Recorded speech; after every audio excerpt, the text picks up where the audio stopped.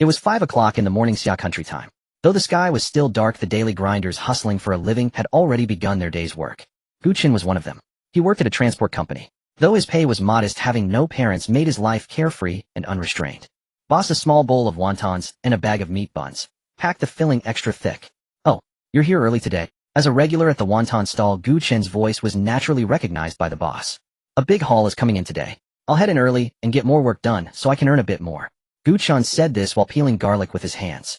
A few minutes later, steaming hot wontons and buns were served.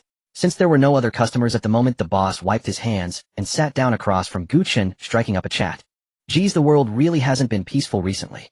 Gu Chen blew on the scalding wontons as he spoke, glancing at a notification that had popped up on his phone. You bet. Didn't you see in the news? Many places down south haven't seen rain for months now. The boss sighed and started peeling garlic for Gu Chen. After all, the guy could polish off half a head of garlic at every visit. It wasn't just Xia country facing frequent disasters. Almost no country in the world had been at peace recently. Earthquakes here, droughts there. Neighboring Sakura country had even experienced several volcanic eruptions. And all of this had to be traced back to the meteorite crash from a few months ago. 5 months ago, the United Nations detected dozens of massive meteorites hurtling from outer space toward every corner of the blue planet. Their speed was far beyond what existing interceptor missiles could catch. Had they struck the planet, the disaster would have been annihilation level.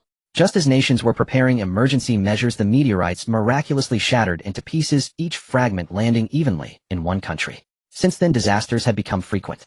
Take Qingqing City, where Gu Chen lived. Normally the cold didn't start until late October, but now in early September the temperature had begun plunging wildly. There had even been a light snowfall yesterday. As for these strange phenomena, experts could only cite the usual old chestnuts, greenhouse effect, environmental pollution, and the like. While chatting casually with the boss, Gu Chen scrolled through his WeChat moments when one post caught his eye. Brothers zombies. Real zombies. Image. The post had been uploaded just now, but before he could tap in to see it, the post had already been deleted. Gu Chen paid no mind. After all, zombies were just things that existed in movies and games. One bowl of wontons. At that moment, a gaunt young man stumbled into the stall, mumbling his order. He kept slapping the back of his head, his face twisted in agony. Hold on a moment. The boss put down the peeled garlic and headed to the large pot to start cooking the wontons. Arg. Up. Ugh.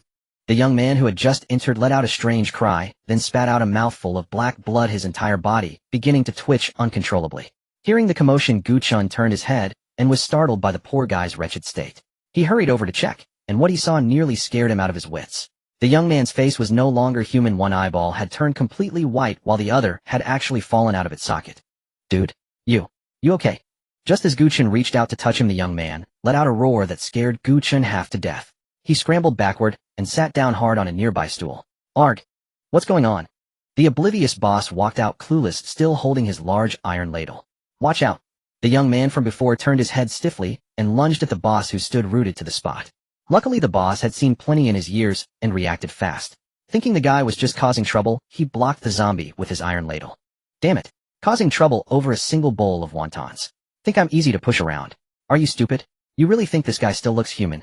At Gu Chen's prompting, the boss took a good look and finally realized half of the young man's face had rotted away. The boss, who had been feeling brave just moments ago, was immediately scared out of his courage and was pushed back step after step by the zombie. Naturally, Gu Chen wasn't going to just stand by. He grabbed the stool under him and swung it at the zombie. Hey, what are you doing? I'm calling the police.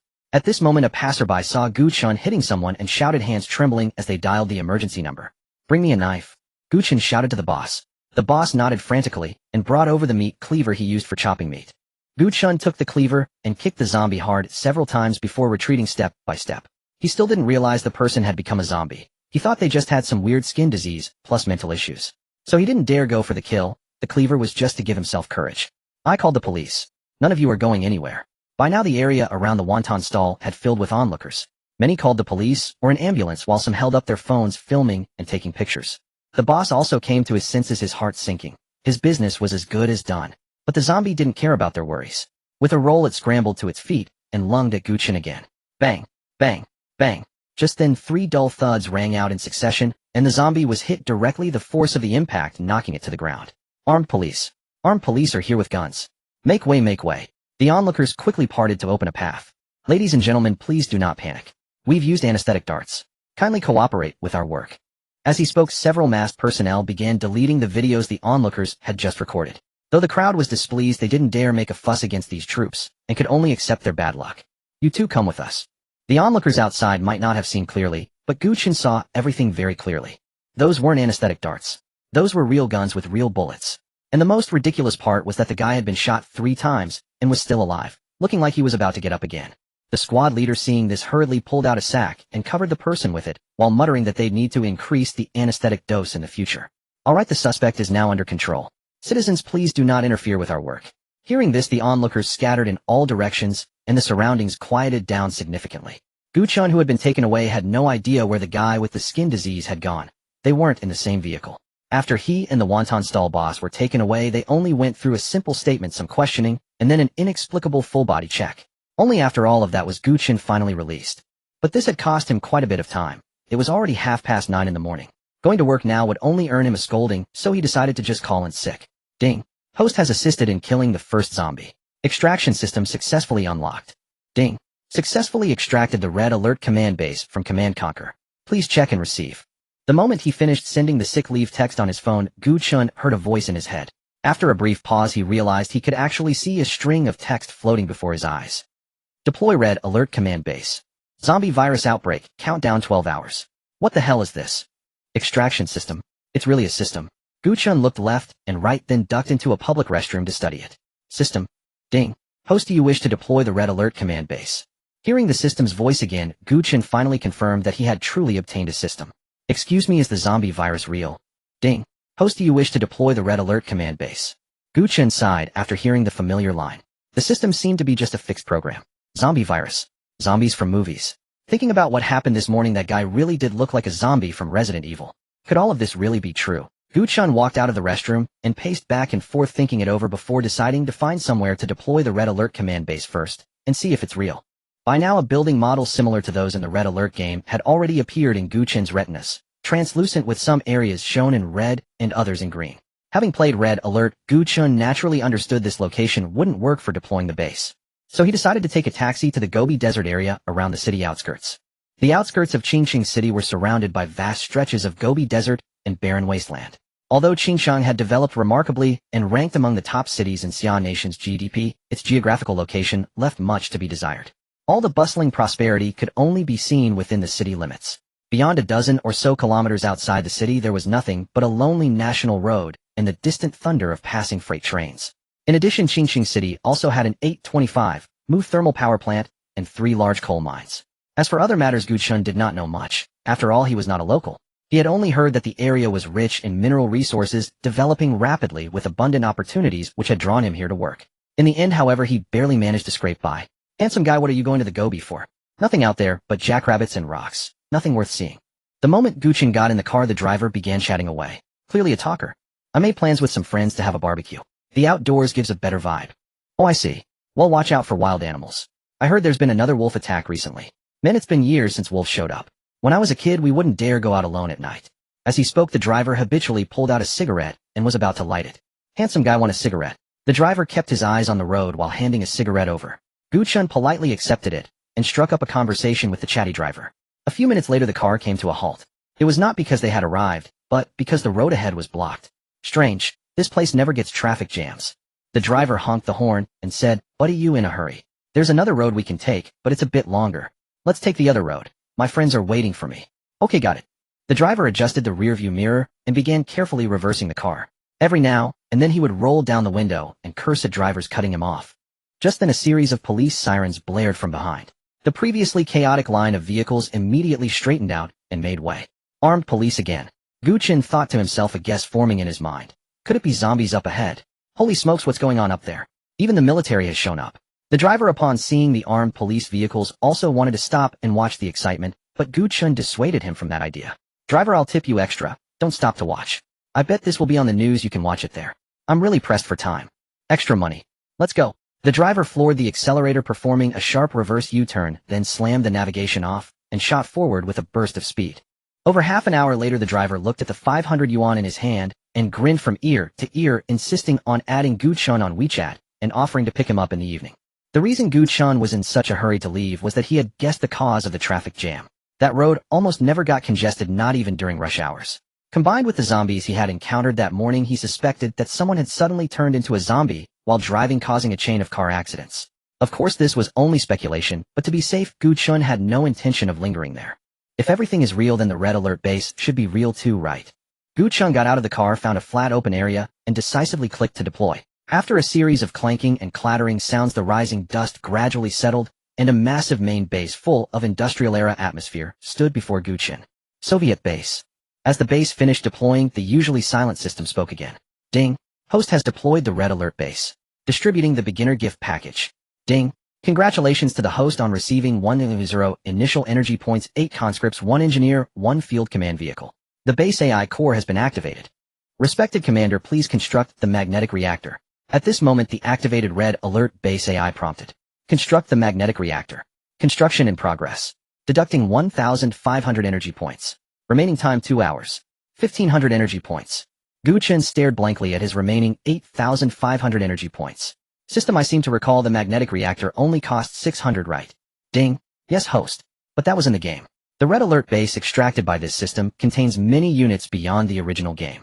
Please explore them at your own pace, host. Understood. Gu Chen nodded. It seemed he could not use the red alert base the same way as in a game. After entering the interior of the main base, Gu Chen was dazzled by the various high-tech equipment before him. But with a wave of his hand, all the virtual screens floating in the air suddenly disappeared. Respected commander, welcome to the command center. Hello, what should I call you?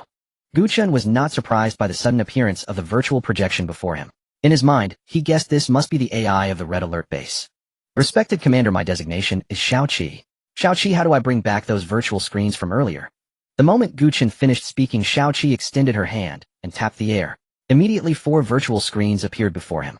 The screens happened to be playing the daily news broadcast. The headline read, outbreak of a new strain of rabies virus. A half-bald middle-aged man sat in the center with a female host with outstanding looks and temperament next to him. So expert Chen, what is the main transmission route of the new rabies virus? The half-bald middle-aged man cleared his throat, took a sip of water, and said, the newly discovered rabies virus is primarily transmitted through blood, saliva, and bodily fluids, though we cannot rule out the possibility of airborne transmission. We have already established a research project group for this new virus, and we ask the public to give us more time. Until we determine whether airborne transmission is possible, citizens are advised to wear masks and avoid crowded places. There is no need to panic. Rabies viruses require very specific conditions to survive. The unusually high number of patients across the country is a special situation. Local governments have issued appropriate policies. Thank you, expert Chen. Next, the symptoms of the new rabies. After watching for over a dozen minutes, Gu Chen began to feel bored. What nonsense. The government definitely knows about the zombie virus, but dares not announce it. After all, zombies only exist in movies. If they... Respected commander, based on existing data calculations, the zombie virus will break out on a large scale in 6 hours, and will fully erupt in 10 hours. The projected global death toll is 70% of the population. After hearing Xiao Qi's analysis, Gu Chen immediately decided to first go to Qingxing City to purchase a batch of survival supplies, and also acquire some gold to exchange for energy points. While watching the news earlier, he had already asked, the red alert base not only recycled gold, but also various minerals, and even corpses. However, gold yielded a higher return. As a man possessing a red alert base, Gu Chen naturally had no intention of purchasing supplies through conventional means. He planned to outright loot Qingxing City before the apocalypse erupted. Loot as much gold as possible. Leave all such matters to the red alert soldiers. Report, Commander. Mobilization Squad 1 has assembled. All 8 personnel are present. As Gu Chen stepped out of the command center, he directly encountered the 8 mobilization soldiers from his novice gift package. Meanwhile, the engineer drove the command vehicle, approaching slowly. Ding. Due to the host location in Xia country, the mobilization soldiers' weapons have been automatically replaced with Xia military equipment. Skin color can be specified during production. To customize weapons, the Allied Forces faction must be unlocked. Unexpectedly, this system was quite considerate. Gu Chen had originally worried that the mobilization soldiers he produced might turn out to be burly Russian types shouting Yura while carrying PPSH submachine guns. Now he had absolutely nothing to worry about. Their skin tone matched Xia people's, and even their speech was standard Xia Mandarin. The weapons they used were naturally no less impressive. The QBZ-95 assault rifle supplemented by a Type 92 pistol and a bayonet. In terms of equipment, they did not wear bulletproof vests or similar gear. As the most affordable basic troop-type mobilization soldiers naturally would not possess such high-end equipment. Inside a simple ammo pouch were desert camouflage combat uniforms. As for the helmets, Gu Chen could not identify the model, but they looked quite sturdy, potentially life-saving in critical moments. What's your name? Gu Chen approached the mobilization soldier who had initially reported and asked. Report, Commander. My name is Li Tian, currently serving as the squad leader of Mobilization Squad 1. Ding noticed the host aside from squad leaders and above regular red alert soldiers only have identification numbers. Additionally, all red alert units maintain 100% loyalty to the host. Okay, understood. Gu Chen nodded, then instructed the red alert soldiers to remove their equipment. After all, they were going to rob gold reserves and could not afford to stand out. The command vehicle also appeared unremarkable, resembling an RV in appearance yet exuding a more imposing presence. Driving it on the streets should not attract any trouble. Under Gu Chen's guidance, Li Tian drove to a small town where a market was in session. Gu Chen directly purchased 8 sets of civilian clothing along with 8 windproof balaclavas, only exposing the eyes. Li Tian, lead your men to conduct loot operations at the major gold shops and the city center bank in 5 hours. Move quickly and return to the main base afterward. Yes, Commander. After speaking, Gu Chen exited the vehicle. As for why they waited 5 hours before striking, because within 6 hours a zombie crisis would erupt, leaving the government too preoccupied to intervene. That moment would be optimal. If they waited too long, and the zombie outbreak fully unfolded, even red alert soldiers might struggle to escape. Gu Chen naturally would not waste time here. He still needed to purchase water and food. First, he arrived at Qingqing City's largest bottled water production facility. After paying a 5,000 deposit, Gu Chen loaded an entire truck with bottled water, roughly 100 or 200 containers. This was not enough. He also needed to purchase some non-perishable food. Instant noodles and quick cooking rice became the best choices, filling every remaining space. Fortunately, Gu Chen worked at a transportation company, so driving this truck was effortless. After returning the food and water to the base, he had no intention of giving the truck back. With the apocalypse approaching anyway, why bother? I wonder if Li Tian's team has already initiated their operation. Gu Chen glanced at his phone and said. At that moment in Qingqing City's central square, Li Tian had already armed the remaining red alert soldiers, each wearing street market clothing and black balaclavas. For easier gold transport, they had not brought primary weapons, only 1 compact pistol per person. Their primary targets were the major gold shops in the city center. Wangdafu, Li Debao, and others would all be looted. Qingqing City's banks held relatively little gold, and robbing them would be far more difficult than targeting gold shops. That is why Gu Chen had altered his plan before departing, focusing on the gold shops. Once the vehicles were full, they would make their escape immediately. Bang, bang, bang. After entering the gold shop, Li Tian drew his pistol and fired 3 shots into the ceiling. The entire gold shop fell silent instantly. Respectfully, Commander, welcome back to the command chamber. The power plant should be constructed by now, correct? Indeed, Commander. Please designate the placement location. As he spoke, a virtual floor plan suddenly materialized before Gu Chen. The plan displayed the red alert base with the magnetic reactor already appearing on it. Once Gu Chen selected a location for construction, the structure would materialize at that exact position in reality. After designating a spot adjacent to the main base for the magnetic reactor, Gu Chen heard mechanical clanking sounds. Upon investigation, the reactor had materialized instantaneously. The command room's power indicator panel shifted from yellow to green. Additionally, the ore refinery was unlocked at a cost of 4,000 energy points, still pricier than the game version, but necessary for unlocking further capabilities. Construct the ore refinery. Construction initiated. Deducting 4,000 energy points. Estimated completion time 2 hours. Boom. A sudden explosion echoed from outside. Feeling the ground tremble, Gu Chen rushed outward immediately. Damn, could it be a missile strike? Has it detected me already? Gu Chen expressed his surprise before running outside, where he confirmed the presence of a large crater nearby.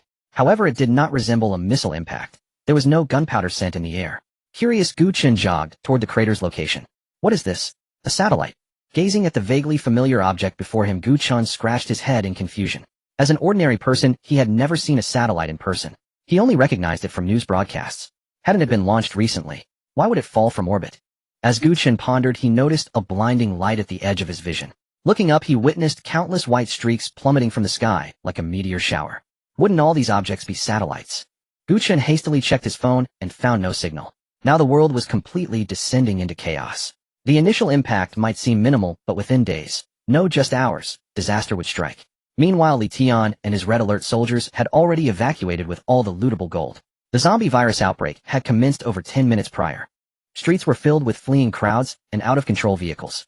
In a particularly harrowing instance, a passenger aircraft experienced an outbreak mid-flight. Losing control, it crashed directly into an office building. Bang, bang, bang, bang, bang. On the chaotic street, the command vehicle smashed forward like a tank and relied on its outstanding performance to break out of the encirclement, with the gold-filled van following closely behind. Wait, hold on. A man covered in wounds reached out a hand as if to cry for help, but in the next second, he was surrounded by dozens of zombies. There was no chance of survival at all. The military base in Qingqing City should have been in somewhat better shape. After all, those were well-trained soldiers equipped with all kinds of weapons. Even if the internal command system collapsed, there should not have been any major problems. However, falling satellites and meteorites smashed into the military base with uncanny precision, as if someone were controlling them, causing the army to suffer devastating losses in a single stroke. But while the army's staggering losses were unfortunate, they also paved the way for Gu Chen's future development. If the military had not been severely crippled, it would have discovered his red alert base sooner or later, and Gu Chen would inevitably have been drawn into a grueling battle. Bang! After ramming aside the few zombies blocking the road, Li Tian drove the command vehicle out of the congested road. Do not approach. At Li Tian's signal, a red alert soldier leaned out of the vehicle, fired several shots at the dozen or so survivors who had followed, and then issued that warning. Seeing several of their companions wounded, the survivors dared not follow in their vehicles any longer. They could only slap their steering wheels and curse a few times before, still shaken, looking for another escape route. Commander, mission complete. All the gold has been transported back. After saying this, Li Tian opened the rear of the gold-carrying van, revealing most of the cargo compartment filled with gold, some of it jewelry, some of it gold bullion. Having never seen such a magnificent sight, Gu Chen paused for a moment, then picked up a gold ingot and weighed it in his hand. Very nice. Shaoqi, build an ore refinery and recycle all this gold. Yes, Commander. Gu Chen had just discovered that he could speak with Shaoqi not only in the command room, but anywhere within the red alert base, including inside the command vehicle, and the conversation took place directly in his mind. Once Gu Chen issued the order, the ore refinery rose from the ground at the prearranged spot. A war miner fitted with a heavy machine gun rumbled over. It was substantially larger than the command vehicle, and even boarding it required climbing up the ladder along its side. Respected Commander, the war miner will automatically search for resources to recover, so you need not trouble yourself. Furthermore, all red alert vehicles are controlled by an AI brain. As Commander, you only need to issue orders. Hearing such a thoughtful design, Gu Chen gave an enthusiastic thumbs up. This could be said to indirectly enhance the vehicle's combat capability. After all, in reality, a single tank required 3 or 4 people, sometimes even 5 to operate. If 1 or 2 of them died in battle, combat efficiency would definitely be reduced. Before Gu Chen could even give an order, the war miner extended a metal shovel from its chassis and scooped all the gold on the ground inside. Then it slowly rumbled back to the ore refinery. Beep, beep, beep. Hearing the sound, Gu Chen quickly looked at the energy points display. Sure enough, it had increased. It now stood at a full 12500. With this much gold, it only added 8000. Gu Chen said with some dissatisfaction. This was the gold from 3 gold shops. Yes, respected Commander, not all of it is gold. Most of it is fake. Congratulations, Commander, on earning your first pot of gold. You have successfully unlocked the Commander suit. Commander exclusive combat suit, has bulletproof, stab-proof, and self-cleaning effects. Passive skill inspiration. All red alert infantry units within a 20-meter radius of the Commander enter a heightened state, increasing movement speed by 10 and reload speed by 10. Commander's aura. Once worn, it transforms the Commander's overall bearing into that of a battle-hardened officer. Type 54 pistol, modified Commander exclusive weapon. Enhanced bullet power, reduced recoil, and increased rate of fire. Comes with 5 spare magazines, each holding 20 rounds, and is automatically refreshed daily. Damn, I finally have a gun. Gu Chen picked up the Type 54 pistol that had materialized out of thin air, and said excitedly. At the same time, he looked toward the neatly laid out Commander combat uniform. There was an all-around protective gas mask. The coat and trousers were black yet shimmered with a metallic luster, and the boots were a pair of pitch-black combat boots. The suit looked as if it had nothing going for it except style, but once Gu Chen put it on, he felt like an entirely different person, as if he really had become that battle-hardened master strategist Commander. Even the conscripts beside him turned to look at him, their eyes filled with fervor. Not bad, not bad. Build a barracks. Construction started. 2000 energy points deducted. Time 1 hour. Li Tian. Gu Chen had grown accustomed to the red alert base's outrageous prices. After thinking it over, he called Li Tian over. Reporting. Commander, please give your orders. From now on, your squad will be responsible for the defense of the main base. You are to set the patrol routes. Shoot any zombie that approaches on sight. If it is a human, fire a warning shot, and notify me. Yes, Commander. After saluting, Li Tian set about arranging the other conscripts to carry out patrols. Meanwhile, Gu Chen used the time waiting for the barracks to finish construction to learn more through Shaoqi about the red alert base that was both familiar and unfamiliar to him. Respected Commander, in order to help you better understand the red alert base, I have tagged every building and unit with a detailed introduction. If needed, Commander, you can look through them on your own. After fielding one cumbersome question after another from Gu Chen, Shaoqi, who possessed a fair amount of emotional intelligence, resolved Gu Chen's difficulties in just a few minutes. Seeing this, Gu Chen looked eagerly at the barracks that had just finished construction.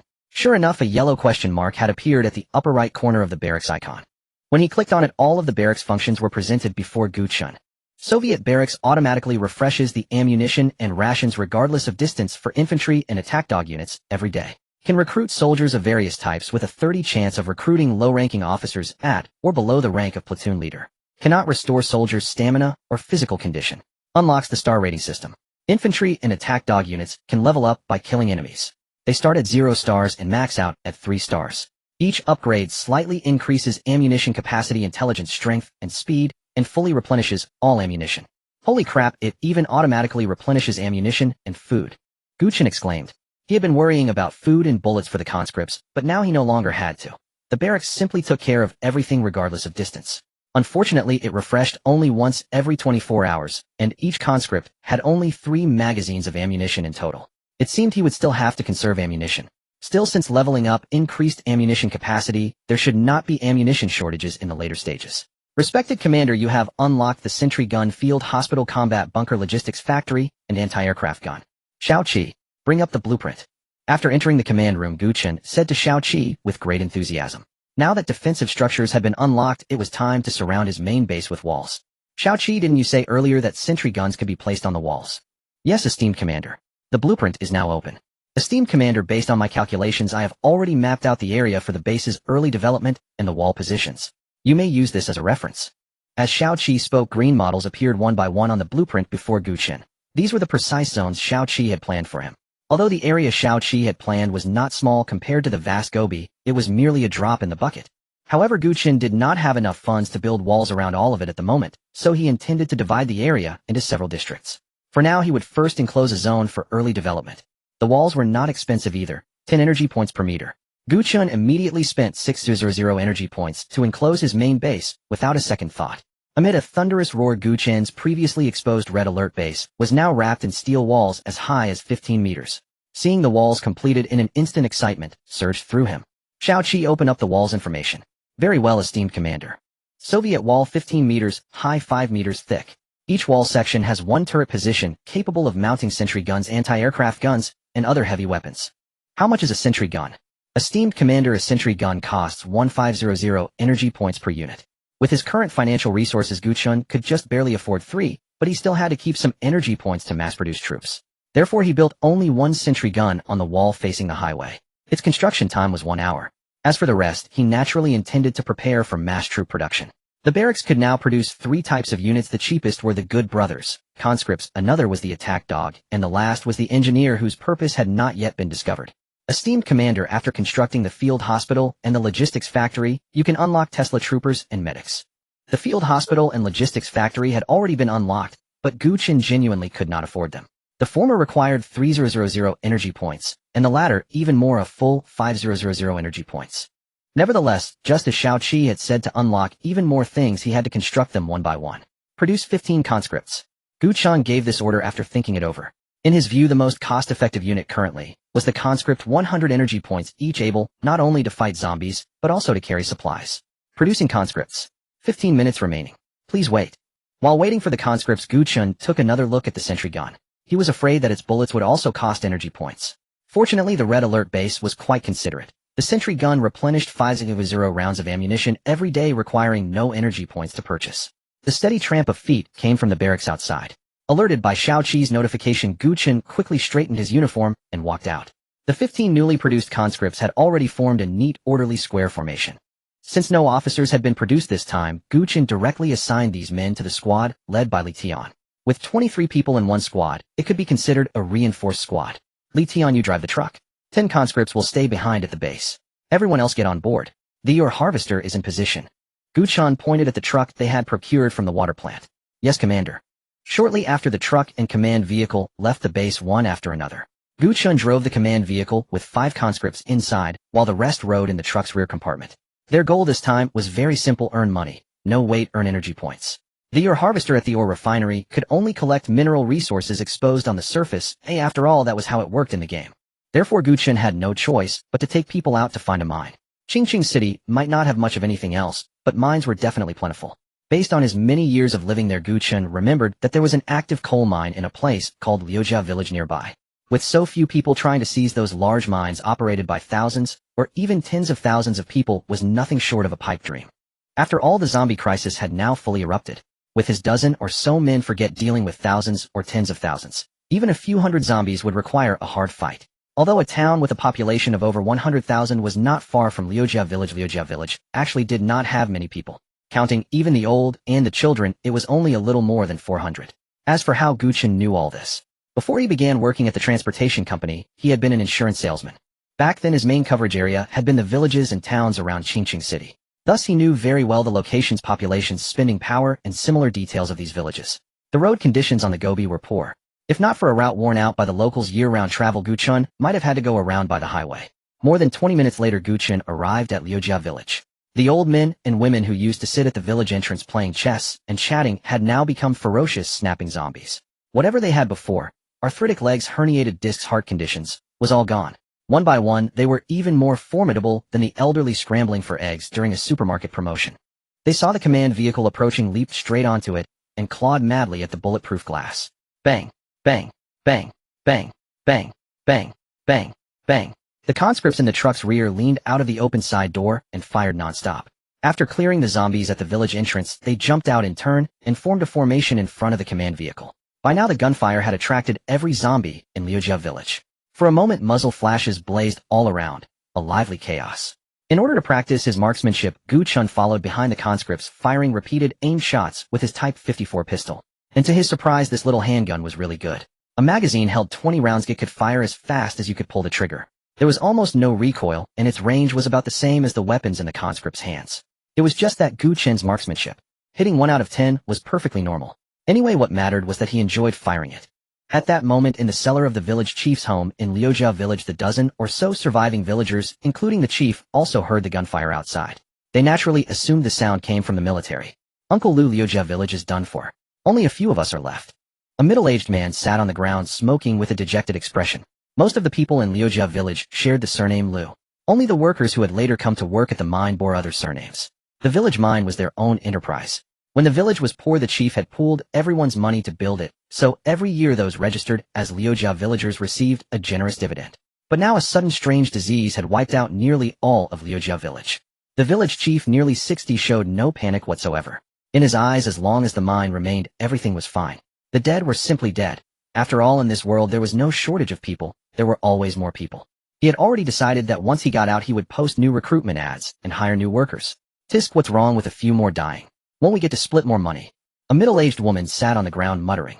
Hearing this, the looks of the several people present changed as they eyed one another. Sensing that the atmosphere was wrong, the village chief quickly rapped his cane on the ground. Enough! From the sound of the gunfire, the troops will be here any moment. When we go out, raise your hands and walk out slowly. Don't let them shoot us by mistake. Possessing the authority of a village chief, his few words eased the atmosphere in the cellar considerably. Although the tension had subsided, everyone there had conceived other ideas because of what the woman had said. They did not yet know that this disaster had struck the whole world. Everyone, including the village chief, was somewhat pleased in their hearts. Just as the woman had said, with fewer people wouldn't the money they each got be more. At this moment, relying on his memory, Gu Chen had already sketched a map of Liujia village on paper. The northernmost edge of the village was the entrance to the mine, which could only be reached through the village. To the south was a stream, though it had long since dried up. The eastern and western sides were residential areas, and in the middle stood a small square with some exercise equipment and the like. Commander, should we split into 2 squads?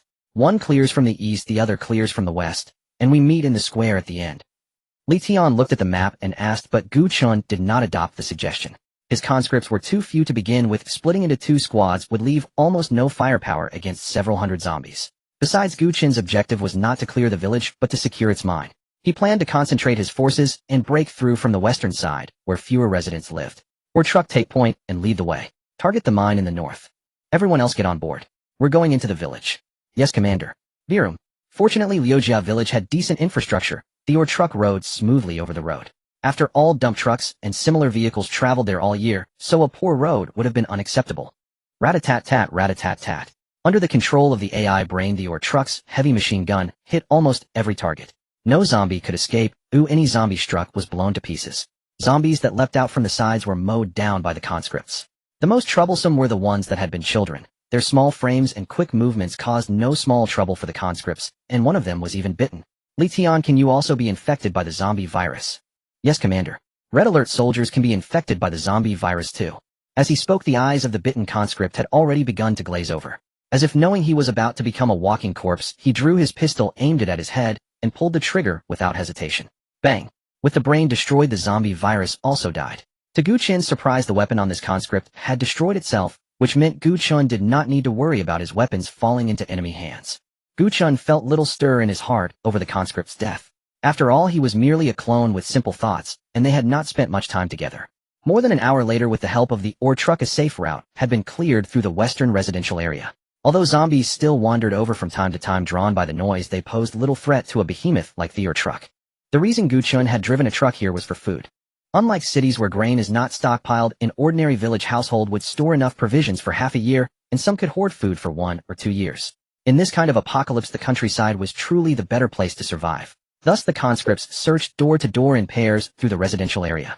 The ore truck continued forward. Fortunately, there were almost no zombies behind them by then, otherwise they would not have had enough ammunition. Meanwhile, the Liujia village residents, still in the cellar waiting for rescue, heard the gunfire growing more distant and felt their hearts tighten. Could it be that the troops thought no one in this village had survived?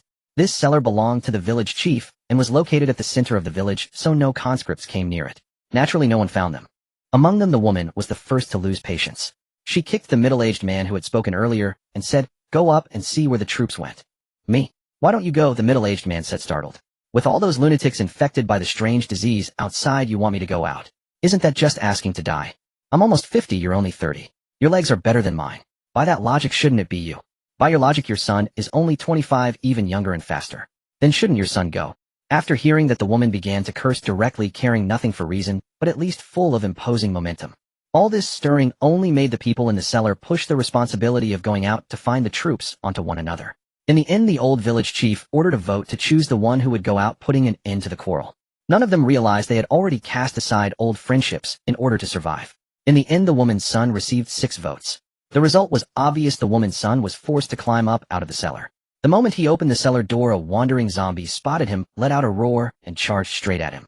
"Oh, save me," the woman's son cried as he jumped back down the ladder. But he had forgotten to close the door, and the entire cellar soon fell into chaos. A single zombie entering was enough to make 9 adults too terrified to fight back. "Aunt Lou, what are you doing?" a middle-aged man shouted as he saw the woman shoving him toward the zombie. But it was already too late. The surviving Aunt Lou scrambled up the ladder without another word, and even closed the cellar door behind her. Listening to the screams from below, Aunt Lou muttered to herself like a madwoman. "They can't catch me, they can't catch me. Your deaths have nothing to do with me. You died from that strange disease. Nothing to do with me. Nothing to do with me. Starting next year, all the money shared out is mine." "Huh. The old village chief's house has a stash of gold jewelry too, and it's all mine." Blinded by greed, Aunt Lou wanted to run straight into the chief's house, but zombies outside the door cut off her path. With no other choice, she could only follow the sound of gunfire, dodging and hiding as she searched for the troops she believed in. "Reporting, Commander. This area has been stripped. Following your orders, all the easy-to-store food and water jugs have been carried out." As he spoke, Li Tian pointed to the flour, rice seasonings, and plastic water jugs lined up beside the road. "Well done. Load it all up and prepare to withdraw." "Yes, Commander." Gu Chen had no choice but to pull back. The conscript's ammunition was running low. He would have to wait until the ammunition refreshed the next day before he could completely strip Liujia village. "Xiaoqi, how does the ore truck's ammunition refresh?" "Respected Commander, the ore truck requires a war factory to be built before its ammunition can refresh." "MMIC. Gu Chen said to Xiaoqi after entering the command vehicle. Then he had Xiaoqi connect to the ore truck's camera. At that moment, the ore truck was clearing the miner zombies at the mine site. In fact, there were not too many of them, just over 100. Unfortunately, the ore truck's bullets were almost exhausted, so it could not fire wildly. Fortunately, these miner zombies could not do any real damage to the ore truck. After reaching the already excavated pit, the ore truck began loading. Seeing that the ore truck had started working, Gu Chen cut off the video and ordered everyone back to the main base. "Help! Help! Officer, save me! Alert!" Li Tian shouted to the conscripts around him after hearing the cries, then raised his gun and aimed at Aunt Lou, who was running frantically toward them with several zombies chasing behind. Gu Chen also heard the cries and jumped out of the vehicle, looking over in confusion. He had thought no one was alive in this village. "Kill the zombies." "Yes, Commander." Li Tian waved his hand, and 3 conscripts jogged forward. Once Aunt Lou had run past them, a few quick bursts brought down the zombies chasing her. "Are you one of the villagers here?" Gu Chen walked over and asked. "Why, yes." Facing the fully armed soldiers, Aunt Lou said nervously. After all, she had just gotten several people killed. "Oh, officer, there's no one left in Liujia village but me. Finally, the government's rescue is here." Gu Chen could not help but sneer at those words. "Rescue? Ha, sorry, but we are not. The houses here are safe for now. Stay here. We'll come back tomorrow, then we'll have a use for you." Gu Chen waved his hand and climbed back into the command vehicle. Just as Aunt Lu was about to argue, she felt a cold, hard object against the back of her head. Li Tian was pressing his pistol there. Aunt Lu turned her head stiffly, said thanks, and hurried away, leaving a trail of unknown drops of liquid on the ground. Let's go. Yes, Commander. Virum. After returning to the main base, Gu Chen first designated an area to store the grain supplies. He then checked the mining vehicle's progress in the command center and found it was nearly half full. It should return in less than an hour. Reporting, Commander. All items have been arranged. Li Tian stood outside the command center and said, You should also patrol the walls. There are too few people now. Gu Chen walked out of the command center and said to Li Tian, Currently, including Li Tian and his group, there were 25 mobilization soldiers patrolling the walls. Although it seemed like a considerable number, it appeared rather insignificant against such a long wall. Therefore, Gu Chen still needed to continue mass-producing troops. He felt that at least 100 mobilization soldiers were needed to maintain daily patrol duties. Anyway, the mining vehicle hasn't returned yet. Let me check today's harvest first. Gu Chen shook his head and then went to the supplies storage area to count them. In total, there were 60 bags of flour, 10 bags of rice, 25 barrels of water, various vegetables, and some cooking essentials like salt, oil, and soy sauce. It could be said that the harvest was abundant. What's this? Gu Chen asked, looking at the cloth-wrapped items in confusion. Damn, there's also an induction cooker and kitchenware. Gu Chen didn't need to think twice to know Li Tian must have arranged this. Now they had cooking equipment too. By the way, does the main base power supply have any outlets? Gu Chen quickly asked Xiao Qi, who would eat instant noodles when they could actually cook real food. That's possible, Commander. We just need to have the engineer make some modifications to the magnetic energy reactor. As he spoke, the only engineer was summoned over. After hearing Gu Chen's request, he picked up his toolbox and left. 10 minutes later, a power strip appeared before Gu Chen. Respected Commander, the modification is complete. The magnetic energy reactor can now be externally connected to a power source, but it will consume power meant for the base's use. You can go rest now. Yes, Commander.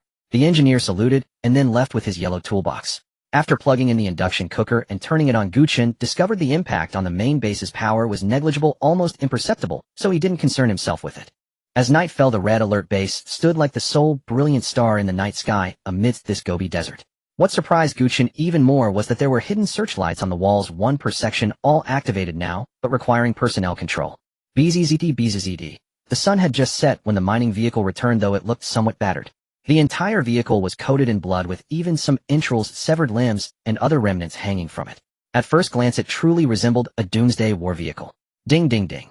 Hearing the sound of energy points arriving, Gu Chen quickly looked over and saw the numbers on the panel rapidly increasing before slowly settling on 1,500. One load of 1,500 energy points. A round trip took about 2 to 3 hours. If he worked like this all day, wouldn't he make a fortune? However, Xiao Qi quickly dispelled his fantasy. Respected Commander, according to the information fed back by the mining vehicle, the mine in Lu Village can still be collected 7 to 10 more times. That huge mine is gone already. Gu Chen said with a bewildered expression. He had seen the Lu Village mine before, and at that time the village chief had said it could be mined for at least another 10 to 20 years, which is why Gu Chen had immediately seized this mine. Respected Commander, please don't be agitated. It refers to the coal that had already been extracted before, not the underground coal. You should have said that earlier. Sorry, it was my fault. Xiao Qi's virtual projection lowered its head and said, Good that you know your mistake. After saying this with a magnanimous expression, Gu Chen began to consider what to do with the remaining coal mines. The previous workers had all turned into zombies. Could he really expect zombies to work for him? Using mobilization soldiers would also be a waste of resources. After much deliberation, Gu Chen felt he still needed to take in some survivors. After all, for the Red Alert base to develop, it needed energy points, and survivors in the apocalypse were the cheapest labor force. Wait a while longer, and as long as we give them some food, these people will be eager to work hard for us, Gu Chen said, while smoking after walking out of the command center. Based on the movies and novels he had watched and read, within a month food would become the most precious resource in the apocalypse, and at that time a pack of instant noodles might be worth a human life. Produce 15 mobilization soldiers, and after production is complete, have them patrol the walls as well. Okay, respected Commander. Oh right, do mobilization soldiers need to rest? Gu Chen was just about to go to sleep when he suddenly remembered this and asked, Respected Commander, the rest time required by mobilization soldiers is very short. They only need 3 or 4 hours to recover to their peak condition. Then I'll go rest first. Okay, good night, Commander. After Xiao Qi finished speaking, it slowly disappeared, and the lights in the command center gradually dimmed. Gu Chen was shocked by the luxurious decoration inside after pushing open his bedroom door. Air conditioning, bathroom facilities, a desk, a control console, a large bed that could fit 4 people, and a screen suspended in midair. Through this screen, Gu Chen could receive information from outside the command center in real time, and it could also be used to call Xiao Qi. I forgot I haven't eaten yet. Gu Chen rubbed his stomach, got up, and walked out of the bedroom to the storage room. He found a box of self-heating rice and a bottle of mineral water planning to make do for tonight and cook a proper meal with the induction cooker tomorrow. That night, Gu Chen slept especially soundly perhaps, because he was too tired from today, or because this large bed was just too comfortable. The next day, Gu Chen wasn't woken up by Xiao Qi until around 10 in the morning. After waking up, Gu Chen glanced at the time and quickly freshened up before running out of the command center. Phew. Xiao Qi, from now on if I haven't woken up by 7, just wake me up directly. Okay, respected commander. Gu Chen rubbed his temples and then checked the energy point count. After a night of mining, Gu Chen's energy points had reached 7,500. Xiao Qi built a logistics factory and then produced 15 mobilization soldiers. Okay, respected commander, 7,500 energy points have been deducted, please wait. Sai emptied again. However, the energy points weren't spent in vain. Currently, Gu Chen's mobilization soldiers had reached 55. Leaving 40 at the base was temporarily sufficient. After casually eating a pack of instant noodles, Gu Chen set off, without delay, with 15 mobilization soldiers. He didn't know if that Lu village villager he had met yesterday was still alive. He still needed her to guide the way. After all, as a local, she certainly knew Lu village better than he did. Commander, you finally come. Aunt Lu said, tears streaming down her face. Judging by her haggard expression, she obviously hadn't slept well last night. And really, who the hell would dare sleep in a village full of zombies? I told you yesterday that there would come a time when I'd need you. Yes. Commander, I'll do whatever you say. Aunt Lu said, her face full of fear. At this moment, she wasn't sure whether the troops before her were good or bad, but to stay alive she chose to cooperate fully with Gu Chen. Who in your village has the most valuables? Gold, for instance. Yes. Our village chief, Old Lu, has accepted plenty of gifts every New Year and festival over the years, including quite a lot of gold jewelry. As she spoke, Aunt Lu unobtrusively pushed up the gold bracelet on her wrist. But Li Tian, standing nearby, saw the movement and thought she was hiding a weapon, so he immediately forced her to the ground. Ouch. Commander, please go easy. What is it, Li Tian? Gu Chen said in a calm voice. He believed Li Tian wouldn't act without reason. That woman must be hiding something. It hurts. After a shriek like a pig being slaughtered, Li Tian forcibly yanked the gold bracelet off Aunt Lu's wrist. Shut up. After a dull thud, Li Tian knocked Aunt Lu unconscious with the butt of his rifle. Reporting to commander, this was taken off her. Ahem. Li Tian, there's no need to be so rough next time. As he spoke, Gu Chen smiled and took the gold bracelet, then had 2 conscripts carry the old woman aside.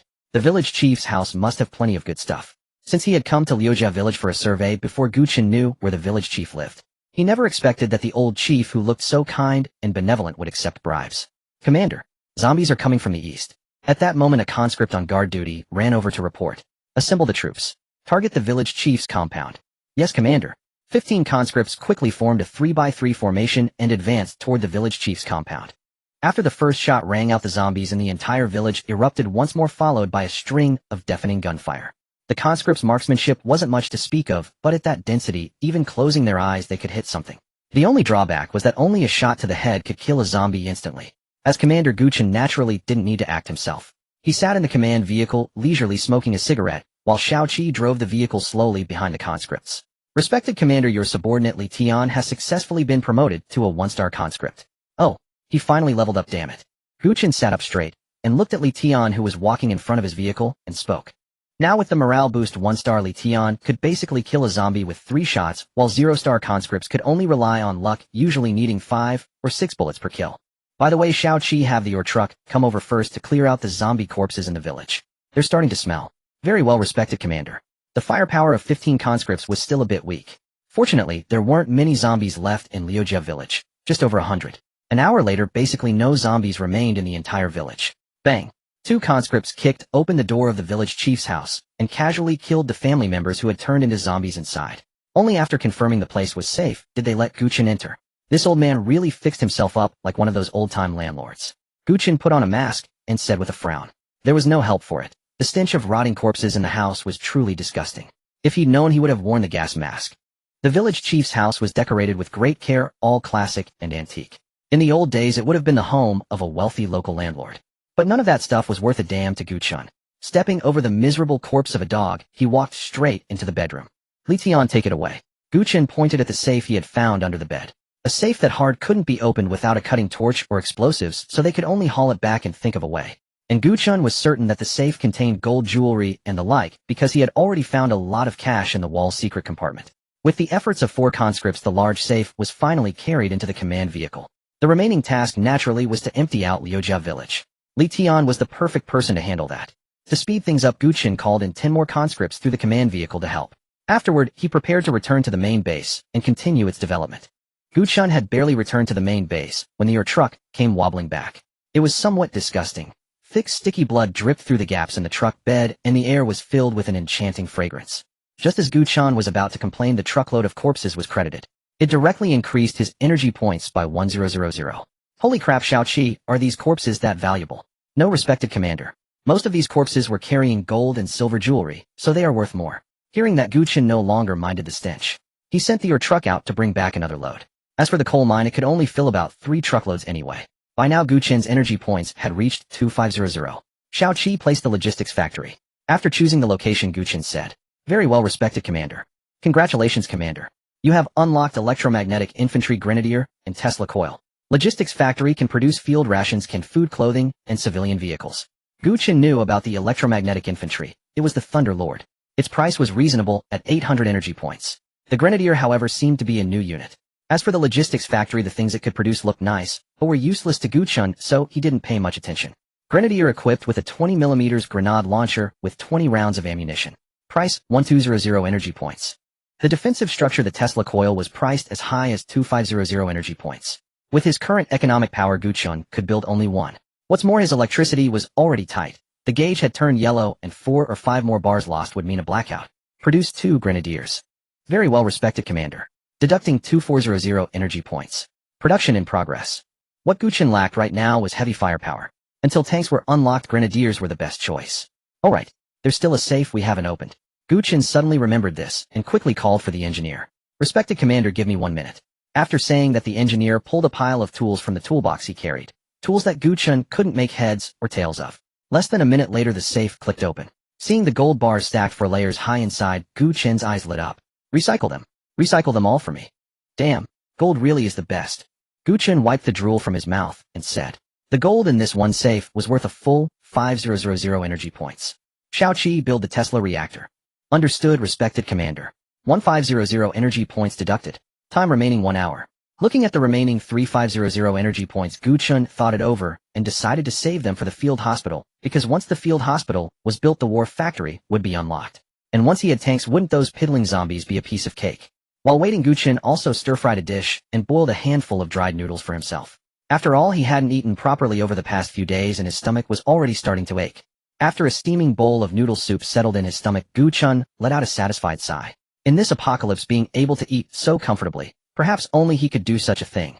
After the meal, Gu Chen began thinking about the next step of development. Qingqing City was naturally the best choice, but with his current strength, going to Qingqing City would be no different from seeking death. He would probably have to wait until rhino tanks were on the field before considering a trip there. For now, Gu Chen needed manpower, at least 100 people, because he had to mine the coal mine in Liujia village.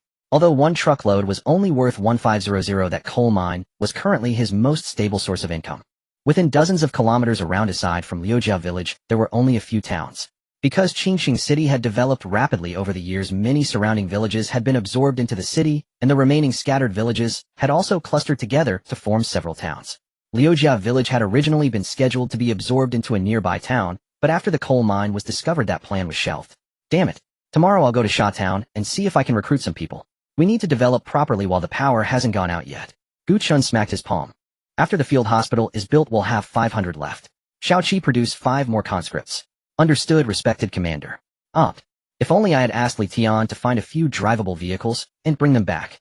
Gu Chen looked at his vehicles and said helplessly, tomorrow's trip to Sha Town will require me to bring all my gear. I can't behave like a bully with just a dozen people, as I did in Liujia village. Sha Town had at least 100,000 residents, so every action had to be careful. Of course, tanks were the exception. Respected commander, the Tesla reactor's construction is complete. Place it, then build the field hospital. Understood, respected commander. 3000 energy points deducted. Time remaining 1 hour. At that moment, Li Tian also returned. To Gu Chen's surprise, he had actually driven back 3 trucks. Only after asking did Gu Chen learn that Liujia village had too many supplies to fit in 1 truck, so Li Tian had taken 3 trucks that could still be used in the village. He had also siphoned out every drop of fuel he could, filling 5 full barrels of gasoline. Commander, this is all the gold and silver we collected. As he spoke, Li Tian carried over a wooden crate and opened it. Inside were gold jewelry, silver jewelry, and some diamond rings. However, Xiao said these things weren't worth much, so Gu Chen hadn't deliberately collected them. He hadn't expected Li Tian to find and bring them over anyway. After everything was recycled, Gu Chen's energy points returned to 1500. I'll keep these 1500 energy points for building the wharf factory. Gu Chen thought to himself. He felt the wharf factory, no matter how expensive, would cost, at most 5000. A few more runs by the mining vehicle tonight would be enough, and the wharf factory could be built tomorrow. Thinking of this, Gu Chen felt his plan might have to change. After waiting for the field hospital to complete construction, Gu Chen placed it. It then unlocked a new unit. The medic equipped with a small pistol and a medical kit. The field hospital's function was to treat heavily wounded soldiers. According to the description, it could even heal soldiers with missing arms and legs. No new defensive structures were unlocked, but the building list unlocked the wharf factory service depot and radar. Xiaoqi, I can't stay awake much longer. Once I have enough energy points later, can you help build the wharf factory? Gu Chen lifted his heavy eyelids and glanced at the price, 4000 energy points. Of course, respected commander. Then use all the remaining energy points to produce rhino tanks. Understood, respected commander. Good night. With that, Xiaoqi's holographic projection disappeared, and the lights in the command room dimmed. Returning to the large bed in the bedroom, Gu Chen immediately fell fast asleep. The next day at 7:00 in the morning, Gu Chen was woken from his sleep by Xiaoqi's voice. Respected commander, according to your own rule, it's time to get up now. Yawn. Xiaoqi, how many rhino tanks have been produced?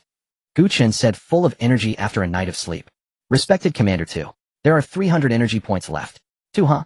That's enough. As he said this, Gu Chen had already dressed and walked out of the command room, while also checking what armored units had been unlocked. There were 5 types of vehicles in total. Supply truck, as its name suggested, it was used to quickly resupply ammunition to frontline troops.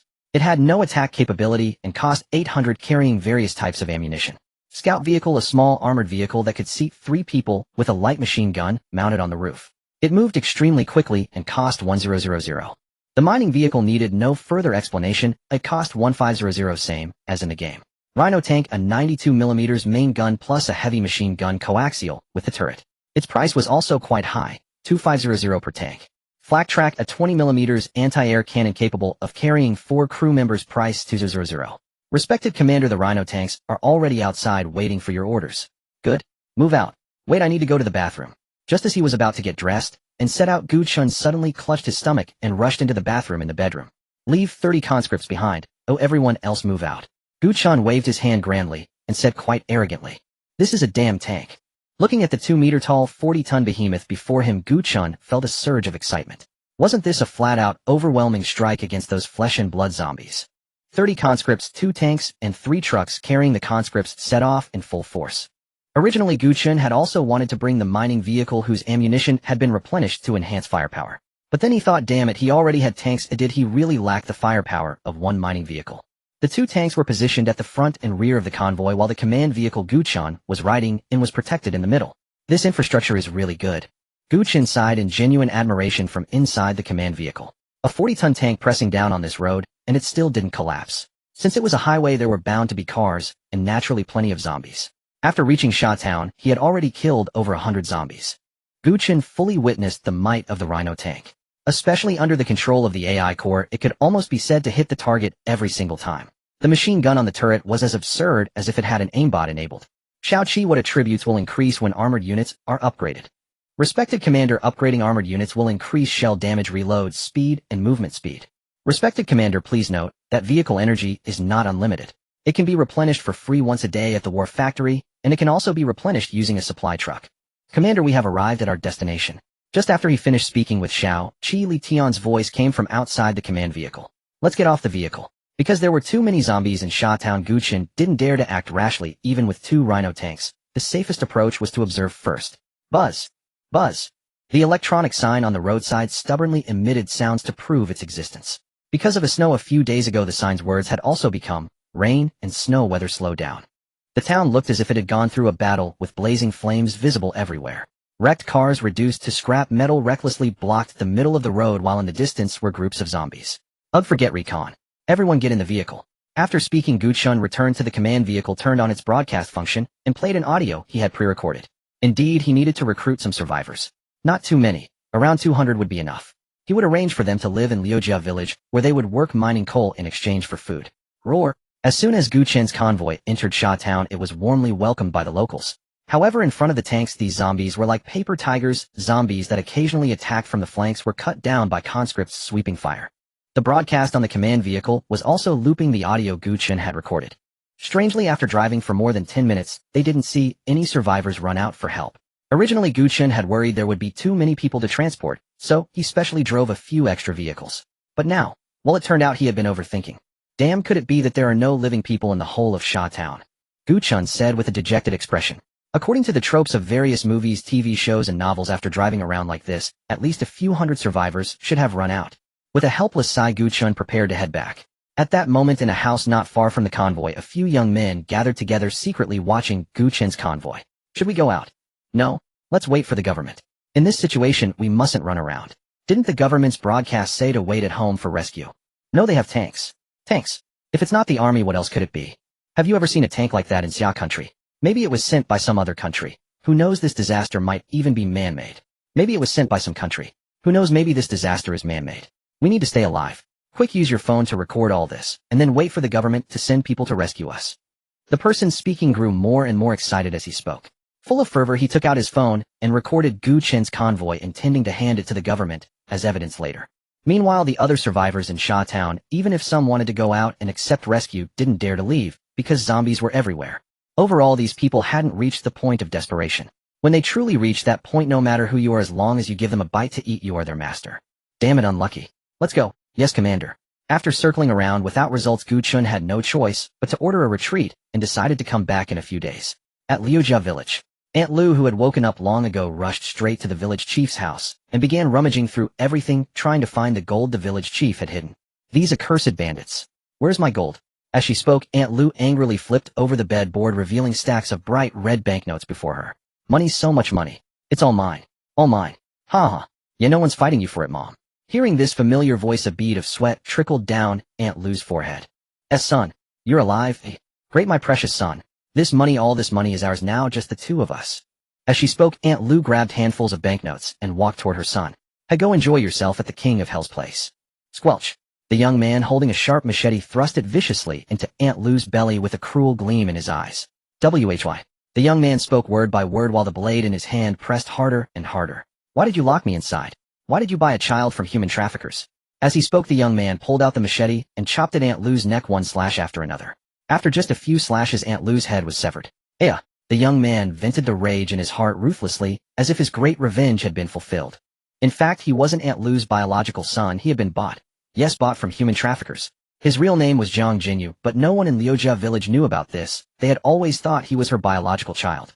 To have a bite to eat, Zhang Jinyu was utterly obedient to Aunt Lu. From a young age, he did all kinds of dirty and tiring work, sometimes even fainting from sheer exhaustion. Aunt Lu only gave him enough to eat, and her husband would beat him whenever he took a disliking to him. Thus, a seed of resentment had long been planted in Zhang Jinyu's heart. However, after all, they had raised him for so many years, and even let him finish junior high school. So Zhang Jinyu still had a tiny bit of goodwill toward Aunt Lu's family. Yet that faint trace of goodwill completely vanished the day before yesterday, and the seed of hatred burst forth fully. To survive, Zhang Jinyu desperately carved out a path to life in the cellar with a machete. In the end, he broke open the cellar door and escaped. The reason he didn't seek revenge on Aunt Lu immediately was to wait for Gu Chen to clear out the zombies in Liujia village. He could kill a few zombies with his own hands, but fighting 100 or more would only serve as a feast for the zombies. After he had vented his anger, Aunt Lu had been chopped into minced meat, and the machete's edge was blunted. After casually discarding the machete, Zhang Jinyu rummaged through the village chief's house, and finally found a packet of wedding candy of unknown years in a small cabinet. Wolfing down the candy, Zhang Jinyu took a big gulp of tap water, washed his hands and face, and then sat on the ground gasping for breath. After resting for a while, Zhang Jinyu suddenly stood up. He wanted to live. Having finally gained his freedom, he had to survive. After glancing at the cash scattered all over the floor, Zhang Jinyu left without turning his head, for he understood that this disaster might not be limited to a small area. If it were, the government would have come to rescue them long ago, and the phone signal wouldn't have been lost. Go find that person. During the past 2 days of observation, Zhang Jinyu had noticed that a huge armored vehicle came every day to dispose of corpses. Combined with the equipment of the Red Alert soldiers, he had already concluded that Gu Chen's Red Alert unit was an army that had survived the disaster. Then Zhang Jinyu sprinted all the way to the road that Gu Chen must pass on his return and waited patiently. On the other side, Gu Chen was still depressed about the day's fruitless search. He thought perhaps the broadcast had said the wrong thing. Since no army had shown up after all this time, why not just impersonate the military himself? The government army was absolutely a powerful guarantee of safety for survivors, so Gu Chen decided to re-record the broadcast, then let them starve for a few days before going around again. Commander, unidentified personnel detected ahead blocking the road. Should we eliminate them? Human. Yes, Commander. Li Tian's voice came from inside the command vehicle. Let's go down and check.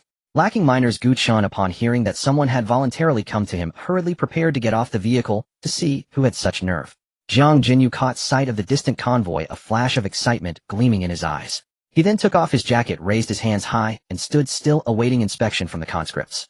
Li Tian, gripping his rifle, approached Jiang Jinyu. After confirming that Jiang was unarmed and safe, he conducted a physical examination and verified that he showed no signs of infection. He then went to report the situation to Gu Chen. Then, flanked by a crowd of conscripts, Gu Chen arrived before Jiang Jinyu. Who are you? Sir, I am a survivor from Liujia village, Jiang Jinyu. Jiang Jinyu, head lowered, squatted on the ground as he spoke. Weren't all the villagers of Liujia village dead? Gu Chen felt puzzled. He had already searched the entire village. Apart from a useless old woman, no one else was alive. No, sir, please listen. Jiang Jinyu then recounted the whole story. After hearing it, Gu Chen clicked his tongue in amazement. Was that old woman really that formidable? He then cast an appreciative glance at Jiang Jinyu. This man was also a tough one. He had killed several zombies with his own hands in the cellar and managed to escape. If he was willing to work for Gu Chen, it would be a fine choice. Besides the survivors he had taken and lacked a manager. Boy, do you want to live?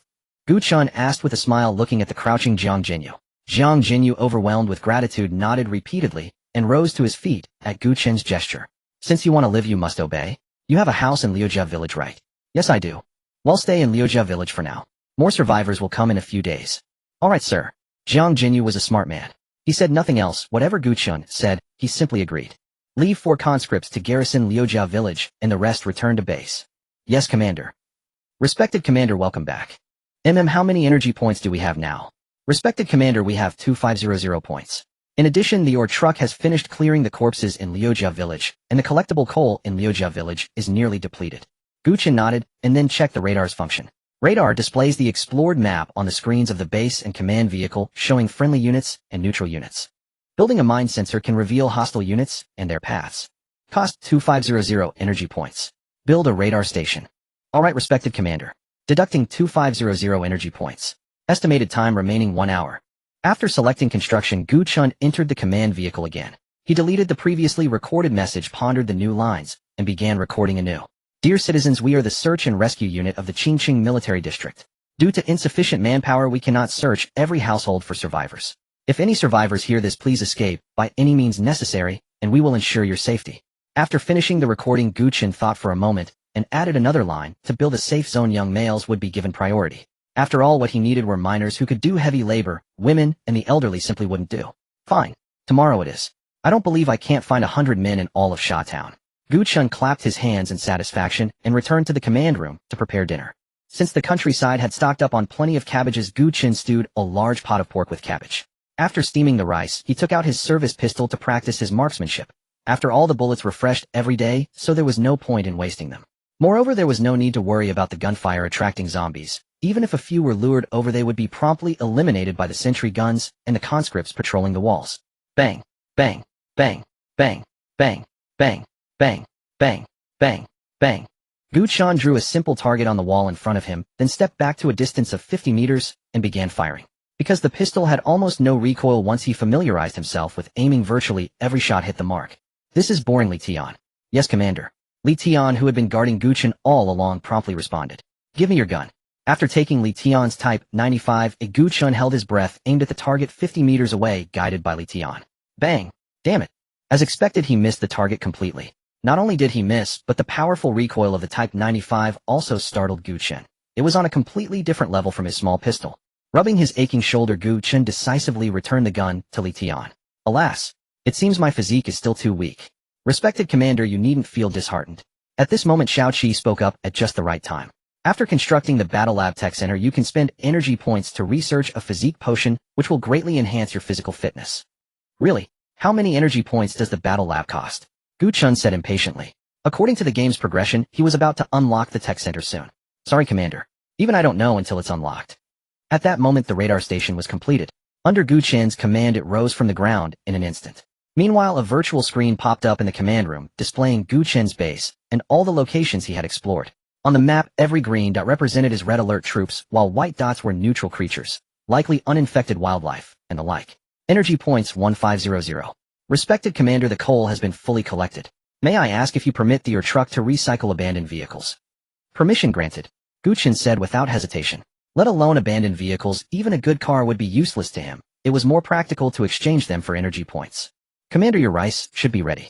Xiao Qi said considerately at this moment, for if she hadn't said it, the rice would have turned into scorched crust. All right, Li Tian, come and eat with me. Although Li Tian had his own rations, eating together made the meal more enjoyable. Yes, Commander. Li Tian saluted, and then helped clean up the table. After dinner there was nothing fun to do, so Gu Chen went to bed early.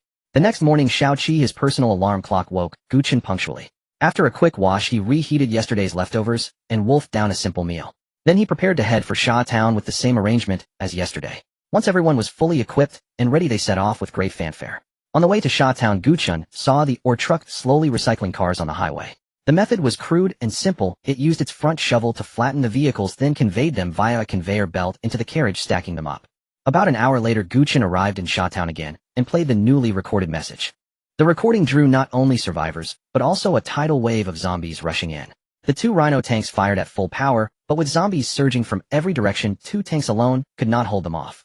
Therefore Gu Chen did not intend to linger here any longer. People huddled inside their rooms heard the noise, and looked out through the windows one after another. Those closer at hand, hearing that military rescue had arrived, were already preparing to fight for their lives. Ready? A fully armed young man said to the friend beside him. No problem. The man tapped the sheet iron fixed to his arm. Then the 2 took out their homemade weapons, small knives fastened to the ends of mop handles.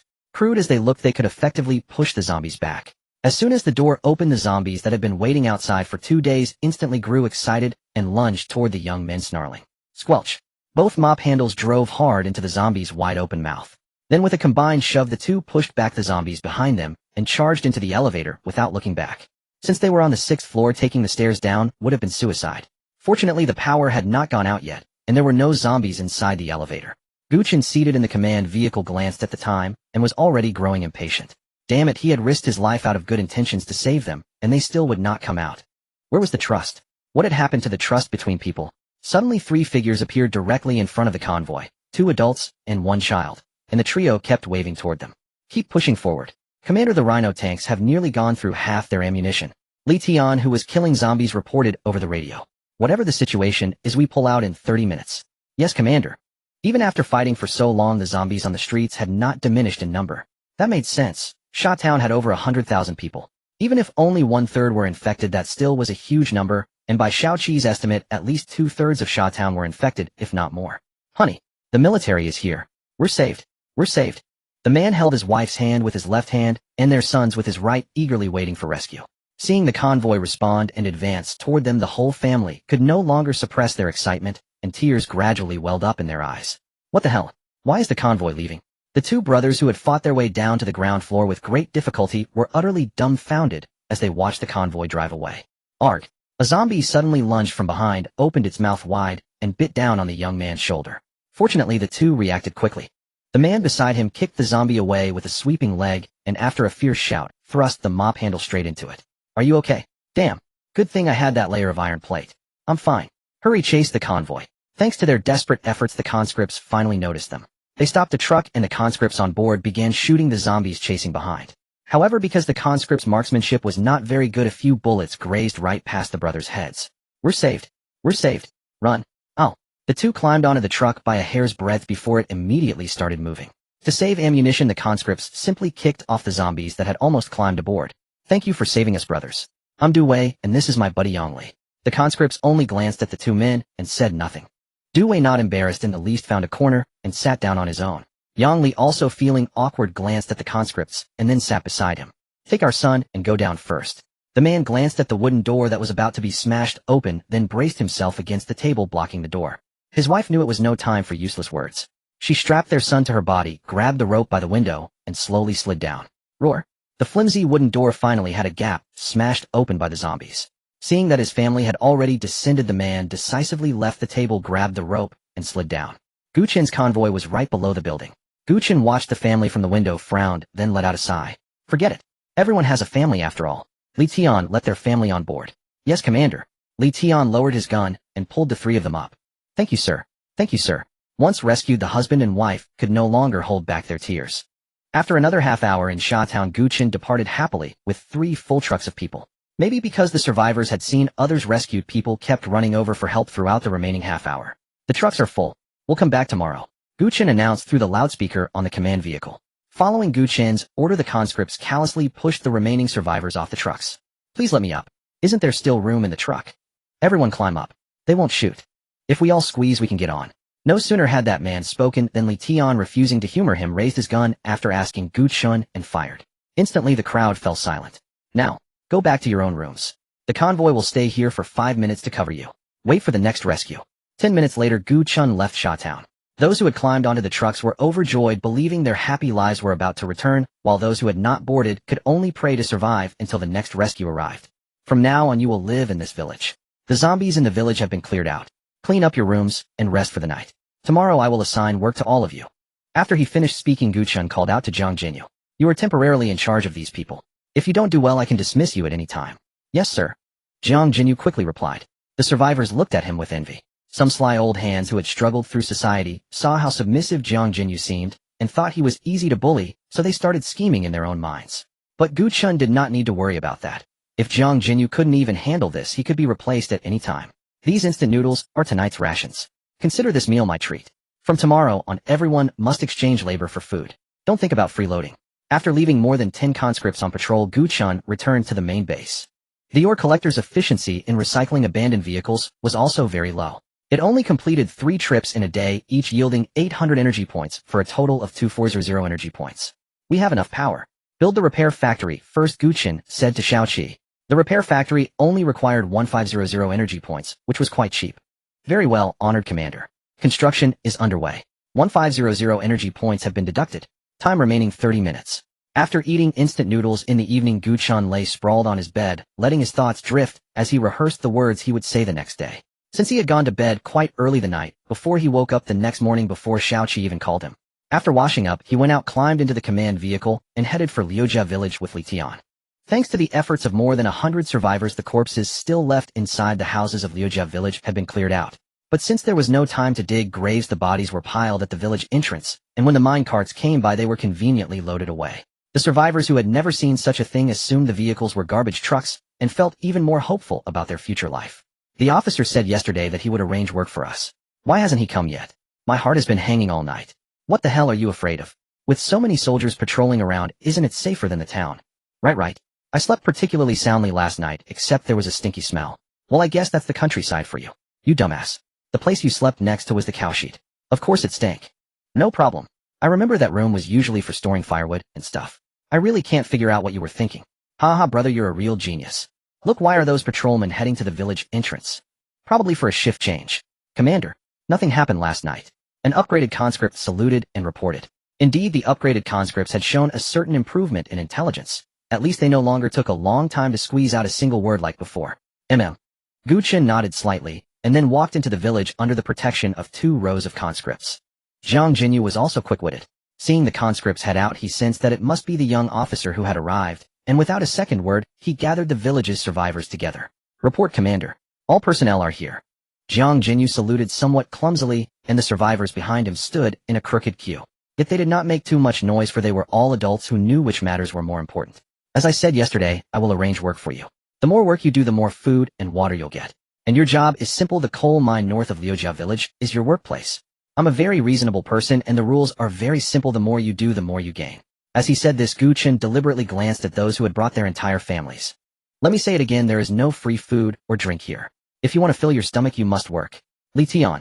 Commander, please give your order. Take them to the mine pit. Yes, Commander. There may still be zombies that haven't been cleaned out in the pit. So if you want to stay alive, behave yourselves, and don't run around. After giving that final instruction, Gu Chen returned to the command vehicle. He had also stationed 10 additional conscripts in Liujia village, because with the village in front of the main base, it served as a forward outpost for Gu Chen. Later, when he had more manpower, Gu Chen also planned to build some defensive fortifications in Liujia village and expand its scale to accommodate at least 1,000 people. By that time, through the mine, Gu Chen would have a relatively optimistic income, and he could also train militia to reduce the investment in conscripts. Today's task was still to rescue survivors in Shatown. Liujia village was able to house several hundred people, so there was plenty of space, and the flour and rice Gu Chen had brought over earlier were enough to feed several hundred as well. Alright, the maintenance factory is built. Let Xiaoqi put it down. After Gu Chen had Xiaoqi build the maintenance factory, the power was nearly turning yellow, so he simply used the remaining energy points to construct a magnetic energy reactor. After the maintenance factory was built, quite a few things were unlocked. The infantry menu added the demolition expert, the building menu finally unlocked the tech center, the defense menu unlocked the Tesla coil, and the anti-air gun, and the vehicle menu unlocked the hind attack helicopter. However, the prices were also very beautiful. Gu Chen had been excited that he finally had air power, but one look at the hind's price made him inhale sharply. 3000 for one. Forget it. He might as well hang out with his good brothers the conscripts. After Li Tian returned, Gu Chen gathered the troops once more ready to set out. It was not until dusk that Gu Chen returned to Liujia village with 2 truckloads of survivors. Today was even smoother than yesterday. The convoy had barely arrived at Sha Town when the survivors who had been watching closely discovered it. Before long, both trucks were full. Fortunately, the firepower of the conscripts and the rhino tanks was relatively fierce, which kept most of the survivors alive. Why most? Because some unlucky ones were surrounded and killed by zombies as they tried to come over, and some disobedient ones were shot by the conscripts. Gu Chen couldn't figure it out. Hadn't he just made an example of others yesterday? Why were there still so many people seeking death today? Get off! Get off! Get off! After arriving at Liujia village, the conscripts opened the doors and shouted loudly, then let the survivors choose their own houses to stay in. Gu Chen took Li Tian to the mine pit to check on the work. He had thought of a problem: these survivors had never been miners at all. Not to mention work efficiency, even the improper operations alone would probably result in a certain number of casualties. We need to find some professional people to guide them, Gu Chen said after hearing the report from the conscripts guarding the mine pit. In less than a day, 3 people had been hit and had their legs broken, and 1 person had fallen into a pit and died. At this rate, no one would dare to work anymore. There were also quite a few machines in the mine pit, but unfortunately none of these people knew how to use them. At that moment, a truck happened to arrive carrying today's newly accepted survivors. Seeing more than 10 people wearing safety helmets, Gu Chen felt a stir and asked, "What do you all do?" "I'm a laborer. I work at the Qingsheng coal electric mine." A dark-skinned man answered in his hometown dialect. When the apocalypse broke out, he happened to be resting at home. As a miner, he also kept some safety helmets, safety ropes, pickaxes, and such things at home. The rest also answered one after another. Just as Gu Chen had guessed, they were all workers as well, and a few among them were skilled technicians. These were exactly the people Gu Chen needed most at the moment. Excavator operators, loader operators, crane operators, forklift operators. We've got them all now. If only we had a demolition expert. Wait, a demolition expert? Gu Chen suddenly remembered that he had actually unlocked a demolition expert. Xiaoqi, how many energy points does a demolition expert cost? Gu Chen said after sitting in the command vehicle. Respected Commander, the demolition expert requires 1000 energy points. You currently have 1500 energy points. Would you like to produce one? Produce one and have him drive over himself. Very well, Commander. At that time, the survivors, except for the workers, had already been arranged to go to work. The remaining workers exchanged uneasy glances, their hearts also tense, for they had no idea why they had been left alone. After waiting 20 minutes, the demolition expert finally arrived. Under Gu Chen's direction, 2 C4 charges were secured in the blast zone. 3, 2, 1. Fire. Boom. Over a dozen minutes later, as the billowing dust gradually settled, the survivors who had seemed impossible to reach finally had a direction to go with the help of several workers. The machinery in the mine began running again, though mining efficiency still fell short of its peak. Gu Chen therefore decided that his next target would be the large number of miners. As a mining city, Qingsheng was the last place to lack miners who had come from all over the country seeking work.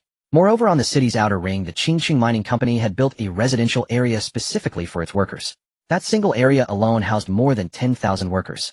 Yet with such a dense population came a dramatic increase in danger, not to mention that the place was still within Qingsheng's limits and surrounded by countless commercial streets. Forget it. Let's first rescue whoever can be saved in Sha Town. After lingering for a while, Gu Chen left. The daily distribution of food was now entirely entrusted to Zhang Jinyu. Zhang Jinyu did not dare harbor any ulterior motives. After all, the conscripts patrolling the village and the mine were hardly there for show. Besides, every day Gu Chen kept himself informed through the higher-ranked soldiers among the conscripts. A night passed. The next day, Gu Chen eagerly looked at his energy points, 2500 points. By asking Xiaoqi, Gu Chen learned that the previous 1500 points per mining vehicle was not the limit, 200 points per vehicle was. However, only 1 load had been recovered during the night. Respected Commander, after my analysis, the mining vehicle can obtain 400 energy points per day from the mine. I recommend that you produce another mining vehicle to salvage abandoned vehicles, and the daily income can be steadily increased by 800. Produce a mining vehicle. Gu Chen glanced at the price and said without a second thought. Whoosh. 1500 energy points vanished. Seeing the remaining 100 energy points, Gu Chen decided to save them for now, since the technology center was still waiting to be built. That day, he went to rescue the survivors in Sha Town as usual.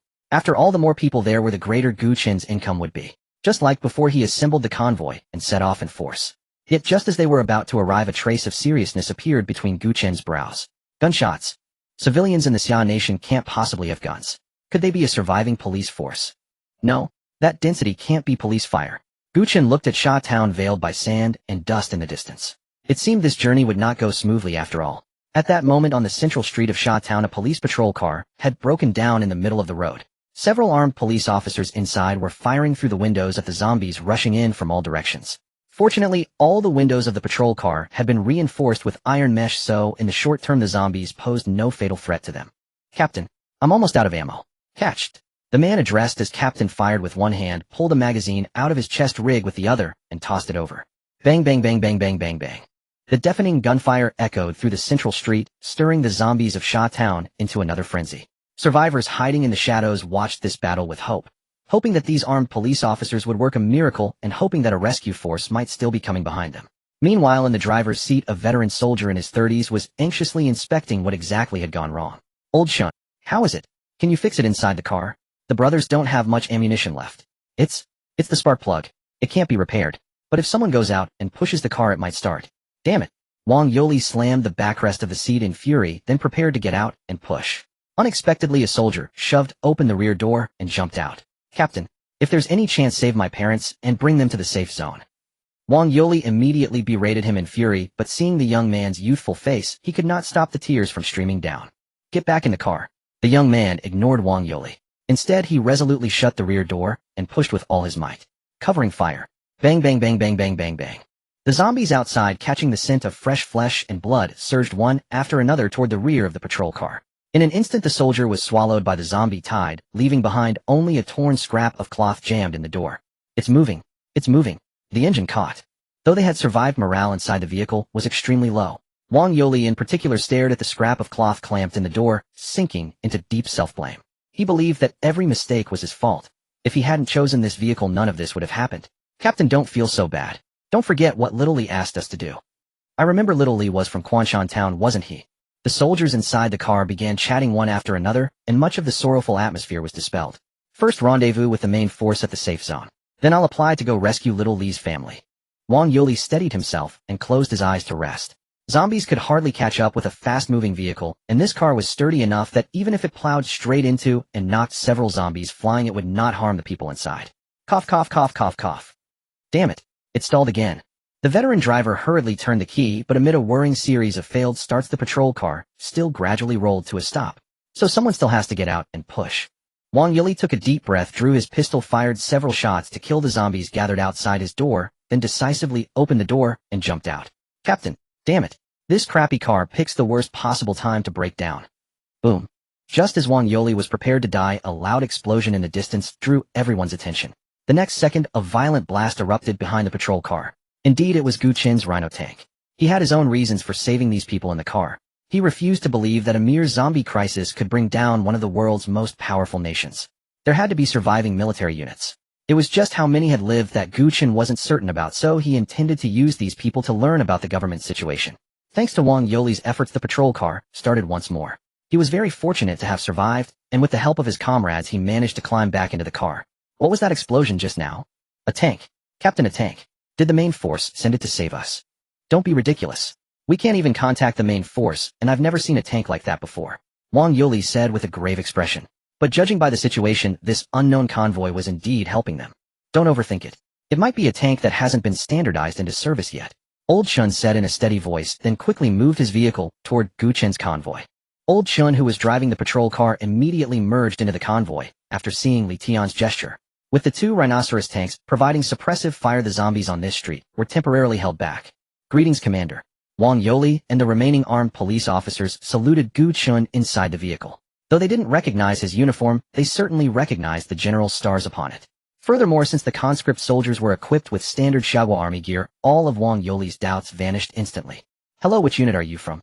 Gu Chen stepped down from the command vehicle with an unshakable composure as he asked. Under the commanding officer's authoritative presence, Wang Yoli suddenly felt like a rookie soldier being questioned by his superior, his nerves tightening instantly. Reporting, sir. I am Wang Yoli, an armed police officer with the Linjiang District Armed Police Brigade in Qingxing City, currently serving as the assault team leader. Wang Yoli remained rigid throughout his report. The aura radiating from Gu Chen reminded him of those tense moments when he first reported to the Corps headquarters, prompting him to divulge every detail of his background without reservation. Indeed, what's your mission? Are you rescuing survivors from Sha Town? Gu Chen returned the salute and asked again. Not quite. Our primary objective is to reach the security zone established by the Qingqing Military District's joint government and rejoin the main contingent. What a coincidence. Our mission is precisely to rescue the residents of Sha Town and transport them to the safety zone. Travel with my convoy for now, and we'll make our way to the safety zone together. Really? That's wonderful. Thank you, Commander, for saving our lives. Wang Yoli immediately responded with an excited salute. With 2 tanks guarding their path, they could rest easy. Slowly advancing under the rhinoceros tanks cover, the convoy finally arrived at the base of a residential building. The survivors in Sha Town were well aware that a government-organized rescue team was underway, so everyone in this compound did everything they could to break through their doors and make their way out. Those trapped inside could only hope Gu Chen would personally clear zombies and search for survivors door to door, but that was clearly impossible. Gu Chen would only spend 30 minutes at each residential compound. Everyone dismount and clear the surrounding zombies. Li Tian jumped off the truck and shouted. Immediately the conscript soldiers leaped out and secured a zombie-free perimeter. Inside the compound things were relatively manageable since the zombies lacked intelligence and only charged forward following sounds, keeping most of them trapped within buildings. Outside, however, there were few obstacles, and zombies even formed living ladders to scale the community walls. As the horde grew denser, casualties began mounting among the conscripts. Those bitten or scratched without hesitation emptied their reserve ammunition before charging into the zombie swarm, with grenades sacrificing themselves in explosive final acts. Witnessing these scenes brought tears to Wang Yoli and his comrades' eyes. Watching Wang Yoli's reddened eyes, Gu Chen wondered if he should pretend to be moved as well. In contrast, seeing Gu Chen's calm expression only intensified Wang Yoli's reverence. Words like composure under pressure and unflappable calmness kept flashing through his mind, and his grip on the rifle grew steadier with each passing moment. After 30 minutes, the convoy had to depart regardless of whether more survivors emerged. Gu Chen's current capabilities couldn't sustain prolonged resistance against Sha Town's zombie horde, so once time expired, he ordered an immediate withdrawal. By the way, our navigation system malfunctioned. Do you know the way to the safety zone? Gu Chen stated this without any change in expression. Wang Yoli genuinely believed it, since after the apocalypse began, all communication signals had vanished. Even satellite phones became useless, leaving only radios and wireless equipment operational. Your vehicle is broken down, isn't it? Take this truck instead. Gu Chen pointed to a nearby truck, and then returned to his command vehicle without waiting for a response. We'll lead the way. Old Chen, you drive. I can't operate something this big. Understood, Captain Wang. Over half an hour later, Gu Chen was driving along an empty asphalt road. A route rarely traveled even after it was built, making it surprisingly the safest path in this desolate new world. Another hour passed before Gu Chen finally spotted the distant wall. Though these walls couldn't compare to Red Alert base fortifications, they were more than adequate against the zombie threat. Soldiers patrolled the ramparts, and outside the city gate stood 2 military green tents where survivors rescued from all directions underwent inspection by medical personnel in protective suits. Only those confirmed to have no wounds could enter the safety zone. Anyone with injuries, regardless of type, was directed to the isolation tent. Should any emergency arise, the guard soldiers would shoot on sight. Naturally, Gu Chen's convoy drew the attention of the safety zone guards, though they assumed it was a large military force arriving from the district headquarters. After all, scattered units had been reaching the zone daily over recent days. Upon approaching, the convoy came to a gradual halt. The guards merely glanced over and then directed everyone to register and undergo screening procedures. Captain Wang, we won't be accompanying you further. We have other missions. We're entrusting these survivors to your care. Understood, Commander. Thank you once again for the escort. Wang Yoli saluted with admiration written across his face, then led his remaining personnel and the survivors toward registration. The guards, upon spotting the general stars on Gu Chen's uniform, immediately showed deep respect and saluted in unison, a reaction that left Gu Chen feeling rather awkward. At least the cut resembled a military uniform, though the color was entirely wrong. How could they misjudge so badly? Let's move out, Li Tian. Yes, Commander. Gu Chen returned to his command vehicle with a smile. This mission had yielded substantial dividends. He had not only learned of the government-established safety zone in Qingqing City, but also pinpointed its exact location.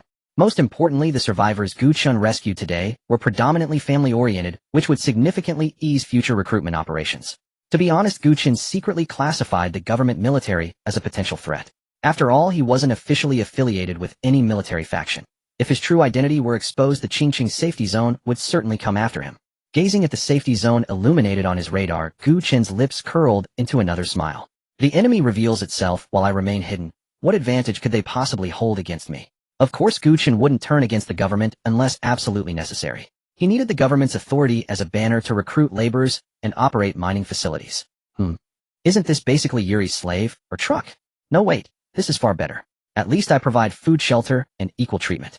Clearly I'm being too merciful. Upon returning to base, Gu Chen immediately checked his energy reserves. 4,700, acceptable. What the hell? The technology center costs 10,000 energy points. Xiaoqi, why don't you go commit armed robbery? Apologies, respected commander. This pricing is beyond my control. It was established when the Red Alert base was created and cannot be altered. Fine. Gu Chen exhaled deeply, then immediately produced one rhinoceros tank. 2,500 energy points vanished instantly. He followed up by manufacturing a reconnaissance vehicle and 7 conscript soldiers. With the remaining 500 points, Gu Chen chose to produce engineers. Gu Chen had a general understanding of the engineers' capabilities. They were versatile specialists skilled in nearly every function except combat. They could even modify reconnaissance vehicles and repair tanks, though their repair speed and precision inevitably fell short of a dedicated repair facility. The next day, just as Gu Chen walked out of the break room, he heard good news from Xiaoqi. Respected commander, congratulations. You have randomly produced a junior officer with the rank of second lieutenant named Li Gong. Where? Take me to see him. Respected commander, Li Gong is already waiting outside the door. He pushed open the door and indeed saw a row of Red Alert soldiers standing outside. Respected commander, conscript second lieutenant Li Gong reporting. Behind Li Gong stood the several conscripts who had been produced together with him yesterday. Li Tian had gone to Liujia village to inspect the work, so the two of them had not met. Gu Chen looked at Li Gong, who was not tall, but radiated killing intent from every pore, and nodded with satisfaction. In bearing alone, he already crushed Li Tian, and there was no question that Li Gong's combat and command abilities were also superior to Li Tian's. Li Gong, take the convoy from the base to Sha Town and continue rescuing survivors. Li Tian is more familiar with the area. I'll have him go with you in a moment. Yes, commander. After saying this, Li Gong led the remaining conscripts and began boarding the vehicles. Commander, I request permission to drive the Rhino tank. An AI brain-controlled Rhino tank will fire indiscriminately at enemy targets and can easily waste firepower. Permission granted. Yes, commander. It was also the first time Gu Chen had seen a conscript climb into a Rhino tank. Indeed, previously Li Tian and the other conscripts had never entered the tank. They had only ridden in the trucks. After asking Xiaoqi, Gu Chen learned that he had never actually ordered Li Tian to drive the tank, so Li Tian would not take the initiative to request it. But Li Gong, as a second lieutenant-level officer, already possessed a certain level of awareness. He could quickly analyze the most advantageous course of action for his own side, and then request the commander's approval. From this, one could see the gap between ranks. If Li Gong had not asked, Gu Chen really would not have known that conscripts could drive tanks. This time there was no need for Gu Chen to accompany the convoy. He believed Li Gong and Li Tian alone were more than enough. And even if an emergency did arise, Gu Chen could command remotely from the command room. All he had to do now was sit comfortably on the sofa and watch the screen.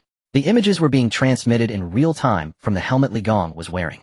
This life, how is this the apocalypse? No 9 grind number 247 on call, no messy pressure of any sort. Isn't this more comfortable than before?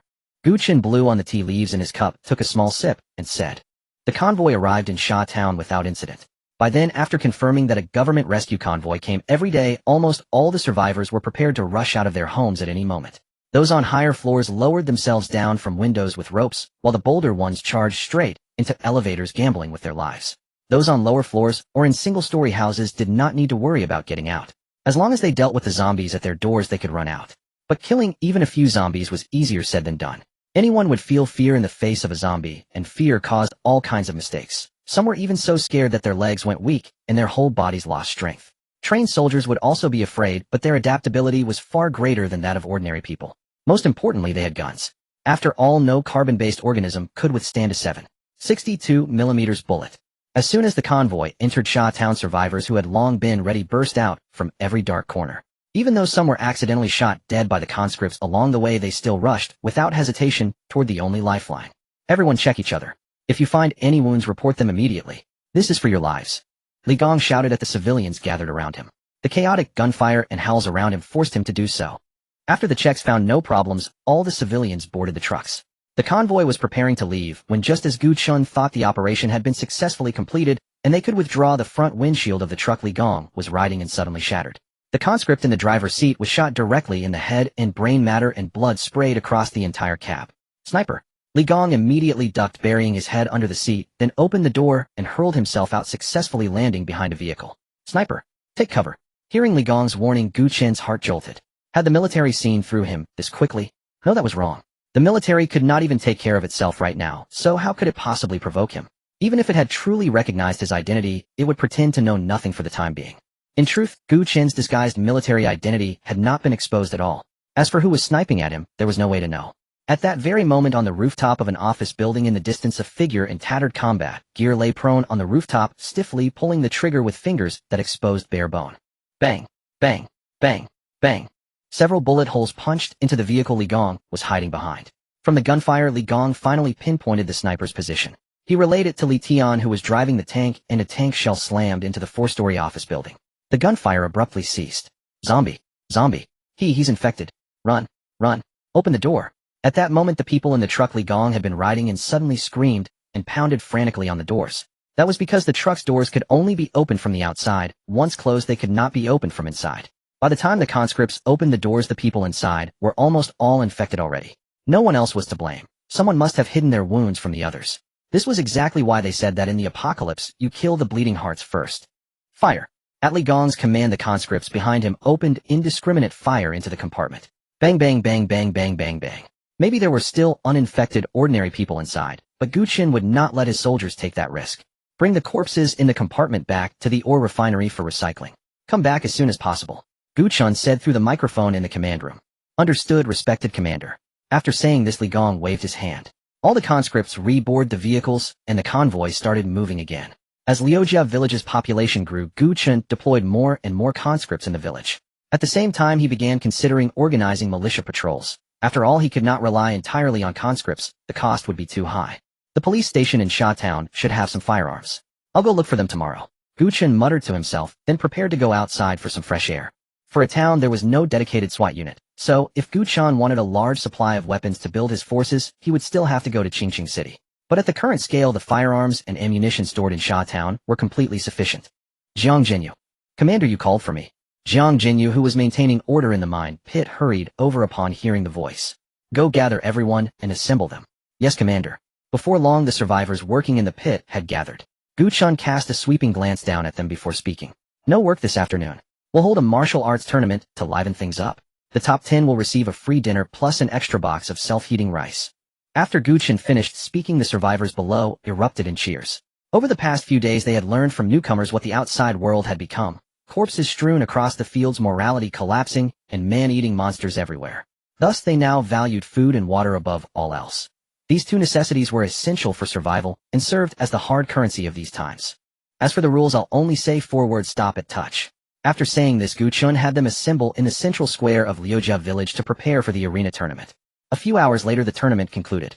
The top 10 received a box of self-heating rice as hoped, and these 10 were precisely the candidates Gu Chen had in mind for the patrol team. However, to ensure safety, he added 3 undercover conscripts among them. After returning to the rest area and sleeping soundly, it was 7 a.m. the next morning. By then, Gu Chen's red alert troops had fully assembled. Since neither Li Gong nor Li Tian knew where Sha Town's public security bureau was, Gu Chen decided to accompany them this time. At the base, 1 rhino tank, 1 recon vehicle, and 30 conscripts were left behind for defense. The rest all set out. This time their primary target was Sha Town's police station, with rescuing survivors becoming a secondary objective as Liujia village's population was approaching saturation. Virum. The rhino tank roared off first, kicking up a cloud of dust, followed closely by trucks full of conscripts, and then the command vehicle carrying Gu Chen, still protected at the very center. After arriving in Sha Town, Gu Chen didn't stop at all and drove straight to the town's public security bureau. Boom. Li Gong, driving the rhino tank, fired a shell that blasted the zombies at the entrance away and crushed the gate into scrap metal. Then the 2 rhino tanks parked at the entrance, mowing down the zombies that poured out of the public security bureau. In no time, corpses piled up at the door, and all the zombies inside the bureau were wiped out. Leaving the 2 tanks to guard the gate, the remaining conscripts split into 2 groups. One group, led by Li Tian, charged into the building. The other was led by Gu Chen, with Li Gong responsible for Gu Chen's safety. Gu Chen led the conscripts around the courtyard several times before finally finding the armory where firearms were stored. The zombies standing guard outside hadn't been attracted by the gunfire earlier. After gunning them down, Gu Chen arrived at the armory door. Damn, it's locked. Gu Chen cursed inwardly, then searched through the zombies' bodies. He eventually found a key. As the armory door opened, a wave of gun oil smell hit him. Seems there was quite a stockpile here. Load it all onto the vehicles. After a brief look, Gu Chen said to the conscripts. After loading, they realized the haul wasn't all that much. Most of it wasn't active-duty weaponry. Pistols made up the majority, along with assault rifles phased out decades ago, and some stun grenades, flashbangs, and the like. Ammunition, however, was plentiful. at least several hundred rounds for each gun. The computer in the armory recorded the number of firearms in every retrieval log. Bang, bang, bang, rat-tat-tat-tat-tat. Hearing gunfire from the building where Li Tian was, Gu Chen rushed over with his men without hesitation. At that moment, Li Tian was clearing out the zombies on the third floor. The first and second floors had already been cleared. The third floor was the top level, and since the zombies inside hadn't escaped, there were quite a lot of them. But by the time Gu Chen arrived, they were mostly finished off. Take whatever's useful, then withdraw, Gu Chen said, listening to the incessant artillery fire outside. It seemed all the zombies in Shatown were gathering here. They needed to evacuate quickly. Dragging things out would only do them harm. Yes, Commander. The conscripts were immediately divided by Li Gong into groups of 3, searching each room with weapons raised and on high alert. However, finding anything useful in the police station proved difficult. At best, they could replenish some food, water, and fuel. Report. Found a locked room. At that moment, a conscript reported after failing to open a door. Just kick it open. After Gu Chen said that, the conscript stepped back a few paces and easily kicked the wooden door open. The room was in complete disarray with clear signs of a struggle. In the middle lay a figure in uniform. Judging by the surrounding layout, it seemed to be an interrogation room. Gu Chen walked over, crouched down, and felt for breath, discovering she was still breathing. Hey, wake up, wake up. Seeing her pale lips, he guessed she was dehydrated. He opened a bottle of mineral water he carried and slowly poured it into her mouth. Feeling water entering her mouth, the female police officer coughed a few times, then weakly drank. Cough. Thank you. You're the rescue army, right? I have important information. Before Gu Chen could speak, the policewoman said urgently. It was then that Gu Chen noticed a crudely bandaged wound on her thigh. It had already turned gangrenous, and it was clear she was on the brink of death. Beware. Those Z-zombies in police uniforms, they. Before she could finish, the policewoman slowly stopped breathing. Gu Chen pondered her words. Zombies in police uniforms. Hadn't he just killed so many of them? Could there be some hidden secret? Li Tian, blow that zombie's head off. Yes, Commander. Bang. Bang. After 2 gunshots, the zombie Gu Chen had pointed at instantly became a headless corpse. Strange nothing. Gu Chen scratched his head, then looked at the zombie's body, which was now just a torso. Cut open the chest where the heart is. Yes. Li Tian took out a dagger, precisely cut an oval around the chest area, and removed the heart. Damn. Nothing either. Could it be something else? Gu Chen said, puzzled. He had thought the policewoman's warning about zombies in police uniforms meant there was something special inside them, like a crystal core, as often mentioned in novels. There was nothing in either location. Refusing to give up, Gu Chen had Li Tian perform a gruesome dissection on the corpse. A few minutes later, Gu Chen sighed. Well, I guess I overthought it. Let's go. Yes, Commander. Li Tian wiped his hands and sheathed the dagger. The Public Security Bureau didn't have anything useful either. In the end, they loaded half a truckload of weapons and ammunition, then went to the gas station next door to top up on diesel. By the way, Xiaoqi, can diesel and gasoline be recovered? Certainly, respected Commander. Their value is even comparable to gold mines. Crude unrefined petroleum has much lower value compared with gasoline, diesel, kerosene, and so on. Damn, why didn't you say earlier that this stuff was so valuable? Commander, the greatest value in salvaging scrapped vehicles lies in the small amount of gasoline they contain. All right. Gu Chen nodded, then glanced at the horde of zombies surging in from every direction. Forget it, let's head out first. I don't want to accidentally blow up my precious treasure. Shatown had 2 Tier 3 gas stations and 1 Tier 2 gas station. If he cleared them all out, just how much money would that be? On the way back to the main base, Gu Chen also rescued more than a dozen survivors who had escaped. Looking at those dozen or so bedraggled survivors, he felt an inexplicable joy rise in his heart. TSK. Can this life even be called the apocalypse? It's practically heaven on earth. At this moment, Gu Chen still didn't take these brainless zombies seriously. After all, even as zombies, they were still human flesh. Before machine guns and artillery, they could only be blown to smithereens. The only thing he feared was their sheer numbers. One scratch was enough to infect a person. Respected Commander, one of your mining vehicles has been destroyed. What? Pull up the footage from the destroyed mining vehicle. Gu Chen sat up straight and said to Xiaoqi. Sorry, Commander. The mining vehicle was completely destroyed, so the camera feed cannot be retrieved. Its position before destruction has been marked on the map. Gu Chen looked at the map. That was the expressway leading to Qingxing City. The mining vehicle had gone there to salvage abandoned vehicles. Damn it. Completely in the dark, Gu Chen had no idea what was going on. But aside from humans, what else could destroy a mining vehicle whose armor was thicker than a rhino tank's? So Gu Chen instinctively assumed the surviving military in Qingxing City was responsible, and his goodwill toward the Qingxing City safe zone plummeted. Xiaoqi, from now on, all mining vehicles produced may only operate within our sphere of influence. Yes, respected Commander. Gu Chen rubbed his brow, closed his eyes, and began to meditate. To be honest, he really didn't want to fight the military. Just dealing with zombies was headache enough, let alone adding an army whose firepower was in no way inferior to his own. Fortunately, the loss this time was small. Only 1500 energy points. and that mining vehicle had long since recouped its cost. Watching the marker on the map fading away, Gu Chen quickly memorized the location and drew an X on the map, planning to scout the place later. An hour later, the convoy returned to Liujia village. At the same time, the 10 people selected the day before gathered in the square, staring curiously at the neatly lined up crates. Because we're short on manpower, we're organizing a patrol squad. You 10 have been successfully selected. Come forward and collect your weapons. Jiang Jinyu, you're in charge of recording. Write down everyone's name. Yes, sir. Jiang Jinyu quickly jogged over, sat down in the chair, and began recording in the prepared notebook. To limit the patrol squad's armed strength, Gu Chen only issued them pistols, 2 bullets per person. After all, the patrol squad's sole purpose was to maintain order in the village and provide early warning. If enemies really did invade, Gu Chen was close enough to rush over at once. After the distribution, Gu Chen had Li Tian teach them how to use and maintain the weapons. The remaining weapons were then moved into the village chief's house. Li Tian, for now, I'll have to trouble you to manage the patrol squad from here. Starting today, you'll live in this house. You'll be assigned 5 conscripts. From now on, you're the patrol captain. Arrange the patrol routes yourself in a while.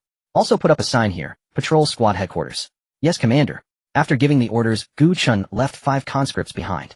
Together with the 3 he had placed in the patrol squad, there were 8 conscripts in total. Earlier, in order to maintain order among the survivors, Gu Chen had left a full 25 conscripts in Liujia village, 15 at the mine, and 10 in the village. Thanks to Jiang Jinyu's publicity, the survivors who were working also learned that a public security bureau had been established in Liujia village. When they saw the patrol squad approaching, envy filled their eyes. If I'd known yesterday's competition could land me a spot on the patrol squad, I wouldn't have held back, said a young man swinging a pickaxe, looking disgruntled. Give me a break. You call that holding back? Yesterday you got beaten until you were just short of kneeling and surrendering, haha. His friend beside him mocked without mercy. Next time there's a chance, I'm definitely joining the patrol squad. The young man stared with burning eyes at the pistols holstered at the patrol squad members' waists. Stop staring. Just keep mining. Try to exchange your points for a self-heating rice meal tonight to improve our meals. With that, he raised his pickaxe and went back to work. Don't you want to go find your parents? You may not want to, but I do. My little sister is still at Qingxing No. 1 middle school. I can't afford to lose another family member. Digging coal here will never amount to anything. On hearing this, the young man who had been working put down his pickaxe. Easier said than done. What do we have to compete with them? We're just out-of-shape office workers, and we studied management in college. If we had studied auto repair or a trade, at least that would be useful. You saw the top 10 from yesterday. Every one of them was packed with muscles, and the top 2 even practiced Sanda. I'm asking you straight, are you coming with me or not? The young man looked at his friend in front of him. Sigh, all right, I'll do as you say. If there's another chance next time, I'd rather die than admit defeat. Ha ha ha, that's more like it. Think about it. Back when we charged out of the 6th floor in rags, that already proved we were no weaklings. As long as we become patrol squad members, we'll have a chance to get out. The 2 brothers patted each other on the shoulders to encourage one another, then worked even harder. After all, this was also exercise in disguise. Gu Chen sat in the command room, staring at the marker on the map. After turning it over and over, he decided to send someone to take a look. Although there was a high chance they wouldn't make it back, he had to know what exactly had attacked him. Let's use the scout vehicle. Gu Chen took control of the scout vehicle from the command room and drove it all the way there. By now the sky was gradually darkening. The zombies at night seemed even more active than during the day, always jumping out from dark corners to ambush people in ways that were hard to defend against. Fortunately, although the scout vehicle's armor was thin, it was very fast and could easily shake off pursuing zombies every time. Its mounted light machine gun was mainly there to clear zombies blocking the road because its armor wasn't thick enough to simply charge through like a rhino tank. As time passed, Gu Chen drove the scout vehicle to the location marked on the map. I didn't expect this mining vehicle to have traveled so far. Looking at the pitch-black roads and the unsettling silence around him, a chill ran down Gu Chen's spine. Something was wrong. It was too eerie. Why wasn't there a single zombie here? Gu Chen thought to himself as he located the destroyed mining vehicle. Illuminated by the scout vehicle's headlights, Gu Chen clearly saw the gash on the side of the mining vehicle. Judging by the blast marks on the ground, he already had his answer. The mining vehicle had been destroyed by an anti-tank rocket launcher, and the heavy machine gun mounted on its top had been removed. At this moment, Gu Chen was completely certain. This was the military's doing. Since he had figured out how the mining vehicle was destroyed, Gu Chen didn't want to linger. The atmosphere here was far too ominous. Rustle, rustle, rustle. The branches of the trees lining the road suddenly shook. By the light of the vehicle's lamps, Gu Chen vaguely spotted a crouched figure and immediately pressed the fire button. The intense gunfire shattered the silence, and Gu Chen fired wildly at the figure, as if venting his frustration. Roar! Roar, roar! In an instant, the eerily quiet road was flooded with a horde of zombies. As if prearranged, they leaped out from every direction, completely engulfing the scout vehicle. Gu Chen's view went pitch black, leaving him blind to the outside world. Even moving became extremely difficult, and all he could hear was the howling of the undead. What's going on? Were these zombies lying in ambush all along? Gu Chen's heart jolted. Since when did zombies possess such intelligence? Roar! At that moment, a thunderous roar echoed from outside, and the zombies clinging to the vehicle's roof scrambled away. Then on his control panel, Gu Chen saw that the roof was under attack and the camera began to shake violently. Crack! A piercing screech rang out as the machine gun that had been firing moments ago was torn straight off. The vehicle's camera finally regained its view. A zombie clad in tattered military attire stared intently into the vehicle, its crimson eyes completely unlike those of ordinary undead. Seeing no one inside, it leaped down, and the surrounding zombies vanished once more into the darkness of the night. Is it gone? That zombie had been far too bizarre. Gu Chen's goosebumps had yet to subside. Boom. In the command room, staring at the monitor that had suddenly gone black, Gu Chen was stunned. What was that just now? A rocket? Just as he was about to maneuver the scout vehicle away, he heard an explosion and lost control of it. At the same time, Xiaoqi notified him that the scout vehicle had been destroyed. Gu Chen's heart sank. Could it be the zombies? Given the organization and unnatural intelligence those zombies had displayed, it was entirely possible they had mastered human weaponry. That made the cause of the mining vehicle's destruction obvious. It had to be these zombies. Moreover, they were attempting to arm themselves. The heavy machine gun had been stripped from the mining vehicle, and the scout vehicle's machine gun had been torn off as well. Fortunately, red alert units automatically destroyed their own weapons upon death. Standing up, Gu Chen stretched and headed back to the lounge with a bowl of instant noodles. He was deeply unsettled. Learning that there were zombies capable of using human weapons had shaken his mindset. Previously, it felt more like playing a game. Protected by absolutely loyal red alert units, Gu Chen could never be harmed, and the mindless zombies were no match for modern firepower. Now the emergence of such zombies had made the already dominant undead army even more formidable. I hope these special zombies are only a minority, otherwise humanity's situation will only grow more dire. After finishing the last sip of soup, Gu Chen tossed the paper bowl into the trash. Let me take a bath and relax. Once the hot water filled the bathtub, Gu Chen let out a long breath and sank into it, gradually relieving the exhaustion weighing on both his body and mind. Xiaoqi, I'll soak for a while. Wake me in 2 hours. Understood, esteemed commander. 2 hours later, Gu Chen sat fully dressed at his desk, staring intently at the screen. No, this won't do. The losses are simply too great. After discovering the intelligent zombies, Gu Chen urgently sought to increase his strength. He had just been running simulations through the combat command system to estimate the possibility of retaking Sha Town. The results, however, were far from ideal.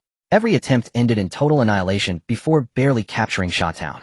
Such devastating losses were more than Gu Chen could bear.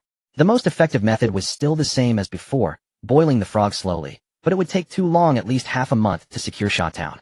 Why was Gu Chen so determined to take Sha Town instead of other townships? There was only one reason: Sha Town had a gold mine. Once he seized that gold mine, energy points would come to him with ease. Xiaoqi, construct a Tesla reactor. Understood, esteemed commander. Looking at the remaining 6500 energy points, Gu Chen opened the logistics factory, selected oil drums, and produced 20 of them immediately. They were incredibly cheap, costing only 1 energy point each. Since the mine's output was gradually increasing and operated around the clock, without pause, Gu Chen also produced another mining vehicle to collect coal from the mine. These 2 mining vehicles would bring him no less than 8000 energy points every day. Produce 10 more conscripts. Understood, esteemed commander. 1000 energy points deducted. Production underway. Since he couldn't take Sha Town quickly, he would just take it slowly. In the early hours of the morning, while Gu Chen was asleep, the entire Sha Town and Qingqing City suddenly plunged into darkness. The power had gone out. All the workers at the power station had turned into zombies. To be honest, it was remarkable that the power had lasted this long. Surely backup energy sources deserve the credit. Otherwise, the lights would have gone out within hours of the apocalypse. Every operation that relied on electricity came to a halt, and the world entered its darkest hour. However, the safe zones established by the government would not suffer blackouts because they had long anticipated this problem. Every safe zone was equipped with multiple generator sets. The next day, Gu Chen learned of this development from Xiaoqi. It affected him greatly because the mine at Liujia village depended mainly on electricity to operate, with only a few special vehicles and transport trucks running on diesel. Esteemed commander, there is no need to worry. After constructing the tech center, the construction yard will be unlocked. You can build a subbase at Liujia village and construct Tesla reactors to supply power to the mine. In that case, let's take advantage of the daylight to empty out the gas station in Sha Town. With those words, Gu Chen walked out of the command room. The oil drums produced yesterday were all loaded onto the vehicles, and 10 conscripts stood in formation outside, awaiting his arrival. Unfortunately, none of these 10 conscripts were officers. The convoy reassembled, but this time it was not to rescue survivors. Every spare space in the vehicles was filled with fuel barrels.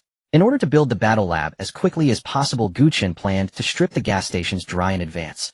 30 conscripts, 2 rhino tanks, and 3 trucks rumbled away from the main base, and then the main base gate slowly lowered via remote control. Upon arriving at the gas station, the conscripts began loading fuel, with every second counting. Meanwhile, a tanker truck was driven out. This station was a second-tier gas station, with plenty of gasoline and diesel in reserve. The 5-ton tanker was nearly 2/3 full of gasoline. After draining the remaining tanks, they got another ton or two.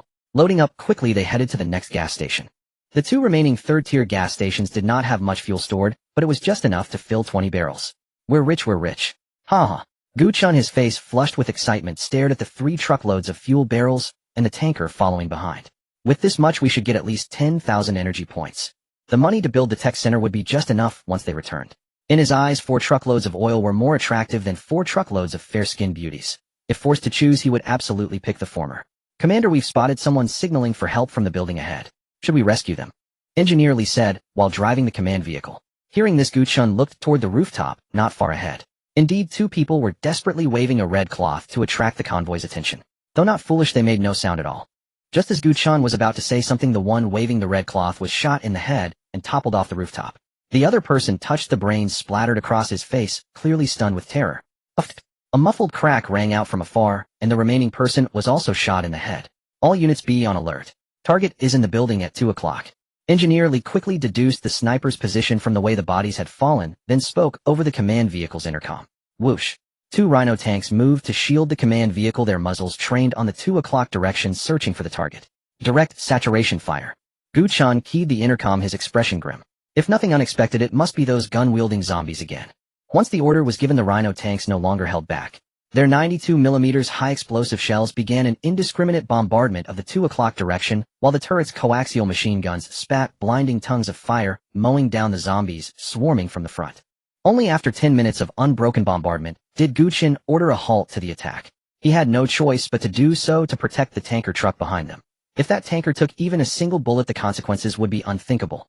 Commander, should we send a squad to verify the target has been eliminated? Yes, pick 2 conscripts to serve as scouts and clear the danger for the convoy. Yes, Commander. Before long, the 2 conscripts raced toward the bombardment area. More than 10 minutes later, a conscript's voice came through the intercom. Report, Commander, the target has been eliminated. Convoy, keep moving. Once he confirmed safety, Gu Chen felt relieved, but he still had to remain wary of zombies lurking in the shadows. His tanker absolutely could not be blown up. If it exploded, he would probably be done for as well. Deploy 20 conscripts to guard the tanker.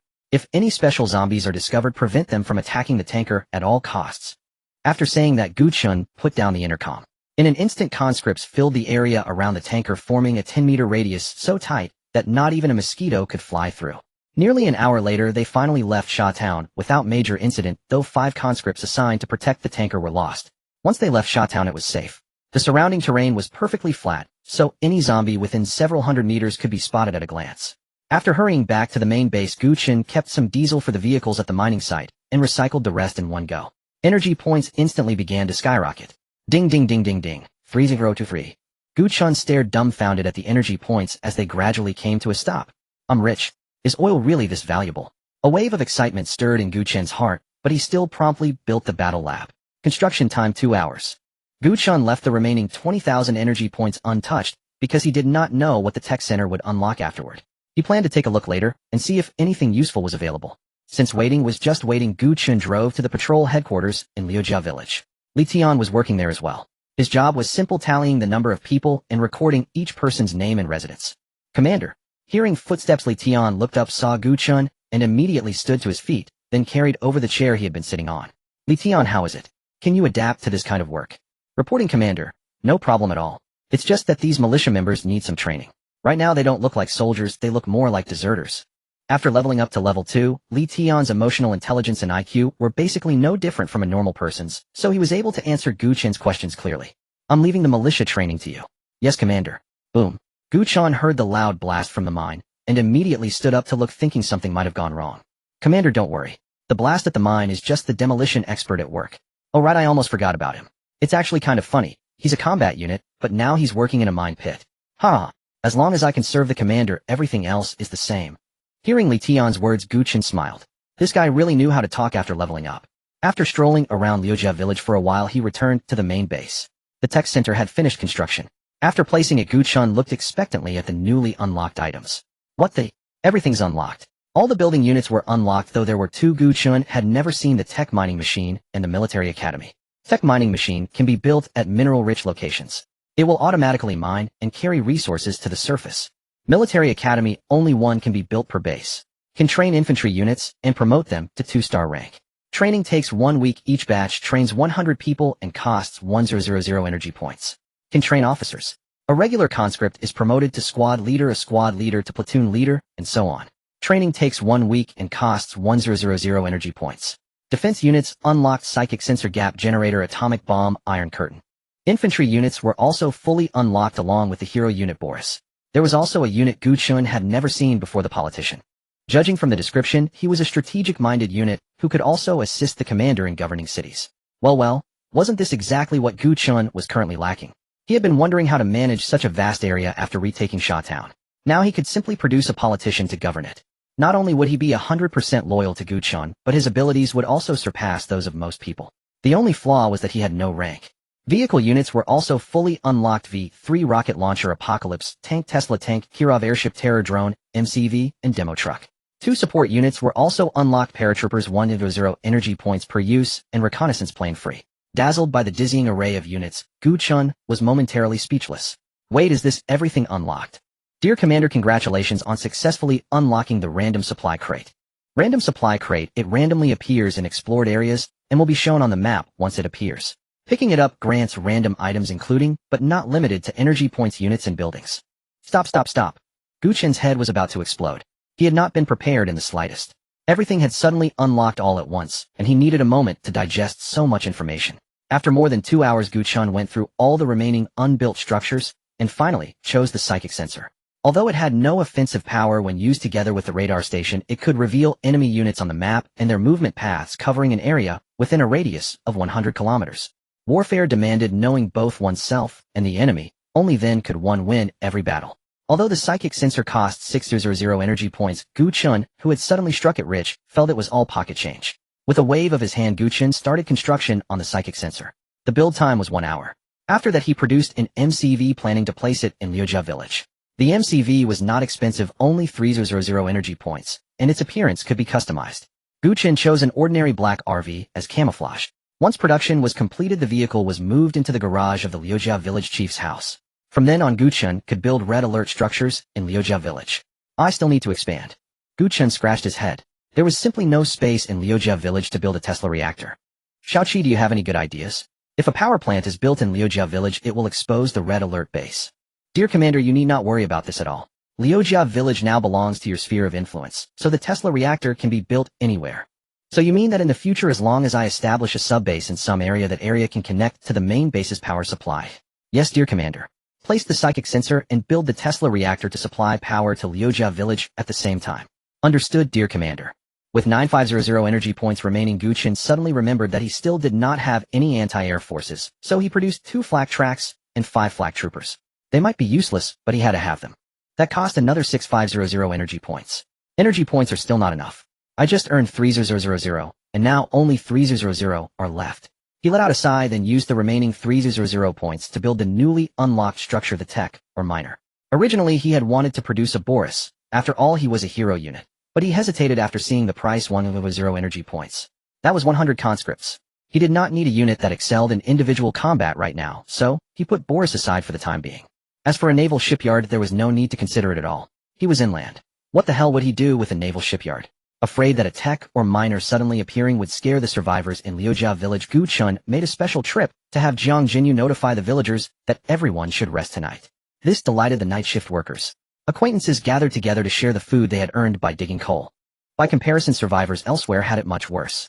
Some people desperately rushed out of their homes and ran to small shops and supermarkets to snatch food. Later they realized they were not the only ones with this idea. Small shops had basically been cleaned out, and there were too many zombies in the supermarkets to get anything, so people could not obtain food or water. They could not even satisfy their most basic survival needs. Small groups, however, fared much better. Gangs, martial arts schools, security teams, school clubs, and so on. Such groups had strength in numbers and could seize the most survival supplies, then attract survivors to join and become even stronger. Although the apocalypse had only begun less than half a month ago, survivors in the city had already formed groups one after another. In this situation of huddling together for warmth, a considerable number of people managed to survive. After having Li Tian confirm again and again that no one was in the mine, Gu Chen placed the tech or miner at the center of the pit. Seeing its full appearance, Gu Chen suddenly realized, wasn't this exactly the building in the game that produced gold, or its efficiency was rather high. More than 20 minutes after it was placed, some coal that had been conveyed up appeared on the ground. Dear Commander, radar has detected a random supply crate. It has been marked on the map. When Gu Chen saw the light spot suddenly appear on the map, he cursed inwardly. Isn't this exactly where the mining vehicle had been destroyed? No, wait. Why the hell should I be afraid?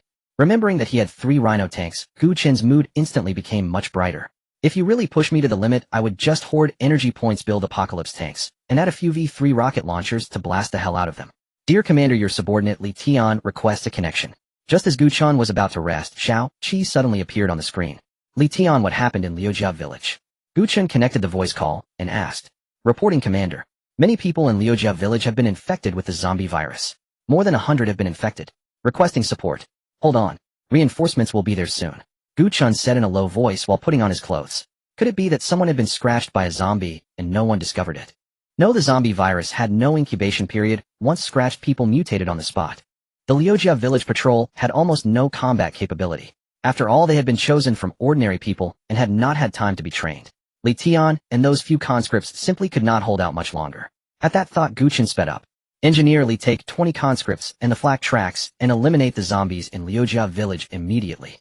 Yes, Commander. Although the flak tracks had weak armor, they were fast. Besides, who said anti-air cannons could only be used against planes? The 2 flak tracks set out first with Engineer Li driving one of them. The remaining conscripts rode trucks to Liujia village. Liujia village was not far from the base, so Gu Chen quickly saw the devastation in Liujia village through the flak tracks feed. The survivors who had made it had all hidden themselves away. The remaining zombies, hearing gunshots from the patrol headquarters, rushed over in a frenzy. 100 or so zombies were not a huge number, but there were also very few people with combat ability in the patrol team. Although ammunition had been distributed to the militia immediately, they had no training and fell into chaos once the tension hit. By now, all 10 people previously chosen had been infected, leaving only Li Tian and 3 conscripts in the patrol headquarters. Watch the roof. Rat-a-tat-tat-tat-tat. The village chief's house had been built in the style of a courtyard residence to let in more light. The glass canopy that once kept out the rain had been smashed into a hole by the zombies, and dozens of zombies jumped from the roof into the courtyard. 2 conscripts, unable to dodge in time, were knocked to the ground. With a loud bang, more than a dozen zombies were instantly blasted into the air. Bang bang bang bang bang bang bang. Bang bang bang. Reinforcements are here. Get inside and hold the line. Li Tian said to the last remaining conscript as he heard the cannon fire from the flak track outside. The flak track outside cleared out the zombies in the village with lightning speed and immediately drove to the village chief's house. First it wiped out the zombies on the roof, then the conscripts riding on it jumped off and rushed into the house to rescue Li Tian. The sudden riot was soon put down. The survivors who had made it out emerged from their hiding places one after another. Seeing the bodies scattered around, those with weak psychological fortitude broke down and wailed on the spot. Our lives were about to get back on track. Why did this happen? The survivors who had narrowly escaped death kept repeating this question in their hearts. Yes, they had already suffered so much misfortune. Oh, why were they being treated this way? I want to know the whole story behind this. Gu Chen, who had rushed over in his command vehicle, said with a gloomy face. Reporting, Commander. It was my fault. I failed to contain the spread of the zombie virus in time. Li Tian lowered his head and quietly waited for Gu Chen's punishment. Even if Gu Chen ordered him to atone with his life, he would carry it out without hesitation. You did what you could. After all, the patrol team had just been formed and barely had any combat strength. What I want to know is where the source of the zombie virus is. Have all the survivors outside been called together? All assembled, Commander.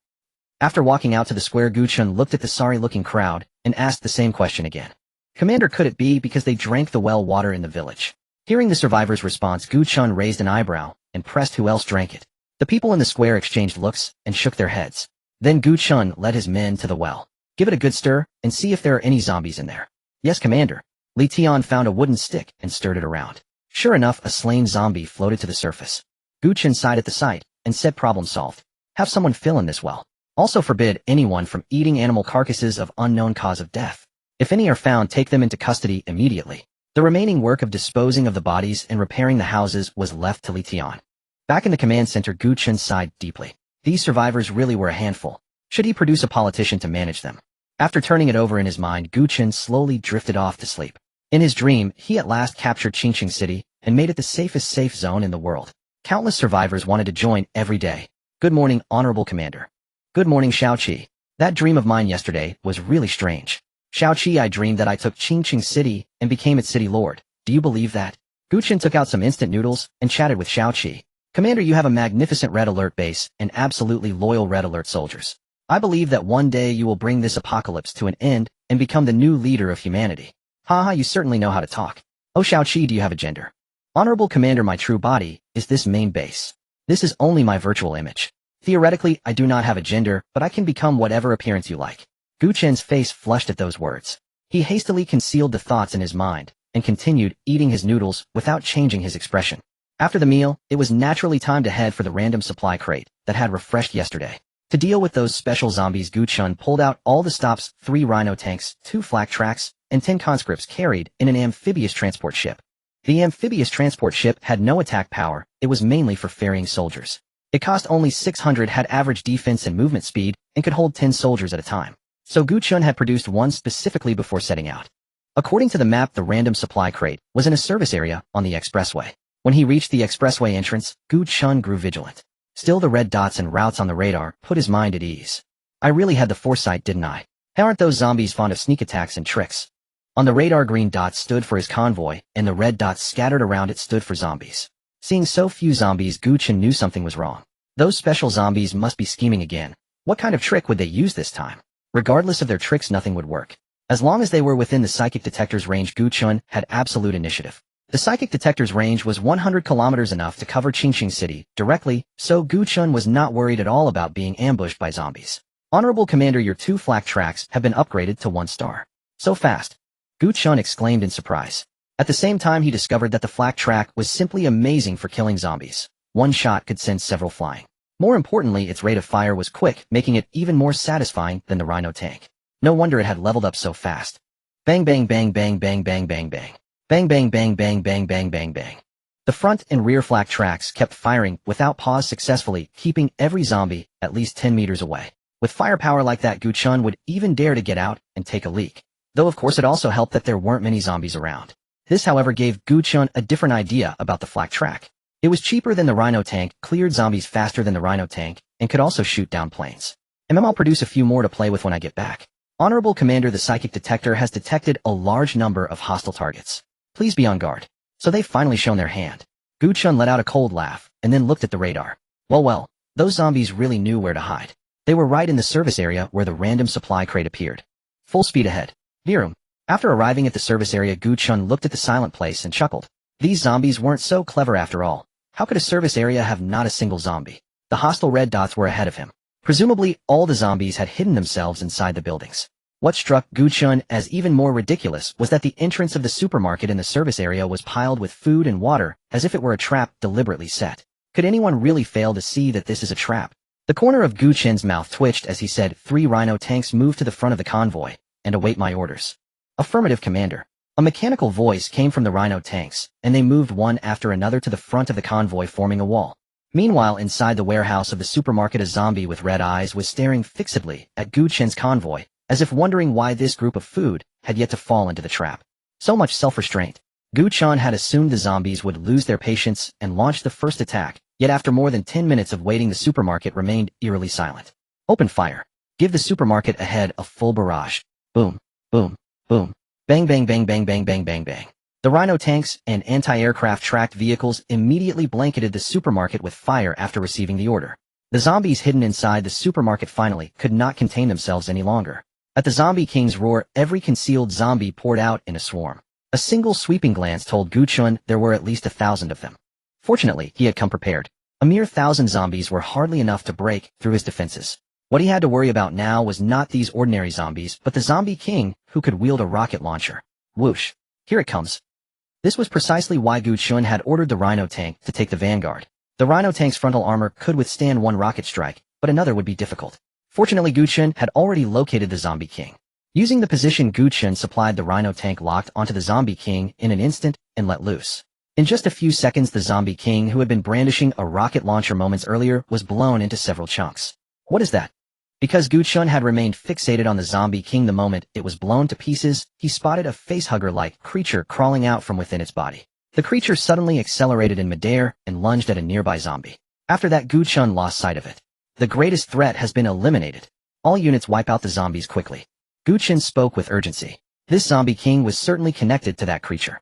If they failed to capture it, it might very well raise a zombie force somewhere else.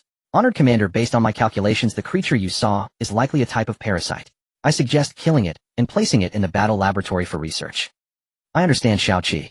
It won't get away.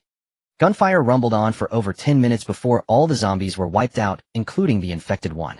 Locked onto by the anti-aircraft tracked vehicle, it was blasted into chunks in just 1 second. Fortunately, the parasite's body remained fairly intact. Pack up the parasite's body and bring it back. Engineer Lee, take some men and follow me to retrieve the supply crate. Yes, Commander. According to radar, the supply crate was in the public restroom beside the supermarket. To be safe, Engineer Lee tossed a grenade into each of the men's and women's restrooms before leading the men inside. Gu Chen wrinkled his nose at the bloody reek in the restroom. He didn't pay it much mind at first, but stepping inside gave him a start. The restroom was full of gnawed human limbs, half a head on the left, several arms on the right, and a floor carpeted with internal organs. Ugh, these zombies are something else, using a restroom as their mess hall. Go pick up the supply crate, Gu Chen said, pointing at a random conscript. Yes, Commander. The squelching footsteps made Gu Chen even more nauseous, but he managed to hold it down. At the same time, the conscript found the supply crate. Commander, please open the supply crate. The conscript carried out a square wooden crate. When Gu Chen reached out and touched it, the crate vanished in an instant, and a money icon materialized before his eyes. That must mean energy points, right? Not a bad deal. Back in the vehicle, Xiao Qi told Gu Chen what the reward had been: 10,000 energy points, including the remainder from before. The total came to 16,000. It seems the tech mining machine is impressively efficient. With more than half of Liujia village's survivors killed or wounded, and the village's corpses still needing to be cleaned up, these energy points should have all been contributed by the tech mining machine. Build another mining machine at the ore pit. Yes, Honored Commander. Back at the base, Gu Chen immediately took the bag containing the parasite's corpse to the battle laboratory. Honored Commander, welcome to the battle laboratory. Xiao Qi, why is it so desolate in here? The interior of the battle laboratory was entirely white. In front of Gu Chen were row after row of incomprehensible laboratory instruments. By now, 2 people in hazmat suits were already waiting for Gu Chen. Honored Commander, engineers can be converted into researchers once they enter the battle laboratory. With only 2 engineers, this place naturally looks so empty. Then produce 10 more. Yes, Honored Commander. 500 energy points have been deducted to produce 10 engineers. You 2 study the parasite's corpse. Let me know once you have results. Yes, Commander. The engineer took the bag, poured the corpse into a green vat nearby, and then used a knife to cut off a piece of flesh. Gu Chen didn't watch any further. He wouldn't have understood it anyway. He only needed the result. Xiao Qi used the remaining 800 energy points entirely to reinforce the main base's defenses. Arrange it as you see fit. Yes, Honored Commander. A minute later, Xiao Qi's voice sounded again, and a screen popped up showing the defensive structures to be built and their locations. Honored Commander, I suggest constructing 1 sentry gun at each of these 2 positions, 2 battle bunkers at the city gate with soldiers stationed inside, and 1 Tesla coil at each of the east and west corners for emergencies. The total cost is 8600 energy points. Do as you think best.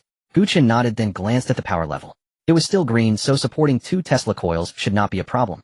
As for a nuclear power plant, Gu Chen did not dare build one for now. If he did, he would choose a location far from the main base, because having that thing beside his own home was like sitting on a devastating time bomb. Honored Commander, the data on the parasite is ready. That fast? Gu Chen exclaimed in surprise. It had only been a few minutes. Even the most advanced research center on Blue Star could not produce results in such a short time, could it? Class C parasite, name unknown. Its primary host is zombies. After parasitization, it can control the zombie's body and inherit some of the skills the zombie possessed before death. It reproduces by feeding continuously and reproduces faster at lower temperatures. It has almost no offensive power and almost no defensive power, but possesses high intelligence. It has a probability of controlling some zombies to serve it. A non-Blue Star organism. Does non-Blue Star organism mean this thing is a parasite from outer space? Yes, Honored Commander. After hearing this, Gu Chen let out a long breath. He didn't need to think twice to know it was definitely connected to the meteorite that had fallen earlier. That meant this thing had already spread all over the world. Hiss. The thought that the zombies he would face in the future were highly likely to become an organized and disciplined zombie army made Gu Chen feel utterly awful. Although the zombies might become truly fearsome one day, that was a concern for the future. Right now, there was something far more important for Gu Chen to deal with. That was what the survivors of Liujia village were supposed to do next. The 2 high-tech mining machines in the quarry were already more than enough if the remaining survivors kept digging, or they would only produce a wasteful surplus of labor. What if we loosen the weapon restrictions and have them go out to collect gold and other valuables for me? Honored Commander, your idea is entirely feasible. You could also create a virtual currency to buy the materials the survivors turn in, and that virtual currency can serve as a tool for transactions among the survivors. Xiao Qi's suggestion suddenly enlightened Gu Chen. He could indeed design a complete currency system to extract the physical goods held by the survivors. Xiao Qi, can the combat laboratory produce other things? Yes, Commander. You only need to tell me your idea, and I will relay it to the engineers in the combat laboratory. Have the engineers build a smart wristband. Its main functions will be trading and recording personal data. The virtual currency will be called credits. 100 grams of gold 40 credits, 1 kilogram of silver 20 credits. Common minerals such as coal, iron, ore, and copper can be exchanged for 15 credits per kilogram, while petroleum, gasoline, diesel, and kerosene can be exchanged for 30 credits per liter. Credits can be transferred and traded among users, and they can also be used to buy the daily necessities, firearms, and ammunition we provide. Let the engineers balance the prices themselves. In addition, each person may overdraw credits only once with a maximum of 500. Very well, honored Commander. After saying this, Xiao Qi disappeared, presumably heading to the combat laboratory to relay the message. A few minutes later, Xiao Qi returned and told Gu Chen the energy points required for the research. To Gu Chen's astonishment, it only needed 100 energy points, and future production at the logistics factory would only cost 1 energy point. Gu Chen approved the request without hesitation. Now he could earn 8,000 energy points every day from the mining machines. He had actually wanted to build a few more, but Xiao Qi told him that building too many would reduce production, so he gave up the idea. The smart wristband was not fully researched until the afternoon, and 200 of them had been produced. Bringing the 200 smart wristbands with him, Gu Chen drove to Liujiao village and had Li Tian summon all the survivors to the square to wait for him. Commander, Li Tian said respectfully after Gu Chen got out of the vehicle. Then 2 conscripts carried the smart wristbands out. The survivors gathered in the square had also seen the 2 mining machines in the quarry. Knowing that they would eventually be replaced by machines, everyone felt tense. Taking the megaphone handed over by Jiang Jinyu, Gu Chen cleared his throat and said, I believe you've all seen the machines in the quarry, haven't you? That's right. From now on you won't have to do that dirty, exhausting work anymore. As soon as Gu Chen said this, the crowd broke into murmurs. Then one man suddenly shouted, Sir, we don't mind the dirt, and we don't mind the hard work. Please don't drive us away. The others immediately echoed him, begging Gu Chen to let them stay. Gu Chen chuckled at the scene. This was exactly what he wanted. He had originally worried that these survivors, blind to the dangers outside, would resist directly, but it seemed he had been overthinking. Silence. Jiang Jinyu bellowed from behind Gu Chen. Without a megaphone, the shout left his throat aching. Who said anything about driving you away? Each person come here and collect 1 wristband and 1 weapon. Starting today, you can go out and gather survival supplies on your own, and you can also exchange gold and other items for credits here. What credits can buy is all displayed on it. Check it yourselves. Amid the crowd's cheers, the wristbands and weapons were quickly claimed. Everyone's initial credit balance was minus 100, because Gu Chen had supplied each person with a pistol and 2 magazines. These were not given for free, they would all be deducted. Listen up. Each wristband can only be bound to 1 person, and each person's fingerprint is required to register the account. Once bound, it cannot be unbound. After saying this, Gu Chen put on his own wristband. This wristband allowed him to check a person's name, gender, and location at any time. The precondition was being within radar coverage explored areas, and Xiao Qi had said that after launching a spy satellite, it could cover the entire world. The guns and ammunition in your hands have already been deducted from your credits in advance. If you want a better life, work hard to earn credits. In the future, a credit mall will be opened beside the patrol headquarters where you can spend your credits. Li Tian, this wristband is for you. You are responsible for collecting credits to form a virtuous cycle and for maintaining order in the village. Outside the village, no matter how much they fight, it doesn't matter. But within the village, armed conflicts are forbidden.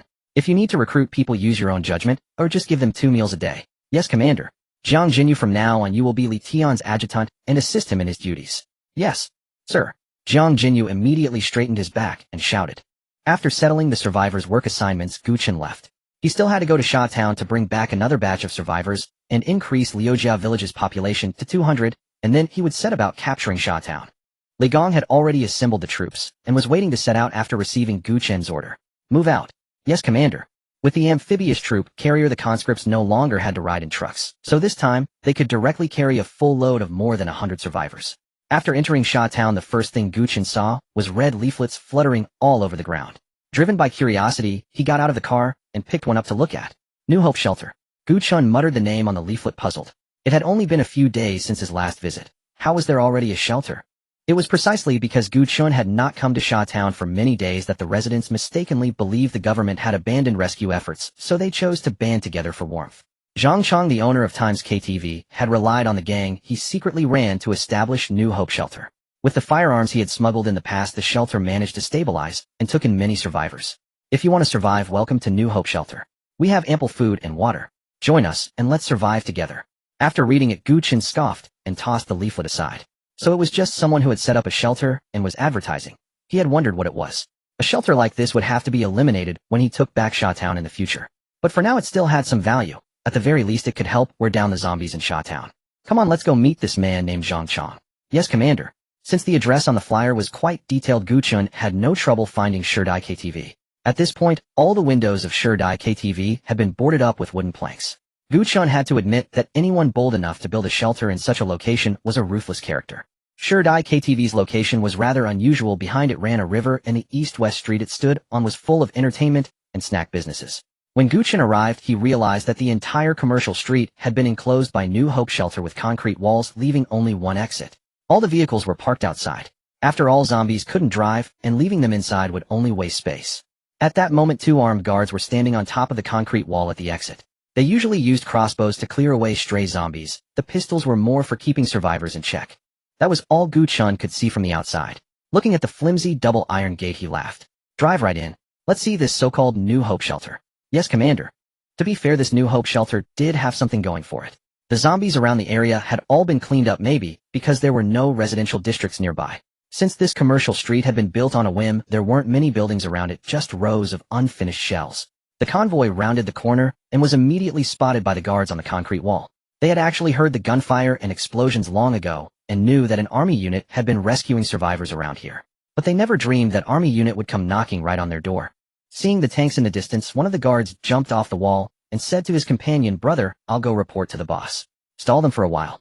You. His companion was about to curse, but saw the other already scurrying away as if his feet had been greased.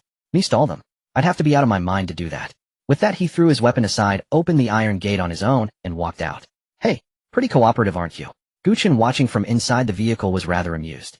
The tank rumbled to a halt in front of the young man, its cannon barrel aimed right at his head. Be big, brother, why you don't have to go that far, right?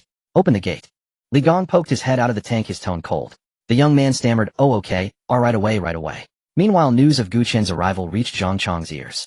At that moment, Zhang Chong was sitting with his arms around the former KTV hostesses, enjoying a fruit platter. Thanks to the generator, the KTV hadn't lost power. Are you sure it's the same army from before? Zhang Chong pushed away the beauty leaning against him and stood up. Positive. It's definitely the army that came to rescue survivors before, and both tanks are here too. Hearing this, Zhang Chong's brow twitched violently. He dressed quickly and rushed out of his private room. In just a few minutes, he had run from the KTV to the main gate. Greetings, Commander.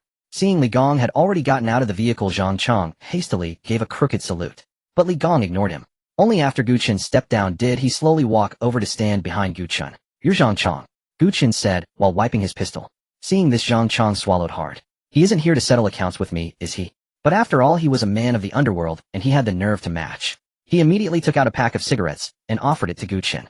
"Commander, have a smoke." "Well, I'm Zhang Chong, the former owner of Sherdai KTV. Good cigarettes. Go get me 2 more cartons." Gu Chen didn't reply. Instead, he unhurriedly tore open the cigarette pack and prepared to light one. "Go.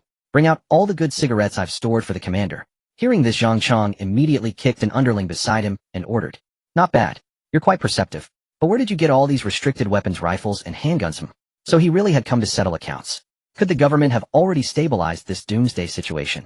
Zhang Chong's mind raced, and cold sweat kept beating on his forehead. "Don't be nervous. I just saw the flyer you put out. Not bad. Even if you used to be a criminal who deserved to be shot, you deserve to be commended. You built a shelter and saved so many people. Now how many people are in your shelter?"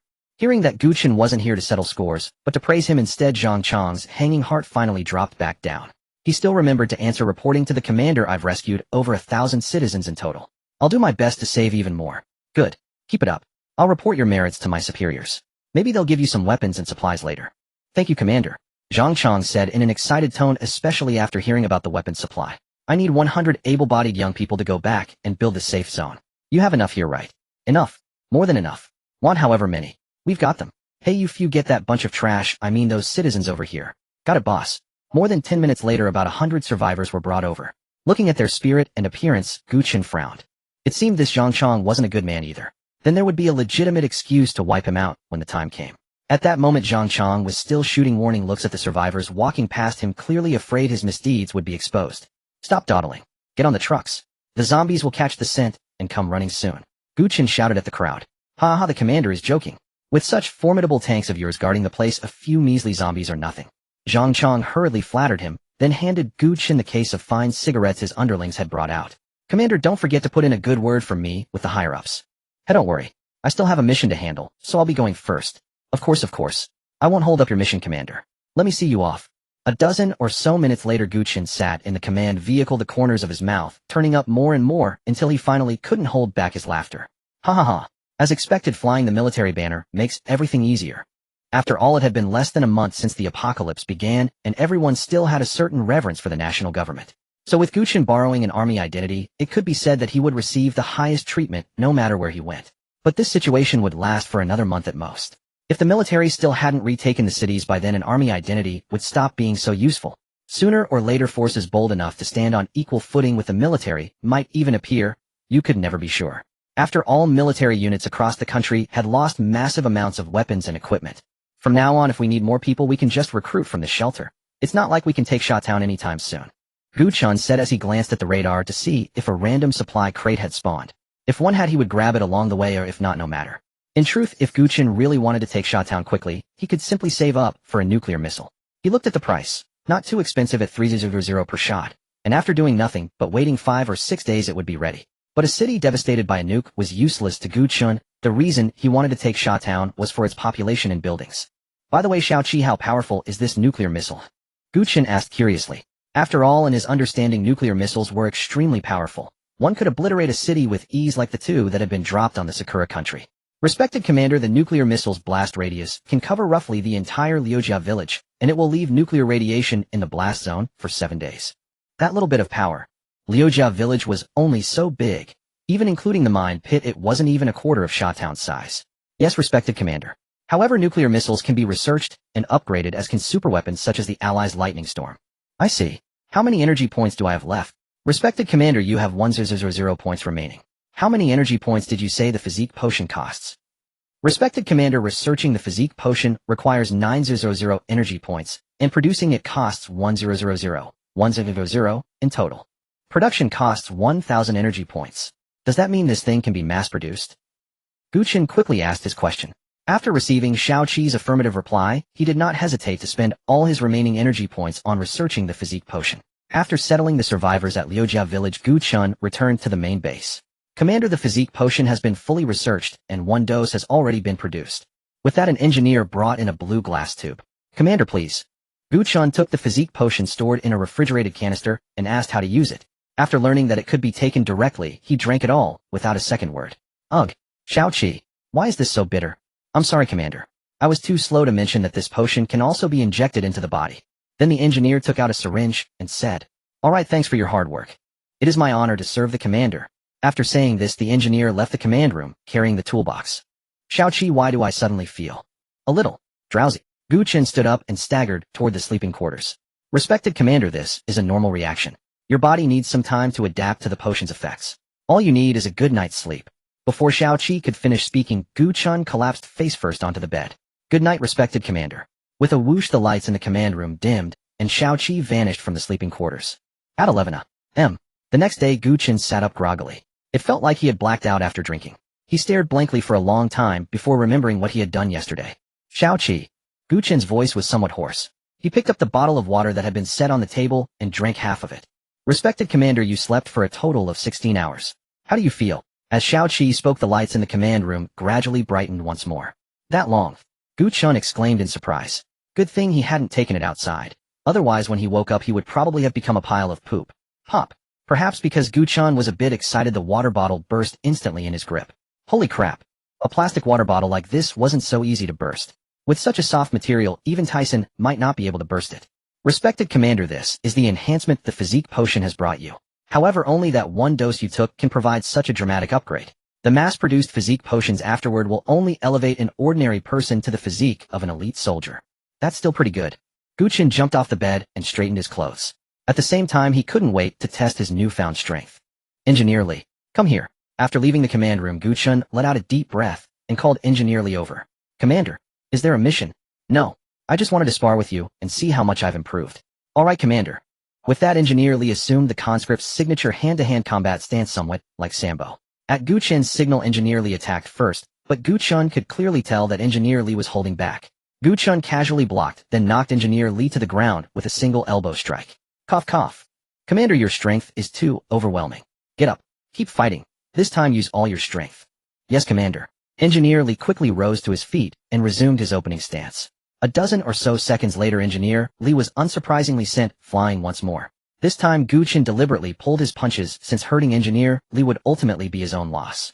Commander, your strength is absolutely ferocious. If you could master some combat techniques, I believe even General Boris would be no match for you. Clutching his chest, Engineer Li said with an expression full of admiration. You even know Boris. Yes, Commander. I was implanted with the relevant memories. Alright, go to the field hospital and recover your condition. After Engineer Li left, Gu Chen asked Xiao Qi, if all Red Alert units have been implanted with relevant memories, then when I unlock the allied faction later, won't they end up fighting each other? Respected Commander, rest assured. Things from the game will not affect reality. Phew, that's good. Gu Chen breathed a sigh of relief and checked his progress toward unlocking the allied faction. It was already more than half complete. It seemed he had to finish constructing all of the Soviet faction's buildings before it would unlock. But where was he supposed to build the naval shipyard? This was inland territory. Forget the sea. There weren't even many large lakes. The nearest relatively major river was the Huanghe River. He couldn't go all the way out there to build it, could he? Actually, it wasn't impossible, but the distance was far too great. To build the naval shipyard on the Huanghe River, he would have to cross Qingqing City, or make a huge detour and extend his sphere of influence over there. Gu Chen didn't even dare to think about the time that would take. Forget it. I'll take it one step at a time. Xiao Qi, how many energy points do I have now? Respected Commander, you currently have 4500 energy points. Save them. If I recall correctly, Boris needs 1000 energy points. If I stockpile for another day, that should be about enough. Just then an off-road vehicle arrived at the main base gate. The base's defense system, recognizing it as a conscript, directly opened the gate. Commander. The conscript drove up to Gu Chen, stopped at a distance, then saluted, and said, what's the situation in Liujia village? No, Commander. Squad leader Li sent me to deliver these gold and silver ornaments. Oh, so fast.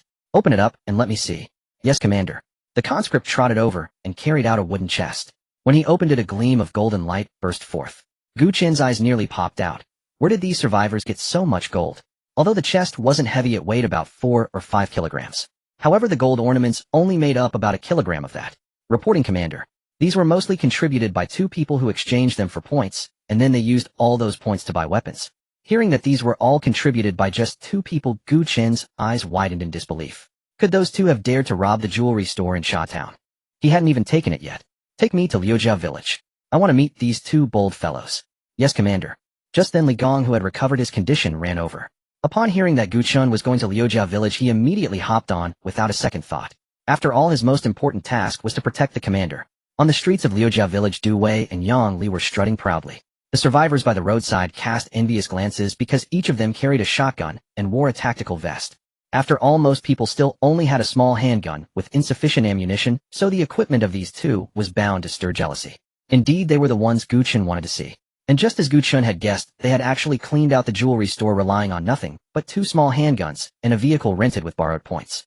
In truth, they were just lucky. Being original residents of Shawtown, they knew it well. Moreover, with Gu Chen's repeated movements over the past few days, most of the zombies in the town center had been drawn to the outskirts. They drove straight into Shawtown via a narrow dirt road, known only to locals, rushed to the jewelry store, killed the dozen or so zombies inside, and swept the store clean in just 2 minutes. Heaven knows how many rehearsals they had gone through to be so familiar with the process.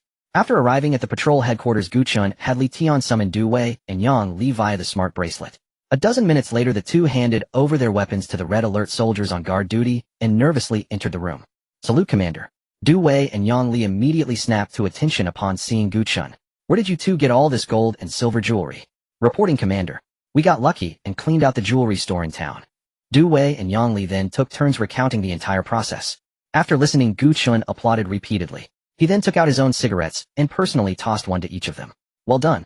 Have a smoke. If I remember correctly, there are 2 jewelry stores in Shawtown, right? Cough, cough, cough. Yes, yes, Commander. Cough. Hearing their incessant coughing, Gu Chen knew they didn't smoke, and he burst into hearty laughter. I want you to take down that other jewelry store too. If you do, I will reward you handsomely. Although Gu Chen's conscripts could easily capture the jewelry store and escape, he wanted to see just how capable these 2 were. If they returned successful this time, after confirming their loyalty, Gu Chen would certainly entrust them with important tasks. Yes, Commander. We will complete the mission. Go back. And take these 2 boxes of self-heating hot pot with you. Thank you for the reward, Commander. Du Wei and Yang Li said in unison. Then they walked out jubilantly, already starting their new plan. Gu Chen watched their retreating figures and asked Li Gong, what do you think of those 2?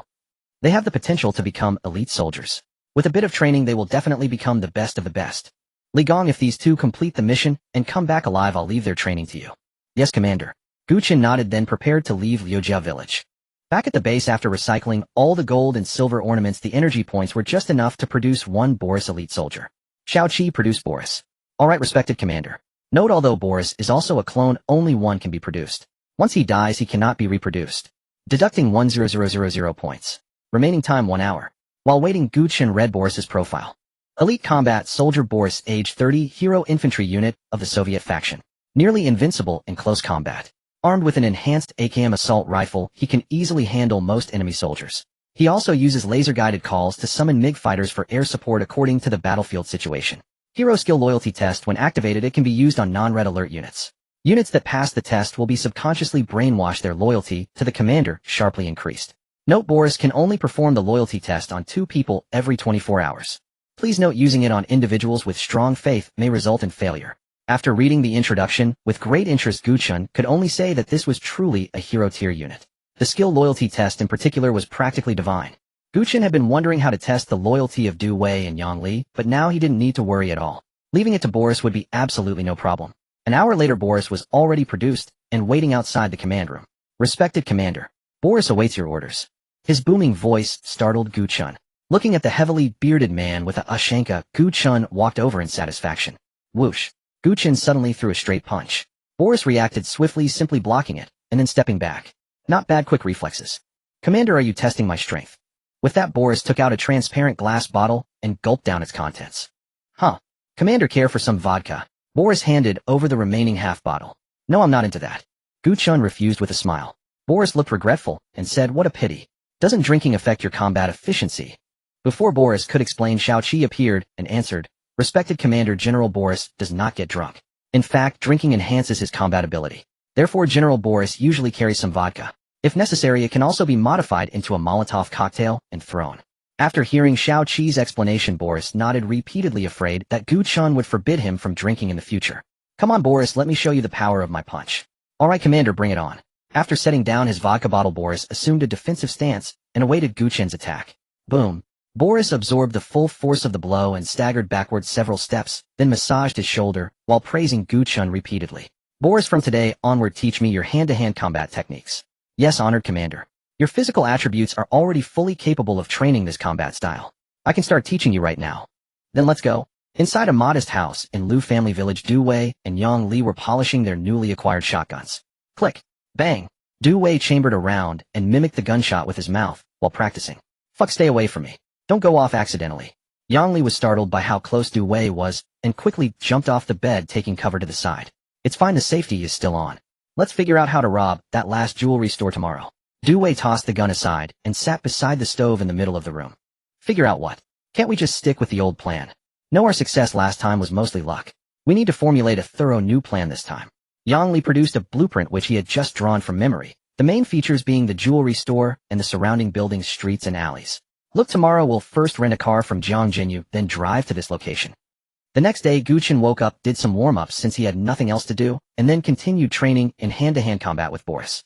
Through yesterday's training, Gu Chen had already grasped over one complete technique. Boris was utterly astonished by Gu Chen's learning speed, saying that according to his estimate, Gu Chen would be combat-ready after just a few more consecutive days of training. In addition, Gu Chen was accumulating energy points while preparing to reclaim Sha Town. During this period, he would not take any large-scale actions, at most sending Engineer Li with a small squad of militia soldiers to hunt zombies near Sha Town. By the way, Boris, does your skill for calling in air support have a cooldown time? Gu Chen turned his head while still practicing combat techniques and asked, Yes, Commander.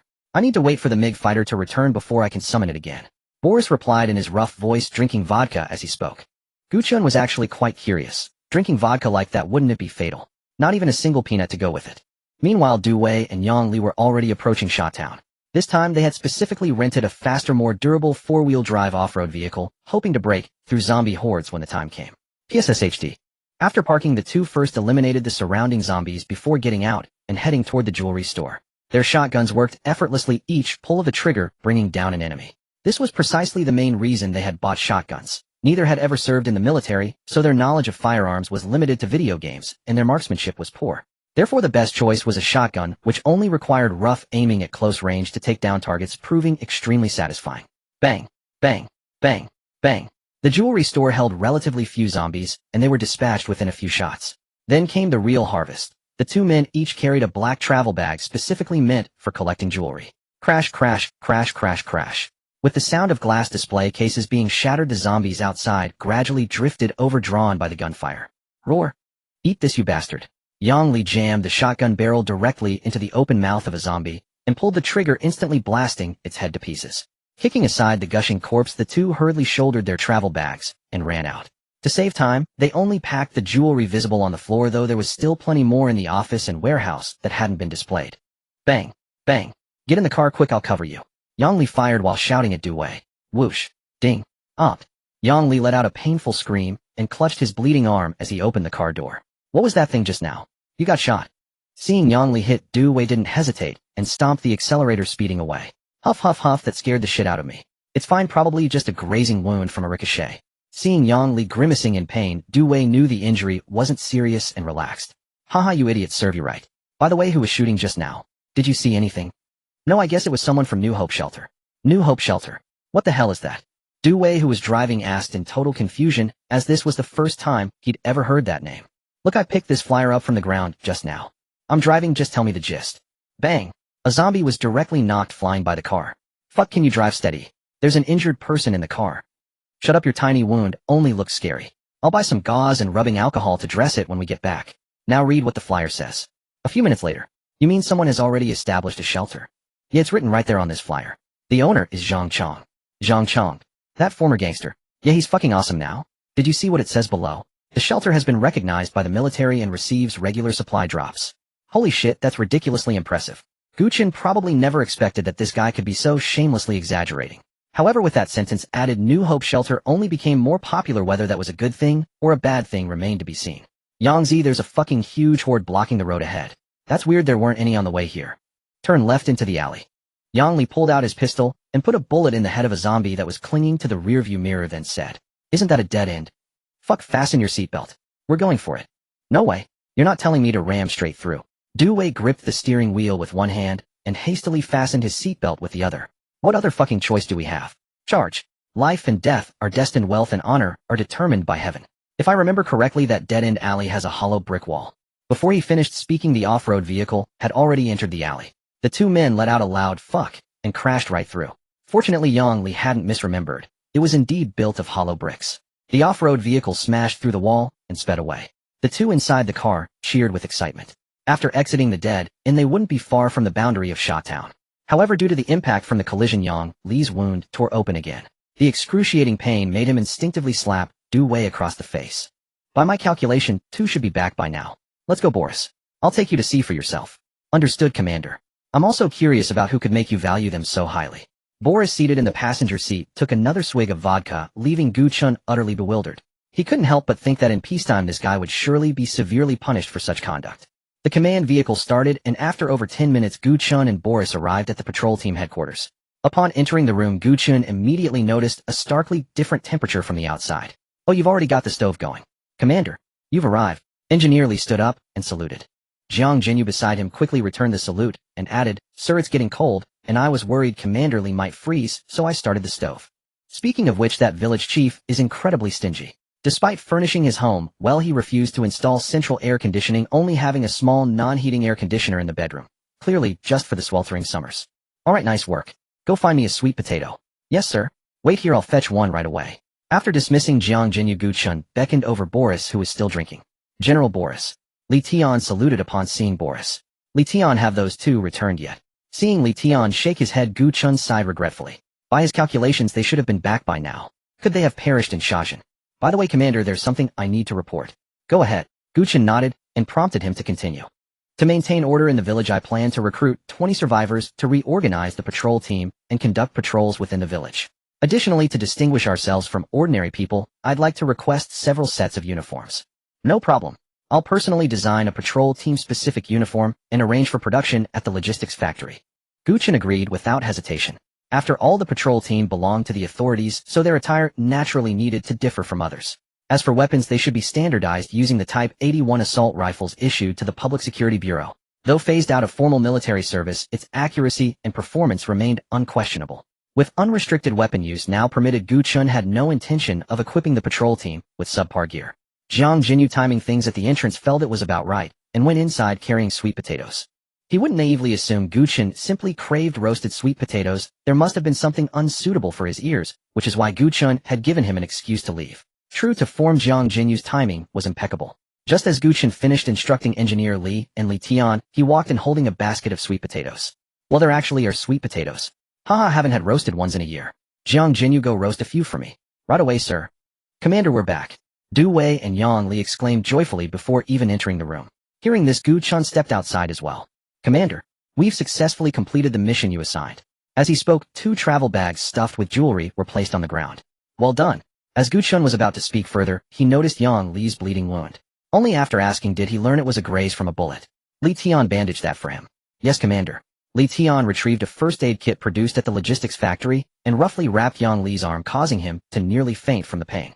Witnessing this, Gu Chen decided it necessary to produce 1 or 2 medics upon his return for emergency use. The attackers were likely those zombies. What? Zombies? Both men exclaimed in surprise.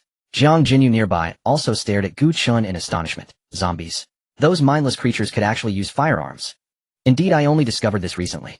In any case, be cautious henceforth. I told you before that there would be a reward for completing the mission alive. Now I shall fulfill that promise. From now on you'll be under Sergeant Li's command. He'll train you into proper soldiers, after which I'll assign you new tasks. Yes, sir. Du Wei and Yang Li replied eagerly, their faces flushed. What did this signify? The commander was grooming them as trusted aides. Their status would surely rise accordingly from then on. Enough, you may go about your business. Thank you for the commendation, sir. After the 2 departed, Gu Chen dug sweet potatoes from the stove ashes, pinched them to check softness, and began to devour them heartily. Few roasted sweet potatoes are still the best. Here, take 1 each. If you leave them too long, they dry out and taste awful. Returning to the base, Gu Chen first converted the 2 bags of jewelry into 600 energy points, then set to designing uniforms for the patrol team and for Du Wei and Yang Li. Xiao Qi, once I design the style, can the logistics factory produce it? Yes, esteemed commander. If needed, you can verbally describe it, and I will generate designs based on your description. Then that saves me the trouble. Use black as the color. For the style, reference military uniforms, but don't make them too similar. Adjust the collar and cuffs, and change the arm insignia to that of the patrol team. Understood, esteemed commander. Here are 3 design options for your review. Should you be unsatisfied, I can make further modifications. As he spoke, 3 outfits materialized on the virtual screen before Gu Chen. Finding all 3 appealing, he arbitrarily selected one. After finalizing the patrol team's uniforms, he turned his attention to designing outfits for Du Wei and Yang Li. Given their special roles, founding an elite squad for infiltration missions, their attire needed to be low-key. Over 10 minutes later, all designs were complete. Gu Chen placed orders at the logistics factory, 30 sets of each design, each costing a mere 10 energy points. Once production is finished, have Engineer Li drive them over. Understood, esteemed commander. After producing the uniforms, Gu Chen still had 19,000 energy points. He then produced 90 conscript soldiers, using the remaining 10,000 to manufacture 2 Huey helicopters. Leaving the final 4,000 untouched for now, he planned to spend an additional 5,000 to produce 1 apocalypse tank. In a few days I can begin preparations to reclaim Shajin. Gu Chen stretched and remarked, then prepare to make a meal. Honestly, for convenience, he usually ate instant noodles or self-heating hot pot and rice. But after taking the physique potion, those small portions no longer satisfied him. Previously 1 box of self-heating rice was enough. Now 1 box felt like nothing. He needed 4 or 5. Thus it was better to cook something himself rather than rely on such processed foods. Gu Chen finished 4 bowls of rice, still unsatisfied, and set down his bowl with a start at his own voracious appetite. This must be a side effect of the physique-enhancing potion. Fortunately, his household was well provided for, otherwise he would have starved to death. The night passed without incident. The next morning, Gu Chen woke up early and eagerly clicked to produce the apocalypse tank. After a full night, the energy points had risen to 8,000. Respected Commander, 7,400 energy points have been deducted, producing Apocalypse Tank 1 and Grenadier Soldier 2. All remaining 600 energy points to produce pork cans.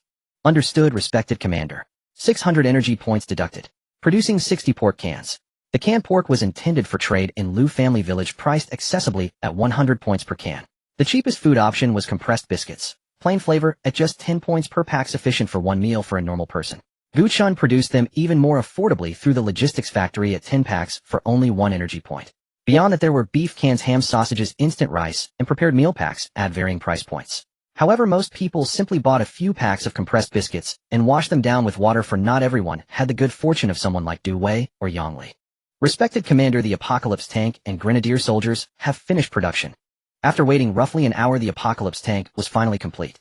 Gu Chen could hardly contain his eagerness to see what this top-tier tank from the game looked like in reality. The moment he stepped out of the command room, Gu Chen felt the ground trembling. In the distance, a steel behemoth was slowly advancing toward him. Simultaneously, the AI controlling the Apocalypse tank greeted him in a deep, resonant voice. Handsome. Damn, it's so badass. In the game, the Apocalypse tank appeared roughly the same size as the Rhinoceros tank, but in reality, it was twice as massive. The ground beneath this war machine had even sunk under its tremendous weight. Apocalypse tank, the ultimate tank unit of the Soviet faction, equipped with dual 120mm cannons and anti-aircraft missiles. The front of the hull features retractable chainsaws capable of efficiently clearing infantry units. The frontal armor is nearly impervious, complemented by two 20mm machine guns providing anti-infantry, anti-armor, anti-aircraft capabilities. Incredible. With these stats, producing one more would be enough to take over Sandtown. Tomorrow we retake Sandtown. Gu Chen clenched his fist, finally making up his mind. Once Sandtown was reclaimed, his power would enter a rapid growth phase. The gold mine in Sandtown was a massive prize. It was the very foundation that had driven the entire local economy. Respected Commander, Li Tian requests a connection. Connect me. Commander. Our operatives in Sandtown have gathered intelligence that New Hope Shelter is currently under siege by zombies. I believe this presents an excellent opportunity for us to launch our assault on Sandtown. Understood. Boris, we have a mission. Gu Chen grabbed his sidearm. He had originally planned to continue practicing hand-to-hand combat with Boris today, but it seemed there was no time. With New Hope Shelter causing such a commotion, it had likely drawn the attention of the entire Sandtown zombie horde. Why not seize this moment and take over Sandtown? Form up, move out. Yes, Commander. Boris set aside his usual casual demeanor and responded with solemn discipline. Anti-aircraft tracked vehicles, Rhinoceros tanks, Apocalypse tanks, Hind helicopters, and 100 conscript soldiers assembled in formation before marching grandly out of the main base. This was the largest force Gu Chen had ever deployed to date. The convoy formed a long serpentine line, advancing in orderly fashion towards Sandtown. At this pace, they would arrive in approximately 1 hour. Since the convoy needed to pass through Liu family village, the survivors there naturally took notice. Upon seeing such an impressive force, everyone curiously followed behind. Holy crap, they've even got attack helicopters. Brothers, I reckon the officers are heading to attack Sandtown. I'll bet a can of pork that we're moving there by tomorrow. There's a prophet among us. Someone take his knife. If the army can take Sandtown, that'd be ideal. Damn, I wonder if my daughter is still alive. When the zombie virus broke out, my wife was at the school to pick her up. Brother, forgive my bluntness, but with that kind of foot traffic during middle school dismissal, your wife and daughter probably didn't survive. This remark happened to reach Yang Li's ears. The joy of being favored vanished in an instant. That little sister probably also. Don't be sad. Breathe. My parents might be gone too. Some things you just have to accept. Du Wei patted Yang Li on the shoulder and said nothing more. Enough staring. I'm now issuing a voluntary mission to help retake Sandtown. The patrol headquarters will provide weapons during the operation, which must be returned afterward. Anyone who participates will receive 500 points. Li Tian stood before the crowd with a megaphone, shouting the announcement that Gu Chen had instructed him to deliver. After all, more hands meant greater strength. Even if all these survivors perished, the loss would only be some outdated weapons and equipment. I'm joining. So am I. Everyone believed that with such a formidable convoy providing protection, these points would be practically handed to them. After all, 500 points equaled 5 cans of pork. Who wouldn't be tempted? This included Du Wei and Yang Li, though they naturally looked down upon those 500 points. The two of them were simply fulfilling the first task assigned by Engineer Li. Kill 500 zombies to cultivate a killing intent. Though no one supervised their progress, both silently kept count of every zombie they dispatched. Let's go get our guns. I heard they've got Type 81 rifles. Hurry, or they'll all be taken. Meanwhile, upon reaching Sandtown, Gu Chen surveyed the sparse zombie presence and concluded that, as expected, they had all been drawn toward New Hope Shelter. Outside New Hope Shelter, tens of thousands of zombies had completely surrounded the area. The already inadequate concrete walls were trampled flat by the horde in mere minutes, rendering the shelter's defenses a pathetic joke. However, Zhang Chang still had a trump card. Beneath the Times KTV lay an underground casino, one of his former criminal enterprises. All the survivors had crowded into that underground casino. Despite its considerable size, it couldn't accommodate over 1,000 people. Those who couldn't squeeze inside were left outside to await their fate. Zhang Chang didn't really want to let this group of survivors take refuge in the underground casino, but since he had already established a connection with the military, there were certain things he had to do. After all, he had saved so many people in this disaster. Wouldn't he deserve some kind of award in the future? Imagining that he might even get promoted and join the government someday, Zhang Chang's heart swelled with smug satisfaction. At that moment, Zhang Chang was hiding with his last 50 loyal followers in a large private room, praying that the military would receive their message and come to rescue them. Boss, I think I hear the sound of helicopters. A lackey crouching near the ventilation duct said. Hearing this, Zhang Chang quickly rose to his feet, walked over to the vent, and leaned in to listen. It really is. I knew the military wouldn't abandon me. Thump thump thump. Two Hind helicopters circled outside the New Hope shelter while their heavy machine guns opened fire on the zombies on the perimeter. The helicopters mowed down the massive hordes of zombies from the air. Apocalypse tanks and the remaining tanks cleared all the streets while squads formed by conscripts and survivors handled the zombies inside the buildings. Gu Chen's command vehicle was parked at the entrance of Shawtown, guarded by 2 anti-aircraft tracked vehicles and 10 conscripts. Boris, you should go over there too. Commander, I need to protect your safety. I told you to go, so go. Don't argue. There are plenty of soldiers here to protect me. Drive to the New Hope shelter and use your abilities to coordinate with the Hind helicopters to clear out the zombies quickly. Most of Shawtown's zombies are gathered at the New Hope shelter, so that place is absolutely critical. Tank support will arrive there soon. Gu Chen analyzed, staring at the dense red dots on the radar. All right, Commander, please stay safe. After speaking, Boris jumped out of the vehicle and into another off-road vehicle. Gu Chen had full confidence in Boris's combat capabilities. After all, in the game, Boris could instantly kill any infantry unit, so in reality, he would naturally handle zombies with ease. Oh right, he should remind Boris to watch out for those parasites. Gu Chen picked up the radio and told Boris about it, instructing him to immediately eliminate any parasitized zombies he encountered. Respected Commander, you have lost 5 units. Where? Soon a highlighted marker appeared on the radar. After asking, he learned that those 5 conscripts had been killed by booby traps. He didn't need to guess who had done it. Zombies, obviously. How many parasitized zombies were actually hiding in Shawtown? At the same time, a series of red lines appeared around the highlighted marker. If nothing went wrong, those were the zombies responsible for setting the traps. After relaying the information to the Rhino tank, a single Rhino tank and 20 conscripts headed toward the location Gu Chen had marked on the radar. Judging by the red dots on the map, at least several hundred zombies were hidden there, though he had no idea how many were parasitized. After some thought, Gu Chen also dispatched the Apocalypse tank to reinforce the area, ensuring absolute safety. Since the conscripts had already suffered losses, the survivor squads naturally weren't doing any better. Even staying right behind the tanks, they had still sustained heavy casualties. Over 20 people dead by now. Boom. Another hidden mine was triggered. In an instant, 3 survivors were blasted into the air, and another's leg was torn off. I'm not going in there. Whoever wants to go can go. I'm just staying right by the tank. I'm not going anywhere. A terrified survivor gasped, then sprinted to the rear of the Rhino tank. Bang! A gunshot rang out. The man's leg was instantly shattered, and he collapsed to the ground in agony. Take cover. Bang! Another gunshot. The man wailing on the ground was shot dead on the spot, right through the head. Du Wei and Yang Li exchanged a glance after quickly pinpointing the direction of the gunfire. What do you think? Let's go for it. If I'm not mistaken, that's the special zombie platoon leader Li mentioned. If we kill one and bring it back, Li will be over the moon. Ha ha ha, then let's move. The two hunched over, pressing themselves against the wall as they dashed toward the source of the gunfire. Due to the angle, the Rhino tank couldn't lock onto the special zombie upstairs, so it had no choice but to keep advancing. The remaining survivors also scrambled into the buildings.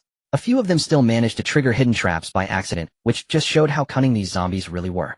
Commander, I have arrived at the New Hope shelter. Would you like me to connect the video feed? Connect. Gu Chen pressed the radio and spoke. A screen popped up in the command vehicle displaying exactly what Boris was seeing. The 2 Hind helicopters were continuously strafing the zombies on the ground.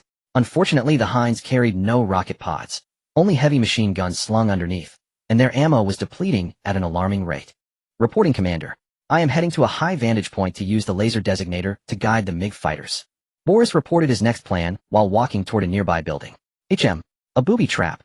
Boris crouched down and dismantled the poorly concealed trap in front of him. Commander, the intelligence of these parasitized zombies truly exceeds imagination. Yeah, so be extra careful. Gu Chen only had this one hero unit, and he couldn't be revived after death, making him extremely precious. Gulp, gulp. Hearing the sound of swallowing over the radio, Gu Chen couldn't help but admire Boris. He could actually run and drink at the same time. Finally made it up. Commander, allow me to treat you to a grand fireworks show. As he spoke, Boris switched on the AKM's laser designator and aimed at the densest cluster of zombies. 2 minutes later, a series of sonic booms echoed through the distant sky. 2 MiG fighters approached at high speed, then dove and released 2 missiles. Boom. The entrance to the entire commercial street was reduced to rubble in an instant. Hundreds of zombies clustered together were blasted to pieces, while those on the outskirts were hurled into the air by the shockwave. Respected Commander, your hero-level unit has been promoted to 1 star. That fast. Just how many zombies had Boris killed with that blast? The MiG fighters streaked off into the distance and gradually vanished from Gu Chen's sight. He had no idea where those planes had come from, but there was no need to overthink it. Deploy the paratroopers on the rooftop where Boris is. Very well, respected Commander. 1000 energy points have been deducted. A few minutes later a transport plane appeared in the sky, and 10 conscripts jumped out from it. Has the Apocalypse tank found the parasitized zombies? Respected Commander, the Apocalypse tank is almost in position. Have the remaining conscripts and the Rhino tank continue clearing the residual zombies on the streets. Also compile a casualty report. Very well, respected Commander. After issuing command after command, Gu Chen leaned back against his seat. Still, this level of pressure was nothing he couldn't handle. After all, he was once a player who took on 7 brutal AI opponents at once. Respected Commander, the Hind helicopter has reached level 1 and successfully unlocked the rocket pod. Upon hearing this, Gu Chen immediately connected to Boris's camera feed. The 2 Hind helicopters looked unchanged on the outside, but 2 rocket pods had appeared on each side. Each helicopter carried 16 rockets, which were emptied in merely dozens of seconds at full capacity. However, a large number of zombies below were also wiped out. After the MiG fighters' cooldown ended, Boris summoned it once again. With this round of bombing, the horde that had gathered at New Hope Shelter was finally cleared, leaving only scattered zombies that would need to be dealt with by ground forces. Respected Commander, the Hind helicopters need to return. Requesting approval. Approved. Listening to the roaring sound of helicopters passing overhead, Gu Chen stood up and walked into the command cabin. The convoy has departed and arrived at New Hope Shelter. Yangzi, based on the sound, they must be in this building. Bang! Another gunshot rang out. This time the 2 of them were absolutely certain. They were in an old residential compound. This area had already been cleared by Gu Chen once, so there weren't many zombies. To avoid drawing unnecessary attention, any zombies they encountered were dealt with by hand. Be careful. These zombies are smart. Watch out for booby traps. Du Wei grabbed Yang Li and slowly felled ahead with his hand. Indeed, a transparent fishing line was stretched across their path. Since neither of them knew how to defuse it, they chose to step over it for safety. The compound had low-rise buildings of only 4 floors, so the 2 of them quickly reached the top floor. Du Wei waved his hand to signal Yang Li to climb up first, while he himself aimed his pistol at the exit above. Thump thump thump thump. What the hell? Yang Li looked down and saw a round grenade right beneath his feet. He immediately cursed and grabbed the grenade, throwing it away with all his strength. Boom. Bang bang bang bang. After tossing the grenade, Du Wei held onto the ladder with one hand while drawing his pistol with the other, waiting for the parasitic zombie to appear. True to his expectation, the creature shuffled forward lazily, and the moment its head popped out it was ridden with bullets. Phew, that grenade startled me half to death. Are you okay? Yang Li looked up to confirm Du Wei was unharmed before letting out a sigh of relief. The parasitic zombie had been killed, and the parasite inside now, without a host, was flailing its limbs wildly at the 2 men. Hey, this little critter looks quite fancy, huh? Du Wei kicked the parasite away, and then blasted it into pieces with 2 more shots. Should be safe now. Good lord, this zombie's sniper rifle is semi-automatic. Du Wei picked up the gun on the ground and said, having played lots of tactical shooter games, he could name most firearms. Let's see if there's anything else useful. Let's pack up and move out. We've hit the jackpot this time. Not only did we kill a parasite, but we also found a sniper rifle. As each area was cleared, only 2 heavily infected zones remained in Shajin, New Hope Shelter, and the residential compound, where the parasitic zombies had gathered. By now the zombies at New Hope Shelter were nearly wiped out. Without the parasites controlling them, the ordinary zombies were as defenseless as lambs waiting for slaughter at the mercy of Gu Chen. The battle continued until dusk, and the zombies at New Hope Shelter were finally cleared. Xiaoqi, produce 4 supply trucks. Send them directly to me once complete. Understood, respected Commander. 800 energy points have been deducted. Estimated completion time, 30 minutes. The Apocalypse tank and another Rhino tank were already waiting for Gu Chen's orders. As soon as he gave the command, they would unleash a barrage of firepower on the compound where the parasitic zombies had gathered. However, it was not yet time. He was waiting for the Hind helicopters to replenish their ammunition. Moreover, night had fallen, and it was not advisable to engage zombies actively in darkness. They would have to wait until dawn. Watching the scattered red dots on the radar, Gu Chen gradually relaxed. It won't be long. Shajin would be taken tomorrow. Commander, the zombies in this commercial street have all been eliminated. Boris ran over to report. What about the shelter people? Are they all dead? After stepping out of the vehicle, Gu Chen was surprised to see the empty houses. Could Zhang Chong really think a crummy concrete wall would stop zombies? Wouldn't he have left at least some contingency? Inside the underground casino, Zhang Chong listened to the gunfire and explosions above gradually subside. He figured the zombies that had broken into the shelter must have been eliminated, so he sent a subordinate outside to scout. Boss, there are no zombies outside. There are soldiers everywhere. Let's go out. Saying this, Zhang Chong put on a counterfeit smile and led his close associates out of the private room. Everyone, the rescue forces have wiped out all the zombies outside. We're alive. Hearing Zhang Chong's words, the survivors in the underground casino erupted in cheers. Then, under Zhang Chong's direction, they began filing out of the casino one by one. Commander, anomaly detected ahead. Boris waved his hand, and dozens of conscript soldiers surrounded the Era KTV building. Sir, don't shoot. We're survivors from the shelter. Boris, lower your weapon. Gu Chen walked forward slowly, watching the people emerge from the KTV in succession, and smiled. How many people are left in your shelter? About 800. While answering, Zhang Chong offered Gu Chen a cigarette. Keep these people here for now. My people also need to rest overnight. Clear out some rooms for them. Don't worry, sir, we will never mistreat our warriors. Hearing this, Gu Chen nodded and returned to the command vehicle. The interior of the vehicle was spacious, equipped with folding beds and heating, definitely more comfortable than sleeping outdoors. By now, most of the zombies in Shajin were trapped in a residential compound in the town center. Anyone who dared to come out would be hit by tank fire. Meanwhile, after replenishing ammunition, the Hind helicopters would also fly to Shajin to stand by. According to the radar, some zombies were still hiding in various locations throughout Shajin, and the most important task for the next day was to eradicate these stragglers lurking in every corner. That evening, after eating a self-heating rice meal, Gu Chen lay down to sleep. Today had been exhausting, not physically but mentally. Keeping a constant watch on the radar and issuing commands was far from easy. The next day, the Hind helicopters had finished resupplying and flew over. Everyone was ready with their gear, awaiting Gu Chen's orders. After waking up, Gu Chen first checked the radar and found that those parasitic zombies were still present, which brought him a sense of relief. These zombies are truly remarkable. They endured for an entire night. Li Gong, what is the current situation? Gu Chen picked up the walkie-talkie and spoke to Li Gong. Commander, there has been no abnormal activity all night. The residential area is completely quiet. Good, I understand. After stepping out of the vehicle, Gu Chen found Zhang Chong, who was eating. Zhang Chong, how many combat-capable people do you still have under your command? Upon seeing Gu Chen approach, Zhang Chong hastily put down his instant noodles and summoned all his subordinates and confidants, reporting to the commander a total of 100 men. Follow the convoy. There is one last residential area remaining to be cleared. Since the number of zombies inside is too large, we need your assistance. After a moment of thought, Gu Chen added, after we recapture Sha Town, you will retain your enterprises and armed forces. Yes, sir. Watching the overjoyed Zhang Chong, Gu Chen chuckled inwardly. Once Sha Town is recovered, you will have no role to play. Let us go, brothers. Help the troops eliminate the zombies.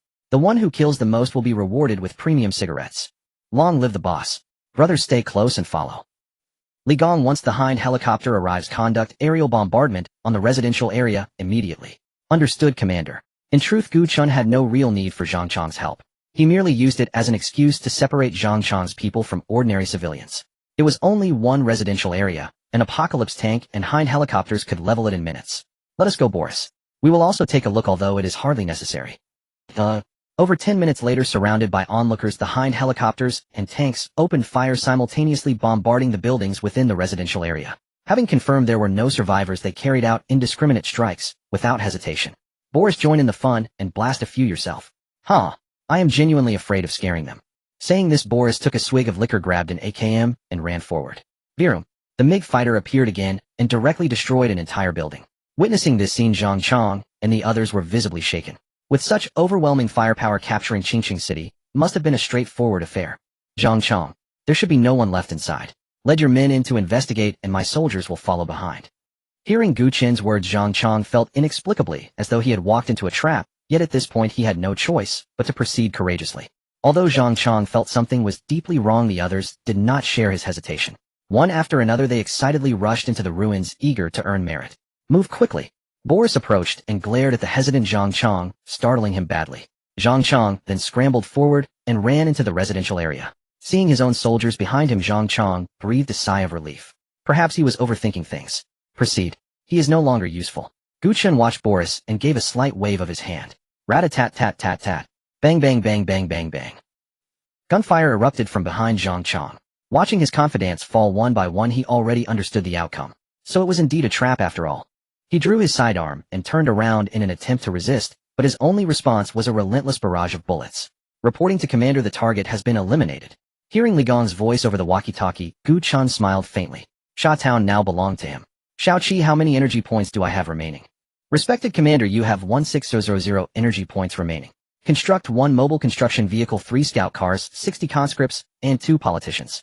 Understood, respected Commander. 20,000 energy points remained. These were reserved for constructing a forward base. Indeed, Gu Chen intended to establish a subsidiary base in Sha Town positioned beside the town center.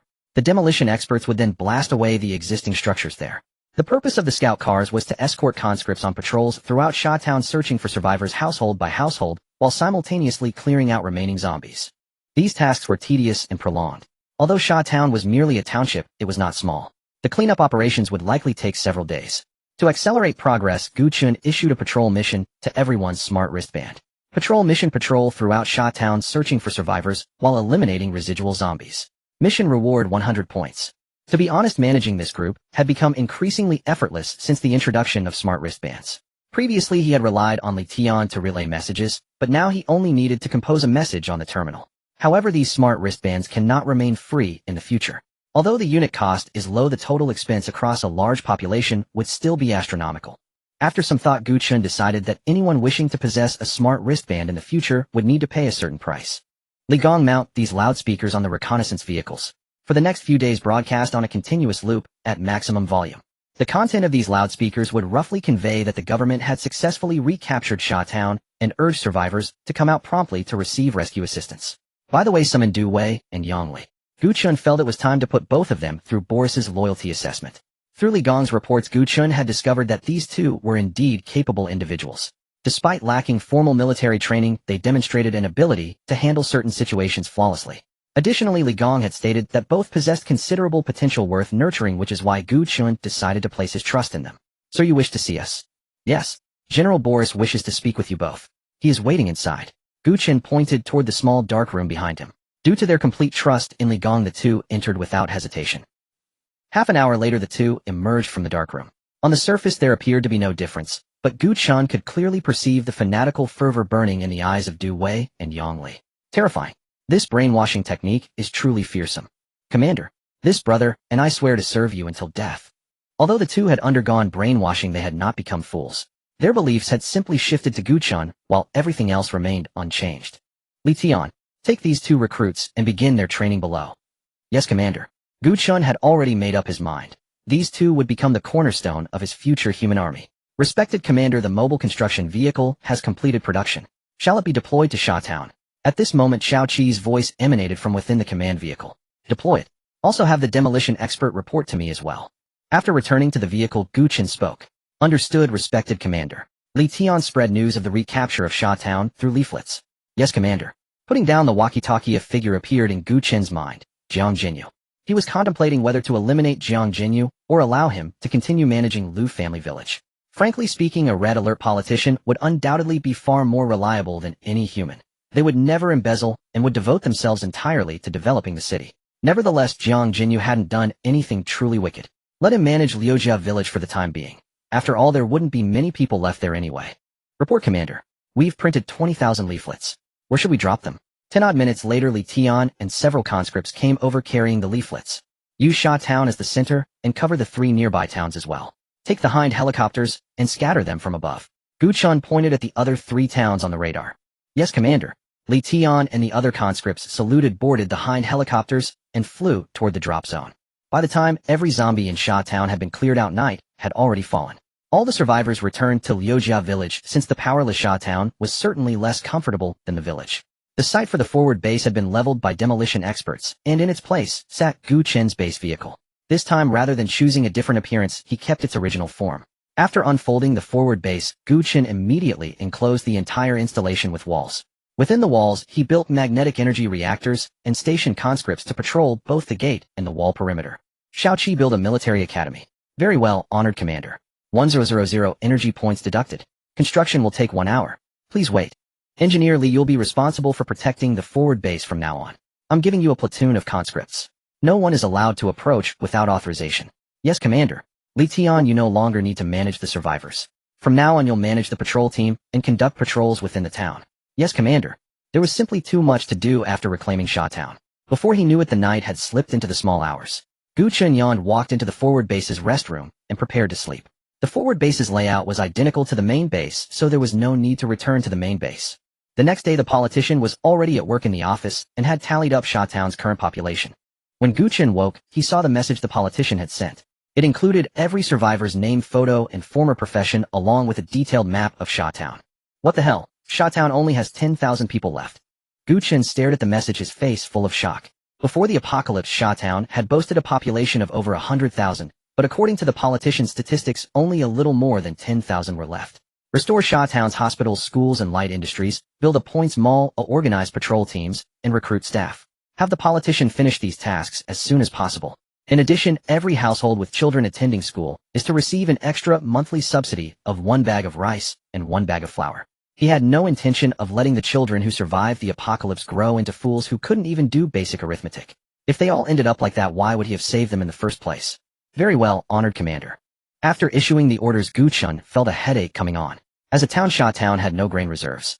Qingqing City and all the townships under its jurisdiction had never engaged in agriculture, animal husbandry, or any food-producing industry. Food then was what troubled Gu Chen. Although the logistics factory could turn out various canned goods and compressed biscuits, that was the extent of its capacity. With the population growing, merely restocking food for exchange cost Gu Chen a substantial number of energy points. Though the survivors bought everything with accumulated points, wouldn't it be even better if he could get it all for nothing? If he could seize Qingqing City, Gu Chen would not have to worry about food for at least a year. The city's granaries had always stored upward of 1 million tons of grain. The only question was whether the zombies had contaminated it. Shao Qi produced 50 conscripts and send them to the military academy for training. Keep training them until they reach platoon leader rank. Very well, honored commander. 5000 energy points deducted. Production underway. Have a vehicle prepared. I'm going to Sha Town's largest cold storage. Gu Chen took a deep breath, stood up, and gave the order to Shao Qi, then dressed and walked outside. Boris had already brought the command vehicle around. Gu Chen had also set the route on the radar, so all Boris had to do was follow it. Half an hour later, Gu Chen arrived at Sha Town's cold fresh market. According to the politicians' data, there were at least 50 cold storage units of varying sizes here. But the power had been out for so many days that it was anyone's guess whether the contents of the cold storage units had spoiled. Gu Chen had not yet restored electricity to Sha Town. There were far too many places demanding power. A handful of magnetic energy reactors could never support the load. The only solution was to build a nuclear power plant somewhere. Open it. The instant the cold storage door was thrown open, icy water gushed out in a torrent. The temperature inside was still quite low though, so the chilled meat had probably not gone bad. After a quick check, Gu Chen was completely relieved. The meat inside was still frozen rock hard. All 50 cold storage units were packed with chilled meat and poultry, chicken, duck, and the like. This time he had hit the jackpot. The Points Mall would gain several new product categories. There was no need to check the remaining supermarkets and shops. The New Hope shelter had already stripped them of anything edible. They had probably overlooked the cold storage units, because they would have had nowhere to put the goods even if they hauled them back. Shao Qi have the magnetic energy reactors supply electricity to these cold storage units alone. Very well, honored commander. Consumption hit the red line once again, leaving Gu Chen no choice but to build another magnetic energy reactor. He also produced 2 mining vehicles. Just as he was about to build a mining rig, Shao Qi told him that energy points were insufficient. Build 2 tech mining rigs at the gold mine once there are enough energy points. After saying this, Gu Chen used a walkie-talkie to summon a dozen conscripts to guard the cold storage before leaving with peace of mind. Under the efforts of several politicians, Sha Town was finally beginning to revive. Yet a great many empty buildings remained uninhabited, precisely why Gu Chen had distributed leaflets outward. He was confident that within a few days waves of survivors would pour into Sha Town. Shao Qi calculate how many energy points it would take to surround all of Sha Town with walls. Calculating. Honored commander, it will take roughly 5000 energy points. That much. Forget it for now, there aren't many people anyway. Gu Chen was startled by the astronomical number. Still, once the gold mine began operating, his energy points should reach 200 per day. So there was no harm in waiting a few more days. For now, the conscripts and scout vehicles would patrol their respective areas. Sha Town had been divided into 4 districts: north, south, east, and west. Each district received 20 conscripts and 1 scout vehicle supported by the patrol teams. Rhino tanks and Hind helicopters served as the rapid response force, standing by at all times. Wherever signs of enemy activity appeared, they would arrive at once. For the moment, Sha Town had settled into temporary peace. At the same time, Gu Chen had the politicians draft a legal code adapted from the laws of the Xia nation, with certain provisions appropriately relaxed. Damn it, I never thought that even after the apocalypse I'd still have to work like a laborer. A resident of Sha Town complained while looking at the recruitment pamphlet distributed by the mobilization soldiers, yet his face displayed only overwhelming joy, a sense of profound happiness after surviving a catastrophe. Sir, I want to go. Me too. Let me go. At this moment, everyone was desperately eager to restore their lives to how they used to be. The work was relatively simple, albeit a bit dirty. Clearing corpses in Sha Town and removing decomposed remains that blocked the sewage pipes. Residents were also prohibited from drinking river water or tap water. Only bottled water was permitted. Gu Chen had no intention of letting the tragedy that once struck Lu family village happen again. Everyone's wages were settled on a daily basis. 50 energy points per person per day. The cost of purchasing smart bracelets was borne individually, but given that most people already owned small pieces of jewelry, acquiring a smart bracelet was no problem at all. As a result, Gu Chen made another substantial profit, with his energy point reserves surging to an astounding 20,000. After producing 100 mobilization soldiers, Gu Chen constructed another mobile base construction vehicle. This vehicle would be driven into the uninhabited zone, where a nuclear power plant would be specifically built.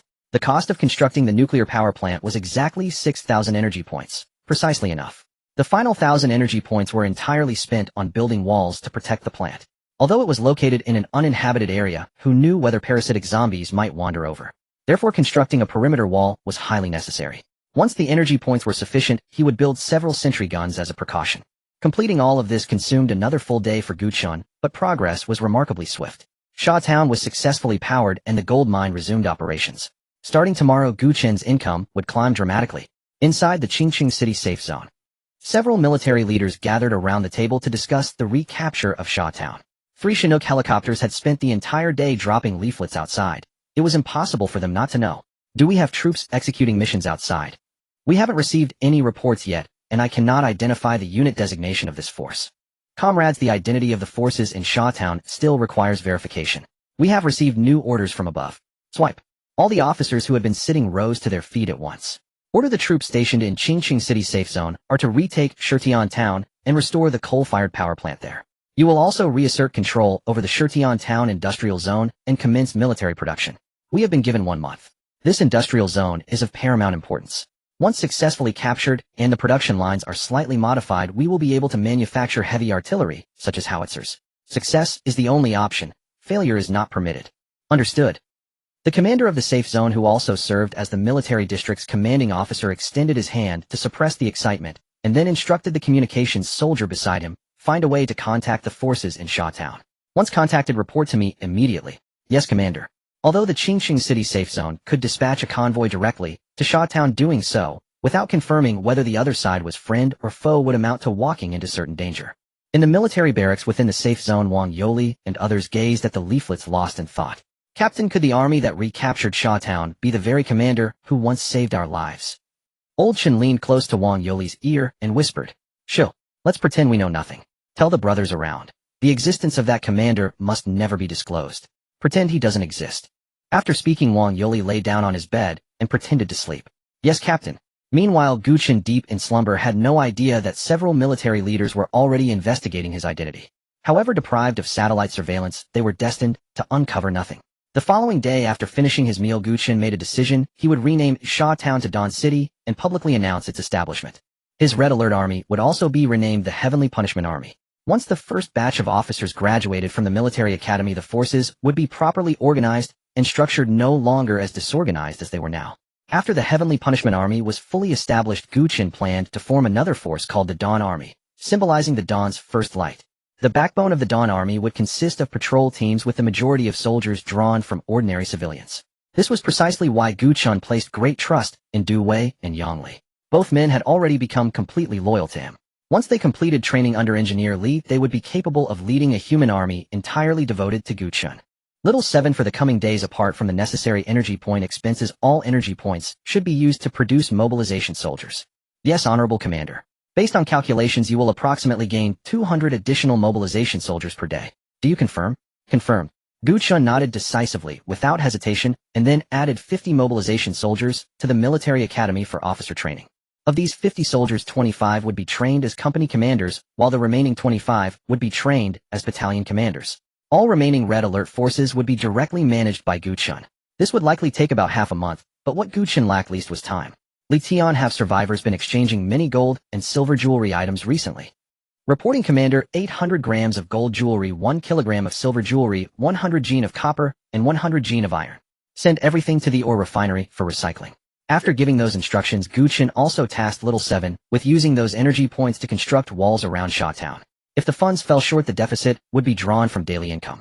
After the walls were completed, the soldiers who had previously patrolled the 4 zones would be reassigned to guard the city walls. Yes, Honorable Commander. How many city gates would you like to open? 2 should suffice, 1 on the east side and 1 on the west. Also mark the name Dawn City on the city walls.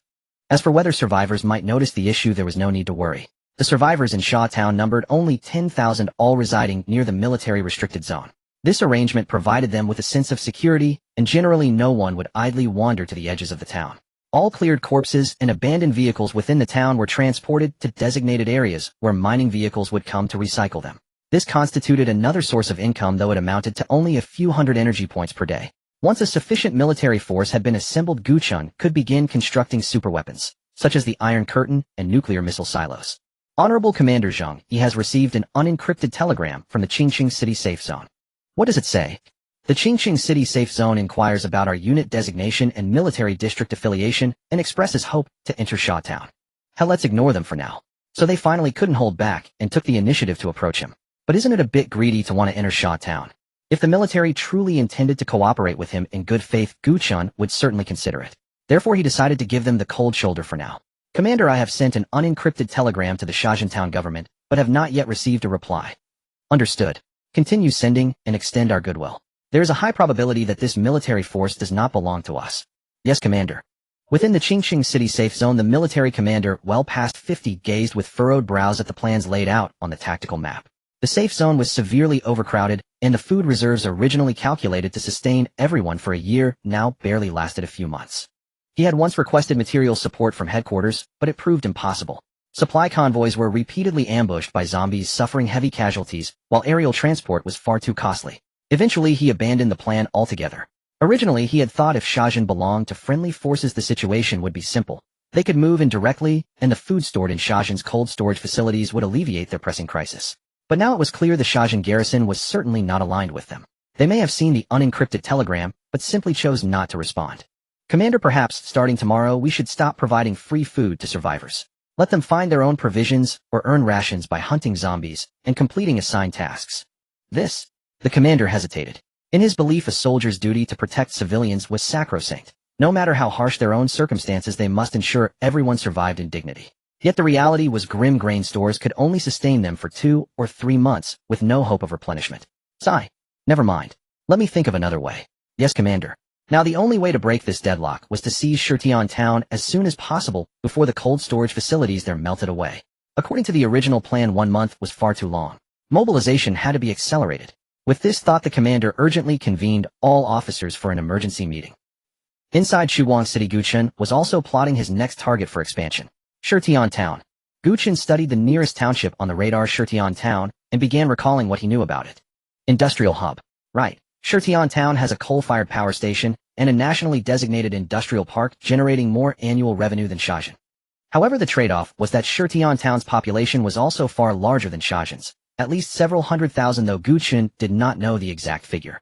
It certainly would not fall below that of Shajin. Commander, the garrison on the wall reports a group of refugees requesting entry to Shuguang City. Xiao Qi activated the projection and Gu Chen observed the newcomers. There were roughly several dozen people gathered not far from the base of the city wall. Direct them to the gate for inspection. Only those confirmed free of wounds may enter. Shuguang City was in dire need of people, so Gu Chen would not refuse newcomers. Xiao Qi, deploy reconnaissance drones over Shirtian Town. Yes, Honorable Commander.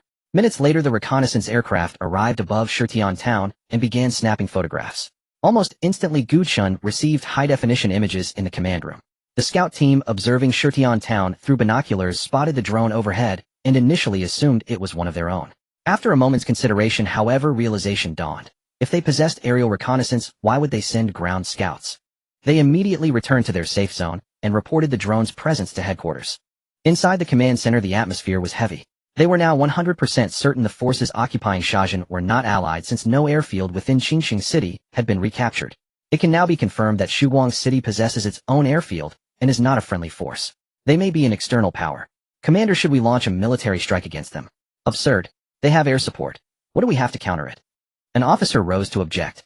Soon officers in the command center began arguing loudly, each voicing a different opinion. With a sharp command, the furious commander restored order, and everyone took their seats once more. Ultimately, the Qingqing City Safe Zone decided to pursue diplomacy with a friendly posture, hoping to form an alliance with Shuguang City. Simultaneously, another unencrypted telegram was sent to Zheng Yi's office. Wants to ally with me. Have Zheng Yi respond. An alliance is acceptable on the condition that Qingqing City's safe zone hosts our garrison. Reassure them that our troops will not interfere with local governance. If they agree to these terms, the alliance can proceed. Additionally, tell them we are also Chinese nationals and would never take actions harmful to the Chinese people. Gu Chen decided to lay his cards on the table. The reason Qingqing City's safe zone sought alliance rather than attack was clear. They recognized their inferior strength. By revealing his Chinese identity, he hoped the Qingqing military commander would find the terms more palatable. Once Gu Chen established a garrison within the military safe zone, he could implement his next plan. And Boris was the key figure in that scheme. At the appointed time, Boris would lead a company of mobilized soldiers into Qingqing City's safe zone, then seize the opportunity to conduct loyalty tests among the leadership, gradually taking covert control of the entire settlement. This would effectively transform the Qingqing City safe zone into a satellite city of Shuguang City. It's decided. But whether this plan can be executed remains to be seen. Plans often fall victim to changing circumstances. No matter how meticulously Gu Chen designed his strategy, a single unexpected event could unravel everything. On the other side, within the command center, everyone had been elated upon receiving Gu Chen's reply, but their expressions darkened as they read its contents. Fortunately, we simply refuse the alliance. He shows no hostility toward us. What intrigues me more is, if Shuguang City is not an external power, where did they acquire all this weaponry? Commander, could it be a formerly hidden clan? Throughout history, after disasters struck China, secluded families have emerged. Perhaps Shuguang City is backed by such a clan. The commander nodded at this suggestion. He had only ever heard rumors of such hidden clans, but it was a possibility worth considering. He decided to set aside concerns about Shuguang City for now. As long as they were not enemies, it could wait. He then joined his officers in continuing their tactical simulation on the map for the campaign to retake Shitian town. Gu Chen observed the prolonged silence from Qingqing City's safe zone, already expecting as much. Yet as time passed, he believed the situation might find a turning point. Shaoqi, are the defensive installations at the nuclear power plant complete? Yes, Commander. All structures have been built according to your deployment plans. Gu Chen nodded slightly, then prepared to take a walk around the city. These past few days had been so busy that he had not yet had a chance to see what Shuguang City looked like. Inside Shuguang City, a scene of vibrant life had taken shape. Under Zheng Yi's planning, survivors had even set up stalls along the streets to sell goods. The goods for sale were of every imaginable kind, though most were small trinkets people carried on them. Still, they added a lively touch to this little town. Commander, sir. The patrol squad on patrol saw Gu Chen's personal command vehicle approaching and immediately stopped to salute, their eyes filled with reverence, for it was this very man who had saved them. Gu Chen naturally couldn't hear the sounds outside from inside the vehicle, but seeing everyone on both sides of the street saluting him, his heart still stirred with excitement. Commander, up ahead are the newly opened elementary and middle schools. Do you want to take a look? Forget it. Just take a drive around this road. Gu Chen shook his head, declining Boris's kind offer. If he got out, all the people around would definitely crowd over and cause unnecessary trouble, so it was enough to just look from the vehicle. At this moment, a group of elementary school students happened to be crossing the road. The female teacher at the front turned back, saw the command vehicle approaching, and immediately had the children line up in a neat row to salute Gu Chen's command vehicle with their eyes. At the same time, she was telling them about Gu Chen's identity and his great achievements. Haha, these kids look quite spirited. Not bad, not bad. Gu Chen looked at the 30-odd children from inside the vehicle and said with a smile at the corner of his mouth, these people will all be the talents who help me develop in the future. Yeah, but these are the only children who survived in all of Shatown. Boris shrugged and said. Gu Chen nodded slightly at that. It was unavoidable. In the apocalypse, two kinds of people died the fastest, children and the elderly. That so many of these children had managed to live was already incredibly lucky. Commander, ahead are the hospital and the newly restored Public Security Bureau. The Security Bureau is currently made up of patrol squad members. Let's go. We're heading back to the base. While we're at it, you can practice combat skills with me again. Yes, Commander. Boris turned the command vehicle around as he spoke, ready to head back the same way. Respected Commander, a random supply crate has been detected and marked on the radar. Please take a look. Hearing Shaoqi's words, Gu Chen was stunned. How long had it been? Gu Chen had even forgotten about random supply crates. Shaoqi, you finally managed to get a random supply crate to spawn, and you put it this far away. Are you doing this on purpose? Gu Chen looked at the spot dozens of kilometers from Shatown and said with a mixture of amusement and exasperation. I'm sorry, respected Commander, but I have no control over this. Fine. I'm not blaming you. Use paratroopers to pick it up. Drop a squad of paratroopers to retrieve the random supply crate. How could Gu Chen blame Shaoqi? Shaoqi was so thoughtful. He could blame anyone, but Shaoqi. Very well, respected Commander. Hearing the slightly cheerful tone in Shaoqi's voice, Gu Chen was taken aback. Had he misheard? Shaoqi. Respected Commander, what are your instructions? Shaoqi's clear, calm voice came from the command vehicle. Never mind. Gu Chen scratched his head. It seemed he really had misheard. Commander, we've arrived. How about a warm-up? Boris opened the car door and pulled off his coat, revealing his lean, powerful muscles. Wait a moment. Let me see what the random supply crate gave us. By then the paratroopers had also landed. After retrieving the crate, Gu Chen heard Shaoqi's notification, and the paratroopers then headed to the nuclear power plant to reinforce its defenses. Respected Commander, congratulations. You have successfully retrieved the random supply crate and obtained a tech oil derrick. Gu Chen what? Gu Chen what? A tech oil derrick. It was the building in the game that required an engineer to capture it, and then generated income every second. Veteran Red Alert players all knew that mining alone couldn't make you rich. The tech oil derrick was the one true god. It was easy to imagine how excited Gu Chen was at that moment. Xiao-Qi, tell me quickly, can I build this thing infinitely? Respected Commander, I am very sorry, but you may only build one.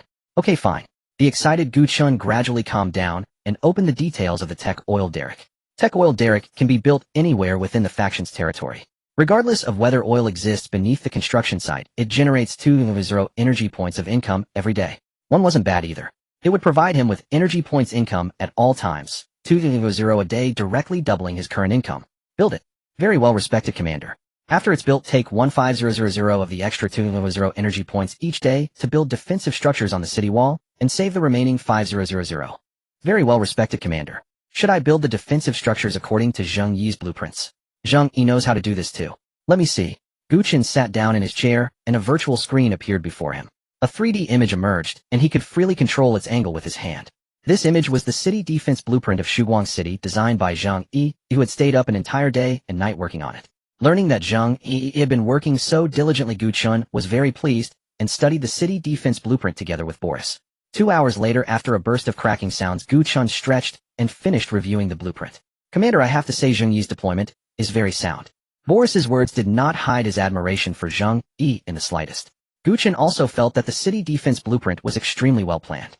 Anti-air, anti-tank, anti-infantry. There were even combat bunkers outside every city gate.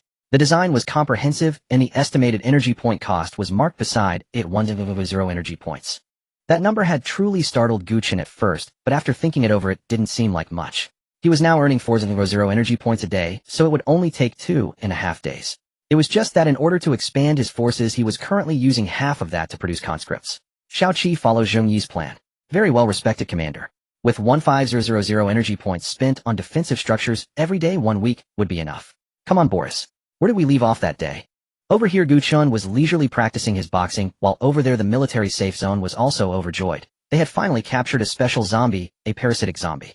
After establishing the safe zone, they had also discovered that this kind of zombie could use weapons and possessed a certain level of intelligence. Thus they had been trying every possible way to capture one for research. Unfortunately, this kind of zombie was extremely cunning. Once it realized it couldn't win, it would immediately flee without the slightest intention of fighting. Finally, after sacrificing a squad of soldiers, they captured this special zombie alive. This special zombie had been captured on the outskirts of Qingqing City. Quick, airlift this zombie to headquarters. The commander of the safe zone stood beside the iron cage, his face brimming with excitement. A helicopter then hoisted the cage and flew toward headquarters. The parasite inside the zombie saw itself getting farther and farther from the ground and was resigned to its fate. It had originally hoped to find a chance to jump out of the zombie's body and escape, but now escape was completely impossible. Guji, guji, guji, guji, guji, guji, guji, guji. The captured parasitic zombie kept making strange sounds, as if communicating with someone, and then an excited expression appeared on its face. Meanwhile, in the mine pit of the Qingqing coal mine, several parasitic zombies were also making strange sounds, and all the zombies were gathering toward one place. Roar! A tall zombie raised a rocket launcher in his hand, and let out a roar. Below was a dense throng of zombies, some holding all kinds of weapons, giving quite an impression of a peasant uprising. Under the leadership of the zombie king, the zombie horde swarmed out of the mining yard. Clearly their target was the captured parasitic zombie, and the direction they were heading was also the path the helicopter had to take. The weapon-wielding zombies climbed onto the rooftops while the rest of the ordinary zombies huddled together, awaiting the parasitic zombie's command. The sound of the helicopter approached from afar. Perhaps because the pilot felt perfectly safe in the air, he did not fly very high, and instead took great pleasure in admiring the scenery below. Why is that zombie down there so well-behaved now? Who knows? Maybe it has accepted its fate. Ha, would a brainless thing like a zombie think about that? Hey, this zombie is different. It's the one designated by the chief for research. I heard this thing has human intelligence. Human intelligence. Before the co-pilot finished speaking, he heard a series of beeping alarms. What the hell? The alarm is broken. At that moment, the captain still failed to realize the severity of the problem. By the time he saw the rocket flying up from below, it was already too late. Evade! Evade! Launch flares! Launch flares! The captain shouted at the co-pilot. We don't have any. Beep, beep, beep, beeped. Boom. The helicopter was destroyed, and everyone aboard was killed. The zombie hanging under the helicopter was smashed into a pulp upon impact, and then a parasite crawled out from within. Guji, guji. Guji, guji, guji. The leading zombie king gently picked up the parasite and placed it on another uninfected zombie. Squelch. With a dull thud, that zombie was instantly infected, and then all the zombies returned to the mining field. Shuguang City. After a day of training, Gu Chen was about to check out the night market that Zhang Yi had planned when unexpectedly the sky suddenly became overcast with dark clouds. Rumble. A bolt of lightning flickered within the clouds. Seeing this, Gu Chen gave up the idea of going for a stroll. Better go back to sleep. Looks like it's going to rain. The moment Gu Chen finished speaking, the long-brewing torrential rain poured down.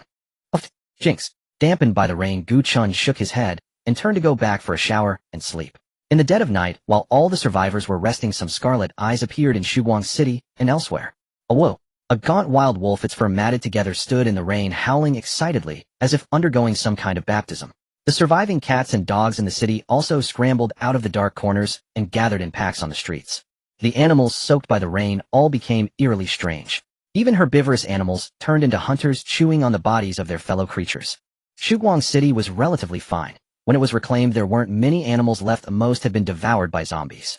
Thus it wasn't until nearly dawn that everyone realized those once cute pets kept for human amusement had changed. Assemble the troops. Turn on all searchlights and every light in the buildings. Gu Chen said grimly. After all, no one wants to be woken up from a sound sleep.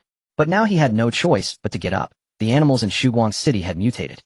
Fortunately, no mutations had been discovered among insects or rats yet, or the consequences would have been unimaginable. Brothers, be careful. These mutant animals often lurk in the shadows to ambush. The leader of a patrol team said while holding a flashlight. Hiss. A mutated cat covered in blood hid in the darkness, watching the patrol pass, then Agile leaped onto the eaves to continue observing them. Alert. Fire. The patrol leader bellowed upon seeing a pet dog up ahead devouring a human body. Several team members raised their guns and opened fire. Roar. The mutant dog, clearly badly wounded by the bullets, roared at the crowd and charged straight at them. Bang. Bang. Two members holding shotguns crouched and pulled the triggers. The mutant dog was sent flying and instantly lost all signs of life. Check ammunition, continue searching. Admittedly, under Li Tian's training, these patrol teams made up of civilians were quite good. The mutant cat that had been trailing the team knew it was time to hunt as soon as it saw them checking their equipment. Hiss. Cat. A mutant cat. Ah. With an extremely miserable shriek, the mutant cat pounced directly onto a team member's face and began biting and gnawing. For a moment, the people around didn't know what to do. Shoot. Get it off him. In an instant, the screaming team member's face had been completely gnawed away. Seeing the bare white bones, everyone fearfully took a step back. Fire. At the captain's command, gunfire crackled. Hearing the shots, the mutant cat escaped back into the darkness at an inconceivable speed. The bitten team member was already dead and a chunk of his brain had been gnawed away. Thump, thump, thump, thump, thump. On the silent path, one could even hear the tense breathing of the group while the mutant cat was elegantly licking its fur that had not yet shed. See, Captain, should we request support from a patrol vehicle? Without waiting for him to finish, the patrol team leader took out his walkie-talkie and reported their location. However, the entire Shuguang City was full of mutant animals, and there were no patrol vehicles available. Shao Qi, produce 20 military dogs. Yes, esteemed commander. Deducting 10000 energy points. Production in progress. Time remaining 10 minutes. After Gu Chen finished speaking, he looked at the radar. Fortunately, there weren't many red dots. They were just scattered, which was why they had caused chaos in the city.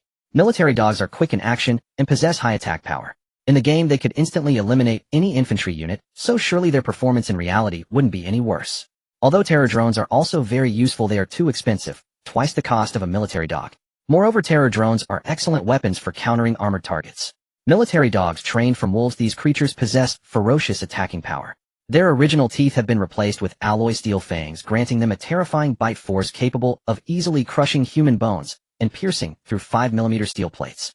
They are immune to the zombie virus and cannot be infected. So powerful. Originally, Gu Chen had not produced military dogs because they seemed somewhat useless. In the game, their primary roles were counter-espionage, scouting, and ambushing paratroopers, functions of limited value in the apocalypse. This was why Gu Chen had always underestimated them. Woof, woof, woof. At that moment, two military dogs peeked out from the barracks and ran forth, their appearance resembling Siberian wolves, or more accurately huskies.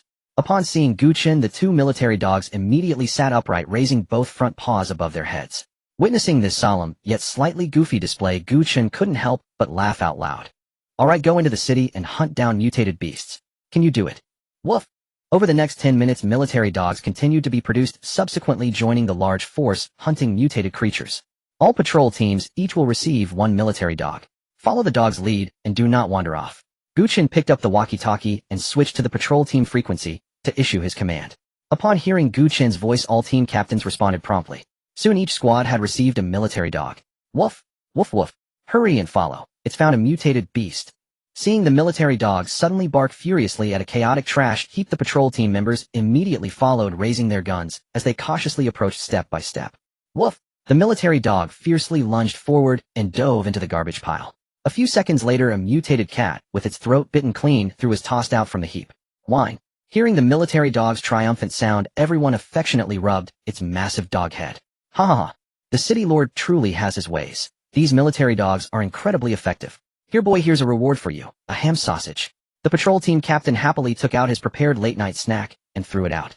With the military dog's addition, within an hour all mutated creatures within Dawn City had been eliminated. As for the remaining scattered red dots, Gu Chen dispatched military dogs to handle them individually. From then on, these military dogs belonged to the patrol teams, accompanying them on daily city patrols.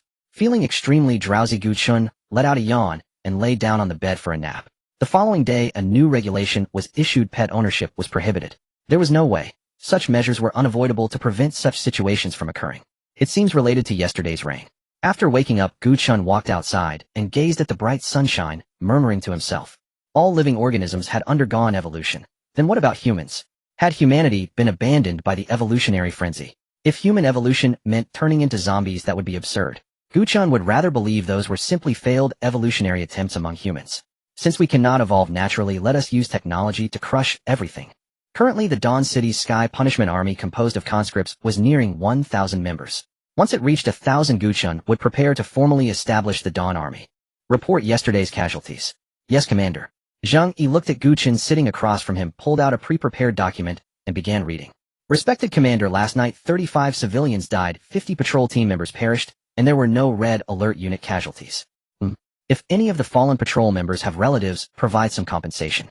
Understood, respected Commander. Zhang Yi set down the paper and saluted, saying, additionally, please draft a rat extermination plan. I worry that rats may also mutate. If they truly do, it would be a catastrophic event. Very well, Commander. I will immediately consult with the other politicians and strive to complete the rat extermination plan by tonight. There is no need for you to work so tirelessly. By the way, has Qingqing Safe Zone sent any new telegrams? Reporting, none have arrived. Stay vigilant and notify me immediately if any new messages come in. Yes, Commander. Respected Commander, our defensive lines have detected numerous aerial targets. Gu Chen was just about to leave when Xiao Qi's voice resonated throughout the office. Aerial targets. Mutated birds. Yes, respected Commander. Gu Chen remained unfazed and casually deployed an anti-air track vehicle toward the area. Outside the city walls at that moment, hundreds of mutated sparrows were attacking the station troops atop the ramparts. We can't hit them. They're flying too fast, a soldier shouted in frustration. The mutated sparrows' attacks were not fatal, but after enough pecks their heads could still be bitten open. Bang bang bang bang bang bang bang bang bang. Upon receiving Gu Chen's command, the anti-air track vehicle quickly maneuvered to the base of the attacked wall section. Under the barrage of its anti-air cannon fire, the mutated sparrows gradually fell from the skies. Within minutes, over 100 mutated sparrows were eliminated. Fortunately, no station soldiers on the wall died, though several suffered severe injuries. Time flew by and 5 days had already passed. At this point, the previously planned city defense map for Dawn City was basically complete. The military academy continuously sent trained conscripts forward, and simultaneously, the rat extermination plan was flawlessly executed. Fortunately, the rats had not undergone mutation. Today, Gu Chen was dressed very neatly, for today was a special day.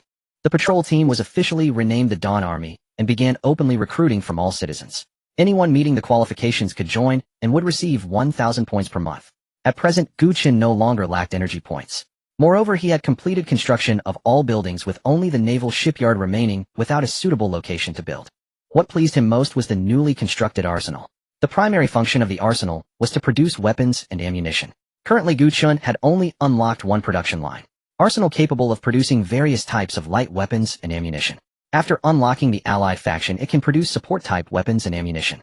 Unlock new production line conditions, conduct research at the war factory. Gu Chen had also asked Xiao Qi about this. Xiao Qi said he could not control it. They could only rely on engineers working at the war factory to unlock it. And the time frame was uncertain, entirely dependent on the research speed of the engineers. However, at present, a single production line was more than sufficient. And not to mention, this line produced the famous PPSH submachine gun. There were two methods of acquisition, one using energy points at 10 points per weapon, with ammunition costing 1 point for 1,000 rounds. The other method was direct raw material production, which greatly reduced costs. If suitable mines were acquired, the expense would be almost negligible.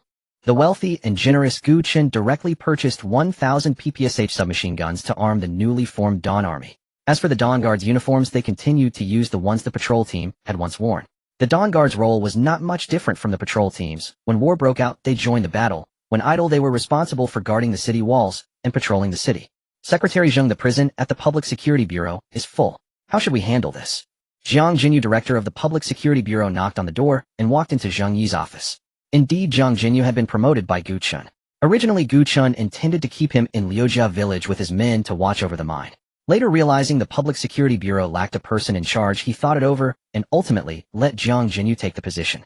Zheng Yi, who had always been responsible for managing Dawn City, was naturally regarded by everyone as Gu Chen's secretary. Full so soon? Alas, yes. Because weapons had been fully legalized and the safe zone had just been established with many aspects still imperfect, crime was relatively frequent. Don't lock up those petty thieves. Give them a verbal warning, confiscate their guns, and deduct 1000 credits. That's enough. Locking them up would only waste space. After hearing this, Jiang Jinyu nodded repeatedly, saying that those in the prison were all serious criminals. Then why are you asking me? Just drag them out and shoot them. Wait. Tomorrow gather everyone and execute them by firing squad in front of all the citizens. Yes, Secretary Zheng. I'll do it right away. After saluting, Jiang Jinyu turned and strode away. On the other side, Gu Chen and Boris were arranging the army's organization. The first batch of officers had already arrived at Dawn City, 50 platoon leaders. When will the military academy in Tianfa City complete its first phase of training? Honorable Commander, tomorrow 100 squad leaders will complete their training.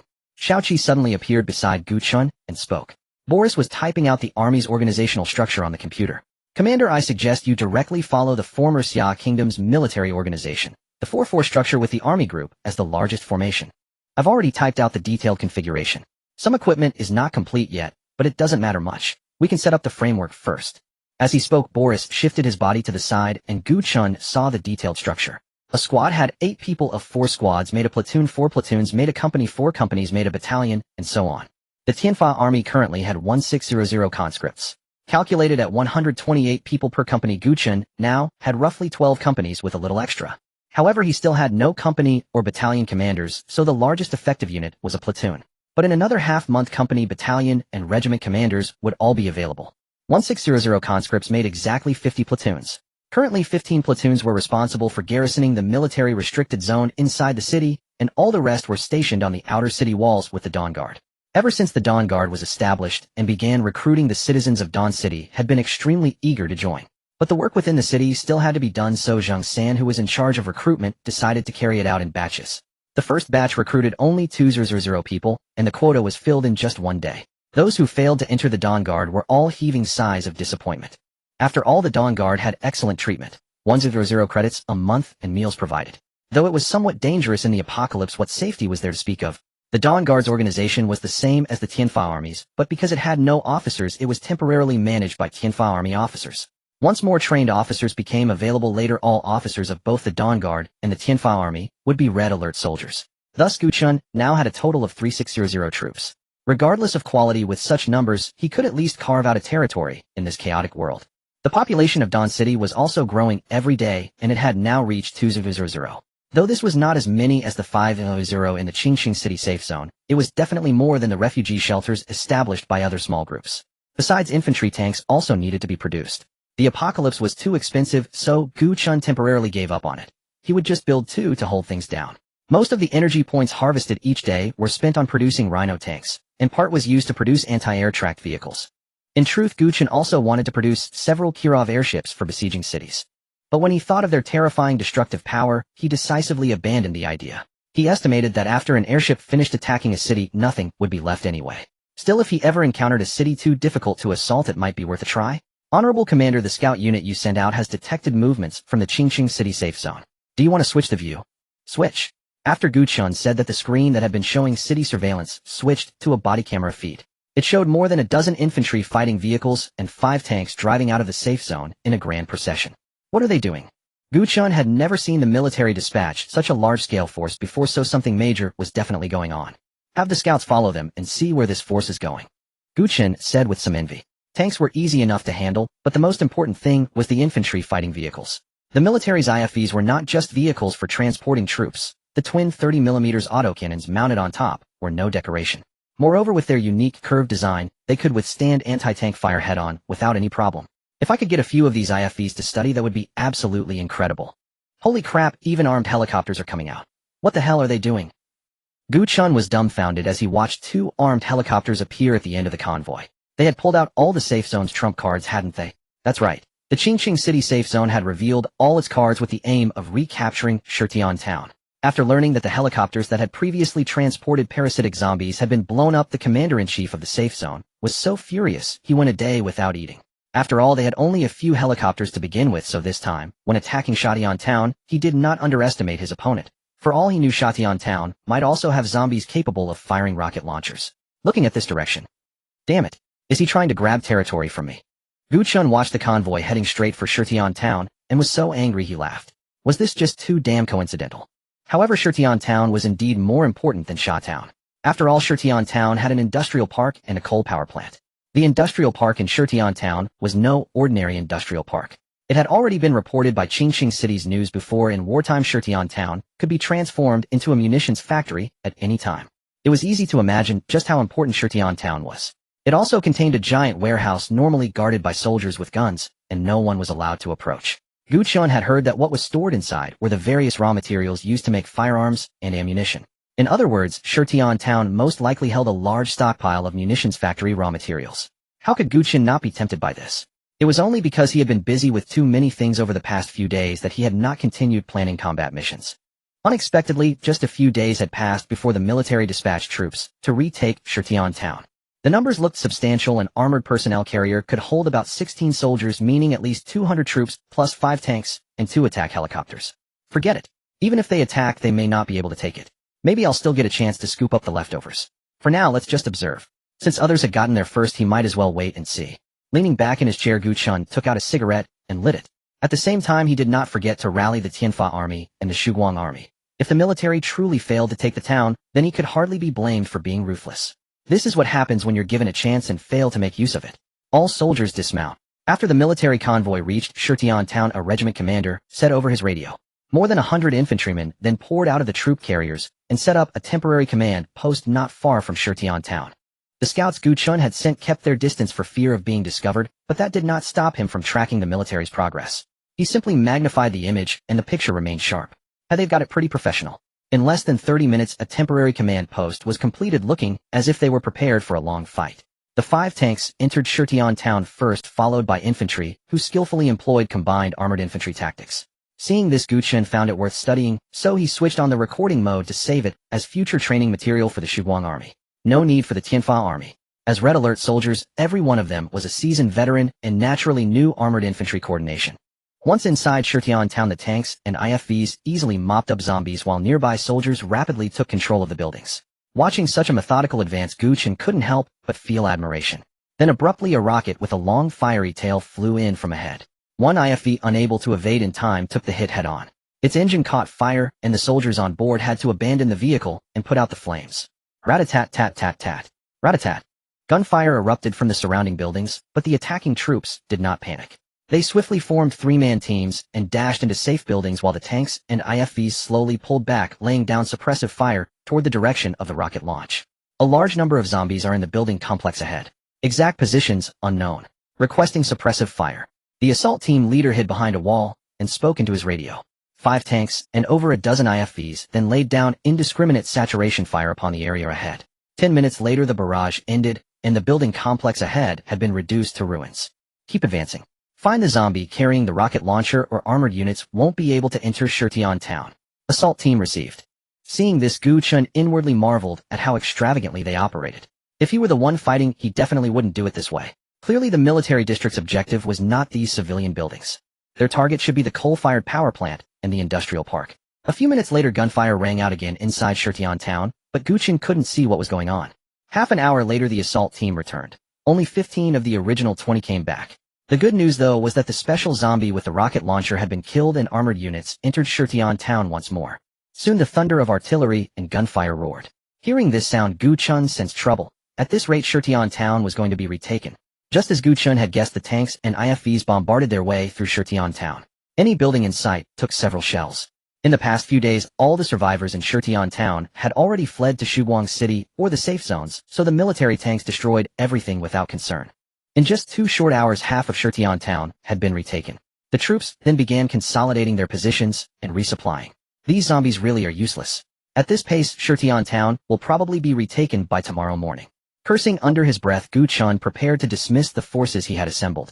At this rate, Shurtian town was out of his hands, unless he wanted to go to war with the military safe zone, which would not be worth the cost. Commander, there's new movement. They're pulling out several melted IFVs. What? Gu Chen pulled himself together and looked over. The disfigured IFVs were struggling to withdraw toward the rear. Why did he say disfigured? Because the hulls of every IFV were covered with holes large and small, and were clearly incapable of further combat. What the hell kind of thing did this? Gu Chen hastily summoned Boris. After a look, Boris knitted his brows. Commander, don't you think this looks like damage caused by a desolator's radiation? Boris said as he took a sip of wine. Desolator. Gu Chen remembered that he had unlocked it too, but he hadn't been well off back then, and the desolator was expensive, a full 1500 energy points for one. So he hadn't paid it much attention. He remembered that in the game the desolator instantly killed infantry units, and it seemed to deal damage to armored units as well. Respected Commander, General Boris's guess is correct. This does look like damage caused by a desolator, but it's not. Please look. As he said this, Xiao Qi placed an enlarged high-definition image on the screen. The holes on the IFV all had a single large hole in the center, surrounded by smaller ones. Gu Chen understood at once. Splash damage. This was something sprayed on. Could a new kind of special zombie have appeared? As the IFVs were forced to withdraw, more than a dozen seriously wounded soldiers were carried out. Each of their wounds was terrifying and reeked of scorched flesh. Quick! Saw off the arm. Quick! The medic shouted in panic as he watched the wounds spreading rapidly. No. Every one of the attacked had to undergo amputation without exception. Without amputation, they could only wait for death. Those whose wounds were not on a limb could only wait for death. They were beyond saving. The ones who had attacked these soldiers were precisely the new special zombies. 2 attack helicopters were ordered to Shurtian town to search for the special zombie that sprayed venom. However, they dared not descend. As soon as they lowered their altitude, zombies would climb on each other's shoulders to reach the helicopters. Thus, they maintained an altitude above 50 meters. Captain, no special zombie found. Requesting return. Received. Requesting approval. After several searches, the attack helicopters ultimately returned empty-handed. The soldiers stationed in Shurtian town, suffering continuous casualties, had no choice but to withdraw entirely and hold their defensive line. Seeing the military's heavy losses, Gu Chen knew his opportunity had arrived. However, the time was not yet ripe. He had to wait until the military gave up recapturing Shurtian town and withdrew before he could take it over. Still, he had to be wary of that new special zombie. Even with the military's firepower, they had been forced back. Gu Chen reckoned he wouldn't fare well going in either. Produce 10 radiation engineers. The hazmat suits worn by radiation engineers were definitely black technology. If they could sit safely at the heart of nuclear radiation, they would surely perform just as well in reality. Perhaps the radiation engineers' hazmat suits could just block the special zombies' corrosive attacks. Also have 2 Kirov airships produced. Whoosh. Another 10,000 energy points gone, and Gu Chen was poor again. Commander, the military has withdrawn. They're probably heading back to regroup. A few hours later, the scout who had been trailing the military convoy reported. This is our chance. Notify the troops. Let's move out. With a smile all over his face, Gu Chen walked out of the command room. 5 radiation engineers had already been produced, and the rest would be done shortly. As for the Kirov airships, there was no need for them at the start. He could call them over when needed. Not a single one had been produced yet. Outside Shuguang City, the Tianfa army and the Shuguang army had assembled. A single glance was enough to see the gap between the 2 forces, for the Shuguang army had not been trained long. But this operation was also meant to temper the Shuguang army. Move out, Gu Chen said into the walkie-talkie. He and Boris rode in the command vehicle behind the convoy, while the soldiers of the Tianfa and Shuguang armies, too numerous for vehicles, had to march on foot. The distance was not far, about an hour on foot. An hour later, Gu Chen arrived at the temporary command post set up by the military. The place had been cleaned out thoroughly, but the defensive installations had not been dismantled. No doubt the military would return after regrouping. But by then Shurtian town would likely already be his. The commotion of 3,000 troops was certainly not small, and the zombies in Shurtian town were also stirring, restlessly moving toward Gu Chen's position. Lure the zombies out and fight them. At Gu Chen's command, the 3,000 troops opened fire with all their might. The sound of the PPSH-41s instantly drowned out every other noise. The military had underestimated the zombies and charged straight into Shurtian town. Gu Chen would not make that mistake. Especially after learning that there were zombies capable of damaging tanks, he was even less willing to enter the town. After some baiting, over 10,000 zombies were drawn out. But they were all ordinary zombies, no match for 3,000 ferocious soldiers, not even a mouthful. In just over 20 minutes, the zombies were wiped out. This gave the Shuguang soldiers immense confidence, and they even volunteered to enter Shurtian town. But Gu Chen was not so easily fooled. With hundreds of thousands of people in Shirtian town, only just over 10,000 zombies had appeared amid such a racket. It was obvious to anyone with half a brain that something was off. Presumably the military's easy advance earlier was because most zombies had gone into hiding. Those 10,000 zombies had been nothing but fodder meant to mislead Gu Chen. However, the parasitic zombie controlling the horde in Shirtian town was rather foolish. To resort to such a crude trick, did it really think he was an idiot? Send the Kirov airships over here. So they like playing tactics. Only a fool would play along. Isn't direct firepower suppression just better? Boris launched indiscriminate bombing. Once the cooldown is over, bomb Shirtian town's outskirts. Yes, Commander. Boris saluted, boarded the Hind helicopter, climbed to 100 meters, and began using laser guidance to direct the MiG fighters. The military district commander was stunned by the intelligence. The people of Shuguang City had actually sent troops to attack Shirtian town. How many soldiers did they deploy? The commander calmly sipped his tea. Shirtian town was not so easy to capture. Otherwise he would not have withdrawn. Roughly several thousand troops plus 5 tanks, 4 attack helicopters, and a few armored vehicles. So many. The commander spat out his tea in disbelief. Yes, Commander. What should we do now? Shall we send troops? No. We must not fight Shuguang City for now. After all, they are also rescuing survivors, and they may have the backing of a hidden hermit clan. We cannot act rashly. Yes. After the messenger left, the commander paced back and forth alone in the command post. Shuguang City, oh Shuguang City, why must you always be at odds with us? Because Shuguang City might be supported by the legendary hidden hermit clans, the commander did not dare to offend it until superior orders came down. What exactly were the hidden hermit clans? He had never seen them, only heard of them. Legend had it that they had appeared as early as the Great Ming Dynasty. Every time the Xia Kingdom suffered a great calamity, they would show themselves. Perhaps as common folk, perhaps as peddlers, or even as beggars by the roadside, for anyone could be a member of a hidden hermit clan. However, since the Qing Kingdom was overthrown, the hidden hermit clans had never appeared again. In fact, everyone had forgotten their existence. For now, he had submitted intelligence on Shuguang City to his superiors, hoping to verify its identity and determine whether to treat it as an enemy. While things were grim, here a lively battle was unfolding over there. Under Boris's indiscriminate bombing, most buildings on the outskirts of Shirtian town had been destroyed. The Tianfa and Shuguang armies each dispatched 500 soldiers into the ruins, as this bomb zone could be confirmed free of zombies. Damn, that's dirty. Kirov airships get in there and bomb. Seeing that the zombies were so patient, Gu Chen could not be bothered to wait any longer. He directly sent the Kirov airships in with 4 helicopters providing escort. Whiz. Watching mushroom clouds rise one after another inside the town, Gu Chen felt instantly satisfied. Suddenly a rocket struck a Kirov airship, but it was not badly damaged, just a little smoke. That zombie, however, was out of luck. A few minutes later, the MiG fighters made their timely entrance and delivered a precise strike on that spot. Under the Kirov airship's bombardment, the zombie horde hiding in Shirtian town stopped pretending. Within just a few minutes, the streets were filled with zombies. And through the helicopter's view, Gu Chen finally saw the newly appeared zombies. Their heads looked like writhing chrysanthemums, extremely unsettling to behold. Whenever they attacked, the chrysanthemum would open and spit out a large glob of green liquid. This green liquid was the stuff that could corrode steel. Fortunately, the airships and helicopters flew high enough to avoid the spray. Instead, it killed quite a few zombies nearby. Damn, this thing is truly disgusting. And most importantly, there were quite a lot of these zombies. Keep the pace, advance steadily. Gu Chen looked at the horde of zombies that had been blown to smithereens and smiled. A roar erupted from within the zombie horde, and then hundreds of thousands of zombies surged forth in mass. Seeing this scene, Gu Chen was startled, but only for a moment. The majority of these hundreds of thousands of zombies were ordinary ones, posing little real threat. Nevertheless, both the Heavenly Punishment Army and the Dawn Army fell back slightly, since they lacked mechanized support and would suffer heavy casualties if the zombies closed in. Bloody hell. Thank God our commander is brilliant and didn't order us to charge in. How the hell are we supposed to fight this many zombies? Fuck, and I'm not even exaggerating. Even if these zombies just stood there and let me kill them, I'd never finish. I'd probably die of exhaustion. Alright, the zombies are coming out. Everyone stay alert. Within the Dawn Army, seeing so many zombies sparked heated discussion, yet they didn't forget to grip their PPSH submachine guns ready to open fire. Nearly 2,000 PPSH submachine guns unleashed their full firepower at close range. No exaggeration to say that at such a rate of fire none would survive. 10 radiation engineers were still lurking at the town entrance waiting for the zombies. Seconds after the zombies entered the radiation zone, they melted into nothingness. Any zombie that crossed into the irradiated area was inevitably reduced to a puddle. The only pity was that the radiation engineers' attack range was too short. To date, 2 of them had already fallen to zombie snipers. The remaining engineers had taken cover behind the ruins of buildings, so they hadn't been shot. Ugh. Gagging sounds echoed one after another as the special zombies appeared.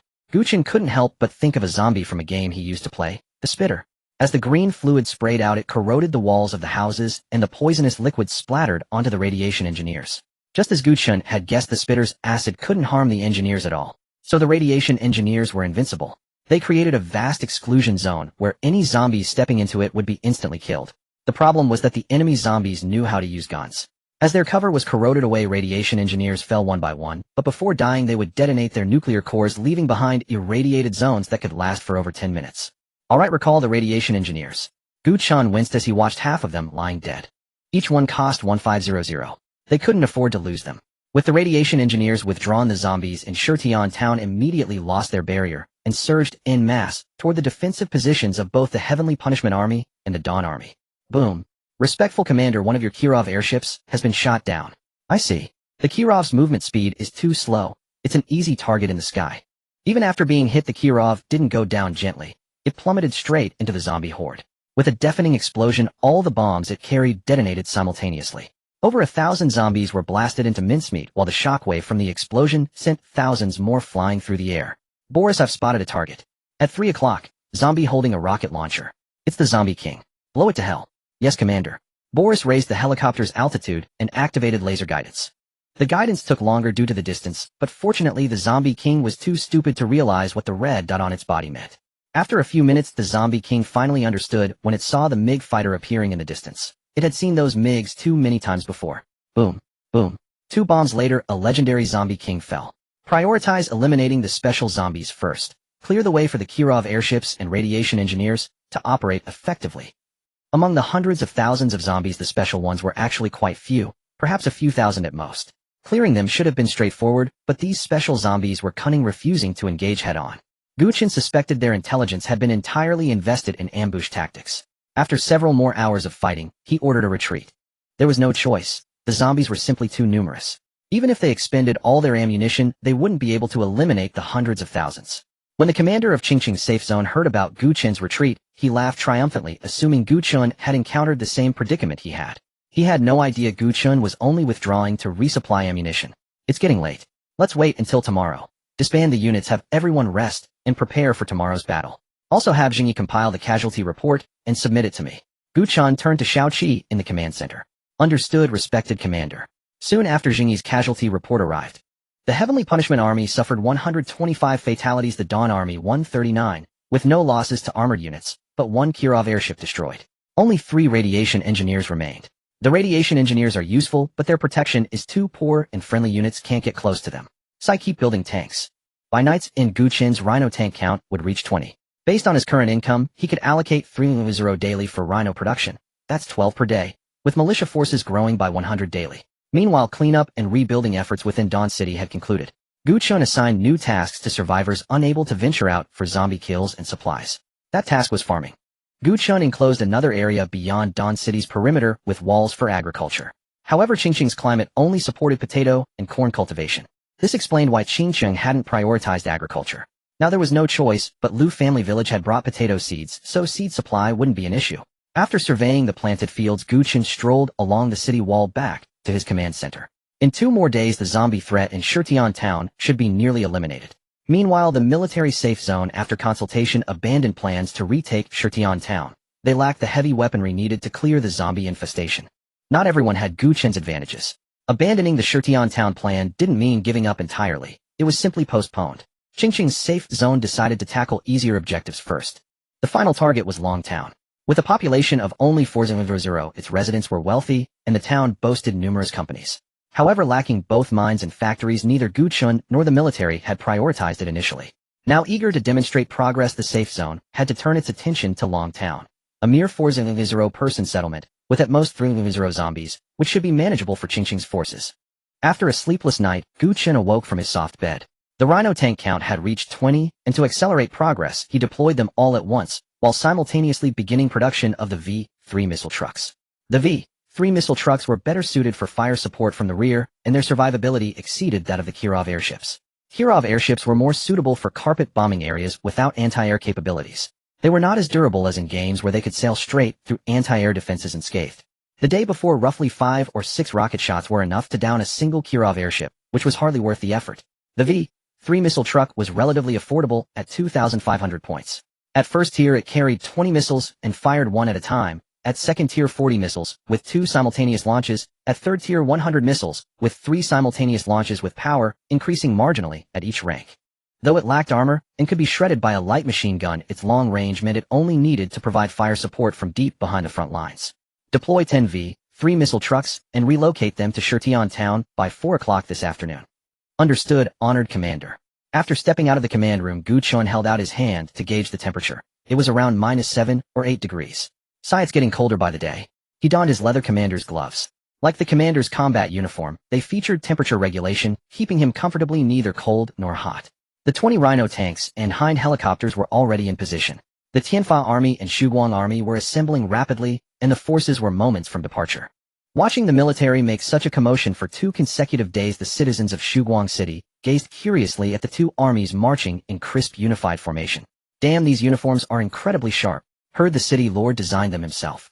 Of course they look good. But tell me, we've been deploying troops for 2 days straight. What's the big move? Do you even need to ask? They're going to retake the towns. I heard from a soldier who came back yesterday. Shurtian town is completely wiped out. Not a single living soul remains. It's overrun with zombies. Indeed, the fact that we're still alive is thanks to the city lord. The troops arrived at Shurtian town once again.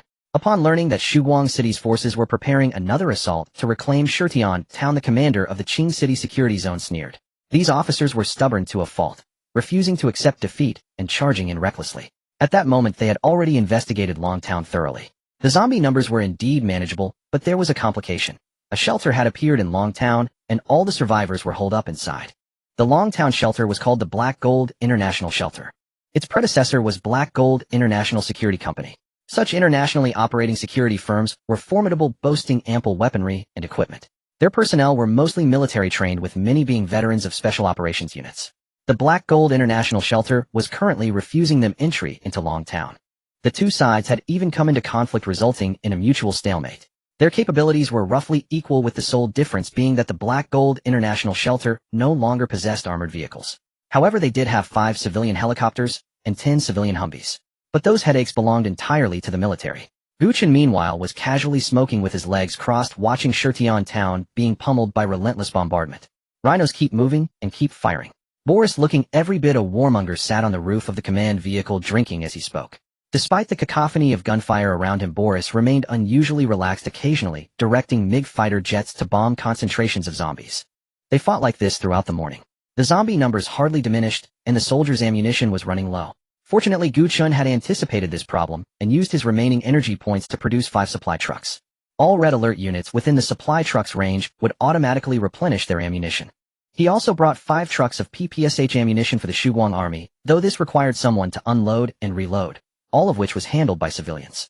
Dozens of common folk had followed the trucks to the front lines, volunteering as logistical support. With the zombie king of Shurtian town killed, the nearly 200,000 zombies remaining had no tactics whatsoever. Hearing gunfire, they mindlessly charged forward. Some zombies weren't even shot down. They were trampled to death by the horde behind them. Special zombie variants in the horde were also dwindling, occasionally emerging to pick off targets at range, but they posed little real threat. These 200,000 zombies simply couldn't break through the firepower of a few thousand soldiers and 20 tanks. Gu Chen couldn't help but think that if it weren't for global military bases and governments being struck, these zombies would never have become such a catastrophe. A few thousand modern troops could easily hold off hundreds of thousands of mindless ordinary zombies. At 4 in the afternoon, the V-3 missile trucks arrived, promptly joining the final phase of the Shurtian town recovery operation. A single barrage swept across a quarter of Shurtian town. Boom. Mushroom clouds blossomed one after another. Officers at the Qing City security zone, observing through binoculars, witnessed the spectacle. After reporting to the commander, he was dumbfounded. Missile trucks. Such vehicles could achieve guidance without satellites, but where had they come from? But his subordinates would never deceive him. He hurriedly climbed the watchtower and raised his binoculars to get a closer look. Holy shit. Impressive. The commander's lips twitched. He finally understood why Shuguang City was so bold in requesting a military garrison within the Qing City security zone. With firepower like that, they could flatten the entire security zone in minutes without breaking a sweat. From this point on, he stopped questioning where Shuguang City obtained their equipment. He could only hope they wouldn't one day decide to wipe him out. After several rounds of bombardment, Shurtian town no longer harbored dense clusters of zombies. What remained was the infantry's job, clearing street by street. Barring any accidents, Shurtian town would fall by nightfall. Commander detecting large numbers of hostile targets approaching Shurtian town. Xiao Qi's voice came through and red lines simultaneously appeared on the radar screen. This fast. Mutated animals. Seeing the red dots closing in at extraordinary speed, Gu Chen immediately issued a withdrawal order. Night was approaching, making large-scale combat impractical. Half an hour later the troops regrouped, and the mutated animals finally came into Gu Chen's view. Sparrows, thousands of mutated sparrows to be exact. And on the ground over 100 mutated wild wolves were sprinting forward. Clearly they had all been drawn by the gunfire. Fall back now. Whoosh. Leaving the AA tracked vehicles to provide covering fire, all units began their retreat, followed closely by the armored escort vehicles. What surprised Gu Chen was that these mutated animals' true target wasn't him. They simply viewed him as an enemy. Their real objective was the corpses on the ground and the zombies. Gu Chen had always assumed that zombies and mutant creatures were on the same side. Now it seemed he had overthought it. Mutant creatures would attack zombies, as well treating both zombies and humans as prey. Even mutant animals of different species slaughtered one another. Haha, that's fine too. At least humanity isn't fighting alone. Gu Chen chuckled, then lit a cigarette with practiced ease. Lately for some reason, he had been smoking more and more often. After returning to Shuguang City, Gu Chen ordered the Shuguang army to expand its ranks. The fighting over the past few days had cost several hundred men, so reserve troops had to be prepared. But their deaths had not been in vain. Their families would receive compensation, and their names would be recorded. The expansion of the Shuguang army went very smoothly. In one night 1,000 recruits were conscripted, and then conscription was halted. On the outskirts of Shuguang City, 2 people draped in tattered straw and wearing masks crawled slowly toward 2 mutant wolves not far away. One of them made a hand gesture to the other, and then the 2 crawled forward in perfect coordination. Only when they were 5 or 6 meters from the wolves did the mutant wolves notice the scent of humans nearby, but it was already too late. The 2 mutant wolves were instantly tackled to the ground by the pair. At the same moment, they delivered practiced elbow strikes, chokeholds, and neck snaps. Their movements were exactly alike. Qualified. Li Gong said with satisfaction, hands behind his back as he took out a stopwatch. Congratulations. You have completed your training and become true elites. I hope you will become the commander's capable aides. With that, Li Gong sharply saluted. Du Wei and Yang Li saluted in return. That's right, it was the 2 of them. At that moment both were wearing skull masks and looked quite intimidating. We swear to serve the commander unto death. Tomorrow report to the commander. He should assign you new missions. Yes, platoon leader Li. Du Wei and Yang Li saluted and left. Although Boris had subjected them to a loyalty trial, their minds had not been controlled. They merely worshipped Gu Chen blindly, and Gu Chen was the faith in their hearts. Yangzi, I believe we'll soon be able to go find our families. Ha ha ha, we must do an excellent job on the mission the commander assigns tomorrow, and then ask him about this. Right, let's go back for a drink, my treat. I just bought 2 cans of beef and a caddy of loose baijiu. Du Wei said, his face full of excitement. The next day, Gu Chen woke up and learned from Li Gong that Du Wei and Yang Li had completed their training. As it happened, he had a mission for the 2, so he summoned them. Commander, give us your orders. Both saluted. I want you 2 to disguise yourselves as refugees, infiltrate the Qingqing City safe zone, and serve as my eyes and ears. Can you do it? Report, no problem. Very good. We'll stay in contact through smart bracelets. Don't get discovered. Yes, Commander. After saluting, the 2 went to collect a set of ragged clothes, made themselves dusty and disheveled, and then began preparing for their undercover mission. Meanwhile, the recapture of Shutian town was nearing its end. Unless anything unusual happened, the town would be retaken today, so Gu Chen did not follow the troops there. To his surprise, the mutant sparrows and mutant wolves were still eating corpses in Shutian town. Damn, they had eaten all night and still weren't full. Since you aren't full, I'll add some extra flavor for you.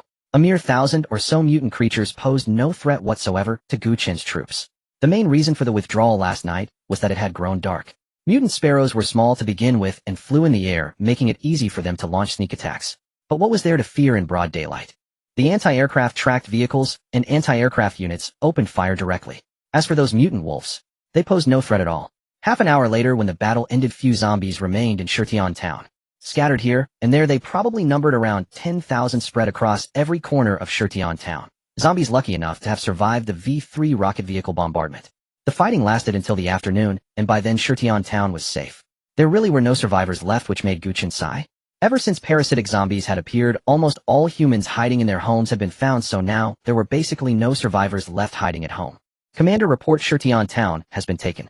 Should we split into 2 forces and attack the coal power plant and the industrial park? The Tianfa army will retake the industrial park. The Shuguang army will take the coal power plant. Yes, Commander. There were not many zombies in the industrial park or the coal power plant, so they were easily taken. However, Gu Chen connected to Boris's field of vision. Boris had discovered something extremely bizarre in the industrial park. What is this? Gu Chen felt a little sick at the sight of the female zombie before him, whose belly was larger than her entire body. Not sure, but it has already been confirmed that it has no ability to attack. After saying this, Boris also felt somewhat disgusted looking at the constantly writhing zombie, so he took a sip of liquor to suppress the feeling. Roar. Damn it, finish it off quickly. How disgusting. Yes, Commander. Bang bang bang bang bang. Under the gunfire of several conscripts, the zombie was shot dead, but its belly was still writhing, and one disgusting insect after another crawled out from inside. Among them were the insects Gu Chen had seen before, marked as C-class parasites, and some he had never seen at all. A swarm of newborn insects trailing sticky fluid crawled around while screeching at the conscripts. Squelch. After a conscript accidentally stepped on and killed one insect, all the others swarmed over to devour the corpse of their own kind. At the same time, the zombie's corpse was covered in hundreds of insects, and in an instant only bones remained. Damn it, burn them. Boris decisively took out a Molotov cocktail and threw it while the conscripts also pulled out grenades. Crackling sounds rang out, and a terrible odor filled the air. Boom. After the explosion, the newborn insects were wiped out. Keep searching, see if there are any more. If there are, eliminate them directly. Also pay attention to the coal power plant. Yes, Commander. If nothing unexpected, this thing should be the parasite. And those insects Gu Chen had never seen before might be other types of parasitic zombies, right? How disgusting. Gu Chen took another sip of water. Fortunately, these insects were not strong in combat. Otherwise, with that kind of reproductive ability, humanity would be utterly unable to resist them. With over 1,000 insects in one belly, that zombie had probably been parasitized and used by the swarm as a breeding host. Forget it, I won't think about it anymore. The industrial park can be put into use today. Let the engineers go check whether it can be refitted to produce weapons and the like. With the gunfire gradually dying down, the coal power station was also successfully recaptured. After such a prolonged battle, most of the buildings in Shutian town had been reduced to rubble, making it unsuitable for habitation. Residential houses might be rebuilt in the future, but for now Shuguang City had enough housing. What remained was to clear the corpses from the industrial park and the coal power station. This task didn't require the military. A simple call for volunteers in Shuguang City brought in over 1,000 people to clean up the battlefield. The corpses in Shutian town couldn't be left either, or they would attract mutant animals and cause further trouble. Additionally, Gu Chen had collected 3 intact insect corpses, none of which he had seen, before planning to bring them back for the engineers to study. With such a fierce battle raging in Shutian town, the 2 nearby shelters could not possibly have remained unaware. Especially the Qingqing City safe zone, which had been keeping a close eye on Shutian town. When they saw Shuguang City's troops march into Shutian town, their jaws almost dropped. They were not shocked that Shuguang City had recaptured Shutian town, but rather by Shuguang City's weapons. What did you say? Shuguang City is still using airships. Yes, Commander. Unbelievable, isn't it? But where did they get such antiques that were already obsolete since World War II? The commander rubbed his chin in confusion. Since Shuguang City already had bombers, why would they waste energy using airships? Not too sure, but that airship was really satisfying when it bombed the zombies. Even I enjoyed watching from above. Enough, let's stop discussing Shuguang City. Have we fully figured out the strength of the Black Gold International Shelter? Yeah, pretty much. The Black Gold Shelter has over a dozen modified civilian Humvees and a few helicopters which pose some threat when carrying combat personnel. In terms of individual equipment, everyone is equipped with body armor. The commander nodded slightly. According to Xia country's laws, international security companies were indeed allowed to have such configurations. In addition, handguns, rifles, submachine guns, and shotguns were all permissible parallel world. However, heavy firepower and sniper rifles were not allowed. But most international security companies still smuggled some in privately. In that case, we fight. Fight until they're subdued. This mission goes to the 3rd Regiment. Yes, Commander. Also have the mortar platoon follow up. Hell, we can't afford to provoke Shuguang City, but can't we handle a mere security company? Black Gold International Shelter. Jim, I'm leaving those soldiers from Xia country to you. If nothing unexpected happens, they'll be making a move against us soon. Okay, boss. A burly black man saluted the Xia man sitting in the boss chair before leaving. This man was none other than Lin Feng, the chairman of Black Gold International Security Company. He had served in the French Foreign Legion for 8 years, participating in numerous wars of varying scales. Later, a leg injury forced him to retire, after which he leveraged the connections he had built over the years to successfully establish Black Gold International Security Company in Xia country. It could be said that his life was quite legendary.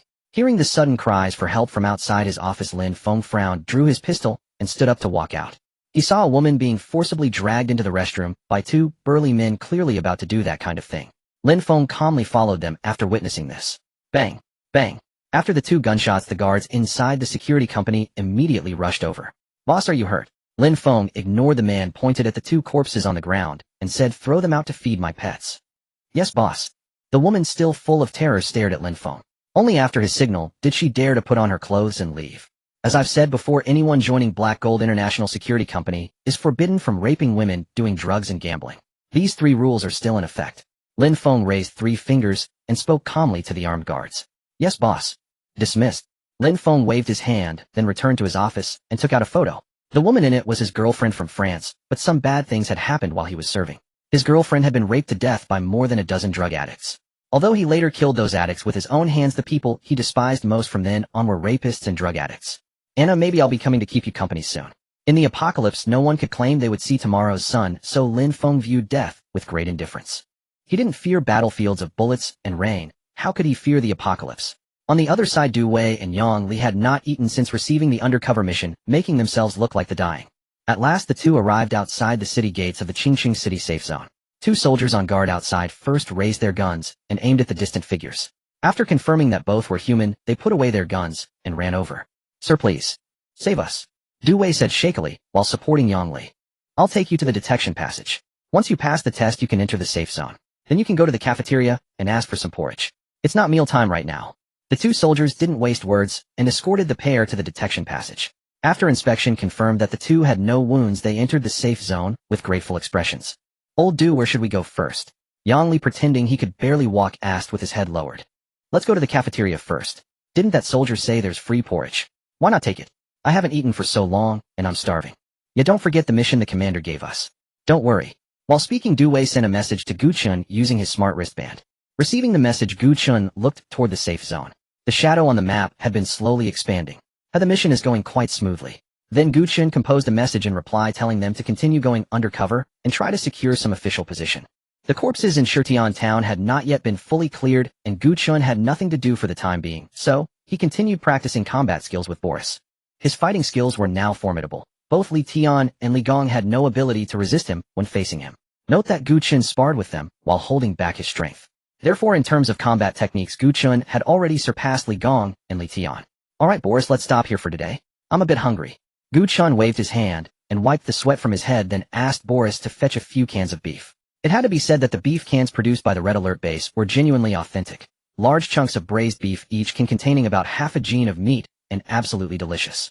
Especially Boris, who liked to use the canned beef as a drinking snack every time, and watching him made Gu Chen find it appetizing. The next day, the residents of Shuguang City began their daily lives as usual, while those assigned to clean the battlefield in Shutian town set off under the protection of the convoy. The hundreds of thousands of corpses would take days to clear, and fortunately it was winter, or they would have rotted by now. While Gu Chen leisurely enjoyed his breakfast, a meeting was underway in the Qingqing City safe zone, where they had decided to refuse providing free food to survivors. If this order goes through, it may provoke widespread discontent. Discontent?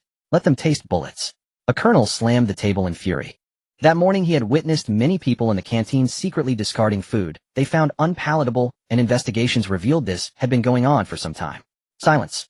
The commander shot a glare at the colonel, then sighed. Are those people detained? Yes, commander. Starve them for 3 days, give them only water. Then stop providing free food to survivors in the safe zone. Give them only 1 bowl of rice porridge daily. If anyone gathers to cause trouble, arrest them immediately. Meeting adjourned. Yes, commander. The officers stood, saluted, and left, evidently satisfied with the decision. This was not a sustainable solution. Without supplies, food would only dwindle. Although agricultural planning had begun, success was not imminent. Ultimately, the location was unfavorable. Despite its economic prosperity, there were no farmland. Now that the world had ended, hasty farming was no longer feasible. Should we trade some food with Shuguang City? They had tested mutant animal meat on lab mice and found it inedible as it caused infection, so that path was also closed. The Black Gold International Shelter also faced food shortages. As a security company, they had not stockpiled much food. However, by using their military force to empty the supermarkets and markets in Long Town, they had temporarily solved the food problem. Boss, should we contact Shuguang City to exchange for food? What do we trade with? Water. Hearing his subordinate's words, Lin Feng's eyes lit up. He had water. Long Town had a water purification plant under Lin Feng's control, and the water source was confirmed uncontaminated. All drinking water in the Black Gold International Shelter came from there. Lin Feng believed Shuguang City would not refuse the deal, so he sent someone with samples to negotiate. Soon Lin Feng's envoy reached the city wall. Seeing the towering wall, he was stunned. Had he traveled through time? Where did such a high wall come from? However, remembering his task, he underwent a search by 2 soldiers, and then revealed his identity and purpose. Leave the water and return. I will inform our city lord. Alright, thanks brother. After the man left, Gu Chen learned of the matter. He was inclined to agree to the trade. Currently, everyone in Shuguang City, including himself, drank bottled water from supermarket stocks, and the logistics factory could produce packaged water. But it was more expensive than food, so it was not cost-effective. An additional water source would be beneficial. However, he and his troops would not drink that water. What if it was poisoned? At most it would be supplied to residents. Gu Chen had also set his sights on Longtown. He recalled that Longtown had an underground water source, an uncontaminated water purification plant. It was excellent, and there was no risk of upstream pollution flowing downstream. Tell Zhang Yi to send a telegram to Longtown agreeing to the trade, but I set the price. Yes, esteemed commander. Gu Chen nodded, recalling Longtown. It had a small population, but a developed economy. The water purification plant, next target Longtown. Such hard currency in the apocalypse must be in my own hands. As the zombie virus spread, water would only become scarcer. According to engineers, current purification systems could not eliminate the virus. Thus, water would likely become a strategic resource. The water sources in Sha Town and Shirtian Town were already contaminated, making Longtown crucial. Soon a telegram reply arrived. The Black Gold International Shelter readily agreed to Gu Chen's terms, clearly desperate for food. Half a ton of rice for 2 tons of water. Shaoqi, what do you think? Esteemed commander, according to your data, the groundwater in Longtown's plant is abundant enough for a century of use. So I suggest raising the price half a ton of rice for 10 tons of water. Since they are starving, they will agree. Alright, do as you say. Gu Chen found Shaoqi's analysis reasonable. He was too kind. He would follow Shaoqi's proposal. Yes, esteemed commander. Message relayed to Zhang Yi. Commander, your smart bracelet has a message from Du Wei. Oh, Du Wei and Yang Li have intelligence already. Gu Chen opened it and found a message from Du Wei. The Qingqing City Safe Zone is at war with the Black Gold International Shelter. Ha, this works in my favor. Gu Chen, who had planned to take Longtown quickly, now decided to let the shelter weaken the military strength. Every passing day increased Gu Chen's power. With an income of 40 to 50,000 daily, he could build nearly 20 rhino tanks. A month of stockpiling would create an armored tide. At that point, he could even take over Qingqing City and become a warlord. In high spirits, Gu Chen hummed a tune and prepared to cook a meal. Hiring chefs and maids was out of the question. Too many secrets. Gu Chen would never let any outsider near the main base. Hadn't Shuguang City already built a walled-off military zone? The soldiers on the walls were all red alert troops, and even the Shuguang army couldn't approach that area. Esteemed commander, the research on the insects you sent to the lab has yielded results. Took long enough. Show me what we have. Gu Chen wiped his hands and sat down. Yes, esteemed commander. Swift insect, extremely fast, weak attack, cannot damage armored units, no reproductive ability. Explosive insect, normal speed, but accelerates when locking onto a target. Explosion damages armored units. Armored vehicles cannot withstand it. No reproductive ability. Parasite, mother, parasitizes all female organisms including humans. Turns host into breeding base. No attack ability, reproduces faster in cold temperatures, vulnerable to heat. Since the commander brought only larvae, they have no attack capability, but they grow quickly. Be cautious in future encounters. Gu Chen drew a cold breath. Among the 3 insects, he feared the explosive insect the most. Even tanks would no longer be safe. The bloated zombie Boris killed in the industrial park must have been parasitized by a parasite mother. Recalling the sight of the wriggling insects, Gu Chen felt disgusted, sighed, and prepared to eat. On the other side, upon receiving Gu Chen's quoted price, Lin Feng's face turned green with anger. Half a ton of rice and 10 tons of water. Why the hell doesn't he just go rob someone? Lin Feng slammed the table furiously. Tell them we don't agree. At that moment, a subordinate stood up trembling. Boss, they said if we don't agree, they'll refuse the deal. Bang! Enraged, Lin Feng threw a punch and split the tea table in front of him. Fine, do as they say. Yes, boss. Everyone out. I need some quiet. Yes, boss. After everyone had left, Lin Feng clutched his hand and sucked in a sharp breath. Damn, that hurt. Still, having solved the food problem, Lin Feng was quite happy. The price was absurd, but he didn't lack water. Knock, knock, knock. Come in. Boss, those soldiers came to cause trouble again. We lost over a dozen brothers. What about them? And no casualties. Useless. Seeing that Lin Feng was about to slap him, the underling quickly said, Boss, there's nothing we can do. They have armored vehicles and attack helicopters. Our guns can't even pierce them. Lin Feng knew that too. Though he had rocket launchers, there were too few, and they weren't homing. Equip the men outside with rocket launchers, and hand out 5 anti-tank rocket rounds. Yes, boss. The underling cheerfully took the requisition slip, and went out thinking that now at last he wouldn't get beaten. Meanwhile, Gu Chen had already sent engineers to the industrial park. According to the engineers' feedback, the industrial park in Shirtian Town could indeed produce firearms. After modification, there were 3 production lines: the Type 81 rifle line, the man-portable anti-tank missile line, and the Type 56 light machine gun line. There were also 3 corresponding ammunition production lines. The raw materials were there in ridiculous abundance. Holy shit.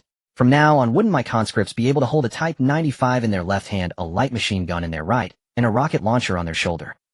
Of course, that was somewhat unrealistic unless his conscripts could grow 3 heads and 6 arms. However, equipping every squad with 2 light machine guns and 2 man-portable missiles was still very necessary. Any more than that would make ammunition carriage troublesome. After all, they weren't dorymen. Put all 3 production lines to use, mainly producing Type 56 light machine guns and man-portable missiles. No problem, Commander. Give us an hour to refit the production lines, and they can start production. Gu Chen gave a slight nod. Starting tomorrow, he would be able to upgrade his equipment. By then, even red alert soldiers facing armored units alone would have a chance to fight. Moreover, the firepower of every squad would rise sharply. The next day, Gu Chen's Rhino tanks had already reached a staggering 50. Troop strength had also reached 4000. The second batch of conscripts holding the rank of platoon leader had finished training. After being quickly assigned to the 2 armies, Gu Chen began training the third batch, this time company commanders and battalion commanders together. At present, Gu Chen had 125 platoons. Among them, the Tianfa army had 50 platoons 160 men, while the Shuguang army had 75 platoons 240 men. There were 50 Rhino tanks, 5 Hind helicopters, 4 Apocalypse tanks, 10 anti-aircraft tracked vehicles, 5 air defense troops, and each patrol team in the city also had a military dog. However, patrol teams were not combat units, so they were not counted in the 2 armies' numbers. There were no more towns in Gu Chen's current direction. Shutian Town and Sha Town had been taken by him, while Long Town was controlled by the Black Gold International Sanctuary. Only the military had established an independent safe zone. The military and the Black Gold Sanctuary were now fighting fiercely. If Gu Chen didn't do something, it would seem a little abnormal. He didn't take the Black Gold International Sanctuary seriously. It was formerly a security company with at most 1,000 or so armed personnel and no heavy firepower. If his armored torrent stood there, they'd probably be scared shitless. So from another perspective, he was on the same side as the Black Gold International Sanctuary. He could completely support the Black Gold Sanctuary in secret, letting it fight the military district on his behalf. With that decided, Gu Chen was now just waiting for an opportunity. When the Black Gold International Sanctuary could no longer hold out against the military, his opportunity would come. Just as Gu Chen had guessed, the Black Gold International Sanctuary didn't have many armed personnel. Only a little over 900 had survived the apocalypse, and they had lost over 100 more these past few days fighting the military. Unlike Gu Chen, they couldn't produce guns and ammunition or recruit soldiers. For them, every fight meant using up supplies. But they were unwilling to obey the military. After all, the Black Gold International Sanctuary was currently living a comfortable life. If they went to the military, they would definitely be controlled tightly. In the afternoon, gunfire rang out endlessly in Shuguang City.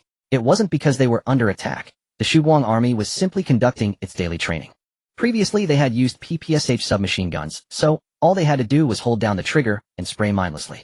But since they were to be equipped with Type 81 rifles in the future, target practice was still necessary. However, there weren't many Type 81 rifles at the moment, so everyone had to take turns using them.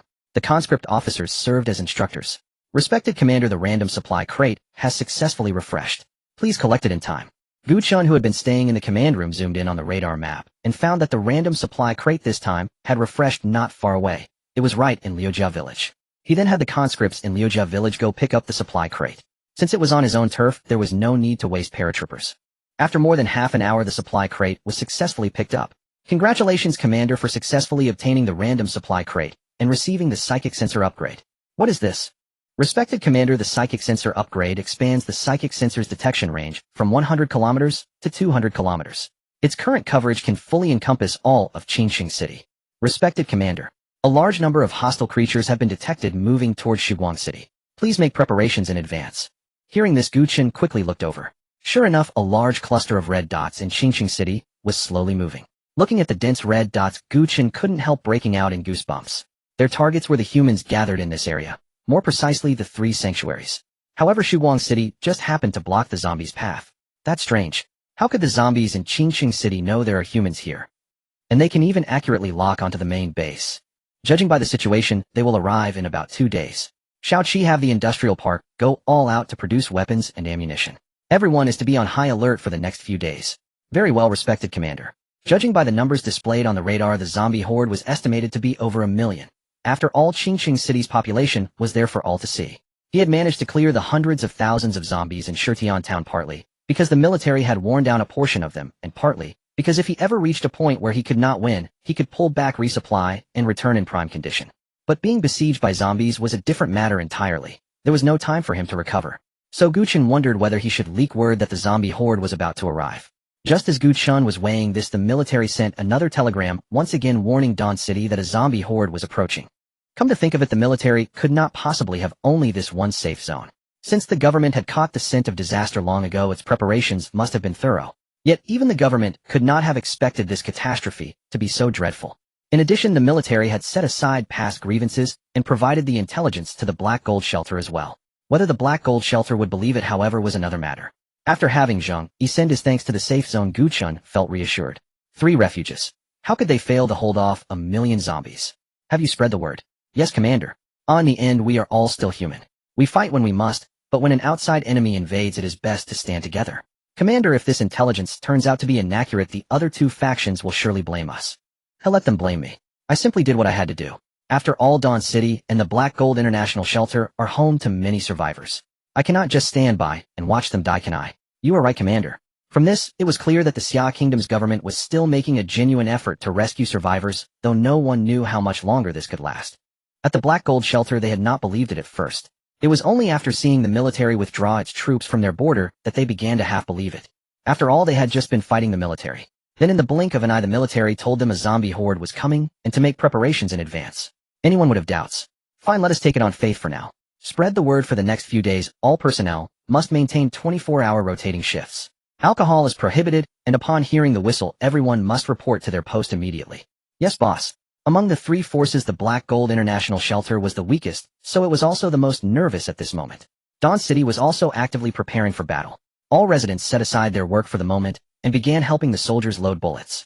After all, newly produced bullets did not automatically load into magazines. Every single one had to be pressed in by hand. At first, after hearing that 1,000,000 zombies were coming, the citizens of Dawn City were extremely panicked. But when they thought of the city's tall, thick walls and its past victories, they gradually calmed down and threw themselves into the preparations. When the horde gets large enough, the zombies are bound to pile up against the city walls. Boris organized some people to make plenty of gasoline bombs over the next few days. When the time comes, we will use them as Molotov cocktails to clear out the zombies. Got it, Commander. Boris saluted and left the command room. Produced 10 demolition experts. The demolition experts were actually crazy Ivans. When the time came to deal with the zombie horde, they just might prove surprisingly effective. Besides that, he could also produce more V-3 missile launchers and Kirov airships. Rhino tanks would be put aside for now. They were about to fight a defensive siege, not an offensive one, so tanks would be of little use. What was currently bothering Gu Chen was Shirtian Town. Although Shirtian Town had no people, it had an industrial park and a coal power station. Right now, the industrial park's operations relied entirely on the coal power station. The 2 were indispensable to each other. And the industrial park was extremely important to Gu Chen. After much deliberation, he decided to head to Shirtian Town, establish a sub-base, and protect both the industrial park and the coal power station. Fortunately, the 2 places were not far apart. Once enough energy points were accumulated, he could produce a base vehicle. Gu Chen, who had previously thought he had enough energy points, once again became anxious over the issue. I really need to secure more mining areas. The ore trucks he had already produced had reached saturation. Producing more would simply result in an overflow of ore trucks. Liujia Village and Sha Town were the only 2 places with mining areas. To obtain new mines, he needed to expand. And he happened to need to unlock the allied faction. With that thought in mind, Gu Chen opened the map. To the northwest of Dawn City lay Qingqing City, which had many mines, but was also crawling with zombies. To the east was a smaller city called Ning City. It had also prospered through energy resources with a copper mine and an oil field and a population of about 1 million. Far fewer than Qingqing City, so the difficulty would be considerably lower. After marking Ning City on the map, Gu Chen closed it. He had to take Ning City because the Yellow River flowed through that area, the perfect place to build a naval shipyard. Once the situation here was stabilized, Gu Chen could dispatch troops to Ning City. Commander, the Black Gold International Shelter has sent us the first batch of drinking water. Would you like to inspect it? No need. Get a couple of lab mice and test whether it is poisoned. Then load up some rice and send it to them. All right, Commander. By the way, they asked whether they could purchase some weapons. I understand. I will contact Zhang Yi. All right, Commander. Trade weapons. He had just been planning to phase out a batch of PPSH submachine guns. Why not sell them off to the Black Gold International Shelter? After thinking it over, Gu Chen felt the idea was perfectly reasonable. The Black Gold International Shelter had no industrial capability. Even if he gave them PPSH submachine guns, they could not manufacture ammunition themselves, so in the end they would still have to rely on him. Over time, the Black Gold International Shelter had naturally become a subordinate force under Dawn City. Zhang Yi replied to the Black Gold International Shelter. We can trade, but I do not want water. I want gold, silver, or raw materials. Very well, Commander. At the Black Gold International Shelter. Dawn City wants gold and silver in exchange. Yes, boss. How strange. The world has already ended. What do they want with gold and silver? Probably for industrial use. After all, Dawn City's strength is terrifying. Since that is what they want, give it to them. Long Town is full of rich people, and there is no shortage of luxury goods like these. Lausen takes some people out to search for them. Who would have thought Dawn City would be so easy to deal with? Something as important as weapons traded away just like that. Yes, boss. Lausen bowed his head slightly and backed out. The others left as well after Lin Feng waved them away.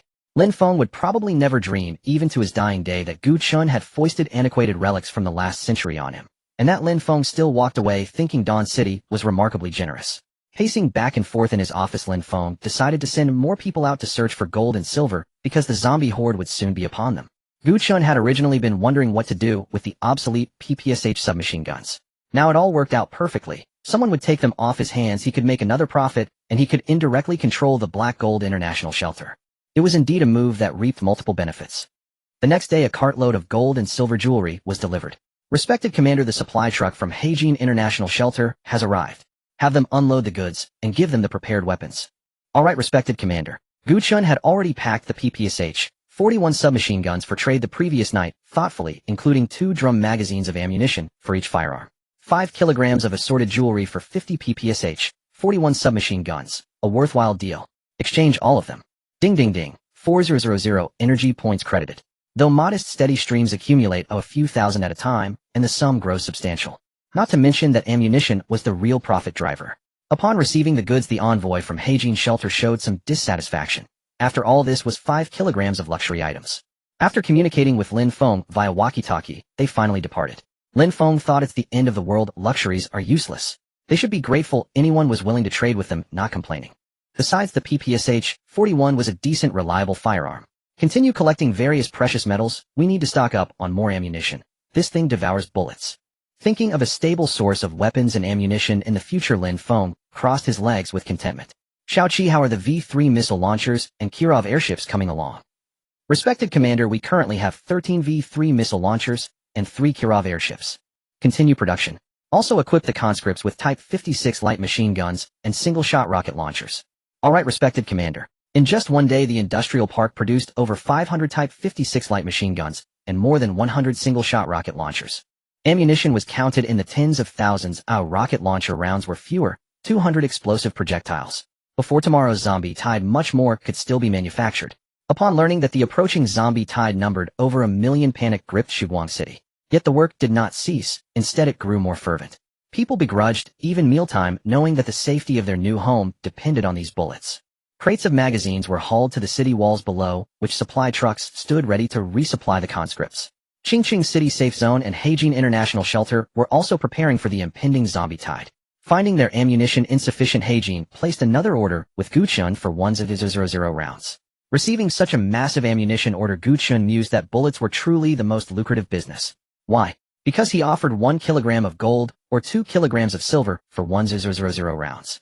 The arsenal produced 1,000 rounds for 1 energy point, so 1,000 rounds cost only 100 energy points. However, it was unrealistic for Heijin Shelter to gather the required precious metals in such a short time, so Gu Chen allowed them to buy on credit. Payment would be due after the zombie tide. Over at Qingqing, Lin Feng gave Gu Chen's pricing a resounding thumbs up, with both hands and feet. Since Shuguang City is so generous, we can't be stingy. Send them 5 tons of water and tell them it's interest. Lin Feng, smoking a cigarette while inspecting the delivered ammunition, noticed the bullets were freshly manufactured, suggesting Shuguang City had its own arsenal. He resolved to maintain good relations with them. Got it, boss. I'll arrange it immediately. Lin Feng's men were elated. With these weapons and ammunition, their chances of surviving the zombie tide greatly increased. Time slipped away, and soon it was the early hours of the next day. Gu Chen was roused from sleep by Shaoqi. Respected Commander, the zombie tide is approaching. Please prepare. Damn, so soon. Gu Chen irritably threw off the covers, quickly dressed, and sounded the air raid siren across Shuguang City. Military whistles echoed through the city. All troops assemble. Man the walls. Turn on all searchlights. The air raid siren was also heard by the neighboring safe zone, which promptly mobilized. Only Heijin Shelter, located farther back, remained unaware of the incoming tide. But they were relatively safe, as the 2 shelters ahead would bear the brunt of the zombie horde. Longtown would also face a tide, though certainly smaller than that of Shuguang City and the safe zone. Watching the red dots on the map split into 2 streams, Gu Chen breathed a sigh of relief. At least not all were coming for him. The roar of Hind helicopters filled the air as they took off toward the walls under attack. Stay behind the firing ports, all of you. Some zombies might have precision rifles, and if your head explodes, don't say, I didn't warn you. Boris paced along the wall, drinking and repeating the warning through a megaphone. The Shuguang soldiers gripped their cold rifles, staring into the abyssal darkness beyond, their hearts pounding with tension. If not for the conscripts standing beside them, they might have fired in panic. Over 1 million zombies. The battle at Shirtian town with only a few 100,000 had dragged on. How many days and nights would this one take? As time passed, the tension mounted. Then a single gunshot shattered the silence. Hearing it, the Shuguang soldiers, uncertain whether the enemy was near, squeezed their triggers. Cease fire, all of you. The zombies aren't here yet. Cease fire. Boris shouted through the megaphone, frustrated, until order was restored. Who fired that shot? A Shuguang soldier stepped forward, trembling. Report, sir. I was too scared and accidentally fired. This soldier was a civilian who had just joined the Shuguang army. Lacking training, his nervousness was inevitable. But Boris showed no leniency. He kicked him hard, though he held back enough to avoid serious injury. Cough. I'm sorry. Do you realize how many more zombies you've attracted with those few shots? The zombie tide, which had been roughly split between the safe zone and Shuguang City, was now drawn by the gunfire, adding over 100,000 more. The soldier kept apologizing, tears streaming down his face. Sir, he's a rookie, hasn't been trained yet. Maybe. Boris glared at the veteran who spoke up for the newbie, then walked over and pulled the soldier to his feet. After the battle, you'll clean the battlefield. And you'll lose this month's points. Thank you, sir. Thank you, brother. Enough. Prepare for battle. Boris raised his binoculars, staring at the shifting shadows a few 100 meters away. After discovering the zombie horde, Boris did not remain idle. He immediately began guiding MiG fighters. Buzz. Boom. Watching the two bursts of fire in the distance, the soldiers on the wall cheered, while also catching sight of the dense, swarming horde. The V-3 missile launchers also commenced bombardment, while the Kirov airships awaited orders. Gu Chen intended to deploy the Kirov airships only after daylight, as the night was too perilous for such massive craft.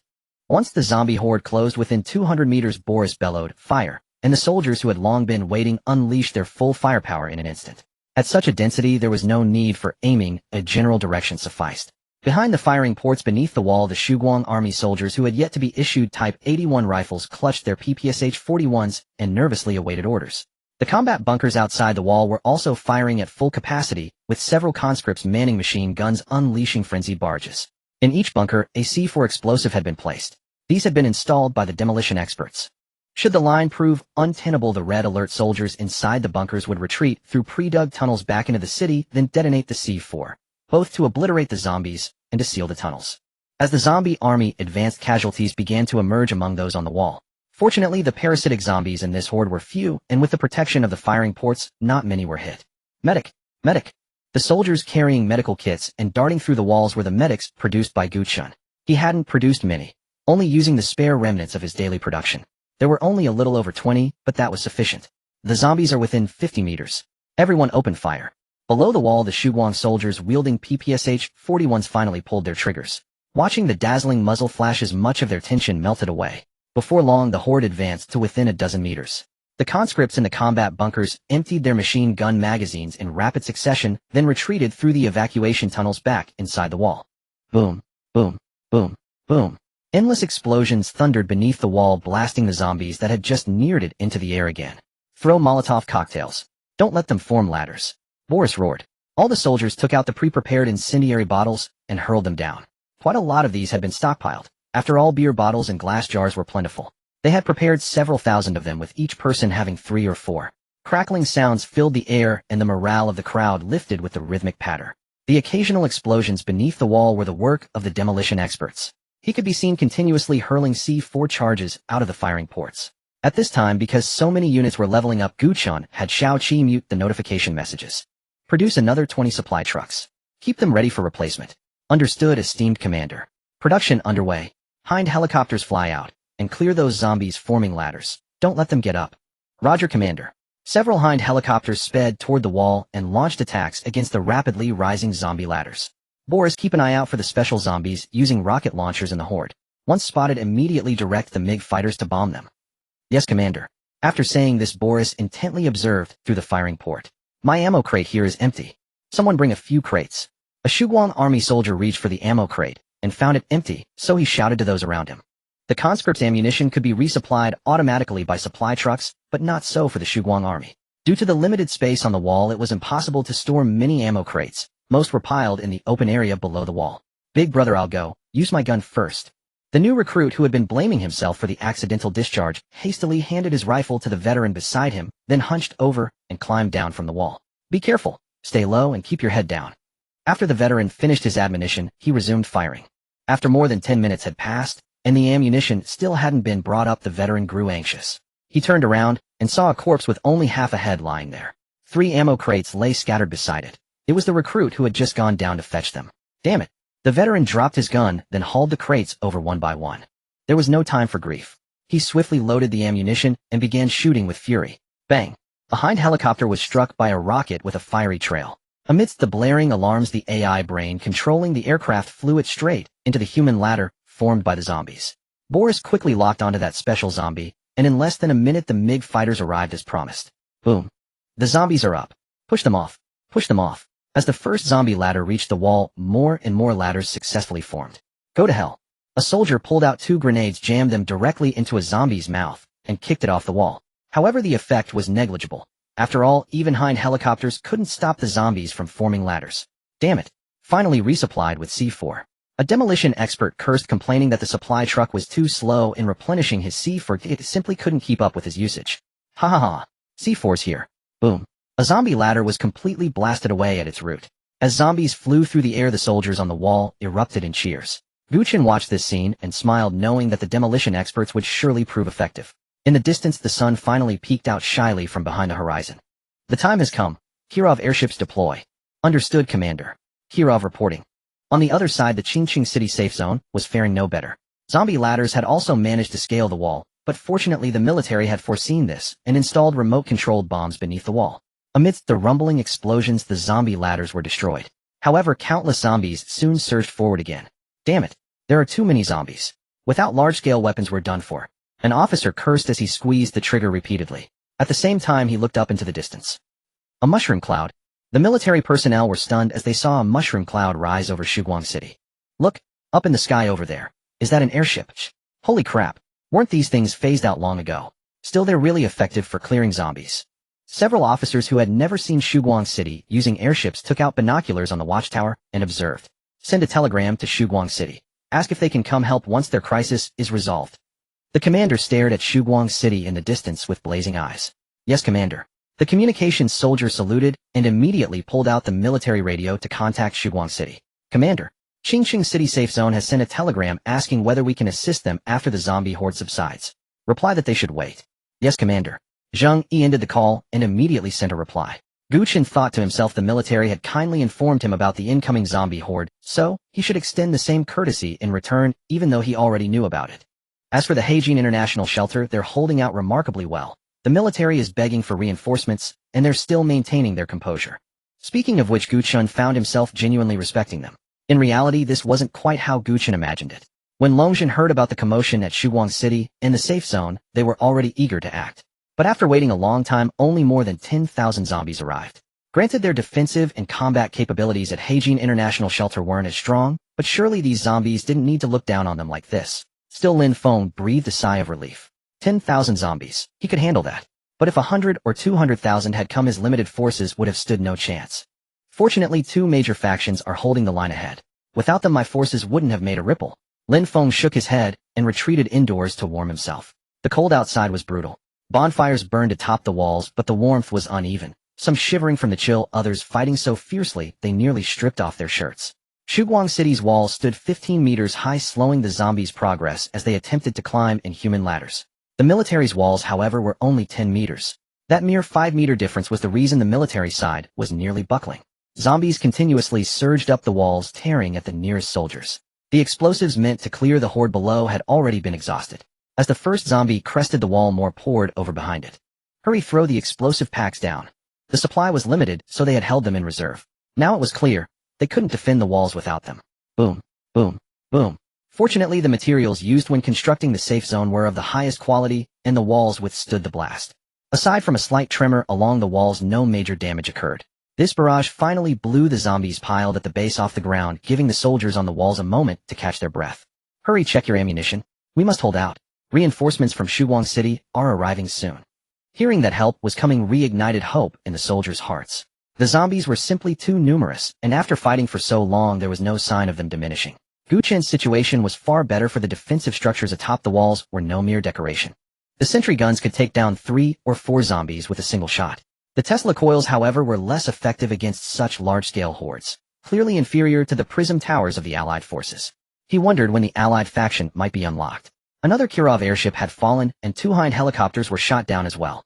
Nevertheless, their impact was significant. The zombies massed at the base of the walls were completely obliterated.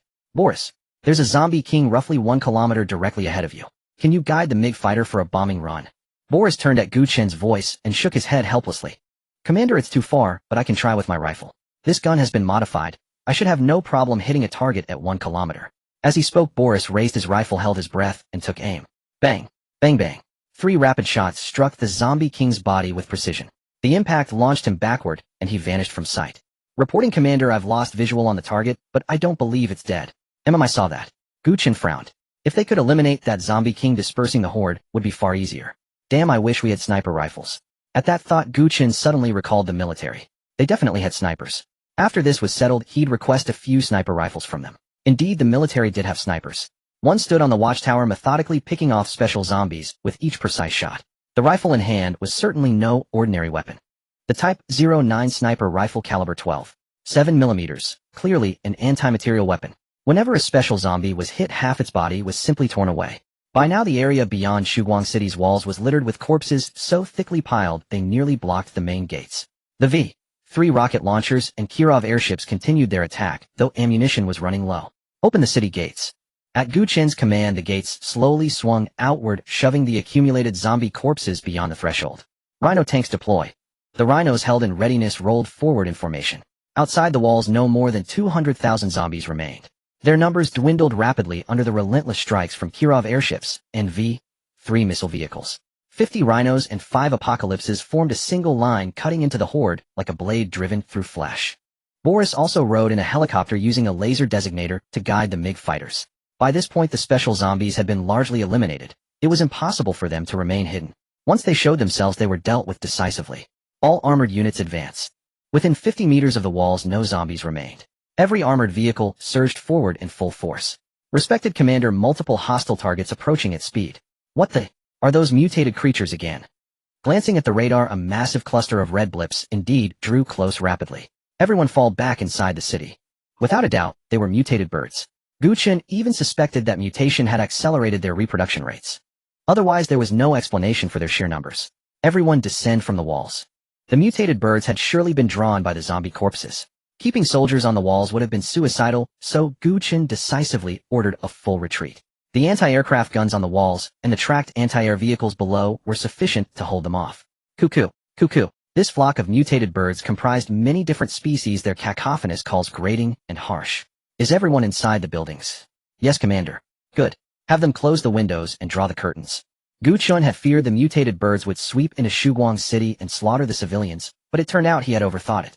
Like a dark cloud descending, the mutated birds spotted the moving zombies and dove toward them as though driven by instinct. These mutated birds have been invaluable. The flock numbered several hundred. Though not a large quantity, their attack speed was ferocious, and they targeted the zombies' heads with precision, dispatching each one in just a few pecks. A few hours later, perhaps having eaten their fill, the flock of mutant birds abandoned thousands of headless zombie corpses and swarmed away. As the saying goes, I leave softly just as I softly came. Having completed their feat, the mutant birds departed swiftly, leaving no chance for anyone to invite them to stay for a meal.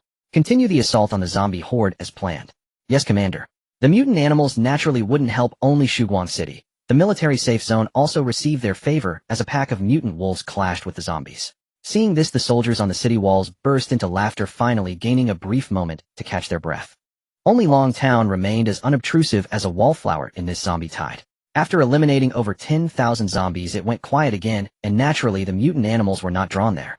Damn it, why do we always feel like outsiders? Lin Feng said gloomily, taking a sip of wine. By now the soldiers on the city walls had lowered their guard. Some warmed themselves by fires, some shot the breeze.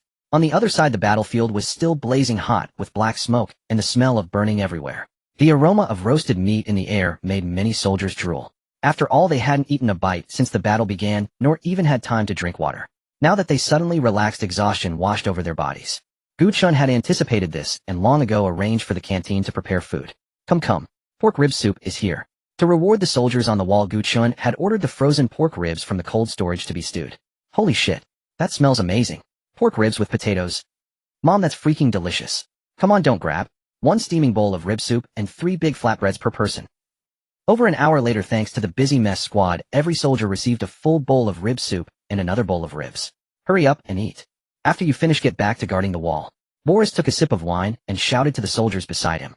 The conscripts, owing to their military training, ate very quickly, finishing their food in 5 or 6 minutes. They then resumed their posts at the shooting ports on guard against a sudden zombie counterattack. Seeing how quickly the conscripts ate, the soldiers of the Shuguang army also wolfed down their food and then threw themselves back into battle. Boris, aren't you eating? Gu Chen watched Boris, who was alternating between mouthfuls of flatbread and wine, and asked, I'm not interested in this stuff. How could it be better than wine? Boris waved his hand dismissively. Besides, I had a pack of compressed biscuits on the plane, so I'm not hungry. All right, suit yourself. Gu Chen laughed after turning off the communicator. He could tell that Boris wanted the other soldiers to have more to eat, though the effect wasn't obvious. But clearly Boris had already come to regard the Shuguang army's soldiers as his own men. This was exactly what Gu Chen wanted to see. After a brief rest, the battle had to continue. Relying solely on tanks to clear the zombies was clearly not enough. So every vehicle that could move was filled with soldiers. With their mobility, they could retreat if they couldn't win. Having the soldiers leave the city on foot to clear zombies would obviously be sending them to their deaths. Meanwhile, the Qingqing city safe zone was still fighting for control of the city wall against the zombies. Without heavy firepower like missiles or bombers, they found it extremely difficult to clear the zombies. Commander, the people from Shuguang City have left the city. What? The commander sitting in the watchtower quickly snatched the officer's binoculars and looked towards Shuguang City. Holy shit. They're taking the initiative to attack the zombie horde. Spread the word. Reinforcements are on the way. Hold your ground, damn it. Yes, Commander. The Corpse King let out a furious roar, and the remaining tens of thousands of zombies began to retreat rapidly. Oh, you know how to run. Commander, I can hit that Corpse King right now. Shall I take it out? No need. Let it run with its lackeys. If we kill it, we'll waste time clearing the remaining zombies. Boris, take all armored units to support the military. Understood, Commander. Boris boarded the Hind helicopter and headed toward the safe zone alongside the tanks. Look, those airships and helicopters are moving toward us. A soldier shouted excitedly, pointing at the distant Kirov airships and Hind helicopters. Damn it, reinforcements are finally here. Brothers, kill them all. The regiment commander, covered in blood, raised his pistol and shouted. Clearly he had been through an extremely difficult battle. Whoosh, whoosh, whoosh, whoosh, whoosh, whoosh. By now dusk had fallen. The Kirov airships were almost out of bombs, yet they dumped all the rest into the zombie horde. Holy crap. That airship is dropping bombs like dumplings into a pot. So damn satisfying. Have our helicopters finished rearming? All units move out. Infantry, fighting vehicles, and tanks charge out too. The commander waved his hand grandly, and the entire armed forces of the safe zone mobilized. The Rhino tanks followed close behind. After a concentrated volley at the city gate, the zombies were wiped out, and then the military's tanks and infantry fighting vehicles drove out as well. The two forces fought together until 11 p.m., when the last zombie was finally cleared. All hands salute. The soldiers on the city wall, as well as the drivers in the infantry fighting vehicles and tanks, stood up and saluted solemnly toward the departing figures of Shuguang City's forces. Were it not for Shuguang City's generous assistance, the Qingqing City safe zone would certainly have been doomed this time. Just as both sides were running low on ammunition and needed to resupply, something happened in Longtown. The radar suddenly showed a large number of hostile units moving toward Longtown, and to everyone's surprise, they were coming not from Qingqing City, but from the direction of Ning City. However, the Black Gold International Shelter had no idea of the impending danger. The military had not received any new intelligence either, so they had no knowledge of a group of zombies approaching Longtown. This battle is clearly not over yet. Notify Longtown to make preparations against the zombies. Yes, Commander. Zheng Yi immediately sent a telegram to the Longtown government. The Black Gold International Shelter still owed him a shipment of gold. He couldn't let it be lost. Moreover, he still needed to use the Black Gold International Shelter to wear down the military region. He'd better not directly offend the military, the time wasn't right, and he couldn't be hasty. Supporting the Black Gold Shelter from behind the scenes was the right decision. At this moment, the people of the Black Gold International Shelter had been freezing on the city wall all day. They were just about to go back and rest when Lin Feng drove them back to their posts. Hearing that the zombie horde was coming, they were terrified and hurried back to their posts. The Black Gold International Shelter did not have the capability to control all of Longtown. They had only occupied the central area. Still, the zombies in Longtown had already been cleared out by them. Quickly, send for aid from Shuguang City. Because of his strained relationship with the military, Lin Feng couldn't bring himself to request their assistance. But Shuguang City was different. He was currently in a honeymoon phase with them, and he believed that if he asked for help, they would surely come. Reply to him, tell them to hold out until tomorrow morning. Our troops need to replenish their ammunition. Yes, Commander. In fact, the system would refresh after midnight, but nighttime operations incurred heavy losses. If it weren't for the need to utilize the Black Gold International Shelter, Gu Chen wouldn't have bothered. Upon receiving Gu Chen's reply, Lin Feng clenched his fists in excitement. He knew Shuguang City wouldn't stand idly by. Tell the brothers to hold on until dawn. Tomorrow morning, the army from Shuguang City will reinforce us. Yes, boss. In Shuguang City, all soldiers return to the barracks and rest. Assemble at dawn tomorrow. Yes. After giving his orders, Boris left, drinking as he went. Gu Chen finally breathed a sigh of relief. He lay down on the bed and fell asleep immediately. The corpses outside the city could be cleaned up by the civilians tomorrow. The mutated animals probably wouldn't attack again. The next day, all the civilians in Shuguang City, equipped with protective gear, went out to dispose of the bodies. Under the protection of the Shuguang City Public Security Bureau, tens of thousands of people began the massive task of moving the corpses. The method was simple and crude. Pile them up and burn them, which also provided some warmth. The zombies gathered at the base of the city walls didn't need to be moved. Just pour some gasoline on them and set them ablaze. On the other side at the Black Gold International Shelter, the battle had reached a fever pitch. The zombies had swarmed up the walls, and the armed personnel of the Black Gold Shelter had temporarily retreated into the houses beneath the walls, dispersing to slow the zombies' advance. Lin Feng was conscientious enough not to drive the civilians out to attract the zombies. Instead, he had them hide in the buildings at the center of the shelter. Damn it. Brothers, hold on a little longer. Reinforcements are coming. Brother Chow, it's no good. The casualties are too severe. A security guard whose arm had been severed spoke with a choked voice. Damn you zombie scum. Boom. An infected security guard charged into the zombie horde with a grenade. Everyone watched the rising sun, their minds filled with a single question. Where were the reinforcements? Just as despair set in, violent explosions erupted outside the city, and the ground trembled violently. It was the V-3 missile launcher bombarding the zombie horde. The V-3 missile launchers had now reached level 3, unleashing devastating firepower. The Apocalypse tanks and Rhino tanks had also reached level 2. Even if surrounded by the zombie horde, they could easily break free. The Kirov airship had also reached level 3. Each bomb was terrifyingly powerful, with increased armor thickness and self-repair capabilities, making the Kirov airship far more resilient on the battlefield. This was why Gu Chen dared to deploy it. However, the most impressive unit was the anti-aircraft tracked vehicle. At Tier 3, its rate of fire and power were such that each shot could take down over a dozen zombies. Commander, there aren't many zombies in Longtown. We should be able to return to base by noon. Make it quick, and be careful of special zombies. Roger, Commander. At this moment, Gu Chen was not observing Boris's perspective, but was instead communicating with the military through Zhang Yi. After all, if he had provided aid, wouldn't it be unlike Gu Chen to ask for something in return? Commander, connection established. You can now speak directly with the people of Qingqing City Safe Zone. In the government building, Gu Chen took the microphone handed to him by Zhang Yi and put on the headphones, enabling him to talk to the commander of the safe zone. Hello. Is this the city lord of Shuguang City? The commander shouted into the communicator's microphone. Without satellites, the call quality was poor. Fortunately, Shuguang City was relatively close to the safe zone, allowing radio communication. Hello, I am Gu Chen, the city lord of Shuguang City. Greetings, Lord Gu. I am Wu Qingfeng, the military district commander of the Qingqing City Military District. On behalf of all the people and soldiers of the Qingqing City Safe Zone, I thank you again for your assistance. No need to thank me. We are all human, it's only right. I should also thank Commander Wu for the kind notification. After a round of polite exchanges, Gu Chen got to the point. Commander Wu, do you happen to have any sniper rifles? We lack weapons capable of precisely striking the zombie kings. Could we purchase some from you? Ha ha ha, Lord Gu, you jest. There's no need to buy anything. I'll have someone deliver 5 Type 09 sniper rifles and 100 rounds of armor-piercing ammunition to you right away. We don't have many of these, so don't think it's too little, haha. Really? Thank you so much, Commander Wu. I have work to attend to, so I'll have to end the conversation here. We must get together and share a drink another day. No problem, brother. Go ahead with your work. I have things to do as well. After cutting the communication, Gu Chen felt a sense of relief. The Type 09 sniper rifle, if he remembered correctly, was an anti-material weapon. Now he had the capability to take down long-range special zombies. Commander, are we really going to give them 5 Type 09 sniper rifles? Yes, give them to them. We don't lack these. There are over 200 sitting in the warehouse gathering dust. Wu Qingfeng said nonchalantly. They were currently locked in battle with the Black Gold International Shelter, so maintaining good relations with Shuguang City was crucial to prevent any sudden attacks. Alright, I'll have someone deliver them right away. Oh, by the way, pack a couple of ounces of my treasured tea and send it along as well. Yes, Commander. That officer scratched his head, wondering what had gotten into Commander Wu. He was giving away tea that he usually wouldn't even take out. However, they had also witnessed Shuguang City's equipment yesterday. It was indeed formidable, but not as powerful as the headquarters military. He took the requisition slip and went to the logistics department to collect the rifles. Over an hour later, 5 brand new Type 09 sniper rifles and 100 rounds of ammunition arrived at Shuguang City. Gu Chen looked at the tea before him and chuckled. He was a rough man and couldn't really tell the quality of the tea. Not bad taste, about the same as green tea. After taking a sip, Gu Chen smacked his lips. It was just SOSO. He checked the time. The battle at Long Town should be wrapping up by now, right? Shao Qi connect to Boris's perspective. Yes, esteemed Commander. A screen appeared before Gu Chen.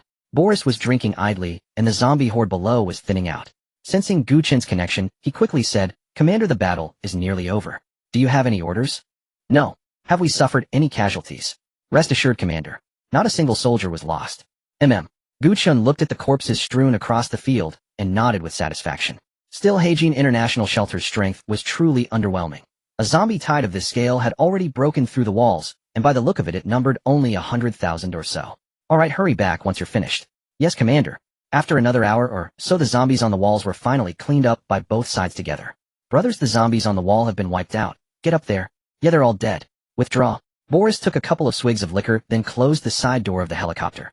After all, the breeze was quite pleasant. Just as the people of Heijin Shelter climbed onto the wall, they saw that Shuguang City's army had already withdrawn, leaving only a dashing silhouette behind for them. Salute. Thanks, Shuguang City, for your aid. All the survivors shouted with all their strength. At that moment, their favorability towards Shuguang City shot straight up. Even Lin Feng now regarded Shuguang City as trusted friends.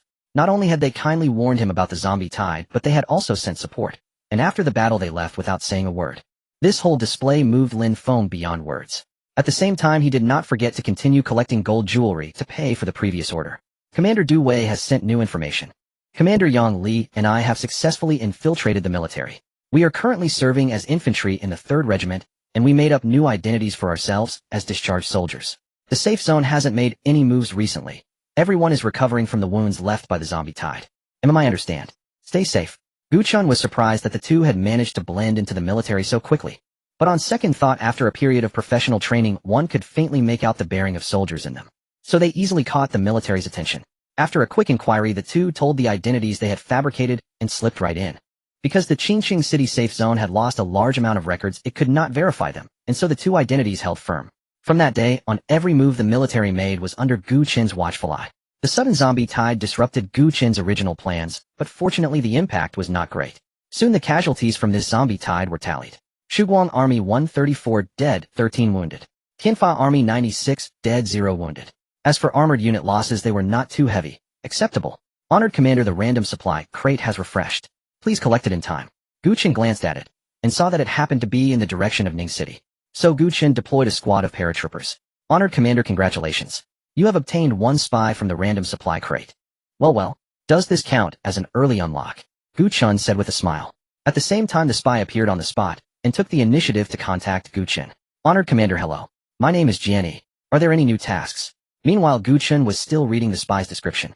Spy can disguise as any person or animal. When a target is killed by the disguised spy, the spy can obtain that person's memories. It possesses formidable intelligence and is a well-rounded operator in every field except combat, easily able to take charge of running a sub-base. After reading it, Gu Chen felt that this spy had practically been born for his current situation. He currently had 5 bases, 1 main base, 1 sub-base in Liujia Village, 1 sub-base in Sha Town, and 1 sub-base used to protect the industrial park and the coal power station.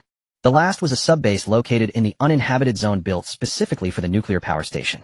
Right now the sub-base he mainly managed was the one in Sha Town. If another sub-base in Ning City were added, Gu Chen definitely wouldn't have enough energy to manage them all. Now the appearance of the spy happened to solve exactly this problem. Jianyi, take this squad of paratroopers to approach Ning City and establish a sub-base.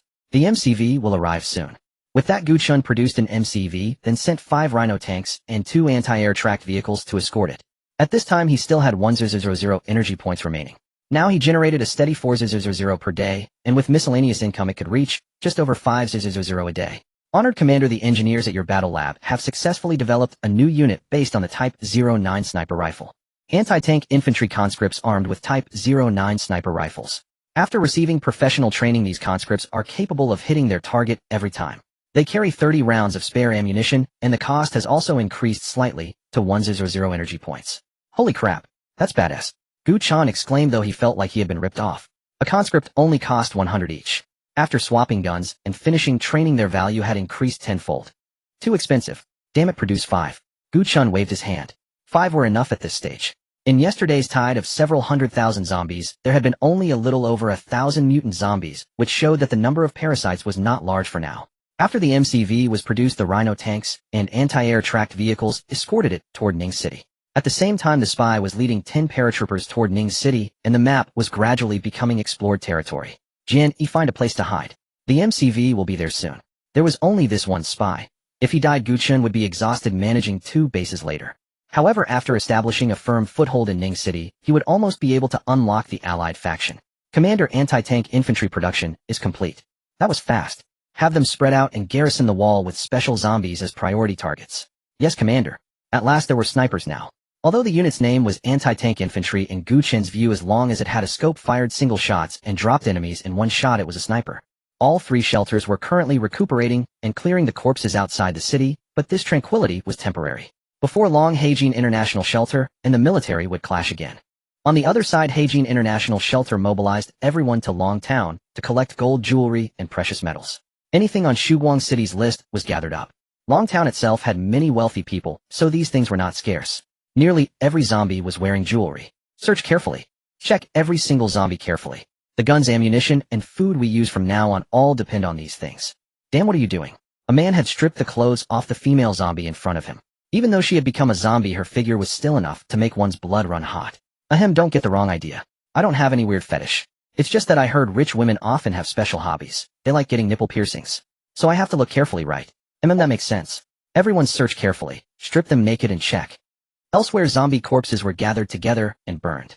Only Long Town looked like a bunch of perverts. Every zombie, male or female, young or old, had been stripped naked. Believe it or not, they actually did find gold hidden in some unusual places. The next day, 2 suitcases full of gold and silver were delivered to Shiguang City. At the same time, Black Gold International Shelter purchased another batch of PPSH submachine guns and ammunition. Through this zombie horde, they discovered that the PPSH produced by Shiguang City was truly dependable. It not only never jammed, but also had an incredibly fast rate of fire. At close range against zombies, it was practically a harvester. Calling it a harvester might be a bit much, but its power was by no means insignificant. Thus Lin Feng decided to buy PPSH submachine guns in large quantities because he felt they were cheap, practical, and simply the kings of cost-effectiveness. After setting aside the gold and silver used to pay for the previous transaction, more than 10 kilograms still remained. Gu Chen also generously gave them 120 guns.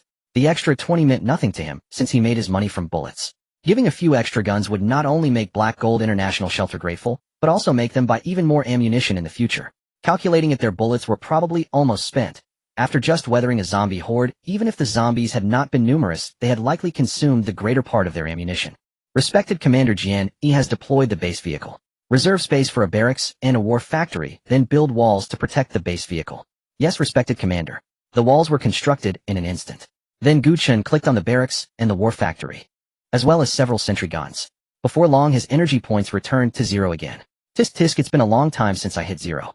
At the same time, he grew even more eager to obtain the copper mine and oil field in Ning City. His development had hit a bottleneck. The mines could no longer expand, and the gold and silver obtainable from the city were limited. Day by day, the gold, silver, and other metals handed over by survivors grew scarcer. Some had even started trading in scrap iron. Longtown's resources were probably nearly depleted too, so he had to open up new mining operations as soon as possible. If only he could build a tech oil derrick. Judging from the radar, Jian Yi's position was at the edge of Ning City. Gu Chen did not let him advance any deeper because Ning City definitely had other factions. Perhaps the military even had a safe zone there. But it was hard to say, because the Qingqing City safe zone had not known that a zombie horde had come from the direction of Ning City. It was only yesterday morning, when they saw Shiguang City dispatch troops, that they learned Long Town had been attacked by the horde. In Shiguang City, Gu Chen smelled the aroma of roasted meat in the air and felt a craving. Without a second word, he had Boris bring over a barbecue grill and all sorts of seasonings. In the evening, Li Tian, Li Gong, and Boris all sat around the grill and busied themselves. At first, Li Tian and Li Gong were still reserved around Gu Chen and Boris, but once they started eating, everything was fine. Li Tian, Li Gong, you two were the first ones produced, and have followed me for a long time. Join the next batch of officer training. Train until you reach regiment commander before coming out. Gu Chen spoke while taking a bite of meat skewer and a sip of tea. He also wished he could gulp down meat and liquor like Boris. But as a commander, he had to remain clear-headed at all times, so he could not touch a single drop of alcohol. After all, he did not have Boris's gift of drinking endless amounts without getting drunk. Instead, the more Boris drank, the more energetic he became.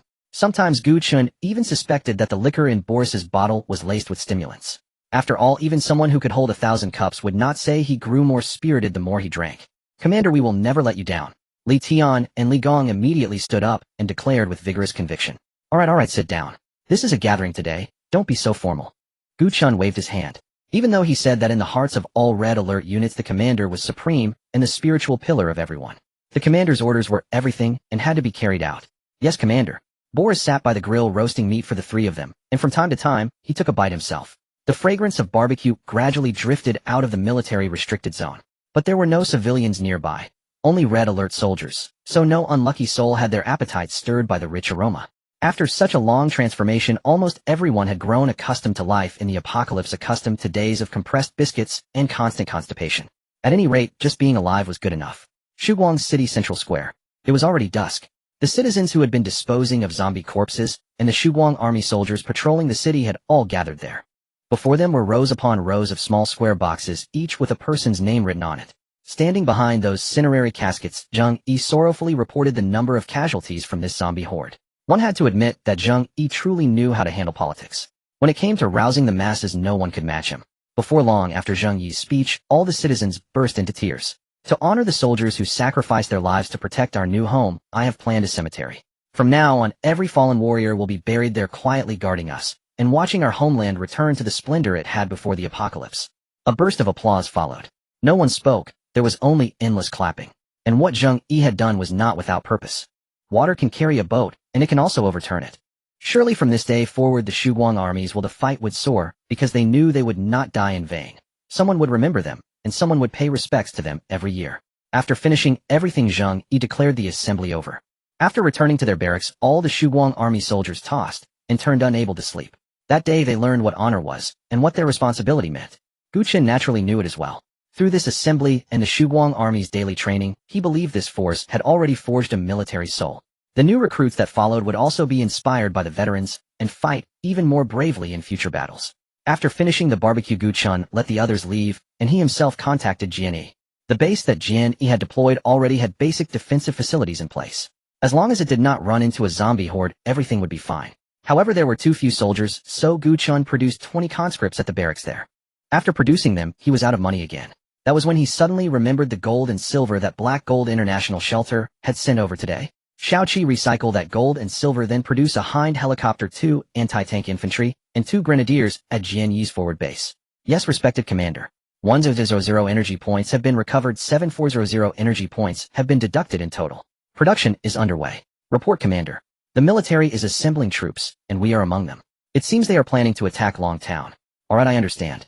Stay safe, avoid direct engagement, and slack off as much as possible. The next day, Gu Chen woke up and saw the message from Du Wei. After replying, he stretched and contacted Zheng Yi. Send a message to the Heijin International Shelter. The military is assembling troops. Let them prepare. Yes, commander. After the zombie tide ended, the military and the Heijin International Shelter returned to their previous state of skirmishes, hitting each other back and forth without any large-scale conflict. The military wished to avoid unnecessary casualties and hoped the Heijin International Shelter would surrender voluntarily, while the shelter dared not engage in a large-scale conflict yet refused to surrender. And so they continued exchanging blows, each side striking a few times. Boom. Yahoo! A man carrying a rocket launcher let out a strange yell, excitedly waving his hand as he watched the smoke rising from a damaged infantry fighting vehicle nearby. Finally, they had their revenge. Previously, they had been constantly suppressed by the military's IFVs, but this time, they managed to strike back. Although they missed the mark and didn't blow it up, everyone still felt a sense of relief. Damn it. Are they asking for trouble? Mortars fire now. The regiment commander of the 3rd Regiment responsible for attacking Long Town angrily threw his hat onto the table while the IFV slowly retreated. At the same time, the positions built by the Heijin International Shelter were instantly covered by mortar shells. In a moment, casualties were heavy and they had to retreat during the intervals of the bombardment. Although Lin Feng felt pain upon receiving the news, he was not too distressed, because most of the soldiers at that position were recently recruited and trained from civilians, and their issued weapons were Bobosha submachine guns purchased from Shuguang City. Only a small portion were elites. Worried that the former veterans might not have the resolve to fight fiercely, Lin Feng gathered them separately. These veterans were mainly responsible for maintaining order and training new recruits. Boss, those soldiers have started persuading us to surrender again. Ignore them. Tell the brothers to stay alert and not waver. Follow me, Lin Feng, and enjoy a life of luxury. Who knows how they'll be treated if they go over to the military side. Yes, boss. Lin Feng was not afraid of the military charging in with tanks and planes. He admitted that the military had the capability, but he also believed they wouldn't dare, because Long Town still had many survivors. And Lin Feng was right. In the Heijin Shelter, these armed men indeed lived a life they had only dreamed of before. Although they couldn't take drugs, gamble, or simply take any woman they fancied home, they could enjoy a superior status. Moreover, almost all the women in the shelter didn't need to be forced. They actively sought to have relations with them. If they wished, they could indulge in revelry every day, but their kidneys wouldn't allow it. Brothers, are you willing to go to the military side and suffer inferior treatment? No. Good. If these grunts dare to come and fight them, Kill 1, and I'll reward you with a pack of cigarettes. Kill 2, and I'll give you 10 cans of beef. Kill 3 or more, and you'll get promoted and become rich. As soon as his words fell, everyone raised their Bobo Shah submachine guns high in celebration. Hey, a bunch of idiots. Brothers, when the fight starts, be careful to protect yourselves. We are the boss's foundation. In the future, we'll be the founding ministers. We can't fall here. Don't worry, squad leader. We all have bulletproof vests. If these soldiers dare to fire artillery, we'll just run. Yes, stay sharp. The squad leader's earlier remarks were only meant to use these armed civilians as cannon fodder. If the military really broke and these civilians who had only been trained for a few days would be unable to resist, even a one-for-one exchange would be a great honor. As for the rewards he mentioned, that was just a pie in the sky, not real. Outside, the army, after capturing the position, did not advance further, but instead set up defensive positions. They didn't want to engage in street fighting because the losses would be too heavy. Even with tanks and artillery, they would be ambushed by enemies hiding in the shadows. Take up positions here. Bring the searchlights. We'll hold here tonight, said the regiment commander of the 3rd Regiment, picking his nose. At the same time, several large iron barrels were brought over filled to the brim with coal. The blazing flames raised the temperature around considerably. In such weather, without a stove to keep warm at night, they would probably be too cold to have any energy. Come, let's eat. The soldiers from the cooking squad brought a large iron pot of stew. Each person had a bowl of hot stew warming up after eating. The aroma of the cooking spread through the air to the nearby buildings. The people from the hygiene shelter hiding in the houses smelled the aroma, looked at the compressed biscuits and cold water in their hands, and swallowed their saliva. So fragrant. Smelling the scent of the food, this person imagined himself eating a feast of meat and fish, and began to wolf it down noisily. When choking, he took a sip of water to wash it down. They dared not light a fire to keep warm, as it would expose their position. Once exposed, it would be suicide. Damn it, these grunts are definitely doing this on purpose. As the squad leader, he naturally couldn't eat dry compressed biscuits. He had a thermos, so he could soak instant noodles, but the taste was worlds apart. Lin Feng sitting in his office with the air conditioner on side. Then he said to his subordinate who knew how to use the radio, "Send a telegram to Shuguang City asking if they can buy some anti-tank weapons and ammunition for Bobo Shah on credit." Yes, boss. Lin Feng was also puzzled. Why did Shuguang City like gold and silver so much? Even if industry needed precious metals like gold, they didn't need so much, did they? Long Town had been almost emptied by him. He now desperately wished Shuguang City would let him pay with water resources, because he had as much water as he could want. At this moment, Lin Feng's heart only hoped that Shuguang City would agree to this credit and be willing to sell him anti-tank weapons. With enough anti-tank weapons, the military's tanks would be nothing. He would blow up everyone that came. Now Lin Feng only had a few anti-tank rocket launchers left, just 5 rounds, and recently, he had only managed to heavily damage an IFV. No choice, his rocket launcher was outdated with mediocre accuracy and power. Want a rocket launcher? Gu Chen quickly grasped the key after reading the telegram. However, Longtown's gold and silver reserves were probably running low, right? Could Lin Feng be trying to get something for nothing? Tell Lin Feng that the price of this transaction is too high. I want to see his sincerity. In other words, pay a deposit first. I won't trust you otherwise. On the other end, Lin Feng scratched his head anxiously after receiving the reply. They want a deposit. Fair enough given how precious a rocket launcher is. But where am I supposed to come up with that kind of money? At that moment, Gu Chen sent another telegram via Zhengyi. If the Sunrise City garrison can enter the Black Gold International Shelter, then Sunrise City will provide the weapons for the Black Gold International Shelter free of charge this time. Holy shit. Is this really happening? Lin Feng could hardly believe it. The military of Sunrise City stationed at the Black Gold International Shelter. Doesn't this mean you're under my protection, now Black Gold International Shelter? Why did Lin Feng think this way? It was mainly because the gap in strength between the Black Gold International Shelter and the military of Sunrise City was far too vast. Any faction willing to go all out could eliminate him with ease. The reason the military opposed Gu Chen stationing troops was that the military strength was not significantly different from Sunrise City's, so neither side feared the other. This is what achieved the fragile surface harmony. Send a reply to Sunrise City, we welcome their garrison to enter the Black Gold International Shelter. Yes, boss. On the other side, Gu Chen was somewhat surprised at how smoothly the operation was proceeding. He had expected the Black Gold International Shelter to resist Sunrise City's troops, just as the military had. It seemed he had overthought things. In that case, Boris, take 2 Rhino tanks and 10 conscript soldiers to the Black Gold International Shelter as the garrison. Find a way to meet Lin Feng alone, then initiate the loyalty test. Once you've secured Lin Feng, leave the garrison behind and return to me. Oh, and bring 10 portable rocket launchers and 20 armor-piercing rockets along. Yes, Commander. That night, 2 Rhino tanks with their lights off rolled toward Dragon Town by moonlight. Gu Chen did not want the military to know he was involved in the conflict between the two sides, or it would be difficult to extricate himself later. He had also told Lin Feng to forbid any disclosure about Sunrise City's troops entering the Black Gold International Shelter. Only when Sunrise City provide weapon support to the Black Gold International Shelter Lin Feng had no objections to this as long as Sunrise City's troops entered Dragon Town. Welcome officers of Sunrise City to Dragon Town. Lin Feng extended his hand with a warm smile and stepped forward. It's cold outside. Let's go inside and talk. Lin Feng quickly ushered Boris and his conscripts into the building. The black gold shelter soldiers who followed behind stared at the two tanks with gleaming eyes. Good lord, now we don't have to fear those armored vehicles from the military anymore. After entering the room, Boris instructed the conscripts to wait outside, saying he had matters to discuss with Lin Feng. He then glanced at Lin Feng's men behind him. You go ahead and prepare beds for the officers. Yes, boss. Soon everyone left the room, leaving only Boris, Lin Feng, and his secretary. And who is this? Oh, this is my secretary. We've been through life and death together. He's one of us, no problem. I see. Boris smiled to himself. Perfect. Now he could directly control both key figures of the Black Gold International Shelter. Without hesitation, Boris activated the loyalty test. More than 10 minutes later, Lin Feng and his secretary walked out of the room, their expressions completely unchanged. Take General Boris and the Sunrise City soldiers to their quarters. Yes, boss. Lin Feng's men did not find anything unusual and led Boris and the conscripts to their accommodations. The Rhino tanks were parked in the garage. No one dared to make a move against them, and even if they did, the intelligent combat system controlling the Rhinos was no mere decoration. Reporting to Commander, the mission is complete, proceeding flawlessly. Hey, you can return tomorrow. Yes, Commander. After Boris finished reporting, he lay down on the bed. The room's air conditioning was running. Truth be told, Dragon Town service was indeed thorough. Late at night, and they had already sent a few massage girls to serve Boris. But what was Boris?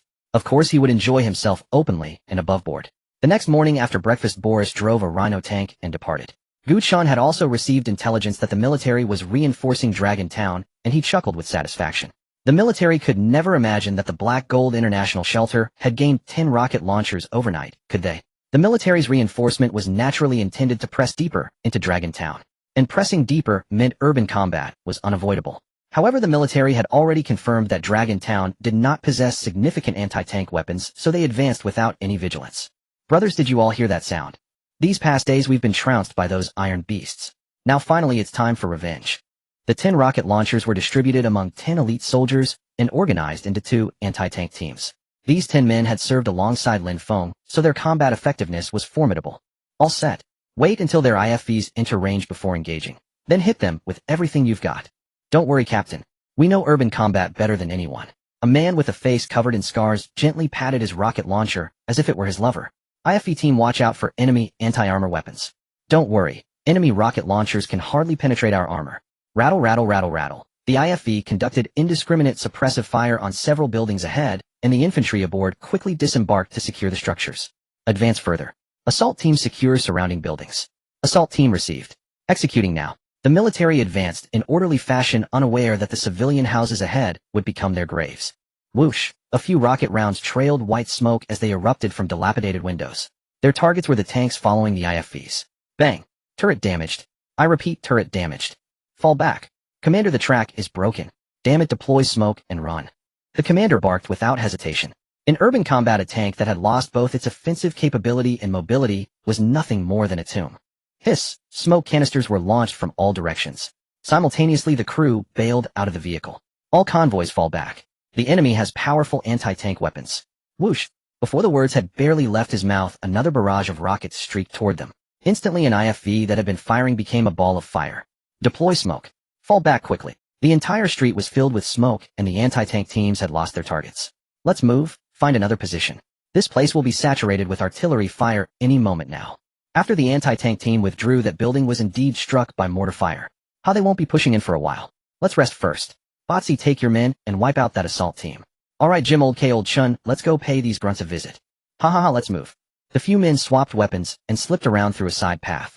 Yang Li and Du Wei were also in this unit, but not assigned to the assault team. They were part of the garrison force. After witnessing the tanks and infantry fighting vehicles retreat in disgrace, he relayed the good news to Gu Chen. Ha ha, this Heijin International Refuge works pretty well. Respected Commander, your military dog has apprehended a spy. What? Gu Chen was momentarily stunned. A spy? Wasn't that just a unit type in video games? It took a few seconds for the meaning to sink in. Damn it, someone had planted a spy in Shuguang City. Did you catch them? Apologies, respected Commander. The military dog killed the target on the spot and discovered a military radio in the target's residence. So this person was sent by the military? Yes, Commander. They likely infiltrated by posing as a refugee. Gu Chen stroked his chin thoughtfully. From now on, station 2 military dogs at the city gate. Every person entering the city must be screened by the dogs. Additionally, send the dog that apprehended the spy to Heijin International Refuge. I believe there are also military undercover agents on their side. Understood, respected commander. Lin Feng quickly received Gu Chen's message. Upon learning that his refuge might have been infiltrated by the military, he immediately expressed his willingness to cooperate with the military dogs. Actually, from the day the conflict with the military began, Lin Feng had already stopped accepting survivors, afraid the military would smuggle in undercover agents. Continue engaging the military, but try to avoid deploying the Rhino tanks. A batch of light machine guns and anti-tank rocket launchers will be sent over shortly. Also continue aggressively scavenging precious metals and petroleum. Understood, Commander. Lin Feng nodded and lowered his arm. The smart bracelet on his wrist was exactly the one Boris had given him the previous night. Boss, is everything all right? The guard outside the door heard his boss muttering to himself and asked from the entrance. It's nothing. Gather everyone together. I suspect there's a military plan among us. Yes, boss. The subordinate broke into a cold sweat and quickly departed. Upon arriving at the Heijin International Refuge, the military dog began its inspection, screening individuals one by one based on scent. Everyone present understood this was a spy hunt, and each person was extremely tense, terrified of being misidentified. Bow wow, bow wow wow. The man swallowed hard and slowly stepped forward. Take him away for interrogation. Lin Feng waved his hand without hesitation. Boss, are you sure it's him? Yesterday he killed a grunt. I saw it with my own eyes. Boss, I'm not a spy. It's a false accusation. I said take him away. Yes, someone. Come, that's enough. Dismissed. Get back to what you were doing. Qingqing City Safe Zone. Commander, I have one piece of good news and one piece of bad news. Which would you like to hear first? A communications soldier walked over holding several sheets of paper. The bad news. The bad news is that all our inside contacts have been eliminated. We've lost contact with them. What? All our inside contacts in Shuguang City and Long Town have lost contact. The commander sat upright, his face filled with disbelief. Yes, Commander. So what about the good news? The good news is that after headquarters learned we're facing a powerful enemy, they arranged special reinforcements. The day after tomorrow, some individual anti-aircraft missiles will be airdropped. Additionally, there will be a batch of light weapons and ammunition supplies. Airdrop supplies. Yes, Commander. They'll be flown in from the Ning City direction. Alright, I understand. The commander nodded. Individual anti-aircraft missiles. Having them didn't seem particularly useful. After all, using this to shoot down fighter jets was somewhat overreaching. It wasn't that they couldn't bring one down, but the probability was so slim it amounted to little hope. However, he also knew that asking headquarters to transport an air defense missile system was unrealistic, let alone a full air defense network. So individual anti-aircraft missiles could suffice. Maybe by some stroke of luck, they'd shoot one down. The primary reason they dared not openly confront Shuguang City now was that Shuguang City possessed fighter jets, while they themselves lacked effective anti-aircraft missiles. Of course, regarding whether Shuguang City was a faction backed by a hidden family, headquarters had also given their response. Don't concern yourselves with it. Fight when you need to fight. This was precisely why headquarters would expend resources to airdrop a batch of air defense weapons to Qingqing City Safe Zone. If Gu Chen knew that within soon several transport planes laden with weapons equipment would fly over Ning City skies, one wonders what he would think.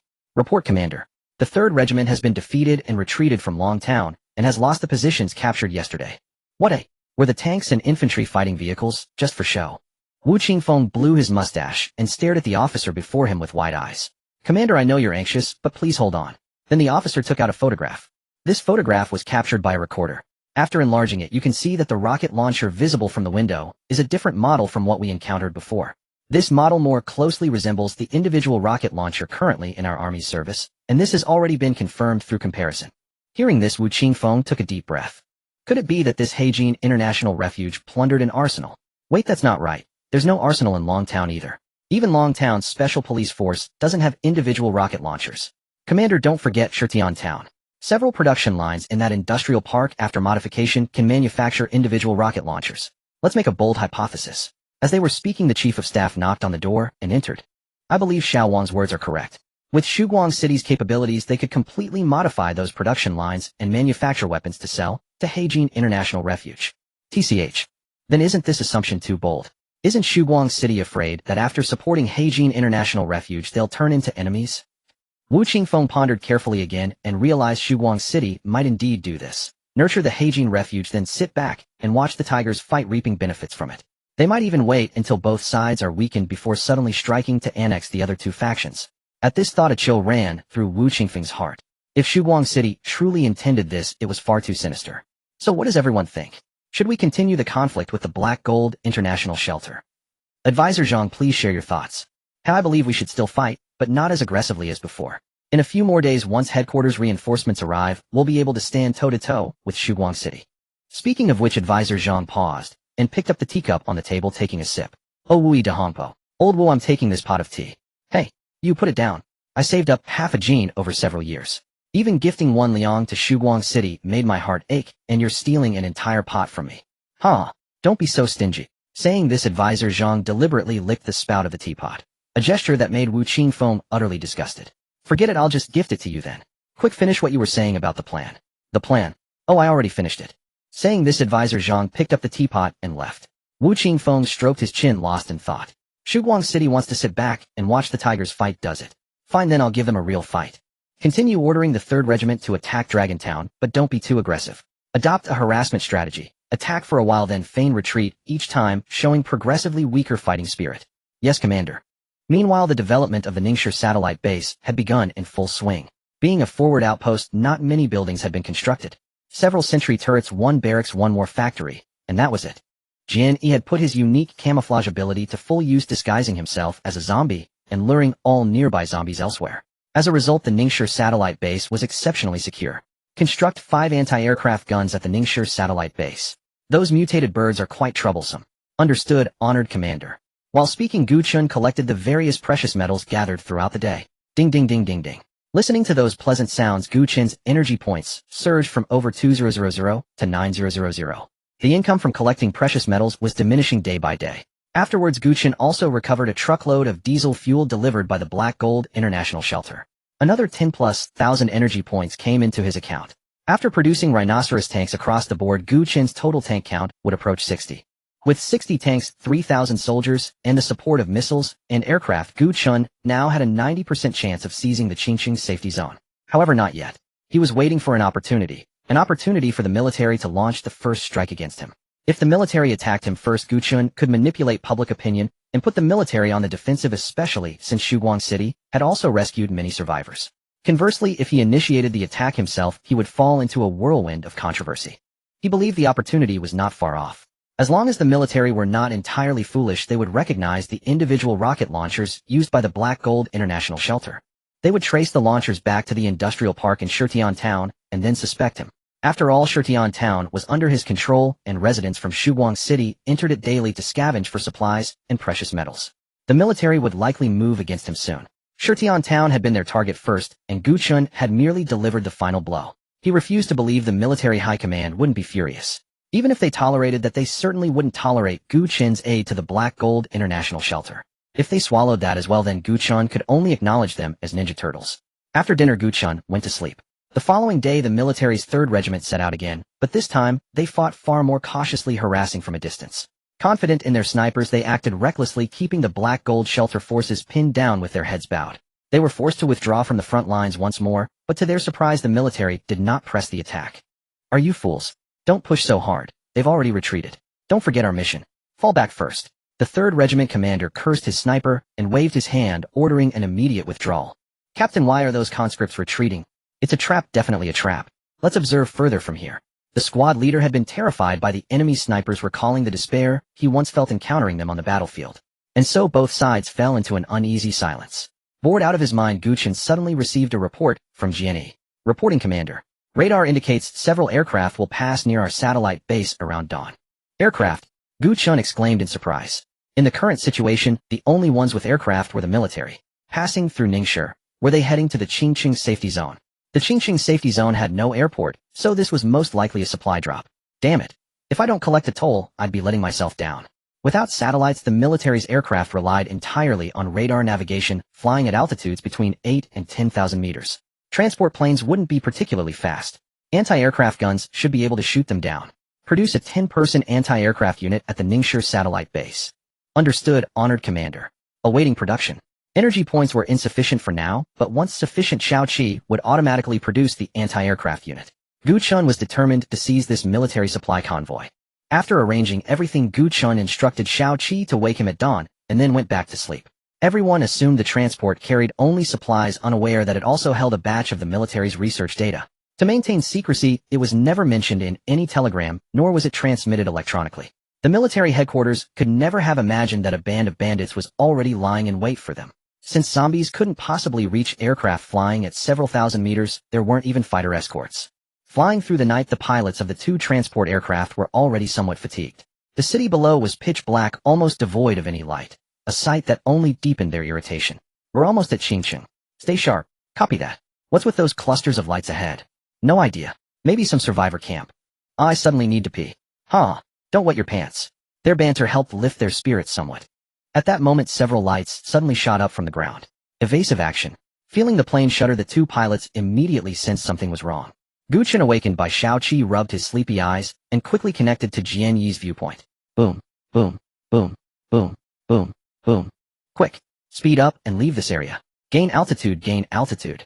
By now the wings were already damaged, and the two transport planes immediately pushed their speed to the maximum, desperate to escape. But how could they get away so easily? The anti-aircraft tracked vehicles gave chase at once, and the anti-air troops that had been produced followed suit, opening fire on the transports from atop Rhino tanks. Beep, beep, beep, beep, beep, beep. One transport plane was struck directly by an anti-air shell, and the cockpit flashed red repeatedly. Brother, I'm bailing out. The wing is gone. Wish me luck. Whoosh. The two pilots ejected instantly, and their parachutes deployed while the plane continued to glide forward on inertia. Seeing this scene, the pilot of the other plane broke out in a cold sweat. Though the transport kept accelerating, it was far too slow. With the anti-aircraft tracked vehicles and anti-air troops below continuously attacking, the pilot had no choice but to eject and abandon the aircraft under such dense firepower. Have the anti-aircraft tracked vehicles track the two transports separately. Have the others capture the pilots. Yes, Commander. Xiao Qi, calculate where these two planes will finally crash, and mark them on the map. Alright, respected Commander, calculating now. Xiao Qi was highly competent. In just a second or two bright dots appeared on the radar. One was very close to Dawn City, the other was actually in the uninhabited zone, and by sheer coincidence right next to the nuclear power plant base. Well, isn't this a stroke of luck? Gu Chen smiled, then dispatched troops separately to welcome this gift. Still, seeing that it was only 100 or 200 meters from the nuclear power plant, Gu Chen was a bit nervous. If it crashed directly into the nuclear plant, his base would probably lose power instantly. After waiting more than 10 minutes, the ground support troops finally saw the burning transport plane arrive, basically in exactly the position Xiao Qi had calculated. After crashing, the plane did not explode again, it slammed into the ground quite quietly. The conscripts on the anti-aircraft tracked vehicles quickly dismounted and ran to the transport to carry out the supply crates. Fortunately, the tail section didn't explode, or all those weapons and ammunition would have been destroyed. Only after everything had been moved to a safe location did they start transporting it back to the main base. Over on the other side, the transport that crashed in the uninhabited zone was in much the same condition. However, the conscripts also found a sealed document packet inside marked with a warning not to open it. So that conscript notified Gu Chen, then opened it directly. Boris, bring me that document. Yes, Commander. Gu Chen hadn't expected that besides weapons and supplies there would also be an unexpected windfall. Sealed so tightly it had to be classified documents. Boris immediately boarded a Hind helicopter and flew to the base in the uninhabited zone. Meanwhile, several Hind helicopters and trucks were dispatched to load the weapons. At this moment, the Qingqing City safe zone still didn't know that the airdropped supplies they had been desperately waiting for had been intercepted, and even a classified document had been lost. Before long, the document was delivered to Gu Chen. Commander, please take a look. Gu Chen took it, feeling its texture, very thin, very light. Inside there was probably only a single sheet of paper. Opening it, a white piece of paper was revealed. Research data on the unknown insect swarm, unknown insect swarm. Were these the ones he had seen in the industrial park? Swift beetle, an insect with extremely fast movement speed, moderate attack capability, unable to damage armor, and no reproductive ability. Explosive beetle. Mother entity. Low-level parasite capable of parasitizing zombies and possessing single-organism reproduction ability. What greeted his eyes were 3 sets of familiar data. They were almost the same as the names and data of the 3 insects Gu Chen had in hand. Below them, there were the names of 2 more insects. Reaper, a mantis-like insect about 1 meter in length, swift in movement, and extremely powerful in jumping. Its forelegs are 2 metallic sides, razor-sharp, capable even of damaging armored vehicles. Extremely dangerous. Shantara, no attack capability, but it can emit strange rhythms that agitate all insects that hear them, while other creatures may experience hallucinations. Note: currently most insect nest clusters are located near the meteor crater. All military districts are advised to act with caution. Order: the Qingqing City Safe Zone must recover townships and villages before November 5th. On November 6th, regardless of success, it must first link up with the Ningshi Safe Zone, annex all shelters in Ningshi, retake Ningshi, and reopen the oil fields. With that, the intelligence report ended. After reading it, Gu Chen felt a little frightened. Insects. An insect swarm. Could it be that the meteor carried alien organisms from space and dropped them on a blue star? Thinking about it, it wasn't impossible. Anyone with game experience knows that bugs reproduce at lightning speed. Hadn't he seen that zombie in the industrial park being used as a breeding tool after being parasitized? One belly full of thousands of larvae. And the growth cycle of these insects was very short. Once they reached scale, the thought alone was terrifying. Fortunately, the mother entity in Shirtian town had been discovered early, otherwise the consequences would have been unimaginable. Thinking of this, Gu Chen breathed a sigh of relief. Judging from the number of special zombies in the last zombie tide, there were probably quite a few insects in Qingqing City too. If that were the case, the task of retaking Qingqing City had become even tougher. He had really stumbled into incredible luck, snatching such important intelligence. But the military's next mission was actually to regain control of the oil fields in Ningxi. How had they come up with the same plan he had? Commander, we've captured 4 pilots in total. What should we do with them? Lock them up first, they might come in handy later. Gu Chen waved his hand. Right now he wanted to know what was in the military shipment. The Qingqing City safe zone certainly wouldn't be short of standard supplies, so these had to be something unconventional. Soon all the vehicles that had gone out returned, and Gu Chen finally learned what had been loaded in the 2 planes. One plane was packed with man-portable anti-aircraft missiles, and the other was full of ammunition. Hiss. These were meant specifically to deal with him. Currently, there were only 2 forces around the Qingqing City safe zone. The Black Gold International Shelter could be ignored. After all, it didn't even have a decent air unit. So these anti-air missiles were definitely meant to counter Dawn City. MiG fighters were fine. Even if they were blown up, they could be summoned again. Not the Kirov airship, though. It moved slowly, and once locked by missiles, it was nothing but a sitting duck. Send these anti-aircraft missiles to the war laboratory, and have the engineers reverse-engineer them. Yes, respected Commander. After yawning, Gu Chen went to sleep. The next day, all the high-level officials of the Qingqing City safe zone were shocked. The planes sent by headquarters for airdrop supply runs had exploded. Wu Qingfeng at the command center was anxiously communicating with headquarters, especially after learning that an important research document had been lost.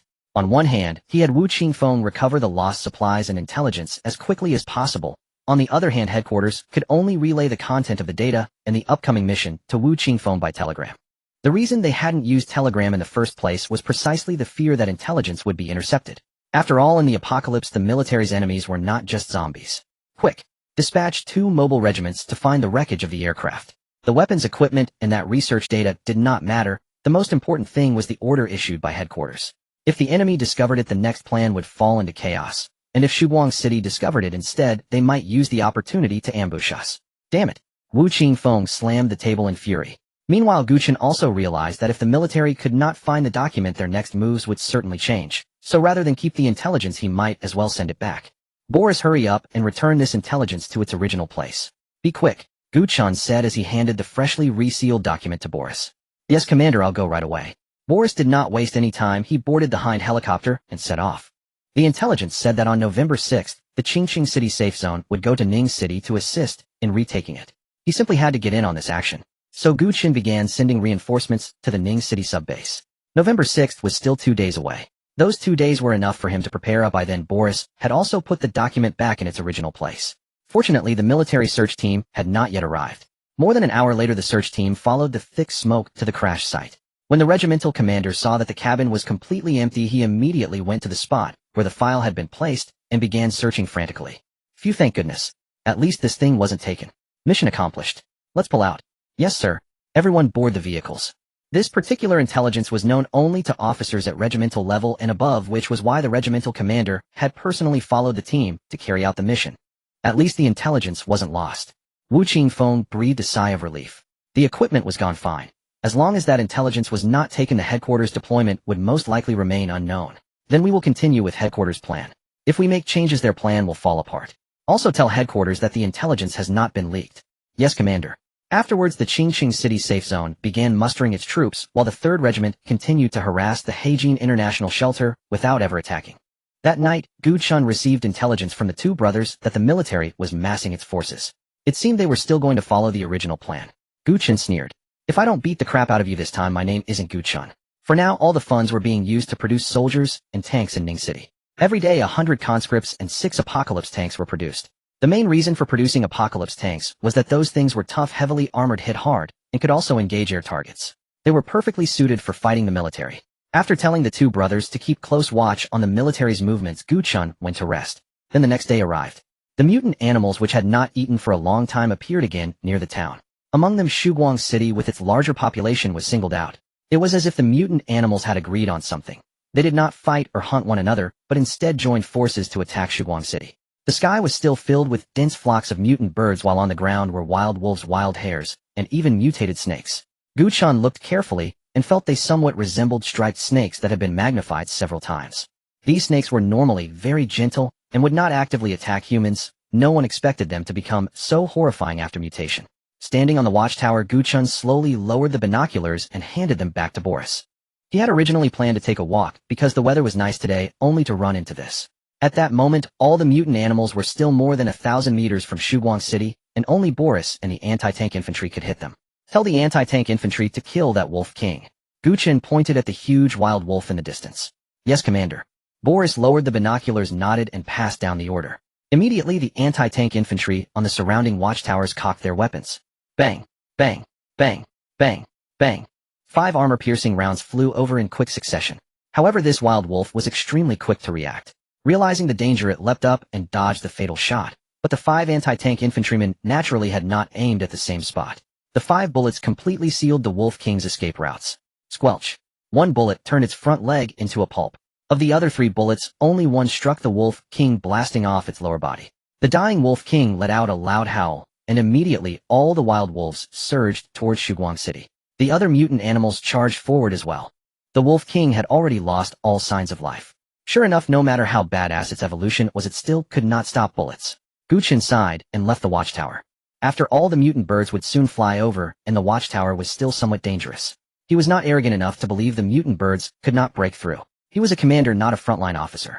Not long after Gu Chen left the watchtower, gunfire erupted along the city wall. The sentry guns could not engage air targets, but for the mutant animals charging wildly, they were a nightmare. Even the shrapnel that bounced up from the ground could injure the mutant animals, and every bullet could cut one clean in half. This time the mutant birds had also grown cleverer. They did not cluster together to be slaughtered, but instead scattered. This made it hard for the anti-air cannons to maximize their effectiveness. After all, the Soviet faction's anti-air cannons were best suited for engaging concentrated targets. Some of the mutant birds that crossed the city wall attacked the soldiers on top of it, while the rest rushed straight into the city. The patrols and security bureau personnel who were evacuating civilians inside the city saw this, and immediately raised their guns, firing frantically.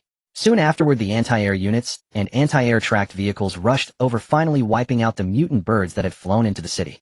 The mutant birds on the city wall were gradually killed off as well. Only then did everyone turn to deal with the mutant animals gathered below the city wall. These beasts are goddamn morons. Can't they see how tall this wall is? A soldier complained as he hurled Molotov cocktails downward.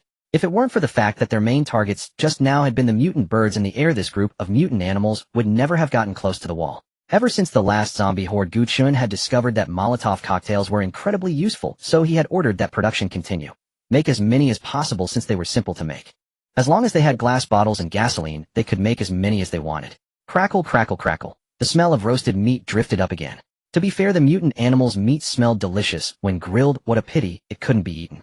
After the mutant birds were cleared out, the soldiers on the city wall had nothing to do, so from time to time, they fired a few shots at the ground or tossed down a few Molotov cocktails. These mutant animals were truly thick-headed.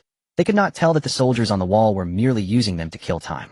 The conscripts did not attack, naturally, leaving this excellent opportunity for target practice to the Dawnlight Army. The conscripts currently stationed on the wall had already reached the 3rd star, so they had no need to further level up. Brothers Officer Bao said, "It's almost mealtime, let's finish off these mutated animals and eat." After he spoke, the soldiers who had been toying with the mutated animals leaned out and swept their fire across the creatures below. Within 10 minutes, all the mutated animals were killed. It was not that the Dawnlight Army underestimated the enemy, but these mutated creatures were utterly helpless against the towering city walls. If they had numbered in the hundreds of thousands, they might have posed a threat to the soldiers on the wall, but with only a few thousand, they could not even form a human ladder. Before they could climb up, they were turned into mincemeat by the sentry guns. Hence the Dawnlight Army merely amused themselves with them. After all, garrison duty on the wall was tedious, with no entertainment save for chatting with the soldiers beside them. Playing cards was utterly out of the question. After this minor incident, the Dawnlight soldiers had something to discuss over their meals. That afternoon, the military set out early. Since they had failed to capture both Shutian Town and Long Town, they had to take a long detour to reach Ning City, which wasted considerable time. Hence they had to depart ahead of schedule. Upon receiving news of the military's departure, Gu Chen was surprised they had set out so early. He ordered the Apocalypse tanks and conscripts from the Ning City subbase to take their positions at the ambush site. Additionally, he had Lin Feng lead a force to launch an attack on the military's safe zone. Naturally, it was not a real assault, but a feint to intimidate the troops that had gone out. At present, the Qingqing City safe zone was undermanned. Once under attack, the main force outside would surely be recalled, and then Gu Chen could launch a surprise strike. Catch them off guard, and then devour this detachment. After that, the military would inevitably be provoked beyond endurance and declare war on Dawnlight City, at which point Gu Chen could seize the Qingqing City safe zone. Being a good man is such a hassle. Gu Chen sighed. For the sake of future development, he could not go all out against the military just yet. After all, barely a month had passed since the apocalypse, and most people still held great respect for the government and the military. Once this incident was over, Gu Chen could let loose. After all, the military struck first, he had the right to retaliate, didn't he? So wouldn't it be reasonable to fight back? Then with a bit of media manipulation by Zhang Yi, Gu Chen could even emerge as the righteous side. The rest of the time was spent waiting. After casually cooking a dish, Gu Chen ate a large bowl of rice. At around 5 p.m., the military convoy finally approached the predicted ambush location. The convoy was moving in an orderly fashion. The soldiers riding in the trucks had no idea that 2 cannon barrels were aimed at them from atop a distant sand dune. Bang, bang, bang. At Gu Chen's command, all the apocalypse tanks fired first. With 10 apocalypse tanks, the first salvo of 20 shells rained down. The military convoy instantly lost 2 trucks packed with infantry and 4 infantry fighting vehicles. Enemy attack. Get out, get out. Amid the explosions, the officer in the IFV shouted into the radio, while scrambling out of the vehicle rolling down the sand dune to take cover. After all, in this situation, tanks and IFVs were nothing but sitting ducks. Targets on the dune 300 meters away. Switch to armor-piercing rounds and fire, damn it. The 5 tanks in the convoy quickly locked onto the distant apocalypse tanks. However, the apocalypse tanks showed no intention of evading, as the AI controlling them calculated that the enemy's caliber could not penetrate their armor. As expected, the struck apocalypse tanks merely shuddered, leaving only a shallow dent on their surface, sustaining no serious damage. The enemy tanks, however, fared far worse. Under the concentrated fire of 10 apocalypse tanks, they all exploded in catastrophic detonations, costing only 2 apocalypse tanks that could be repaired. Seeing this, the soldiers hiding behind were stunned. In just one exchange, all their tanks were gone.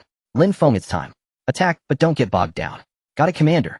Brothers, according to Dawnlight City's intelligence, the military safe zone is weakly defended with most of their troops engaged with Dawnlight's forces. Our mission is to harass the safe zone. Treasure your lives, and don't get carried away. Yes, boss. The men shouted excitedly, adrenaline surging, as if they were pumped full of stimulants. The soldiers on the city wall, seeing so many people suddenly rushing out, were startled and hastily crouched behind the parapet. Stay behind cover, don't expose yourselves. Just harass them. Rat-a-tat-tat.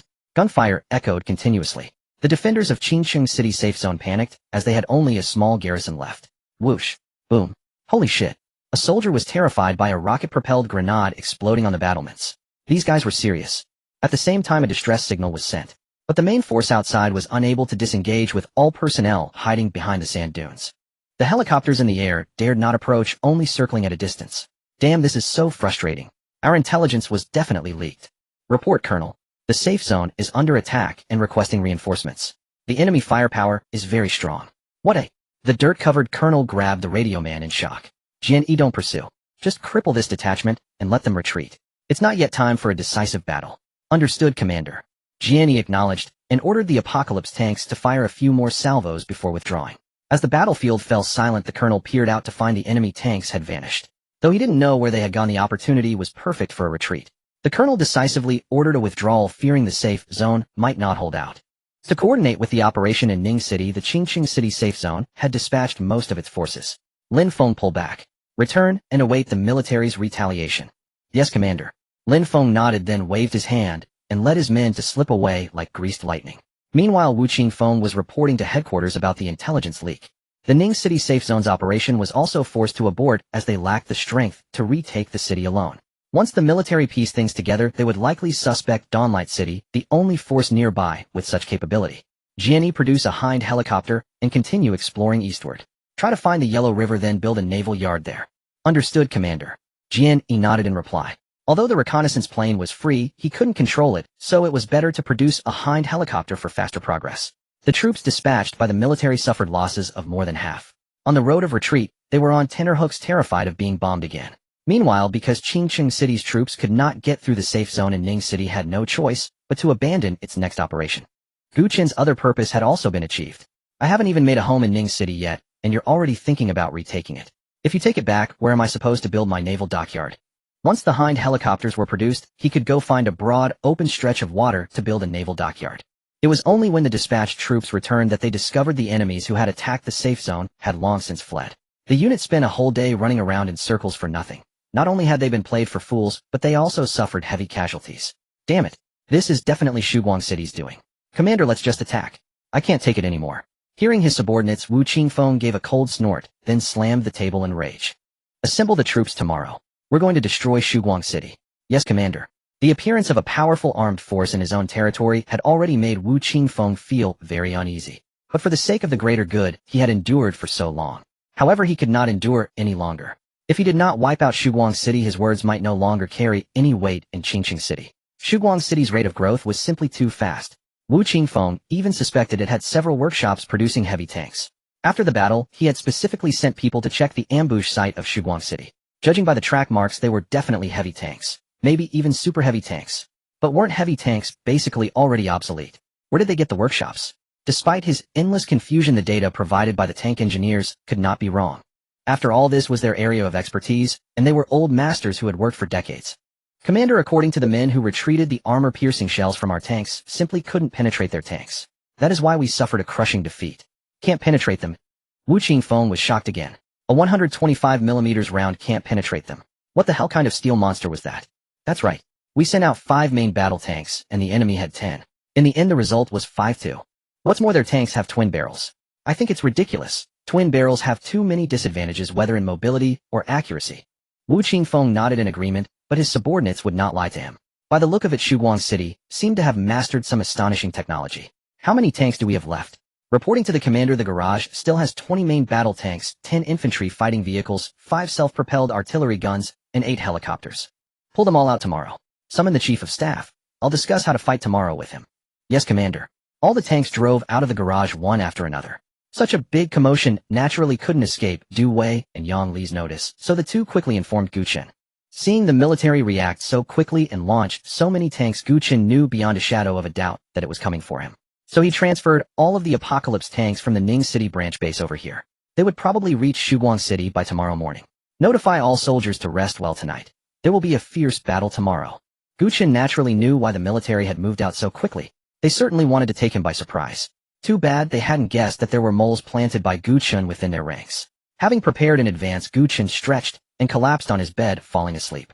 Meanwhile, in the early hours of the morning, Wu Qingfeng suddenly gathered all of his senior officers and canceled today's plan. I suspect there is a mole among our junior officers, so today's plan is cancelled and postponed until the day after tomorrow. Keep the tanks parked outside. The day after tomorrow we depart directly. Yes, Commander. The officers replied with their heads raised. Commander Wu, do you want me to arrange someone to look into the mole? Suggested Staff Officer Zhang. Don't tip them off. With this mole around, we can also spread false information to the outside. Wu Qingfeng shook his head, then looked at the time and sent everyone back to rest. The next day at 6 in the morning, soldiers filled the city walls. Gu Chen had also woken early since the military was going to send troops to attack him today. Yet the Qingqing City safe zone was now deathly still. Everyone except the soldiers on duty was resting. Tisk, why haven't they come yet? Gu Chen checked the time. It was past 7. By all rights, they should have already been fighting by now. It was then that he realized a problem. The military must have suspected there was a mole in their ranks and changed their attack plan. Sure enough, he waited until past 10. The sun had risen high into the sky, but the military's attack force still had not arrived. Damn it, they really fooled us. Gu Chen sighed.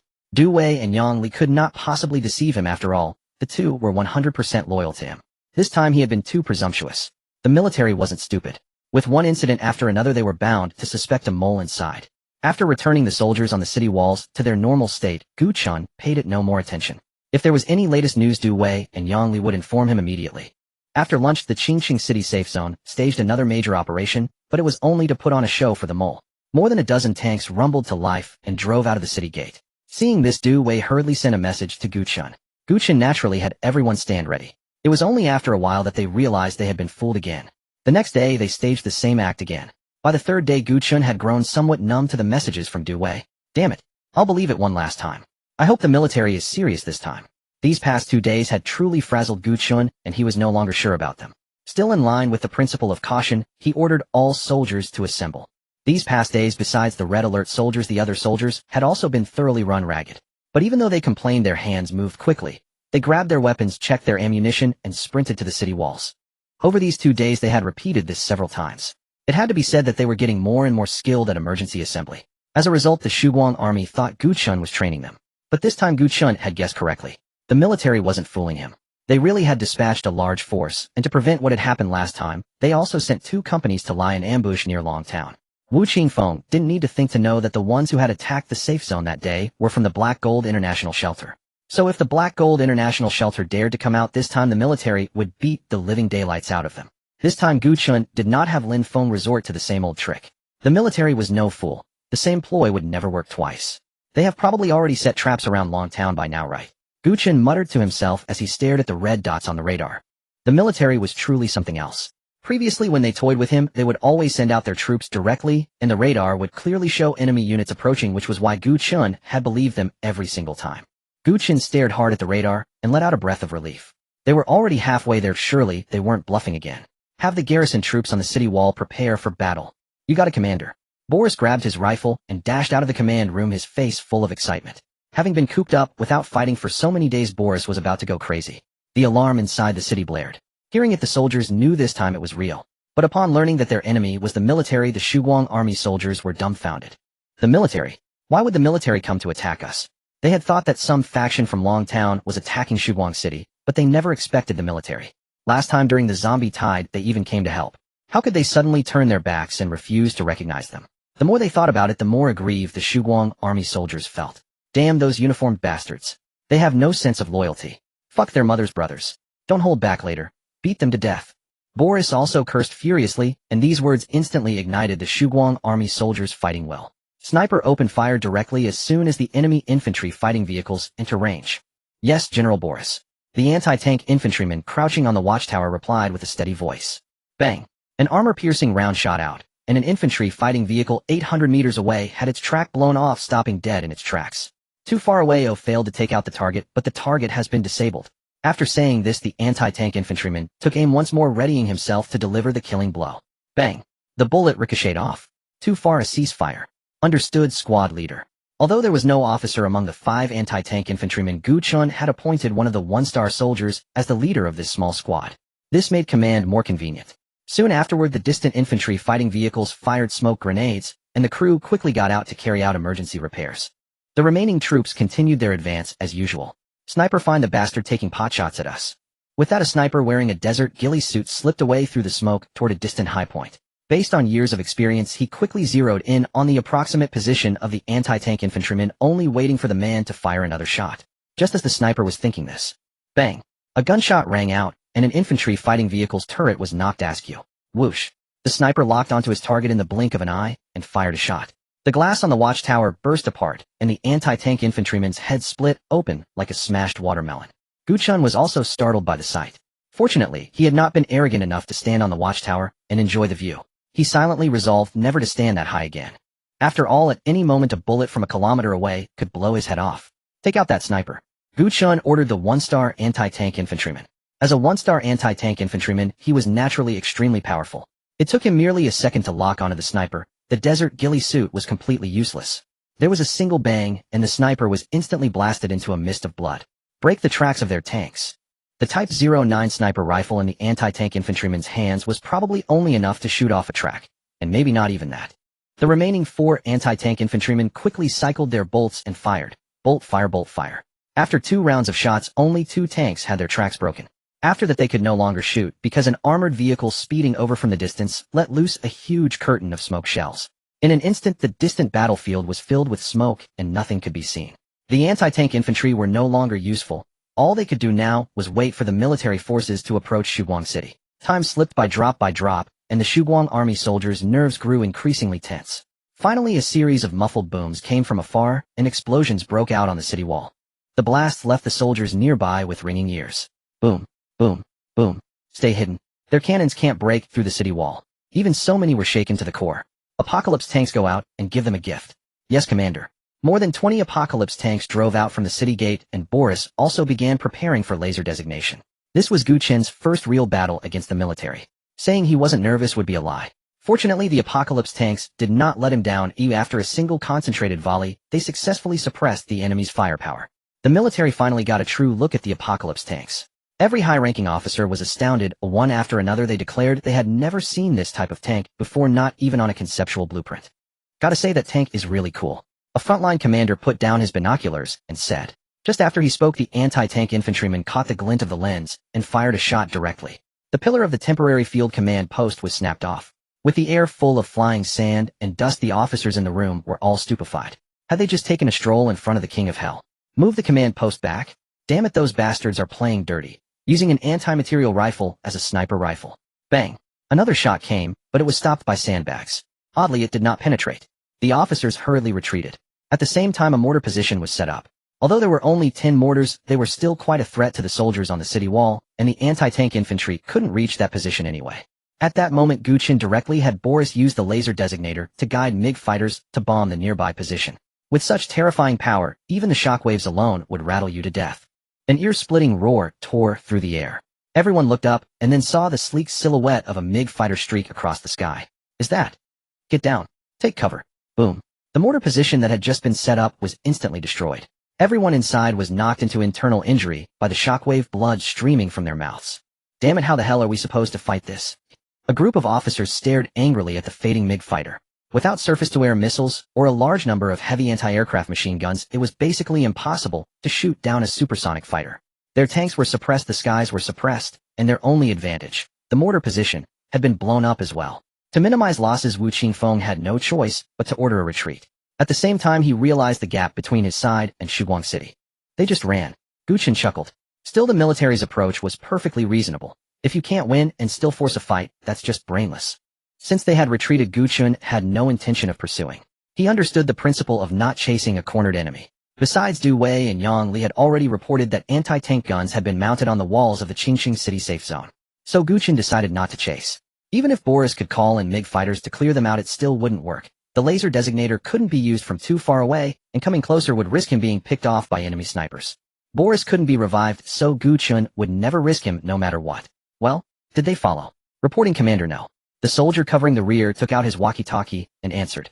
Let's go. Forget about them. They won't fall for it. Understood. Gu Chen had guessed correctly. The military had laid anti-tank mines along their retreat route and had already rolled howitzers out of the warehouses. If Shuguang City dared to follow, it would come under heavy bombardment. That rearguard squad had been used to lure Shuguang City's pursuers. Unfortunately, they did not take the bait. After returning to the safe zone, the military went quiet, but it was obvious that troop morale had taken a serious blow. Inside the telegraph room, several signal operators were busy at their work. With satellites gone, communication methods had regressed significantly. Telegraphs had become the cheapest means of communication. Commander Headquarters has replied. Wu Qingfeng, seated in his chair, took the paper and read it. The military's headquarters was located in Jingxing Jizhou. There the military had spent a colossal amount of money to construct an underground refuge. It could accommodate at least 2 million people, and its food and water supplies could sustain them for more than 10 years. Originally, the government had intended to build a refuge of that scale in every province. But later it seemed the zombie virus was easy to control, and the cost of building underground safe zones was too enormous, so the plan was abandoned. Instead, they secretly built surface safe zones in various cities. These safe zones could hold tens of thousands, with the largest capable of holding over 100,000, so the financial burden was naturally far lighter. Now though, that decision appeared to have been a mistake. After reading the telegram, Wu Qingfeng beamed with joy. Clearly something happy had happened.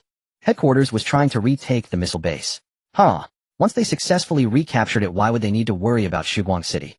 If Shuguang City refused to obey, all they had to do was send a missile over. However, Wu Qingfeng had no idea that the military headquarters assault on the missile base was encountering heavy resistance. After more than half a month, they had made no progress at all and had suffered severe losses. Headquarters had not told Wu Qingfeng any of this.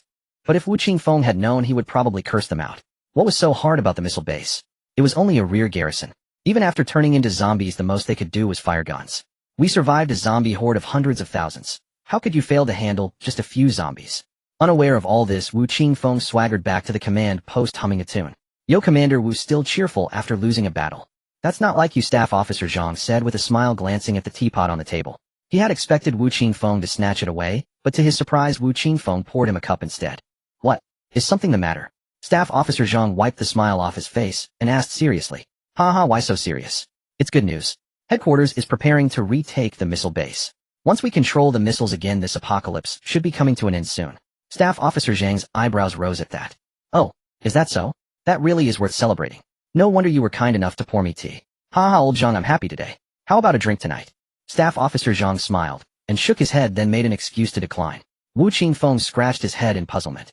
Strange. This guy normally loved mooching meals. What was wrong with him today? Today he would not even drink tea. After leaving the command post, Staff Officer Zhang hurried back to his quarters and dismissed the 2 guards at the door on the pretext that he needed to rest.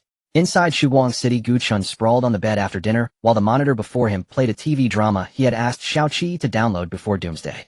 Xiaoqi, connect me to Jianyi. Yes, honored commander. When Xiaoqi finished speaking, the screen split into 2 windows, one showing Jianyi, the other continuing to play the drama. How is the operation going over there? Have you found any open water? Reporting, commander. We did find one, but there is a group of people stationed there. They seem to be guarding a water pump.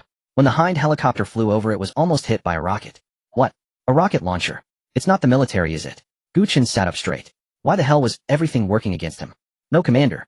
Judging by their clothes, they're just ordinary people. Gu Chen breathed a sigh of relief upon learning they weren't from the military. As long as they weren't a troublesome bunch like the military, it was fine. After that, he produced 2 Apocalypse tanks directly at the Ning City branch base. Think that won't be enough to take you down. After a day of accumulation plus the precious metals recovered today, Gu Chen still had 400 energy points.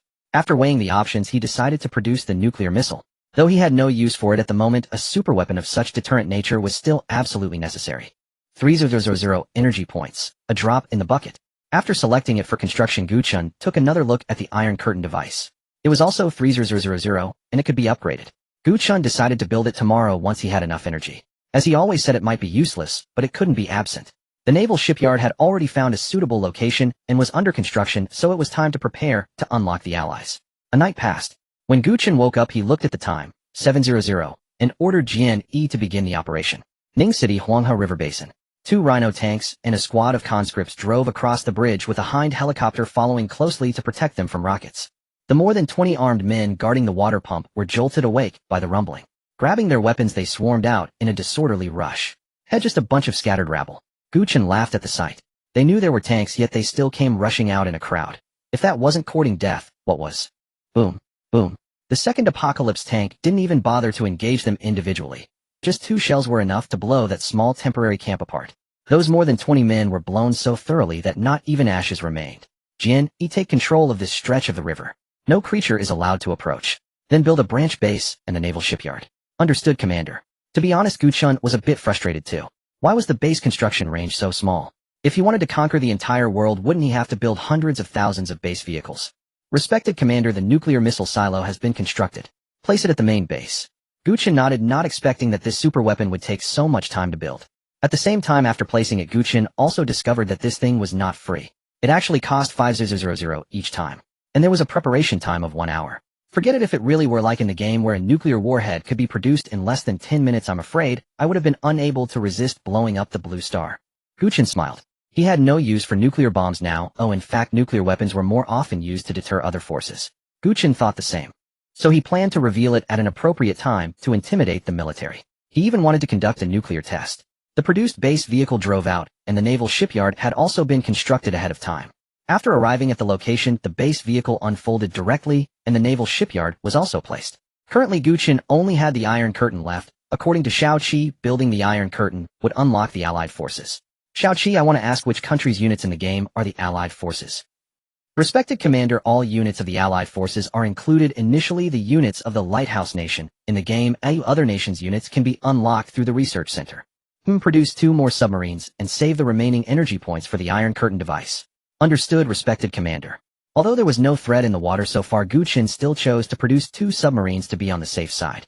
The price was not expensive, 1200 each. The naval shipyard also unlocked many things. Typhoon-class attack submarine, 1200 energy points. Underwater detection detects other submerged units within a range of 1000.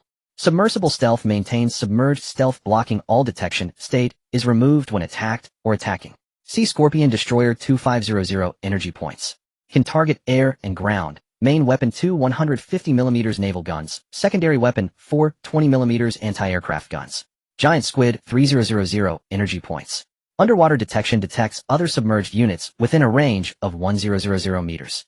Submersible stealth, when submerged, immune to all detection methods. State is removed when attacking or being attacked. Auto repair automatically recovers health after taking damage. Parasitic control, parasitized enemy units cannot move. If they fail to shake off the parasitism within 1 hour, they will be dragged to the seabed. Tentacle slam uses tentacles to attack the target. Damage is average but extremely insulting. Dreadnought class battleship, 5000 energy points. Can launch 2 cruise missiles, each time equipped with 4 25mm CIWS guns. Amphibious troop transport can carry infantry or mechanical units. After reading the long list, Gu Chen's eyes were about to blur. But he still got a general idea. It was indeed different from the game. For example, the Sea Scorpion in the game, it could also engage air and ground targets, but it only had one weapon. In reality, it had main and secondary weapons. The Dreadnought-class battleship was even equipped with 4 CIWS guns. If the game had that, it probably wouldn't fear being charged at close range. After reading, Gu Chen felt it was necessary to produce a Dreadnought-class battleship. Seeing Gu Chen staring at the Dreadnought-class battleship, Xiao Qi spoke up to remind him, "Commander, it is not recommended to produce the Dreadnought-class battleship and Sea Scorpion here. Although they won't run aground, they cannot fully utilize their combat capabilities." Alright, then we'll produce them together with the aircraft carrier after entering the ocean. Gu Chen glanced at the energy points and found they were still insufficient for building the Iron Curtain.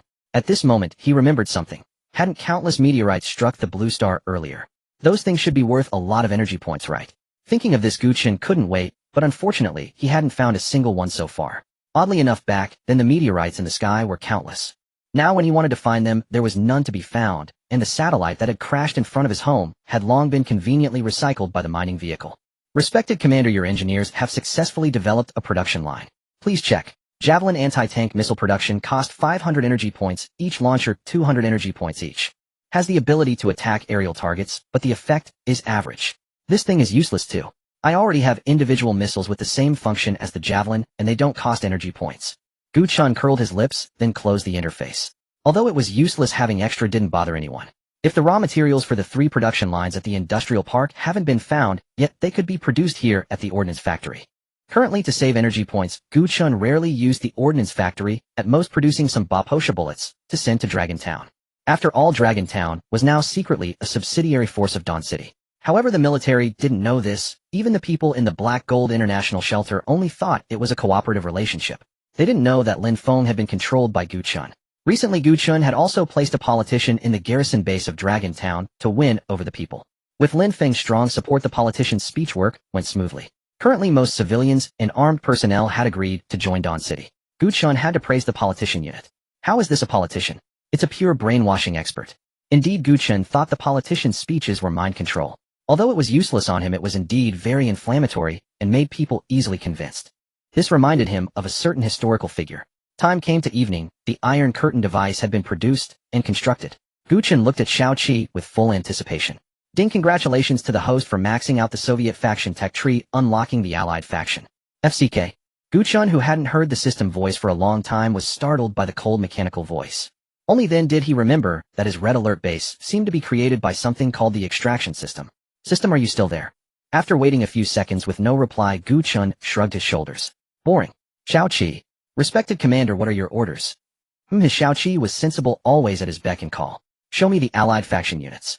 Understood, respected Commander. With a swish, Xiao Qi quickly listed a long string of building names and images.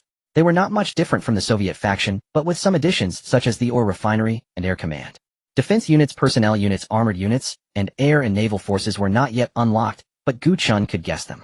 More or less the same as in the game, unlocking units useful to him would still cost a lot of energy points, so he could only proceed step by step. He decided to build a separate main base for the Allied faction, and he had already thought of the location, directly in Ning City. That's right, Gu Chen was preparing to launch an assault on Ning City.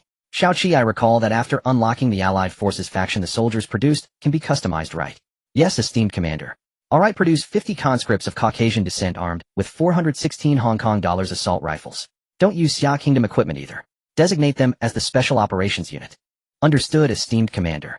Custom producing soldiers requires a higher expenditure of energy points. Conscripts cost 250, and GIs cost 300. Please be informed. That's outrageously expensive. Then what are the default weapons for GIs? Gu Chen protested indignantly. Retrieving the entry for you now, Commander. Allied GI equipped with M12S submachine guns. Upon reaching 1-star rank, unlocks the M60 support weapon. Can quickly deploy a machine gun nest using surrounding materials. Deployment time 10 minutes. Price 200 energy points. Forget it. Gu Chen shook his head. At 200 energy points, he might as well just custom produce conscripts instead. However, he had already tested it just now. This customization wasn't completely unrestricted. For instance, one couldn't alter facial features, only gender and skin color. As for weapons, they couldn't exceed the scope of the initial armament. In other words, Gu Chen couldn't equip each of his conscripts with a custom-carried Gatling gun. The reason he wanted to produce a unit with foreign appearances was naturally to stir up trouble.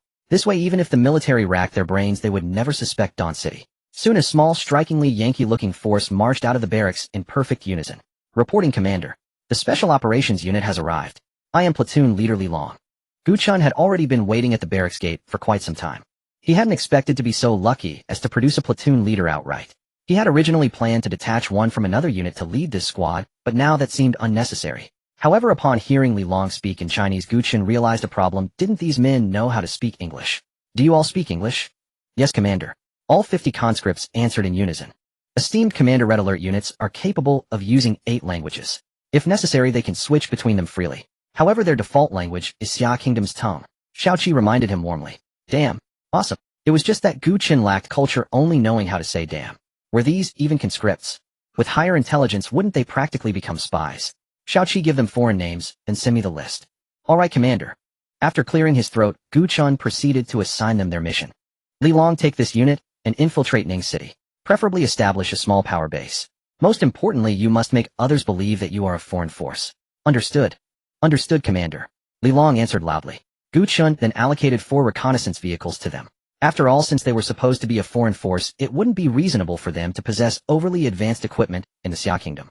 In fact, Gu Chen also wanted to equip them with anti-aircraft tracked vehicles, but people from the Qingqing City safe zone would certainly recognize them. To avoid exposure, he had to forego that. Once the vehicle factory is built in a few days, he could consider deploying IFVs. He wondered if in reality soldiers sitting inside an IFV could also transform it. To unlock Allied forces equipment, one naturally had to start from the first structure. The power plant, after building that, followed by the ore refinery and the barracks. Just thinking about spending so many energy points caused Gu Chen's heart to ache. However, it was necessary to unlock even more powerful gear. Looking at the Allied MCV parked on the ground, Gu Chen scratched his head. Li Long, take this MCV with you. Find a safe place to deploy it and prohibit any living creature from approaching. Yes, Commander. After unlocking the Allied faction, Gu Chen naturally wouldn't just have this one MCV. He could produce more anytime at the vehicle factory at the same price as the Soviet MCV. From now on, the Allied MCV would be managed by Li Long. After unlocking the spy, he would produce one to assist Li Long. The reason behind Gu Chen's actions was naturally to forge an organization entirely unrelated to himself. Perhaps Li Long would even play an adversary role in a future performance. Not bad. The plan is set, and we just wait to scheme against the military. Gu Chen nodded in satisfaction. The military sure had plenty of good stuff. He still coveted their weapon and ammunition production lines. Du Wei and Yang Li had already told him all about the production lines in the Qingqing City safe zone. They were far more abundant than those in Shutian Town's industrial park. From pistols and landmines to machine guns and cannons. According to the two brothers' intel, the largest caliber artillery the military could currently produce was the 122mm towed howitzer. It was exactly because it was somewhat cumbersome, coupled with the consideration that Dawn City possessed an air force, that they hadn't dragged it out to attack Dawn City. Otherwise, Gu Chen wasn't entirely certain he could withstand long-range bombardment. That thing had a range of tens of thousands of meters. He also figured another reason was that the military feared harming innocent civilians, right? However, Gu Chen wasn't afraid because he had V-3 rocket launchers. In theory, the V-3 rocket launcher should be able to hit targets hundreds of kilometers away. But perhaps due to game mechanics, the V-3 rocket launchers Gu Chen produced could only reach 10,000 meters. Just traveling a dozen or so kilometers further out would bring the military safe zone within range. Therefore, Gu Chen had not the slightest fear of the military safe zone using howitzers to threaten him from a distance. His only concern was if the military got desperate enough to fight to the death with complete disregard for the consequences. Today, Gu Chen also received some good news. The potatoes he had planted earlier were about to mature. Since the seeds found in Liujia village were an early maturing variety, they only needed 3 months to harvest. Gu Chen had long ago instructed Zhang Yi to plan out the planting areas. Over a month had already passed, and in no time Dawn City would welcome its first grain harvest. For the next planting cycle, Gu Chen would expand the area, as the previously planned zones were clearly no longer sufficient given the growing population. Even if the only staple crop in the future was potatoes, as the saying goes, just being able to eat one's fill was good enough. So far there was no evidence that contaminated water resources harmed plants. This point brought Gu Chen considerable comfort. If contaminated water couldn't even be used for irrigation, then humanity was probably truly on the brink of extinction. After retaking the coal power plant in Shutian Town, it had gradually restored electricity supply over this period. This significantly alleviated Gu Chen's power consumption burden. Thus Dawn City could now be described as brightly illuminated, while Shutian Town remained desolate and ruined. After all having been bombarded, it was no longer suitable for living. In the future, however, it could be converted into a potato planting base, as the terrain there was flat and well suited for machine harvesting. At that time, he could just dispatch a few loaders from the mine to clear away the rubble. With that thought, Gu Chen prepared to set things in motion. Just leave it to Jiang Jinyu to handle. It wasn't anything major anyway. Besides, Gu Chen had also produced 2 mining vehicles to recover debris from the ruins. Though they weren't worth much, maybe 300 or 400 per load, it was fast. At the Ning City branch base, inside the temporary prison, 4 captured pilots lay battered and bruised in the dim room. Jian Yi, acting like a demon, took a sip of liquor and spat onto them.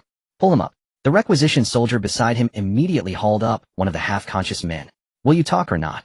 The pilot gazed silently at Jian Yi, his expression calm on the surface, but inwardly seething with fury. You've been beating us for 2 days, and you still haven't asked anything. Won't talk, huh? Smack. Jian Yi pulled out a whip from somewhere and was about to strike. Stop, stop, stop. Just ask already. Just ask. The pilot screamed hysterically. You've been torturing us for 2 full days. Keep asking if we'll talk, keep asking if we'll talk. Just ask the damn question already. Faced with the pilot's accusation, Jian Yi was stunned. Damn it, he realized he genuinely hadn't interrogated them yet. No, he needed to report to the commander first. Respected Commander, Jian Yi requests to speak with you. Approve. At that moment, Gu Chen was lying on his bed, eyes glued to a movie. Commander, the 4 pilots we captured earlier have successfully broken. Broken? For a moment, Gu Chen didn't quite understand. He knew about the pilots he'd captured, but with so many things occupying him these past few days, he'd simply forgotten about them. But what did Jian Yi mean by broken? Just as Gu Chen wore a puzzled expression, Jian Yi pointed the camera toward the 4 figures crouching on the ground. Holy shit. You actually used torture. Ahem, Commander, don't worry, they're still alive. On the other end, Gu Chen face-bombed. The reason he'd captured these pilots was to find out where they came from, and another reason was to use them as his future flight instructors. After all, the Red Alert base couldn't produce flight instructors, and Gu Chen's future Air Force couldn't rely solely on Red Alert units. That would be far too costly. Fortunately, as long as a person drew breath, Gu Chen could pull them back from the jaws of death. Produce 2 medics at the Ning City branch base. Understood, respected Commander. Though medicine was gradually becoming scarce, Gu Chen was completely unbothered. The medic's backpack carried everything imaginable, even Viagra, and it refreshed daily. So Gu Chen dared to say that as long as there was a breath, they could be pulled back from death. Just as he was about to lie back down and continue watching his movie, Li Long sent another communication request. Connect. If things went smoothly, Li Long should have already arrived in Ning City by now, driving a vehicle. Him reaching out at this hour surely meant something important. Commander, the mobile construction vehicle has been deployed in a secure location and disguised as a cargo truck. Additionally, while exploring Ning City, we discovered a group of foreign researchers. They mistook us for embassy personnel and requested our protection. Why would a foreign research team appear in China? Gu Chen felt somewhat puzzled, harboring a vague sense that this matter was not simple. At the same time, he could hear the noisy background chatter on Li Long's end. Continue maintaining your cover. This research team absolutely has secrets. Bring them to Shuguang City. Understood, Commander. By now, Li Long had already switched to an American accent. The call was then cut. Gu Chen thought for a moment and had Jian Yi come over again. When it came to interrogation, Jian Yi was the man for the job. He wondered how many days those foreigners could last. Meanwhile, in the suburbs south of Ning City, an SUV belching black smoke pulled over to the roadside. These were the so-called research team. There were 5 in total, 3 men and 2 women. Hey, Lieutenant, we are America's most elite research team. I suggest you make yourself clear to your superior. The team leader of this research group spoke with an air of superiority. After all, by rank he was higher than Li Long, though they operated under different systems, so he couldn't issue direct orders. Hearing Li Long say he needed to consult his superior, he had been stunned. Didn't you have an obligation to protect taxpayers? Damn it, no wonder you're only a lieutenant. I suggest you watch your mouth, you bald monk. Li Long hoisted the middle-aged man in front of him with one hand. The killing intent in his eyes startled the man, and Li Long casually threw him to the ground. Oh my god. Dr. Smith, are you alright? The blonde woman in a lab coat beside him quickly crouched down to help Smith up. Damn it. I'm fine. This grunt is done for. I'll see him court-martialed after we get back. Possibly worried Li Long would beat him further, Smith spoke in Russian.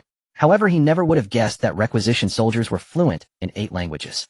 Li Long's face revealed an evil smile, hoping they could maintain such arrogance once they reached Shuguang City. Fortunately, hidden beneath his neck brace, Li Long's smile was invisible, or else Smith might have worried himself sick for another while.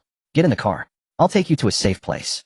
The remaining team members, knowing Li Long was no pushover, immediately lowered their attitudes and began thanking him. One of the white men hurriedly returned to the SUV and retrieved a small silver box. Your weapons cannot be carried. Please hand them over, ma'am. Baby, you're so strong. The other blonde woman placed her pistol into the bag Li Long held out, then teasingly ran her hand across his pectoral muscles. If it were any other German soldier, he might have reached out to fondle her, but as Red Alert soldiers, Li Long and his comrades felt no such desires. Seeing no response from Li Long, the blonde woman awkwardly moved away. Hold it right there. What's that you're holding? Li Long pointed at the man carrying the silver box and roared. Fuck. Lieutenant, I suggest you mind your own business. Seeing this, Li Long simply waved his hand, and 2 requisition soldiers immediately walked over and pinned the man to the ground. Picking up the silver box that had fallen to the ground, Li Long opened it and took a look. Finding 3 vials inside, he frowned and decided to hand it over to the commander for a decision. Get in the car. Oh my god. Is this the shelter we built? The blonde woman who had teased Li Long earlier gazed at Shuguang City in the distance, her eyes filled with shock. Then the group began discussing among themselves, occasionally spouting words like God and shit. When they saw that the soldiers guarding the city were Chinese, they didn't think much of it, assuming they were simply Americans who admired their own country. After all, there were plenty of such people in the world. Take them in. Yes. Wait. Where are you taking us? Stop. Fuck. You'll be taken to a military tribunal for treating top research talent this way. Fuck. Gag their mouths. Damn it, she talks too much. Li Long frowned and ordered accordingly. Commander Li Long has locked those people up and sent this, Boris said as he produced a small silver box. Gu Chen opened it and was startled. What on earth were these 3 little blue vials? Was this some kind of biochemical crisis? He had known there was a secret behind this. Gu Chen put away the small box and quickly walked to where the prisoners were held. Commander. Just in time, Jenny, you're here too. Come with me to interrogate some captives. Interrogate captives? That's my specialty. Jian, he said, eagerly following along with Boris close behind. The people locked in the room started cursing loudly when they saw Gu Chen and his men. Though Gu Chen couldn't understand much, he could make out words like fuck and bitch. Go give them an appetizer. On it, Commander. Jian, he put on boxing gloves, picked someone at random, and kicked him down. Since they were all tied up, they had no way to fight back. What are you doing? What do you want it? Up. 20 minutes later, Jian, he flexed his joints. By then no one dared to make a fuss. Everyone, including the 2 foreign women, had been beaten. It had worn Jian out, so he fetched his whip and prepared for the next step. Smith, the oldest, couldn't bear such torture. Suddenly recalling that when he studied Xia culture, he learned that kneeling was the best way to beg for mercy, Smith dropped to his knees. In broken Chinese, he said, please don't hit me anymore. Whatever you want to know, I can tell you everything. Oh ho, giving up already. Gu Chen chuckled. Tell me, where is your research institute? It's 100 meters underground in the Qingqing City garbage treatment plant. Smith answered without hesitation, terrified that a delay would bring the next lash onto his body. Why did you run out? Because a zombie virus broke out in the lab. The armed squad protecting us was all killed, so we had no choice but to escape. Was the zombie virus developed by you? Gu Chen demanded, his tone filled with anger. No. The zombie virus appeared on Blue Star half a year ago. At that time, governments could still control it, and to avoid panic, they didn't announce it. Instead, they set up emergency response teams to contain the spread. Our mission was to develop a serum for the zombie virus, and at the same time in what?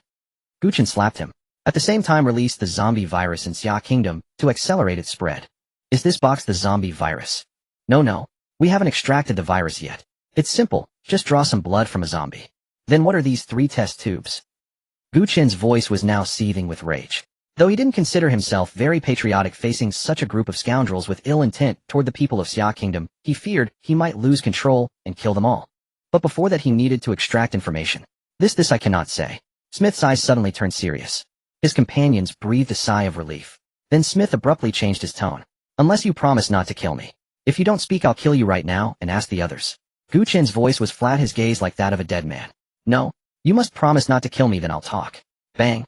A gunshot rang out, and Smith fell silent. Too much damn talk. Gu Chen wiped the muzzle. You speak. The man pointed at looked at Smith's corpse with wide eyes, swallowed hard. I'll talk, sir. Please don't get excited. These 3 vials are part of a secret project from our lighthouse nation called Super Soldier. Go on. When Gu Chen lowered his gun, the man relaxed and began speaking rapidly. Any one of these 3 vials can turn an ordinary person into a superhuman. According to supercomputer calculations, after injection, a person will break their limits, speed, endurance, strength, all drastically enhanced. The man grew more excited as he spoke, as if he were accomplishing something great. Commander, he's lying, Boris said flatly. Hearing that, the man froze. Before he could explain, Gu Chen fired another shot. He trusted Boris without question. You speak. Gu Chen pointed at the shapely woman. I want the truth. Oh, okay. What Jack said is mostly true, but he lied about one thing. The super soldier serum hasn't been perfected. This is a semi-finished product, not even that. Anyone injected will die within half a month. Gu Chen saw that Boris didn't contradict her, so he knew she was telling the truth. He walked over and gallantly helped her up. I like honest ladies like you. Nice figure, keep it up. As he helped her up, he gave her rear a firm slap. She couldn't help but moan, though inwardly she sneered. Men were all creatures ruled by their lower halves. You two, anything else to say? If I'm satisfied, you might live. Gu Chen smiled kindly. If they hadn't seen him kill 2 people without flinching, they might have thought this demon was a good person. I have information to share. Wait me first. Damn you bastard. A man and woman desperate to save their lives with information started tearing at each other on the floor. Since they both knew the same information, the one who spoke first would survive and the other would surely die. This was exactly what Gu Chen wanted. He had no intention of letting any of them live. Minutes later, the woman was pinned down and the man dragged her by the hair, smashing her head against the ground. Come here. Gu Chen waved at the woman. She obediently unbuttoned her clothes, pulled out her bra, and then leaned against him, flaunting herself. Soon, amid gasps and moans, the woman was battered and bloody, dead beyond recovery. Only the panting man remained. I have information. Don't kill me, don't kill me. All right, speak. I promise not to kill you. Gu Chen pushed aside the woman's corpse and stood up. The man quickly crawled over to Smith's body and began searching through it.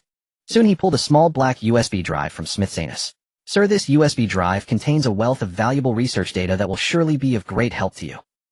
Are there any such teams still operating in Xia country? Gu Chen gestured toward the USB drive, signaling Boris to retrieve it. The hiding spot was too grotesque for his taste. No, none left. I am not entirely sure, as we've been completely isolated from the outside world. The man spoke with sincere eyes and Boris nodded in acknowledgement. Very well, you may stand up now. Thank you, sir. Oh my god, I'm finally alive. Meanwhile, the foreign woman nearby had already begun indulging herself, her clothes slipping away to reveal tempting glimpses of her figure. Hearing the moans beside him, Gu Chen sneered coldly. So eager to seduce me, are you? He didn't need to overthink it to understand why she was behaving this way. If it were any other man, she might have succeeded in provoking immediate punishment on the spot. But Gu Chen had no interest in such worthless women. The woman stared at Gu Chen with glazed eyes, murmuring incoherently, her clothing growing scantier with each passing moment. Finally, she dropped to her knees before him, attempting to serve him directly. Get lost. Gu Chen kicked her away with a single thrust, then waved to Boris. Throw those 2 and the corpses on the ground to feed the zombies. Roger that, Commander. Boris clearly relished this kind of work, calling over several mobilization soldiers to carry the bodies out. The 2 were completely dazed, especially the woman who had been knocked back to her senses by Gu Chen's kick. Didn't he want to sleep with me? Why kick me like that? Wait. Feed us to the zombies. No, you promised you wouldn't kill us. That's right, I didn't kill you. Facing their accusations, Gu Chen replied with an innocent expression. He wasn't entirely wrong. The zombies did the killing, not him. Don't please. Soon the chaotic screams finally faded, and Gu Chen felt a sense of relief. Still, he paid close attention to research teams like this one. It seemed that nations around the world had already begun researching the zombie virus before the apocalypse, albeit without significant results. Xia country undoubtedly had related institutions as well, though he wondered if they still existed. Take this USB drive and these 3 test tubes to the combat laboratory. Have the engineers study them. Yes, Commander. The mobilization soldier accompanying Gu Chen saluted and departed with the items. He wasn't certain whether the combat laboratory would yield any breakthroughs, nor did he hold high hopes.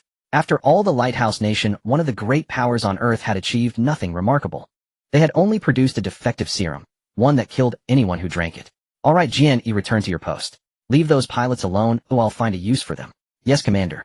Gu Chen had summoned GNE originally out of fear that these captives would remain stubborn and refuse to talk. Instead, they turned out to be fragile, tough only in words, but crumbling under pressure. The Super Soldier program. It probably wasn't much different from his own physique elixir. However, apart from the elixir he had consumed himself, the subsequent batches could only transform ordinary humans into elite soldiers. The Super Soldier serum, on the other hand, could directly break through human limits. The gap between them was enormous. If such a program could truly be realized, humanity would make a qualitative leap forward. So the so-called Doomsday Emergency Squad was likely the armed police team he had seen at the wonton shop. Recalling that unit's appearance, they certainly didn't look like ordinary soldiers. From this, it was clear that the government still maintained some operational capability, and he must never underestimate it. As Gu Chen had anticipated, despite the military strength being significantly diminished, its foundation remained intact. They were also beginning to reclaim airports, military fortresses, armories, and other strategic locations. But the process of recapturing these sites was not smooth, for the military encountered enemies beyond their imagination. Qingqing City Safe Zone. Commander Headquarters has issued new orders: do not attempt to recapture airports or military bases, or the losses will be devastating. The communications soldier paused before continuing from another sheet of paper. Headquarters wants us to construct a new airfield, only enough for takeoffs and landings. Once completed, they will provide air support. Understood. Wu Qingfeng took the 2 telegrams and nodded. Since Headquarters had instructed him not to retake airports and military bases, there must be a good reason. Could it be related to those meteorites? Wu Qingfeng sighed deeply and began drafting plans for constructing a new airfield. Building materials remaining in the safe zone were scarce, but constructing a simple airfield should still be manageable. He hoped Headquarters would provide more aircraft, Once they arrived, he would personally level Shiguang City's walls. Last time during the siege, they had not deployed howitzers for 2 reasons: concern about collateral damage to civilians and fear of enemy airstrikes. Wu Qingfeng was unaware that Boris had guided those aircraft in with a range of only about 1 kilometer. Had he known, he would not have been so cautious. On the road from Longtown to Shiguang City, 5 water tankers were slowly advancing. After securing Linfeng, Longtown had been sending 5 truckloads of water every 2 days, each carrying 20 cubic meters. Since this route had been cleared numerous times and was completely free of abandoned vehicles, the escort consisted of only 1 pickup truck equipped with a machine gun and 4 armed personnel. "Hey, is that a zombie over there on the left?" One man sitting in the back of the pickup pointed at a figure about 100 meters away. "Are you kidding? Zombies in this godforsaken place? Haha, just what I needed to pass the time. Let me test my aim." The man manning the machine gun swung the barrel toward the target and opened fire, eagerly imagining the zombie being shredded into pieces. Boom. As soon as the zombie was hit by a few rounds, it exploded outright. "What the hell? Did you load shells into that gun? Are you insane? This is a machine gun, not a cannon. How could I load shells into it? This is damn strange. How could a zombie just explode like that?" Before he could finish, his words died in his throat as a massive sea of dark silhouettes appeared on the horizon. "Floor it. What the hell is that over there? Could it be a zombie horde again?" The pickup could speed up, but the water tankers, even at full throttle, couldn't exceed 60 kilometers per hour. Not that they could expect otherwise with such heavy loads. "Hurry and call Shiguang City for reinforcements. Quick!" The man in the passenger seat frantically adjusted the radio channel and began calling the garrison on Shiguang City's walls. Upon receiving the distress signal, Shiguang City's emergency response force launched immediately. 4 Deer helicopters and 5 reconnaissance vehicles, each carrying soldiers, swept out in full force. Xiaoqi widened the mind control to detect the approaching hostile targets. "This I'm not sure, Commander. It's possible the enemy possesses counter-detection capabilities." Gu Chen frowned as he looked at the radar map. Only after the engagement began did a portion of red dots appear. Upon reaching the requested rescue position, the emergency response team decisively abandoned the water truck and sped away in their vehicles. Meanwhile, Gu Chen saw through the camera of the hind helicopter exactly what it was. A swarm of bugs. To be precise, at least several thousand explosive bugs. They were not much different from the one Boris had crushed earlier. However, they were many times larger, roughly 80 centimeters in size.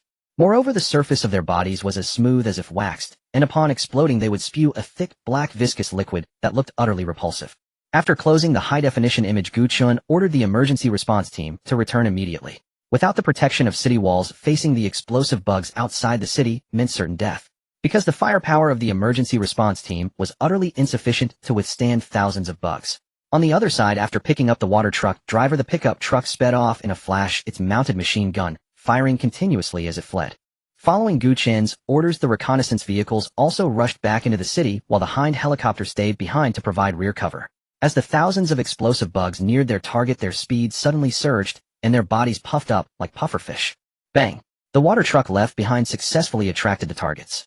A dozen explosive bugs closed in and detonated, enveloping the water tank in black liquid, which emitted a hissing sound and a foul-smelling white smoke. Water gushed out from within. Possibly due to a chemical reaction, the white smoke grew even denser. Whizzing through the air, the hind helicopter rapidly fired all its rockets, and then evacuated, for these bugs were attempting to leap onto the helicopter itself. Gu Chen was startled as the bugs' jumping ability was terrifying. They were like bouncy balls springing into the air, curling into spheres upon landing and bouncing again with each leap. Each bounce propelled them higher. The hind helicopter quickly ascended and fled the area. The explosive bugs, fast as they were, could not outrun the vehicles, so they halted after chasing for a distance. "Damn it, did those bugs not follow us?" One of the Dawn Army soldiers on the emergency response team said, still shaken. No, that was terrifying. Quick, get back to the city." Thus, thousands of explosive bugs took up residence on the only route between Longzhen and Dawn City. This prevented Longzhen from delivering water resources to Dawn City. The water pipeline designed by the engineers had not yet been implemented, so these bugs had to be eliminated. Gu Chen decided to deploy aerial units directly. He ordered all hind helicopters and Kirov airships to sortie. As long as they flew high enough, they would not be hit by the explosions. An hour later, the job was done. The bug carcasses would later be collected by the mining trucks to see if they were worth anything. That night, Dawn City was lively with lights and music, while Gu Chen leaned back in his chair watching the newly installed surveillance cameras. "Respected Commander, adult bugs are edible." Xiaoqi, standing beside Gu Chen, said out of the blue. "Edible? Eat as in eat them?" "Yes, Commander. The viruses in adult bugs have been digested. Their meat is tender, succulent, and rich in flavor, with 6 times the protein of ordinary meat." "Xiaoqi, how do you know that?" Xiaoqi raised a hand and swiped in the air, conjuring a video before Gu Chen. The footage was from the combat laboratory. Several engineers in hazmat suits were using electric saws to dissect an explosive bug carcass. These bugs did not explode. There are not many of them. Through experiments, the engineers have confirmed the meat is edible. Engineer, demonstrate for the commander. Xiao Qi said to the screen. Understood. Please wait a moment, Commander. With that, an engineer cut a piece of meat with a small knife and placed it on a pre-prepared grill nearby, meanwhile explaining the precautions for dissecting explosive bugs. Inside the explosive bug's body is a stomach-like organ containing a large amount of flammable and explosive gas along with a highly corrosive thick liquid. When handling the carcass, the stomach pouch must be removed separately. A few minutes later, the once tender white meat had turned to charred brown. The engineer then popped it into his mouth, chewing and giving a thumbs up. Reporting to the commander, it tastes excellent. Though Gu Chen found it hard to believe, he was inwardly delighted. Given the bug's reproductive rate, humanity might never lack food again. Should he capture a queen bug to set up a breeding base?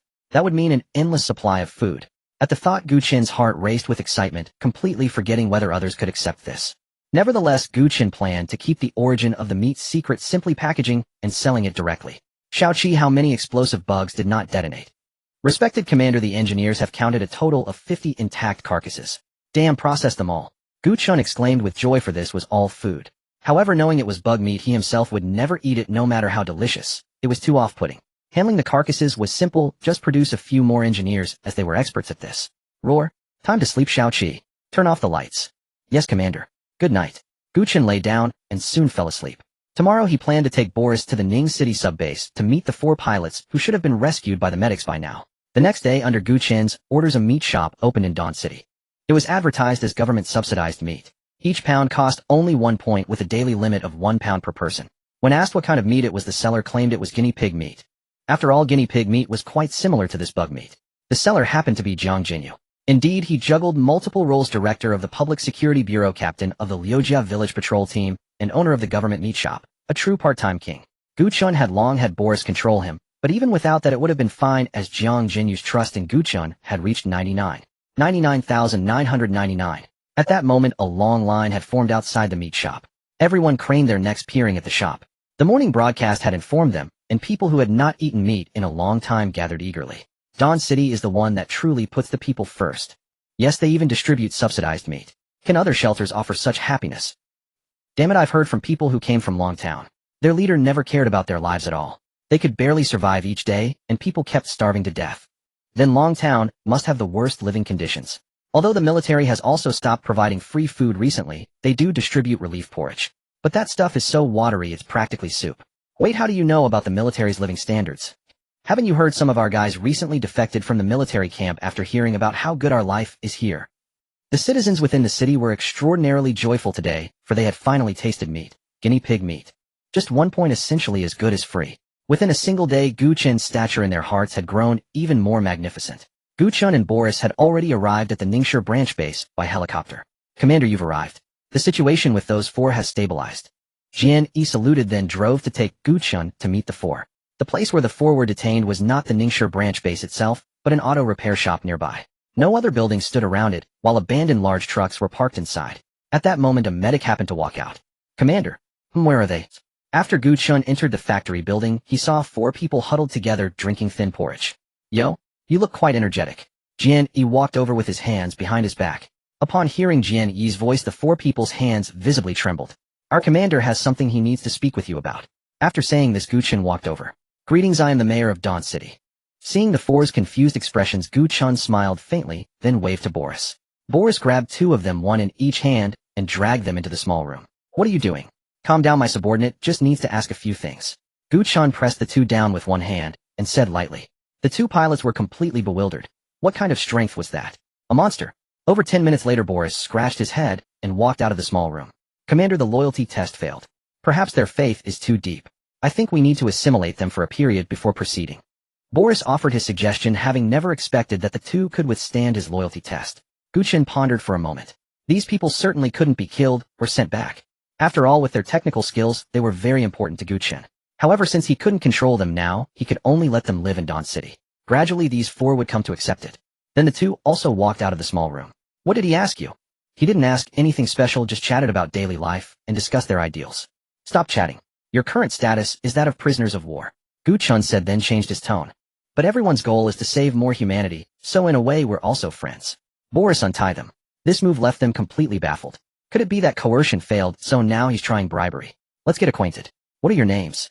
Gu Chen looked at the 4 people before him and asked. All 4 were of short stature, appearing to be around 170 centimeters tall, each sporting a buzz cut. Whether it was Gu Chen's imagination or not, they seemed to share similar features, though one appeared notably more mature. Let me go first. I'm Zhao Dushing, an aviation instructor at Shaohua Air Force University. These 3 are my graduating students. Zhao Dushing signaled to the other 3 with his eyes. Lu Yang, Qin Feng, Song Zhuang. Seeing the 3's unwilling expressions, Zhao Dushing gave each of them a sharp flick on the forehead. I apologize, sir. They've grown accustomed to being arrogant in daily life. It's all right. Young people naturally have a bit of attitude. Hearing that these 3 were graduating students, Gu Chen was quite surprised. He had assumed someone with such deep faith would be a soldier with years of service. Indeed unexpected. By the way, from now on you can call me Mayor or Commander-in-Chief. Actually, I bear no ill will toward your military. It was the Qingqing City safe zone that struck first. Alas, you might not believe me, but I have video footage you can review. As he spoke, Gu Chen took out a tablet and played a pre-recorded video, the very footage of the safe zone's attack on Dawn City. Gu Chen had also specifically captured the heavy casualties suffered by Dawn City's forces. After watching the video, the 4 fell silent for a long time. If this was indeed the case, then Dawn City shooting them down seemed justified. However, what Zhao Dushing didn't know was that Gu Chen had provoked Wu Qingfeng through a series of maneuvers which led to the attack. Currently, as prisoners of war, you ought to be confined in a prison or concentration camp. But I have released you and granted you freedom. In a moment, I'll send you to the shelter I established. You can live here for a while, and I'll come find you in a few days. Gu Chen gestured, and a conscript approached, carrying 4 smart bracelets. These are the smart bracelets every Dawn City resident possesses. They allow communication, transactions, socializing, and more. Have a look around. The 4 mechanically accepted them and put them on. What did this mean? Wasn't he afraid they'd cause trouble in the city or turn the citizens against him? In reality, they were overthinking it. In the past, revealing their identities might have earned them public support, but now. The residents of Dawn City had already placed their faith in Gu Chen, a savior figure whom many had witnessed. But you. Lu Yang, who had always been so defiant, was about to speak when Gu Chen stopped him. Granting you freedom is my way of showing trust, so there's no need for further words. Seeing Gu Chen's amiable expression, Lu Yang felt somewhat embarrassed, given his earlier harsh tone. That's all. After you finish eating, someone will escort you to Dawn City. I have matters to attend to, so I'll take my leave. With his hands clasped behind his back and his commander's uniform projecting an imposing aura, Gu Chen left the 4 utterly dazzled. This young man possesses remarkable presence comparable to that one. Watching Gu Chen's retreating figure, Zhao Dushing murmured in admiration. Once the helicopter lifted off, Gu Chen collapsed backward. Pretending to be a big shot is exhausting. Xiao Qi, how was my performance? Very impressive. Ha ha ha, you have excellent taste. While chatting with Xiao Qi, Gu Chen glanced out the window. Then a question occurred to him. Where had those bugs come from yesterday? The military's classified documents had warned that the area around the meteor crater was a severe bug infestation zone. Could there also be a bug nest not far from Longtown? The thought of bugs made Gu Chen recall their meat. Bug colonies must have a queen, right? Otherwise, where did all those explosive bugs come from? We need to send out helicopters to search around soon. Xiao Qi, deploy 2 Cougar helicopters to search near yesterday's battlefield. Understood, respected commander. After returning to Shuguang City, Gu Chen again instructed Lin Feng to dispatch all civilian helicopters to search the nearby uninhabited areas. This move naturally drew the military's attention. What is Shuguang City up to again? Wu Qingfeng, taking advantage of the officer's inattention, picked his nose and muttered in confusion. Old Zhang, what do you think they're searching for? Gold, silver, iron. Any mineral is possible. As you all know, Shuguang City has been purchasing various minerals in large quantities. Wu Qingfeng and the other officers nodded. Then Shuguang City is rather foolish. If there were minerals, wouldn't they have been developed long ago? Moreover, everyone knows that the southern area of Qing City has few mine pits. Those large-scale mines are all concentrated in the north, an officer said, mocking Shuguang City. That's not necessarily true. They might have incredibly advanced detection technology capable of detecting thousands of meters underground. Ha ha ha ha, I'd rather say they're daydreaming than believe that. Have you found out the cause of yesterday's explosion? Wu Qingfeng frowned and interrupted their idle chat. Commander, we haven't determined it yet, but it can be confirmed that Shuguang City is involved. Shuguang City's involvement. Damn it, why are they everywhere? Could Shuguang City be experimenting with some secret weapon? At this moment, although Wu Qingfeng knew about explosive bugs, he had never seen them, and thus did not consider this possibility. Since Shuguang City is involved, I won't interfere. Before the airport is completed, we cannot afford to offend Shuguang City. Also, have those 4 pilots been found? Report, Commander, we have not located them yet. Keep searching. I want them alive or dead. Even if they've turned into zombies, drag them back for me. I fear they may have been captured by Shuguang City. Meeting dismissed. Wu Qingfeng stood up. Meanwhile, those 4 pilots had arrived at Shuguang City. Looking at the bustling streets, they felt as though they had returned to the days before the apocalypse. Ha ha, we queued all day, and finally got meat. Finally improving our diet. After so long without meat, even our waist is rock hard. Damn it, can you keep it clean, eh? Listening to the conversations around him, Zhao Dishing quickly grabbed a passerby and asked, "Brother, what are you talking about getting meat? Is it free?" "Oh, you must be new here. Walk straight ahead, there's a government meat shop set up by Shiguang City. 1 gene of meat costs only 1 point. It's practically free. Hurry, or today's supply will run out." After saying that, the passerby hummed a tune and leisurely returned to his residence. Zhao Dishing was even more shocked. Even the headquarters no longer distributes food for free. After all, many places were demanding grain, and only 2 large granaries had been secured. During the assault, extra caution was needed, for if a granary were contaminated by zombies, all efforts would be wasted. The group continued walking, eager to understand what this free meat distribution meant. "Big doggy, you're on duty again today. Do they bully you?" "Uncle, the big dog seems to have gained weight today." Several elementary school students saw the patrol team approaching with military dogs and immediately surrounded them, rubbing the dogs' heads. "Haha, head home quickly after school, don't run around." After letting the military dogs interact with the children for a while, the patrol team continued along their route. Witnessing this scene, Zhao Dishing and the others felt an overwhelming warmth. Shiguang City even had schools. Then hospitals and law enforcement agencies must exist as well. Perhaps life in Shiguang City wasn't so bad. At the very least, there were no scheming plots like at headquarters, nor refugees struggling on the brink of death. "Teacher, why do we join the military?" "To protect our homeland and safeguard all people from harm." "Then what about Shiguang City?" Zhao Dishing pondered Liu Yang's words for a moment. "To protect the people. Let's go, don't overthink it. This might all be staged for us to see." Before long, the group saw a long queue. "Brother, is this where we get the meat?" "Yes." "Damn it, I've been queuing all day and haven't reached the front yet."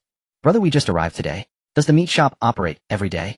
The man was quite talkative. Since queuing was boring, having someone to chat with was welcome, so he engaged in conversation with Zhao Dishing. Over 10 minutes later, Zhao Dishing's eyes were filled with admiration. From this man's description, Shiguang City truly seemed to be using its strength to save humanity. Considering the most basic needs, clothing, food, shelter, and transportation, clothes could be purchased at discounted points. Food, including compressed biscuits, pork cans, and beef cans, was available at any time.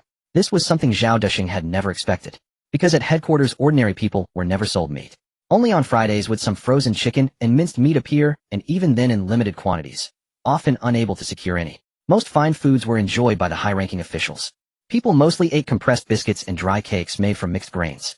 Since free food was cancelled, everything now required contribution points, the military's virtual currency, replaced by daily relief porridge. As for housing, everyone received a set of rooms. For transportation, it was fair. The capable could go to Shitian town and get their own vehicles. "We've seen enough of Shiguang City along the way. What do you all think?" Zhao Dishing asked. "I think it's nearly indistinguishable from before the apocalypse. Everyone here has their own work, sanitation, manual labor, business, outdoor expeditions. Teacher, I feel like the people here are quite happy. Have you noticed that none of their faces show despair? Everyone is full of hope for life." Zhao Dishing nodded. This was indeed the case. In other places, civilians rarely smiled. Even when they did, it was forced. Everyone worried about how to distribute limited food for the next day. After queuing for 2 hours, the quartet succeeded in acquiring guinea pig meat.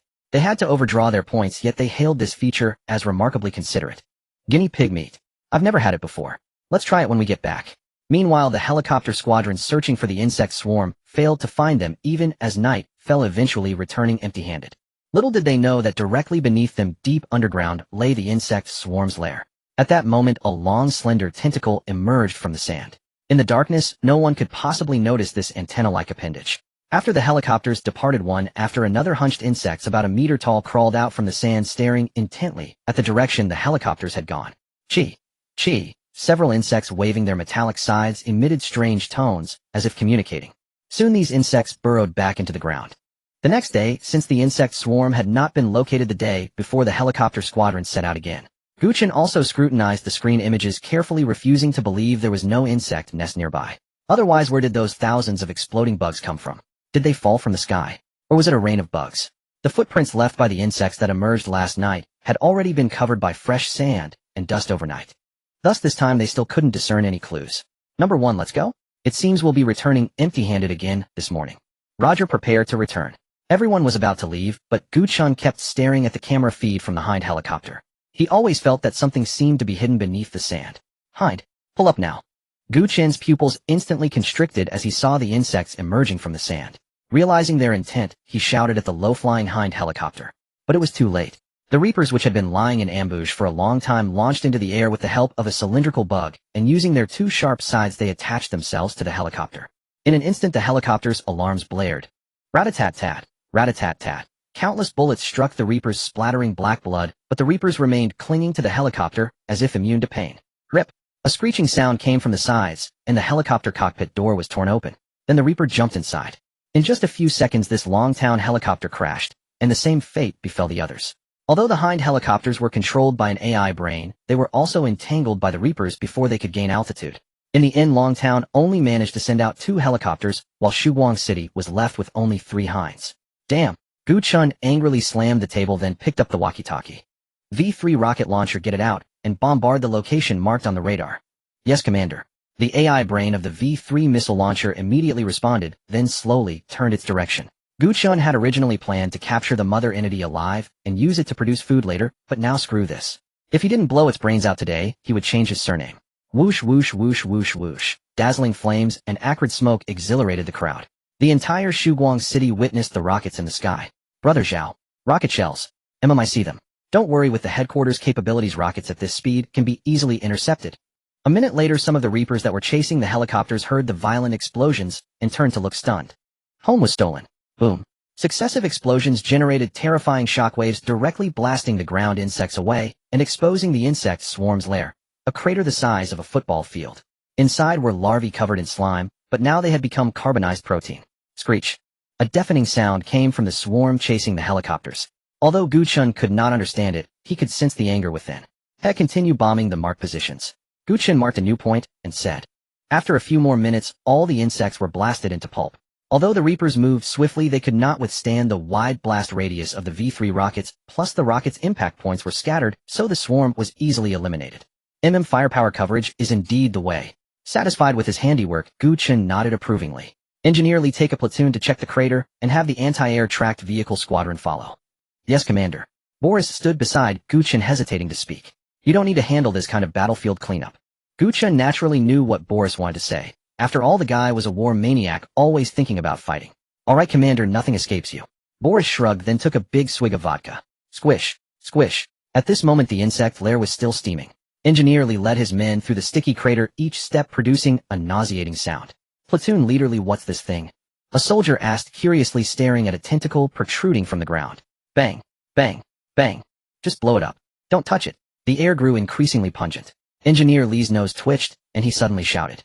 Put on your gas masks. The air here is toxic. Hearing this, the Shiguang soldiers quickly took out their gas masks and put them on expertly. Engineer Lee, something seems to be climbing out of the pit in front of you. Gu Chen said after zooming in on the screen. Roger. Everyone, grenades. Boom, boom. After the explosions, 2 soldiers cautiously approached with their guns raised. Reporting to the platoon leader, target eliminated. No sooner had the man finished speaking than a head-sized insect latched onto his neck, desperately trying to burrow in. Damn! The soldier next to him cursed, then reached out and tried to pull the insect off, but the insect's 8 legs were too firmly attached, and it wouldn't come off. At that moment Engineer Lee ran over, and with a swift chop cut off all 8 of the insect's legs. The severed legs twitched a few times before falling to the ground. That soldier also fell unconscious. Then 2 men carried him away for isolation, since it was unknown whether the insect carried the zombie virus. The bug, though deprived of its legs, continued to struggle relentlessly while emitting harsh, grating sounds. Commander, this bug may be a mother specimen. How should we proceed? A mother specimen? Ha, isn't this free food just handed to us? Bring it back, then go catch a female zombie. Yes, Commander. Li Gong threw the mother specimen into the sack and delivered several crushing punches, rendering it motionless in an instant. Assemble, return to the city. Several hours later, after observation, the soldier showed no signs of viral infection, and Boris had also located the zombie. Commander, we have found the female zombie. Boris announced while dragging a tightly bound zombie. Let's go check on that mother specimen. Gu Chen smiled and headed to the designated isolation zone alongside Boris. This abandoned air raid shelter with many sections already collapsed was now perfectly suited for the mother specimen to breed insects. The shelter had been refurbished with lighting installed. The mother specimen continuously battered against its iron cage, emitting menacing sounds. Zap! A Tesla trooper reduced the voltage before sending an electric charge through the iron cage, causing the mother specimen clinging to it to tremble. This Tesla TRO been specifically deployed by Gu Chen to discipline the unruly specimen, which refused to remain still. Its 8 severed legs were already regenerating, expected to heal within a day or 2. Enough, don't kill the bug. Understood, Commander. The Tesla trooper immediately cut the power and responded respectfully. At that moment, 2 engineers from the battle lab approached with their findings. Reporting, Commander. After research, this mother specimen can produce 300 larvae per cycle. It is a low-tier specimen that reproduces every 3 days with larvae maturing in 1 week. By the way, Commander, we will be modifying this specimen shortly. After the procedure, it will only produce a single larval type. We call them flesh pillars. Their function is limited to helping other insects launch into the air. Gu Chen nodded slightly and asked, if you can modify this mother specimen, can you control it? Apologies, Commander, we cannot. Alright then. Gu Chen shrugged. This would work. This bug could serve as his personal meat production facility. While somewhat grotesque, the nutritional value and taste would be unparalleled. As for the energy required for the mother specimen's reproduction, that was simple, just feed it a few zombies or mutated creatures daily. Go on, little zombie. Boris opened the iron cage, kicked the struggling mother specimen back inside, then tossed the zombie in. Upon spotting a viable host, the mother specimen immediately lunged and burrowed directly into the zombie's body. Commander, you may remove the cage now. Once parasitized, the mother specimen will be unable to detach from its host, voluntarily losing both its offensive capabilities and mobility. After the engineer spoke, Gu Chen waved his hand, and 2 conscripts hurried forward to remove the cage. The zombie lost all ability to move, its abdomen gradually swelling into a round shape. Also, Commander, both the mother specimen and the larvae require organic matter to survive and grow. Please make appropriate preparations. Understood. Gu Chen then assigned a squad from the Sky Punishment Army to guard the shelter equipped with heavy weaponry. They carried everything from machine guns to rocket launchers along with several grenadiers. Additional rocket tubes were mounted on the shelter walls, so anyone could quickly access heavy weapons in an emergency. However, such scenarios were virtually non-existent since flesh pillars posed no threat. They had no offensive capabilities and caused no negative effects, serving only as biomass.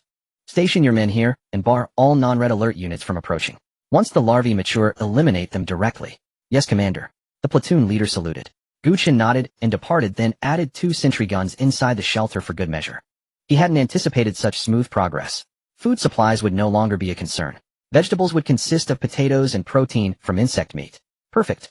Respected Commander, the allied ore refinery has been completed. Already. That fast. Gu Chen quickly accessed Li Long's visual feed. Since releasing Li Long to operate independently, Gu Chen had tasked him with gathering energy points. He hadn't expected mining vehicles to be constructed so swiftly, nor that Li Long would have already reached 2nd star rank despite losing several conscripts. Reporting, Commander, I am currently constructing a barracks. Awaiting your instructions.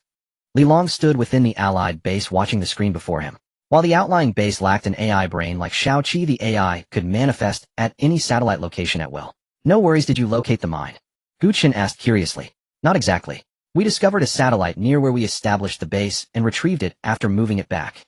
I see, Gu Chen nodded. Over the following period, Li Long kept him regularly informed of developments. The allied base was established on the opposite edge of NI City, directly across from the NI City branch base. By the way, has the chrono miner been unlocked? Gu Chen asked eagerly. For the Allies' most advanced technology, chronosphere tech topped the list. Respected Commander, the chrono miner has been unlocked, though it lacks combat capability and has limited capacity. Can it teleport? Yes, Commander. Shao Qi stood beside him, patiently answering each question as Gu Chen finally witnessed this extraordinary technology firsthand. In a flash, incredibly fast. Can it? Apologies, Commander, it cannot. Gu Chen had been asking whether the chrono miner could teleport freely, but Shao Qi had answered before he finished. Apologies, Commander. Enough with the constant apologies. You're repetitive. Gu Chen shook his head and lit a cigarette. I haven't seen zombies in quite some time. Gu Chen scratched his head. It was expected. 3 factions in the area had already cleared out the surrounding zombies, leaving only occasional mutated animals. Even the zombies Boris had captured had been airlifted from the outskirts of Qing City. The NI City branch base was different. Though spies frequently disguised themselves as zombies to lure hordes away, zombies kept approaching constantly. The city walls never rested. Many survivors had been drawn to the location, but the towering fortifications kept them at bay. Jian Yi had also inquired today about admitting refugees. Jian Yi, construct an outer wall and begin accepting survivors. Treat your position as a transit point. Screen out those with ill intent and send the rest to Shuguang City. Understood, Commander. Shao Qi, send some energy points to Li Long and have him build the air command department as soon as possible. Very well, honored Commander. Meanwhile, upon receiving Shao Qi's orders, Li Long immediately set about constructing the air command department, which became available once the mine had been built. Gu Chen was preparing to seize the Qingqing City safe zone. Over the past few days, through the efforts of Zheng Yi and others, the people of Shuguang City had agreed to wage war and were fully committed to the cause. The situation in Longtown was similar. Lin Feng would lead the main forces to attack the safe zone from the opposite direction. Although Gu Chen knew that human factions turning on each other during the apocalypse was far from ideal, he had no choice but to act swiftly for the sake of his own development. After all, insect swarms had appeared in this vicinity. The thousands of bugs from last time had served as a clear warning to Gu Chen, who knew how many nests might still be lurking beneath the ground. Xiaoqi sent a message to Du Wei and Yang Li. When we launch our assault tomorrow night, cause chaos within the military camp. At the very least, destroy those tanks. Yes, Commander. Xiaoqi nodded, and a message subsequently appeared on both men's wristbands. By the time the brothers saw it, evening had fallen. Glancing at a wristband during daytime patrols would have been far too conspicuous. Back in the dormitory, the two brothers exchanged a glance to confirm the message. Old Yang wanna go smoke. Just then a soldier who had just finished his watch walked by and said, Yo, where'd you come from? Du Wei quickly threw on his clothes and put a hand on the soldier's shoulder. Mind your own business. Do you two want to smoke or not? If yes, hurry up and follow. Otherwise you'll miss out if someone catches you. Coming. Yang Li also quickly dressed and followed them outside. The three of them stood by the wall behind the dormitory smoking and chatting. You two aren't soldiers, are you? Tang Fei exhaled a ring of smoke as he said this. Upon hearing this, both men stiffened and immediately lashed out at Tang Fei. Unexpectedly, Tang Fei kicked Du Wei away with a single sweep of his leg, then blocked Yang Li's attack with one hand. Good strength. Don't rush. Listen to me first. Tang Fei placed the cigarette, but between his lips with his free hand. After that brief exchange, both men realized they were no match for him and settled down onto the ground. If I'm not mistaken, you're from Shuguang City, aren't you? Enough pretending. I've known from the start. Tang Fei smiled and said, I belong to the Sanha Society. You may not have heard of us. Our power base is in Australia, and in Xia Nation, we only have a small branch disguised as an ordinary company. What do you mean by telling us this? Tang Fei flicked his cigarette ash away and said, My point is simple, our enemies are the same. The military. Yours and mine. Why can't we cooperate? He then continued without waiting for a response. The Sanha Society's original headquarters were in Xia Nation, but after being suppressed and driven out, we had no choice but to leave and take root in Australia. Today, the Sanha Society has become the largest underground force in Australia, even influencing presidential elections. Yang Li listened with a hint of mockery and said, If you're so powerful, then why bother seeking out Shuguang City? Sigh. It's because I'm the only one left. Everyone else was eaten by zombies. Tang Fei waved his hand dismissively. The Sanha Society had long foreseen the coming apocalypse and sent Tang Fei to Xia Nation to establish a trading company planning to rise up once the end arrived. Unfortunately, his trading company proved cursed. On the very first day of the apocalypse, a meteorite struck and reduced it to rubble, destroying the smuggled weapons hidden within. If Tang Fei had not come to Ningxi to conduct business at that time, he likely would have perished as well. His bodyguards fell one by one thereafter. Through constant turmoil, he managed to reach the Qingqing City safe zone, where his martial arts prowess earned him a place in the military. He then lay low within the ranks, biding his time and waiting for the right opportunity. And that was when he spotted Du Wei and Yang Li. That's all I have to say. I hope the two of you can help convey the message: the enemy of my enemy is my friend. I trust the Lord of Shuguang City understands this principle. Moreover, I suspect a purge is coming for those of us who join the military later. You've noticed we were all assigned to separate quarters, haven't you? So our time is running short. With that, Tang Fei hummed a tune and departed. After a moment's deliberation, Du Wei and Yang Li decided to report everything to their commander. The following morning, as Gu Chen awoke, Xiaoqi displayed the message Du Wei had sent on the large screen. Gu Chen ate breakfast while Xiaoqi stood nearby reading it aloud verbatim. I know the Sanha Society. Didn't they change their name to the Tiandi Society? Gu Chen had been quite curious about such organizations during his university days and had done some research, never expecting to encounter one during the apocalypse. However, whether he accepted or declined this Tang Fei's offer mattered little. Even if he provoked the Sanha Society, they could hardly cross an ocean to eliminate him in Xia Nation. And agreeing would yield no tangible benefits for him either. Looks like they're trying to get something for nothing. Gu Chen chuckled. Xiaoqi sent a message telling this Tang Fei to come to Shuguang City and meet me in person. Yes, Commander. Trying to fleece me. Shouldn't Boris give him a proper lesson? I wonder how strong his faith truly is, but organizations like this typically employ brainwashing, don't they? Gu Chen had already prepared for the worst-case scenario. Even if the plan failed, he could break Tang Fei's will through torture and psychological warfare. Once his strategy was clear, Gu Chen couldn't help but feel he was acting like the main antagonist. Wouldn't some righteous hero come to judge him? Oh dear, just thinking about it makes me nervous, he mused.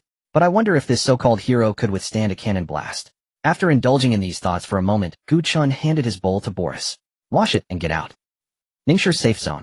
At this moment, a division commander was angrily staring at a telegram. Since Ningxi lacked a military base, the safe zone could only muster fewer than a full division's worth of troops, which explained why they had allied with the Qingqing City safe zone to reclaim it. Damn it. That Wang Wu is truly a fence-sitter. Have we identified the source of that sudden faction?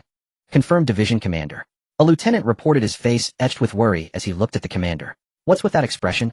Sir, these armed forces belong to an overseas faction and they're well equipped. What a...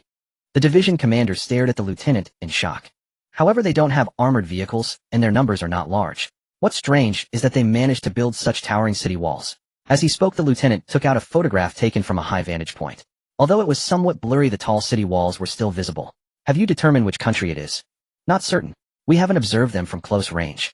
The division commander nodded, and then said, send someone to make contact tomorrow. Yes, sir. Time passed into the afternoon. The Air Command headquarters had been completed and 4 invader ground attack aircraft had been produced. Xiao Qi then called up the data on the invader ground attack aircraft. It is equipped with 8 air-to-ground missiles and a 30mm autocannon with 300 rounds per side. It can return to the Air Command headquarters to reload. Each reload takes 2 hours and costs no energy points. Price 1200. It can be upgraded with stars to increase weapon power, but its ammunition capacity cannot be increased. 4 invaders were more than enough to attack the military safe zone. Moreover, they could resupply ammunition every 2 hours, which meant they could sortie 12 times a day. Gu Chen had originally thought the ammunition would also refresh only once a day, but now there was no need to worry. Meanwhile, the Qingqing City safe zone suddenly conducted a large-scale spot check on soldiers who had joined the military later in order to uncover moles. These later recruits were naturally under much greater suspicion. Send a message to headquarters.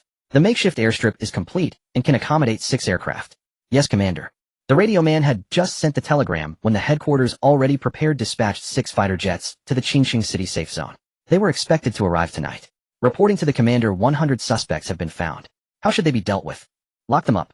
Yes, sir. Du Wei and Yang Li were among that 100. After being searched, the 2 were locked in a small dark room. Their smart wristbands had not been removed, however. After all, on the surface the device was only a watch. Even though the 2 might be moles, they would still be given some leeway before anything was proven. Gu Chen naturally knew the 2 were under suspicion, but he wasn't worried. If nothing unexpected happened, the Qingqing City safe zone would fall into his hands tonight. Only by taking the Qingqing City safe zone could he develop here with a free hand, otherwise he would be targeted at every turn.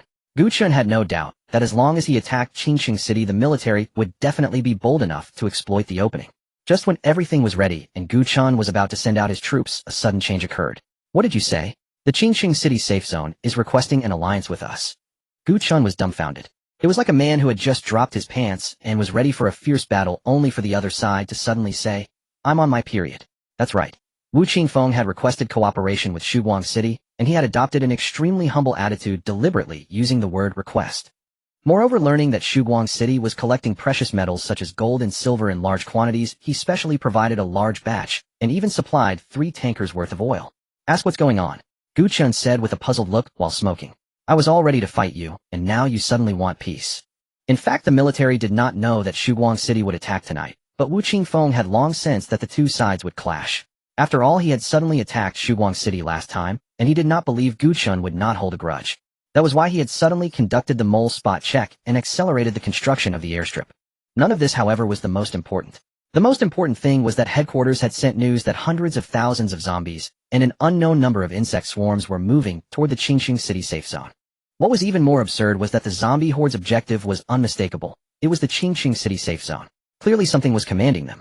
Wu Qingfeng knew full well that relying on his tens of thousands of troops alone could not withstand the zombie tide, so he swallowed his pride and asked Shuguang City for help again. Although Shuguang City did not have many troops, it had plenty of heavy weapons. Missiles, airships, bombers. Any one of them could instantly clear out hundreds or thousands of zombies. On his own side, the only heavy firepower was howitzers, which was obviously not enough. Before long, Gu Chen learned the reason for the military's request for help and was also shocked. If the military was done for, wouldn't he be next? Honestly, attacking while the zombie tide was besieging the safe zone would have been the best choice, but Gu Chen couldn't do it. Notify Lin Feng to abandon the plan to attack the safe zone. All forces will help defend the Qingqing City safe zone. Send a reply to Wu Qingfeng.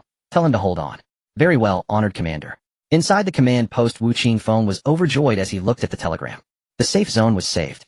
The Ning City safe zone had originally also planned to send troops to support them, but unexpectedly it too was attacked by a swarm of insects, so it was unable to break free. Gu Chen looked at the radar, which showed everything as normal, and sneered.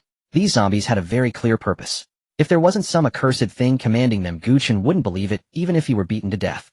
Kirov airships, V-3 rocket launchers, Rhino tanks, Apocalypse tanks, and the entire air defense force. Deploy. Notify Li Long to have the invader ground attack aircraft on standby. Honored Commander Li Long may not be able to spare himself because he has also come under attack by insect swarms and a zombie tide. What? Gu Chen was greatly shocked. Li Long's base had only been established for a short time. There was no way it could withstand a zombie tide. Commander, please rest assured. The zombie tide over at the Allied subbase is not large, only a few tens of thousands. Please trust your subordinate. I trust him. Tell him to send planes to support us as soon as he is done. By the way, has the Ning City subbase been attacked? No, Honored Commander. Gu Chen nodded. Back then Jian, he had chosen a very safe location on the edge of the Yellow River Basin where not many people lived. Xiao Qi produced terror drones.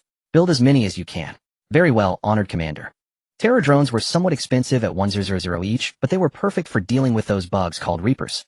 Ever since he saw the power of the Reapers, Gu Chen had considered using terror drones against them.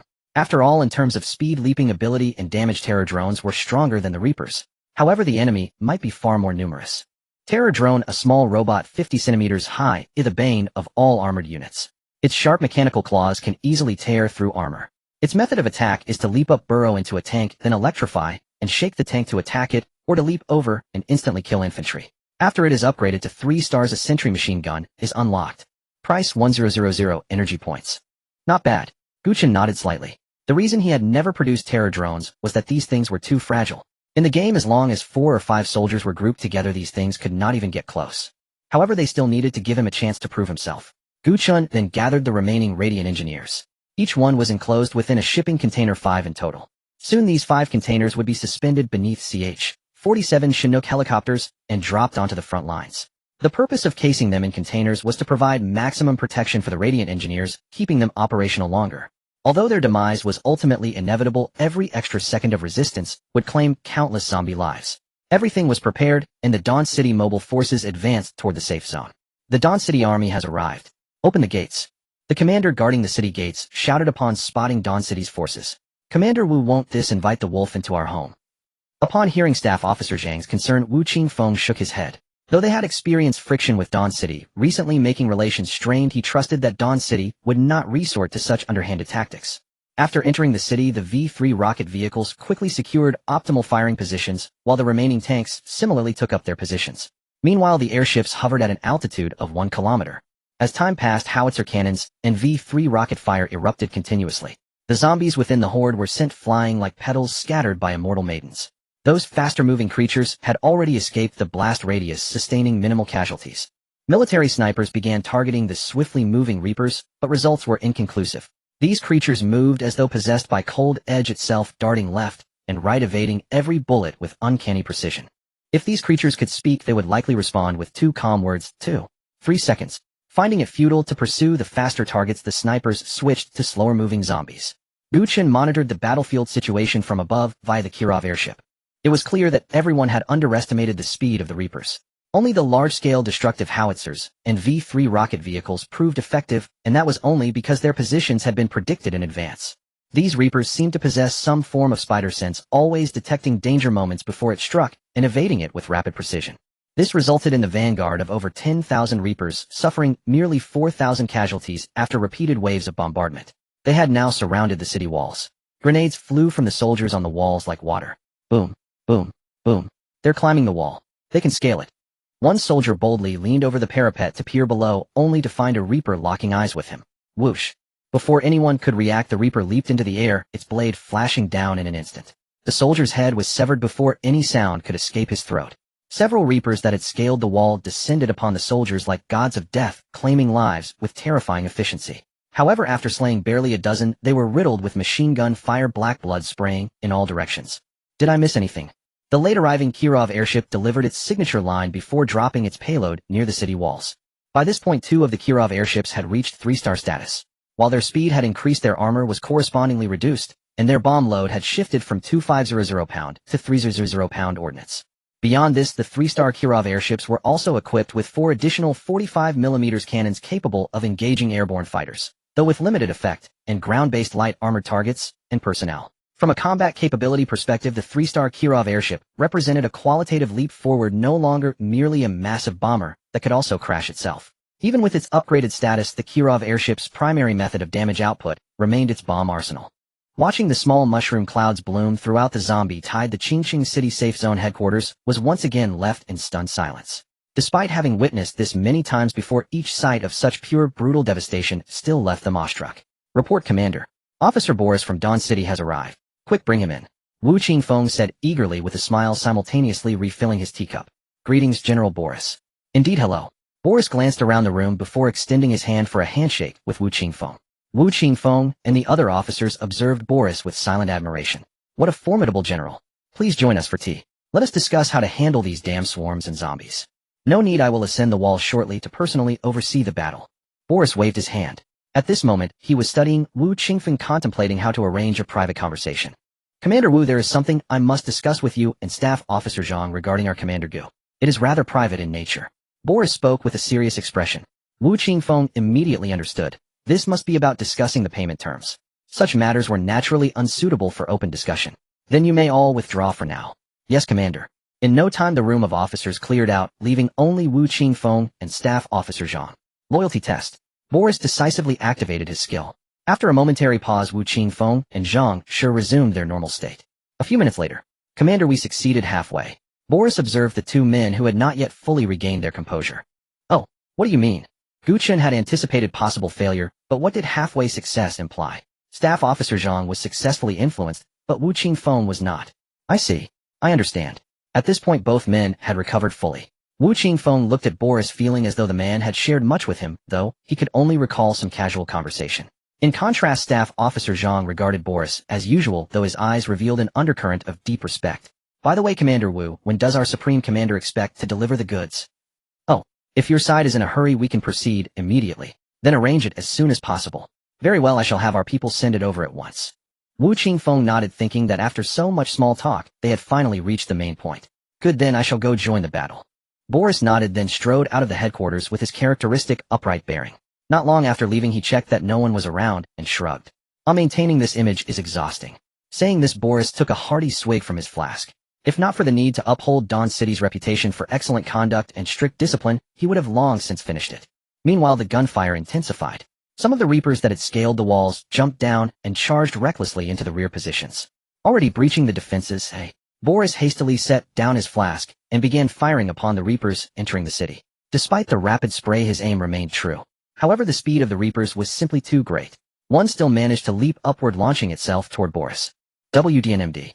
Boris immediately began cursing furiously. Having hung around Gu Chen for so long, he had picked up some of the latter's catchphrases. Whether this was a case of association making one better or worse remained to be seen. Before anyone could react, Boris executed a lateral roll, barely evading the attack. He sprang to his feet and delivered a whipping kick, sending the Reaper flying. Rat-a-tat-tat-tat-tat-tat-tat. Under the concentrated fire of several soldiers, the creature finally collapsed to the ground limp. Officer Boris, are you alright? The surrounding soldiers hurriedly asked. Wu Qingfeng had long instructed Dawn City that military officers would arrive and must be protected at all costs, so these soldiers were extremely tense. I'm fine. Just bloody well get to the city wall and kill those bugs. Leave me alone. Yes, sir. Gu Chen, having observed for a period of time, had not discovered any special zombies wielding rocket launchers, so he relaxed somewhat. Have the Hind helicopters airdrop supply packages. Understood, Commander. Soon 5 Hind helicopters ascended into the sky, each carrying a shipping container beneath it. Upon reaching outside the city wall, they simply dropped their cargo. The radiation soldiers inside were decisive in using their abilities. With a strange sound, patches of radiation zones appeared out of thin air. Holy shit. Look, what the hell is that? Am I seeing things? Why have all those zombies melted? Do not panic. Those are Dawn City's biochemical weapons from the containers. Keep fighting. A battalion commander shouted. Wu Qingfeng had already informed him earlier that Dawn City would deploy biochemical weapons on the battlefield, telling them not to panic. However, no one could have imagined the biochemical weapons would be so terrifying. TSK, TSK, TSK. TSK, TSK, TSK. Some Reapers seemed to sense that the zombies behind them had fallen behind. They turned to look and discovered these zombies had all melted into blood slurry. The problem clearly lay within those containers. The Reapers, using their walnut-sized brains, immediately pinpointed the issue. Tisk. SCHHH. Under the assault of a Reaper, the container was instantly torn apart. To Gu Chen's surprise, these bugs could actually withstand radiation. However, it seemed they could not withstand it for long, as the creatures' bodies were beginning to change color. Wait. Holy shit, they're not going to mutate, are they? Barely had Gu Chen finished speaking when the spines of those Reapers began protruding continuously until piercing through their skin. Bone blades formed on their backs. Meanwhile, sharp claws grew from the handles of their original 2 long blade arms. TSK, TSK, TSK. Splat. 5 radiation soldiers were killed instantly. At the same time, over a dozen mutated reapers greedily began feeding on the radiation soldiers' flesh and blood, and also the reactor radiation. Witnessing this scene, Gu Chen immediately abandoned his idea of using nuclear bombs. For all practical purposes, even if a nuclear strike didn't kill them all, more than half of the bugs would likely survive and mutate. The mutated reapers were clearly far more lethal. With an effortless leap, they could reach heights of 5 or 6 meters. Damn it, what a nightmare. Gu Chen was at a loss. The zombies didn't mutate, but these bloody bugs went and mutated themselves. These over a dozen mutated reachers successfully jumped onto the city wall in merely a dozen seconds. Splat! These mutated reapers curled into balls and rolled toward the crowd with their bone blades serving as their most powerful weapons. Where's the howitzer? Fire now. Boom, boom, boom, boom. Ordinary bullets bouncing off the bone blades had no effect, but howitzer shells were different. For strikes, only managed to knock down 5 mutated reapers, exposing their vulnerable bellies. Bang, bang, bang, bang, bang, bang. The reinforcements who had just reached the wall immediately eliminated these severely wounded mutated reapers. The remaining survivors, seeing the situation deteriorating, decisively leaped from the wall and hid within the bug swarm. Boris even punched a climbing reaper away with devastating force. Damn, that actually hurt. Boris shook his hand, then pulled out a laser designator to guide the MiG fighter jets. Hum. Boom. After releasing their bombs, 2 MiG fighters departed gracefully. Beautiful. A regiment commander defending the wall waved his hand and shouted. At this moment, the Zeppelin could no longer drop aerial bombs because all the zombies and bugs had gathered at the base of the city wall. Dropping bombs now might cause the military to collapse the wall directly from the impact. After all, it was no longer the first-class Zeppelin from back then. However, the 45mm naval cannons above were still formidable. At a distance of 100 meters in the sky, 6 attack aircraft flying in formation were approaching. It looks like we've got work to do. Ha, who would have thought I'd earn merit on my very first day? All aircraft prepare to launch your mounted missiles. Copy that. It's our aircraft. Shit. Awesome, brothers. After launching their missiles, these planes proceeded to the makeshift airfield to resupply. Commander Wu, the northern city wall has suffered heavy losses. Should we retreat? Wu Qingfeng nodded with a worried expression. The northern wall had been the main target of this zombie tide with no less than 2 regiments of troops stationed there. Yet they still couldn't hold. Retreat to the buffer zone. We'll defend it, even if it costs us our lives. Yes, sir. Following the previous zombie tide, Wu Qingfeng had specially carved out a buffer zone between the city wall and residential area precisely for situations like this.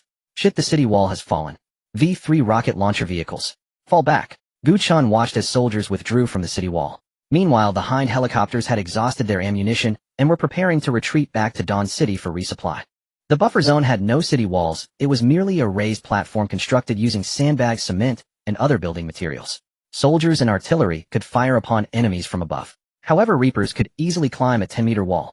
Wouldn't a 3+ meter platform be as easy as walking on flat ground? At this moment, there were still over 2,000 Reapers remaining, but the trailing zombies easily scaled the wall once their resistance was removed. Reporting to Commander, the Zeppelin has expended all its bombs. The Zeppelin's AI reported. Continue using the NAV guns to clear out the zombies. Return to Dawn City once ammunition is depleted. Produce 10 supply trucks. Xiaoqi, how many terror drones do you have currently? Respected Commander, 10 have already been produced. Should only that many. Deploy them all. Understood, respected Commander. One could only wonder if these terror drones could stand against the mutated Reapers. Gu Chen had already witnessed the combat effectiveness of the mutated Reapers earlier. It was terrifying. If not for the howitzers on the city wall, those over a dozen mutated Reapers would surely have breached the defenses. Looks like I really do need to be careful with these things from now on. Gu Chen murmured. Using nuclear bombs against zombies should pose no problem, but against the bug swarm. He was truly afraid it might gift him a nasty surprise. His worry was well-founded. The mutated Reapers represented an entirely new threat level that required careful consideration and adaptation of tactics. On the battlefield below, chaos reigned, as both human forces and alien creatures clashed fiercely. The buffer zone became the next line of defense, with soldiers pouring everything they had into holding the position against the relentless advance. Gu Chen watched the unfolding carnage with growing concern. The enemy adaptations were becoming increasingly dangerous, and every victory came at an ever higher cost. Time was running out, and reinforcements would be crucial if they hoped to survive what was shaping up to be the decisive battle for Dawn City. The horror robots were extremely fast, even faster than reconnaissance vehicles, and soon reached the military safe zone. Watching these 10 spider-like robots, many soldiers became curious. This thing is so short, guess what it's for? I don't know, but those arms and legs look terrifying. They're truly sharp. Damn it, stop looking. Hurry to the buffer zone for support. Bugs and zombies have breached in. Hurry, hurry, hurry. The soldiers remaining here immediately grabbed their rifles and rushed over. Meanwhile, the horror robots activated their crimson mechanical eyes to distinguish friend from foe. Target identified. After locking onto a mutant harvester leaping into the air, the 10 horror robots sprinted forward rapidly. A chilling rattling sound erupted, sending shivers down one's spine. One horror robot launched itself high into the air, becoming a blur before charging straight at the stunned mutant harvester. With a wet tearing sound, a mutant harvester was instantly torn apart. The entire process took less than a second. Quickly, all 5 mutant harvesters that had charged the platform were eliminated, saving the lives of many soldiers. At this point, only about 1,000 harvesters remained. They seemed afraid themselves, continuously retreating until they reached the rear of the zombie army. These zombies had clearly become cannon fodder for the harvesters. Facing the soldiers and heavy machine guns on the platform, these zombies could only be turned into minced meat. Some special zombies armed with guns could fire back, but once detected they were quickly eliminated by snipers. The distance from the city wall to the platform was 150 meters, and despite having over 200 zombies, they simply could not breach this stretch. After all, the platform concentrated 70% of the safe zone's forces along with various heavy machine guns and autocannons, with mortar positions behind it. At this point, the zombie horde had surged to within 30 meters using their numbers. Soldiers could even see maggots on the zombies' faces. 20 meters, 10 meters. Molotov cocktails. With the order given, the pre-positioned Molotov cocktails were thrown. A sea of fire erupted 10 meters from the platform, consuming countless zombies and giving the soldiers on the platform a brief respite. Those who needed to reload did so, and the heavy machine guns that required barrel changes also completed their replacements at this moment. After a pause of over 10 seconds, gunfire resumed, and simultaneously the zombies charged across the sea of fire. Commander, the anti-aircraft track vehicle has exhausted its ammunition. Commander, the Rhino tank's ammunition is running low. Units that have depleted their ammunition withdraw to Shugwang City. Deploy 5 Apocalypse tanks. The Apocalypse tank was Gu Chen's trump card reserved for Shugwang City. During this period, several had been produced occasionally, and the current number had reached 30. They had originally believed that supporting the safe zone with Rhino tanks and other vehicles would be sufficient, never expecting they would still struggle to hold out. The military is too weak. But they couldn't entirely blame the military. Last time they fought Shugwang City, it seemed many tanks and infantry fighting vehicles were destroyed. Commander, the invader fighters have departed. Li Long's voice echoed through the command room. Have you resolved the issue on your end? Yes, Commander. We've lost 10 mobilized soldiers, 1 reconnaissance vehicle, and 2 sentry turrets. Dispose of the bodies as soon as possible. Using mining vehicles would work fine, and it would increase our energy points. Understood, Commander. After Li Long finished speaking, Gu Chen ended the connection. In Ningshi, the invader fighters were speeding toward the Qingcheng City safe zone. They would undoubtedly be spotted by the Ningshi safe zone, but the Ningshi safe zone had no time to concern itself with what this aircraft was doing. They were barely able to defend their own position, now no better off than Qingcheng City. Inside the Qingcheng City safe zone, when the zombies approached within about 5 meters of the platform, the harvesters that had been hiding behind finally moved. Gu Chen's order to the horror robots was to fight the harvesters, so when the harvesters charged, 12 horror robots instantly jumped out from behind the platform. More had been produced later and rushed to join. TSK. These harvesters clearly understood the terror these robots possessed, so they adopted a formation where 20 harvesters would confront a single horror robot. However, the horror robots truly amazed Gu Chen. Relying on their agility and small size, they repeatedly dodged the harvesters' sides and managed to counterattack each time, claiming the life of a harvester. But nothing is perfect. Facing enemies many times their number, the horror robots also suffered losses. After all, their armor wasn't particularly thick, and any hit would cause damage. Commander, 5 of your horror robots have reached star level 3. So fast. At this point, only 5 horror robots remained on the battlefield. These 5 were the star level 3 horror robots. Each of them had an automatically targeting sentry machine gun, not a sentry cannon, mounted on top, with ammunition reserves of 200 rounds.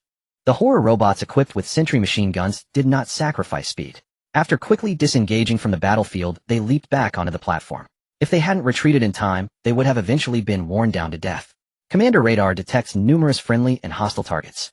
Due to the close proximity, air-to-ground missiles may cause friendly fire. Awaiting instructions. The invader fighter's AI inquired from over a kilometer altitude. Use air-to-ground missiles to attack the zombie horde outside the city. Focus the cannon fire on those black insects. Roger. Over. Virung. The invader fighter rapidly descended in altitude, then fired all its mounted air-to-ground missiles. A total of 32 missiles slammed into the zombie horde, raising a massive shockwave and dust cloud. Instantly, a large section of the zombie horde outside the city was wiped out. After pulling up to altitude, the invader fighter circled back. This time its target was the remaining few hundred harvesters. On the radar display inside the fighter, several red dots were marked by the AI, which then began precise firing from over a kilometer altitude. Only an AI could achieve such precision. After one attack run, the number of harvesters was instantly halved. Broken limbs were scattered everywhere, and one harvester's arm was even impaled into the sandbags in front of Boris. The surrounding soldiers were all startled. Only Boris's eyes revealed deep interest. During the previous battle, he had already observed the sharpness of those scythes. After pulling out the scythe from in front of him, Boris's eyes were filled with appreciation. However, the dripping black blood was rather disgusting. "Find me a rag." "Yes, sir." The soldiers around Boris had all gotten to know this officer from Shugong City in just this short time. Through the battle they had just witnessed, everyone felt deep admiration for Boris. They even felt an inexplicable sense of security. After all, Boris had just fought a harvester barehanded and driven it to flee in disgrace. "Sir, here you go." A soldier tossed over a tattered piece of clothing. Boris took the garment and decisively wrapped the severed arm in it. "Let those guys in the combat lab modify it for me when we get back, haha." At that moment the flying invaders that had turned around strafed the ground again, and after this all the Reapers were wiped out. Only over 100,000 zombies were still charging stubbornly, but it was clear they could no longer cause much trouble. On average, each person would need to kill about a dozen zombies to end the battle. Half an hour later there were no zombies left alive in the city, how everywhere was strewn with severed limbs and blood flowed like rivers toward the outskirts. We won. We won. They had done it. They had withstood the monstrous swarms of insects and zombies. Of course all of this was thanks to the help of Shugong City. "Xiaoqi, how many energy points do I have now?" "Respected Commander, the military supplies have just been fully recycled. Currently you have 8,000 energy points. Allocate 2,000 to produce terror robots, and then produce 10 mining vehicles." "Yes, respected Commander." Terror robots are highly effective against Reapers, capable of easily killing them even if they have mutated due to radiation. Therefore Gu Chen deemed it necessary to produce some as reserves. Who knows, Shugong City might be attacked one day. The most important reason for producing 10 mining vehicles at once was that the work at Shirtian town was more than half done, with raw materials scattered all over the ground waiting for Gu Chen to recycle. Although their value might be low, 10 mining vehicles could probably yield a few thousand extra points per day. Another reason was to collect these corpses, especially the insects. Not only were they edible, but their value was also higher than zombies. Wu Qingfeng looked out the window and sighed. "Shall we call Shugong City, express a friendly attitude, and say that we want a long-term cooperation with Shugong City? Ask City Lord Gu what he thinks." "Okay, Commander." On the other side, after the battle, staff officer Zhang and Boris met in secret. "Zhang Hui, right. Put on this wristband, and the commander will contact you." "Yes, General Boris." Zhang Hui saluted and said. On the other side, Gu Chen looked at the message from Boris and smiled. Never expected that Zhang Hui, as the chief of staff of the military district, was actually a spy for Dengta country. He had been infiltrating beside Wu Qingfeng for 20 years. Both of them had graduated from the same military academy and climbed their way up to this position. Truly incredible. On the Dengta side, Zhang Hui was still in contact. Moreover, Dengta country actually had a well-armed force in Xia country stationed inside the embassy. They appeared to be ordinary staff, but once they picked up weapons they could transform into special forces. According to the information provided by Zhang Hui, there was an arsenal and a survival supply storage room beneath the embassy. It was as sturdy as an underground bunker. Gu Chen scratched his head, then instructed Zhang Hui to continue as before. This way he could still get intelligence from the Dengta side. "Respected Commander, Wu Qingfeng has sent a telegram. Please take a look." Xiao Qi displayed the telegram received by Zhang Yi and said, "Want a long-term cooperation with me?" Gu Chen pondered for a moment, and then said, "Tell Zhang Yi to reply that we can cooperate, but I need the production lines for mortars and mortar shells, and I am willing to pay a certain price to purchase them." "Yes, respected Commander." Gu Chen had long known that the military's combat units were equipped with light mortars. This thing was handy, not only easy to carry, but also packing considerable power. Most importantly, it fired in a parabolic trajectory. Gu Chen was also coveting the military's howitzers, but howitzers required towing to move, making them too cumbersome. They were, however, suitable for defending cities. However, the military would definitely not agree if Gu Chen asked for howitzer production lines right away, so he settled for the next best option and chose mortars. Wu Qingfeng looked at the telegram and asked Staff Officer Zhang, "How many Type 93 mortar production lines do we have?" "We have 5 left." Wu Qingfeng nodded upon hearing this. "Give Shugong City 2 lines, and let them trade with food and water." Understood. Staff Officer Zhang nodded and left. When Gu Chen heard that Wu Qingfeng wanted food and water, he was overjoyed. That was exactly what he had the most of right now. After all, he had a breeding farm. First send the water, 100 cubic meters. After that, tell Wu Qingfeng that I'll give him 10 tons of meat in a week. Ask him if this price is acceptable. Once the meat pillars produced in the breeding farm matured, each could be divided into about 30 kilograms of meat, and the mother organism could produce several thousand at a time. Therefore, Gu Chen could now be considered a food magnate. Since the military was also short on food, it meant they didn't know this stuff was edible. Come to think of it, there probably wasn't a pervert who would suddenly get the idea of taking a bite out of insect meat. Gu Chen estimated that as long as he didn't reveal this secret, no one would find out for years. On the other side, Wu Qingfeng also agreed decisively. 100 cubic meters of water plus 10 tons of food. To be honest, it was quite a lot exceeding his expectations. So he gave away 100 mortars and 100 boxes of 60mm shells as a bonus. Commander, the plan for the water pipeline can be implemented. If we need to rush, it can be completed in half a month. The sooner the better. You can directly transfer as many people as needed from the city. Yes, Commander. The engineer saluted and then closed the communication screen. Xiao Qi, sleep. Yes, respected Commander. Xiao Qi slightly bowed, then the lights in the command room dimmed, and Xiao Qi disappeared from the command room. The next day, Gu Chen arrived at Shirtian Town.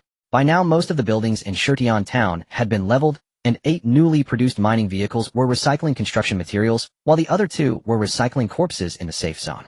Leveling the ground was not enough. The foundations also needed to be destroyed, then irrigated and fertilized with some additional organic matter added. Only after a period of time could they start planting potatoes. As for organic matter, with so many zombies around, they could just make some meat paste. After all, it had been confirmed that land contaminated by the zombie virus would not affect planting. The food produced would also be virus-free. In fact, it wasn't just Gu Chen's side that started farming. Any faction with a bit of foresight had begun to cultivate again, planting high-yield crops. The military side had started planting large quantities of potatoes and corn. The Qingqing City safe zone simply didn't have enough open space, which was why they hadn't farmed before. Otherwise, they wouldn't have been short of food and clothing. Greetings, City Lord. Good morning, City Lord. Greetings, City Lord. Several people carrying hoes and food greeted Gu Chen with cheerful faces. These were the recruited workers primarily responsible for clearing those hard-to-reach corners that machines couldn't handle, as well as removing foundations. The daily pay wasn't trivial either. A meal included alongside a salary of 50 points. They could be considered middle-income earners within Dawn City, while the higher-paying tier naturally belonged to the military. Anyone employed by the Dawn City government always received decent wages, which is why recruitment centers would always be packed whenever an emergency recruitment drive was announced. Let's go, Boris. After observing for a few moments, Gu Chen returned to the command vehicle. Before long, Shirtian Town would be transformed into a potato cultivation base. However, the yield would certainly not match other regions, since the soil quality and climate here were not conducive to agriculture. The reason Gu Chen ventured outside the city today was that he needed to visit the safe zone. At present, the 2 factions had become allies, and it was necessary for their leadership to meet in person. Meanwhile, Qingqing City appeared noticeably cleaner than before, with better proportioned soldiers replacing the guards on duty and patrolling the streets. Wu Qingfeng and the other officers had also changed into their formal attire and were waiting for Gu Chen. Accompanying Gu Chen were Boris 4 3-star mobilization soldiers and 1 politician. Dawn City has arrived, let them through. The gate commander spotted Boris inside the vehicle and recognized him immediately, quickly pressing the button to open the gate. This was Gu Chen's first time truly entering the military safe zone. Shortly after, the command vehicle drove into the military camp, where Wu Qingfeng, having received news from the city gate, had already gathered with other officers at the entrance to welcome them. A military district commander personally coming to welcome them. What an impressive gesture. Mayor Gu, it's an honor to finally meet you in person. Let's go inside and talk. Hello, Commander Wu. Gu Chen smiled as he shook Wu Qingfeng's hand. Under his guidance, they proceeded to the reception room. Boris and Zheng Yi followed Gu Chen closely, while the other 4 mobilization soldiers stood guard outside. Mayor Gu, this is Zhang Hui, our chief of staff. Hello. Gu Chen nodded at Zhang Hui, who returned the gesture before carefully avoiding further eye contact, mindful of not drawing unwanted attention. Mayor Gu, the kitchen will have the dishes ready shortly. Shall we discuss things over a meal? Very well then, I'll take advantage of your hospitality, Commander Wu. Haha, you flatter me. Shortly after, delicate pastries were brought out. Witnessing this, Gu Chen was slightly taken aback. How had Qingqing City managed to prepare such exquisite treats despite their severe food shortages? In the days before the apocalypse, these pastries would have fetched a handsome price at any dessert shop. The officers at the table could barely contain their excitement, each desperate to taste the delicacies, but restrained themselves to maintain proper decorum. After all, the guests hadn't eaten yet, so it would be inappropriate to start without them. Commander Wu, you've gone to too much trouble. This was truly unnecessary. Gu Chen sighed, recognizing the barely concealed eagerness on the officers' faces. Clearly such luxuries were a rarity in their daily lives. Then 2 more dishes arrived. Braised pork with a rich reddish glaze and an intoxicating sauce aroma. Suddenly someone's stomach growled loudly, creating an awkward moment at the table. Everyone please, eat, don't let me hold you up. Gu Chen picked up his chopsticks and took a piece of the braised pork. It melted in his mouth, tender and never greasy, truly excellent. Boris and Zheng Yi began eating as well. Seeing Gu Chen and the others start, the officers could no longer resist and eagerly reached for their chopsticks, serving themselves one helping after another. Only after receiving a pointed look from Wu Qingfeng did the officers finally curb their enthusiasm. Mayor Gu, it's rare to have this opportunity to meet with you, so of course we wanted to make sure everything was properly prepared. To be honest, this is the first time I've had braised pork this delicious. Your chef wasn't from a state banquet, was he? Gu Chen said this as a joke, fully aware his dishes couldn't have been prepared by state banquet chefs. Yet Wu Qingfeng stared back in genuine surprise. To his amazement, he'd actually hit the mark. Throughout their conversation, neither side brought up their past conflicts. After all, both were here, seeking cooperation, making unnecessary tensions counterproductive. Several more dishes followed, though nothing as elaborate as before. Shredded potato stir-fry, candied sweet potatoes, braised pork ribs, seaweed egg drop soup, and rice, as the staple. During the meal, Wu Qingfeng learned that Black Gold Shelter now served as Dawn City's subordinate. While surprising, this development fell within acceptable bounds. He had suspected Long Town might maintain cooperative ties with Dawn City, but never anticipated they would fully pledge allegiance to them. Both sides then finalized a long-term trade agreement. The Qingqing City Safe Zone could exchange surplus minerals with Dawn City or trade through firearm production lines. For instance, trading water, food, medical supplies, and other essential goods. Additionally, the Qingqing City Safe Zone would need to pay electricity fees to Dawn City going forward. Gu Chen had simply connected Qingqing City's power grid directly to his own. The safe zone's electricity consumption had been steadily increasing, and their existing generators could no longer keep up. Generating power required substantial energy after all. So Wu Qingfeng had asked whether some power could be supplied. Gu Chen immediately agreed without hesitation. After all, he still controlled the Shitian Town power plant. One of the main reasons Qingqing City's safe zone had attacked Shitian Town was precisely that power plant. Now that Dawn City had seized it, they could only watch helplessly. However, Wu Qingfeng had come to terms with the situation.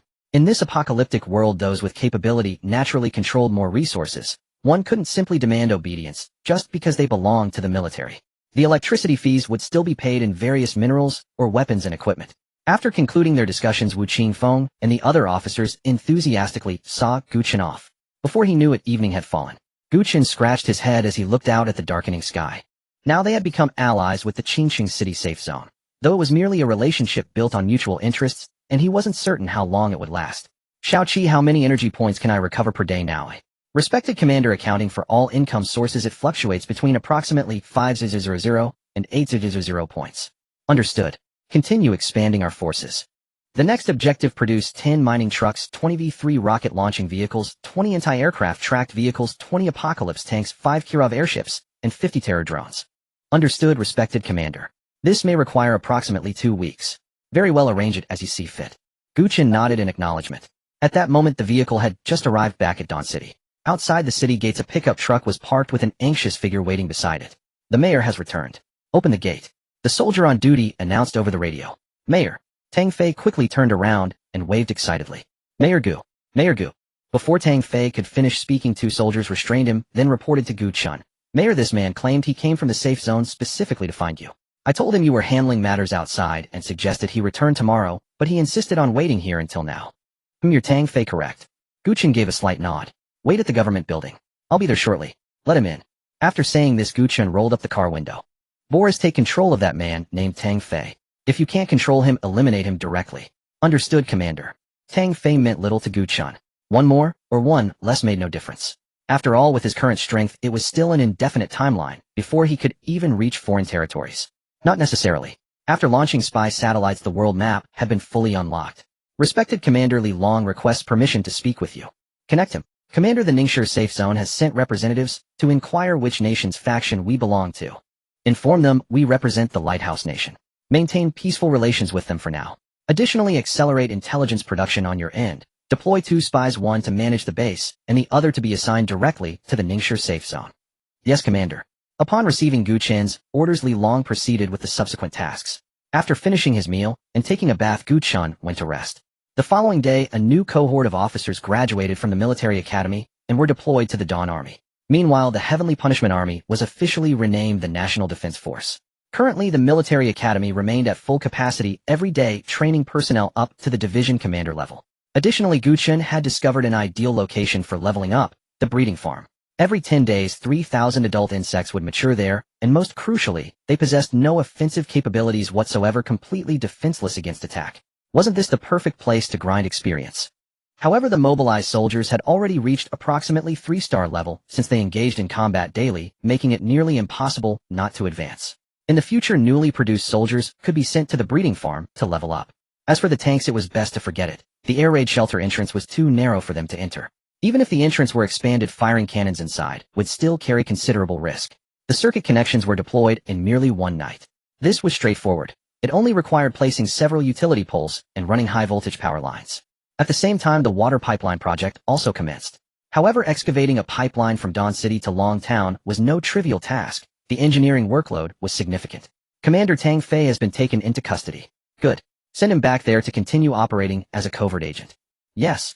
On the other side, the Ningshi safe zone, after sensing Li Long's indifferent attitude, had already come to view this foreign faction as a potential enemy, and combat preparations against them had already begun. You've all seen their walls, haven't you? The division commander said, leaning both hands on the table. We have seen them, but there is no need for fear. Our division still possesses 5 howitzers and over 50 various artillery pieces. If pushed, we can request Commander Wu's assistance. An officer remarked while observing the tactical map, simultaneously shifting a flag on it. This flag represented the Qingqing City safe zone, then he moved another to signify the Ningshi safe zone. The two factions happened to completely encircle Li Long. This is unwise. Commander Wu faces a formidable rival, Dawn City, on his front. We cannot burden him with this matter. If his defenses are weakened, and they are ambushed, everything would be ruined. By the way, did that faction rescue any survivors? The division commander suddenly asked. At this point he was still unaware that Wu Qingfeng had allied with Gu Chen, so his considerations remained thorough. No survivors have been detected. Then this simplifies things. Tonight, we deploy the howitzers and bomb them. Yes, division commander. Upon receiving orders, the officer immediately left the command room, as he was the regimental commander of the artillery regiment. If tonight's bombardment of Li Long were to proceed, preparations had to begin now. If this division commander had known where the aircraft had departed from the previous night, he likely would not have acted so recklessly. Division commander, urgent transmission from headquarters. Let me see it. After a long while, the division commander set down the telegraph with a grim expression. At the same time, all safe zones received the urgent dispatch, including the Qingqing City safe zone. The content of this urgent message was neither about zombie swarms, nor insect hordes, nor about recapturing the missile base or agricultural planting facilities. It was something far more catastrophic. How dare they? Wu Qingfeng angrily struck the table. He was also profoundly shocked by the news of defection.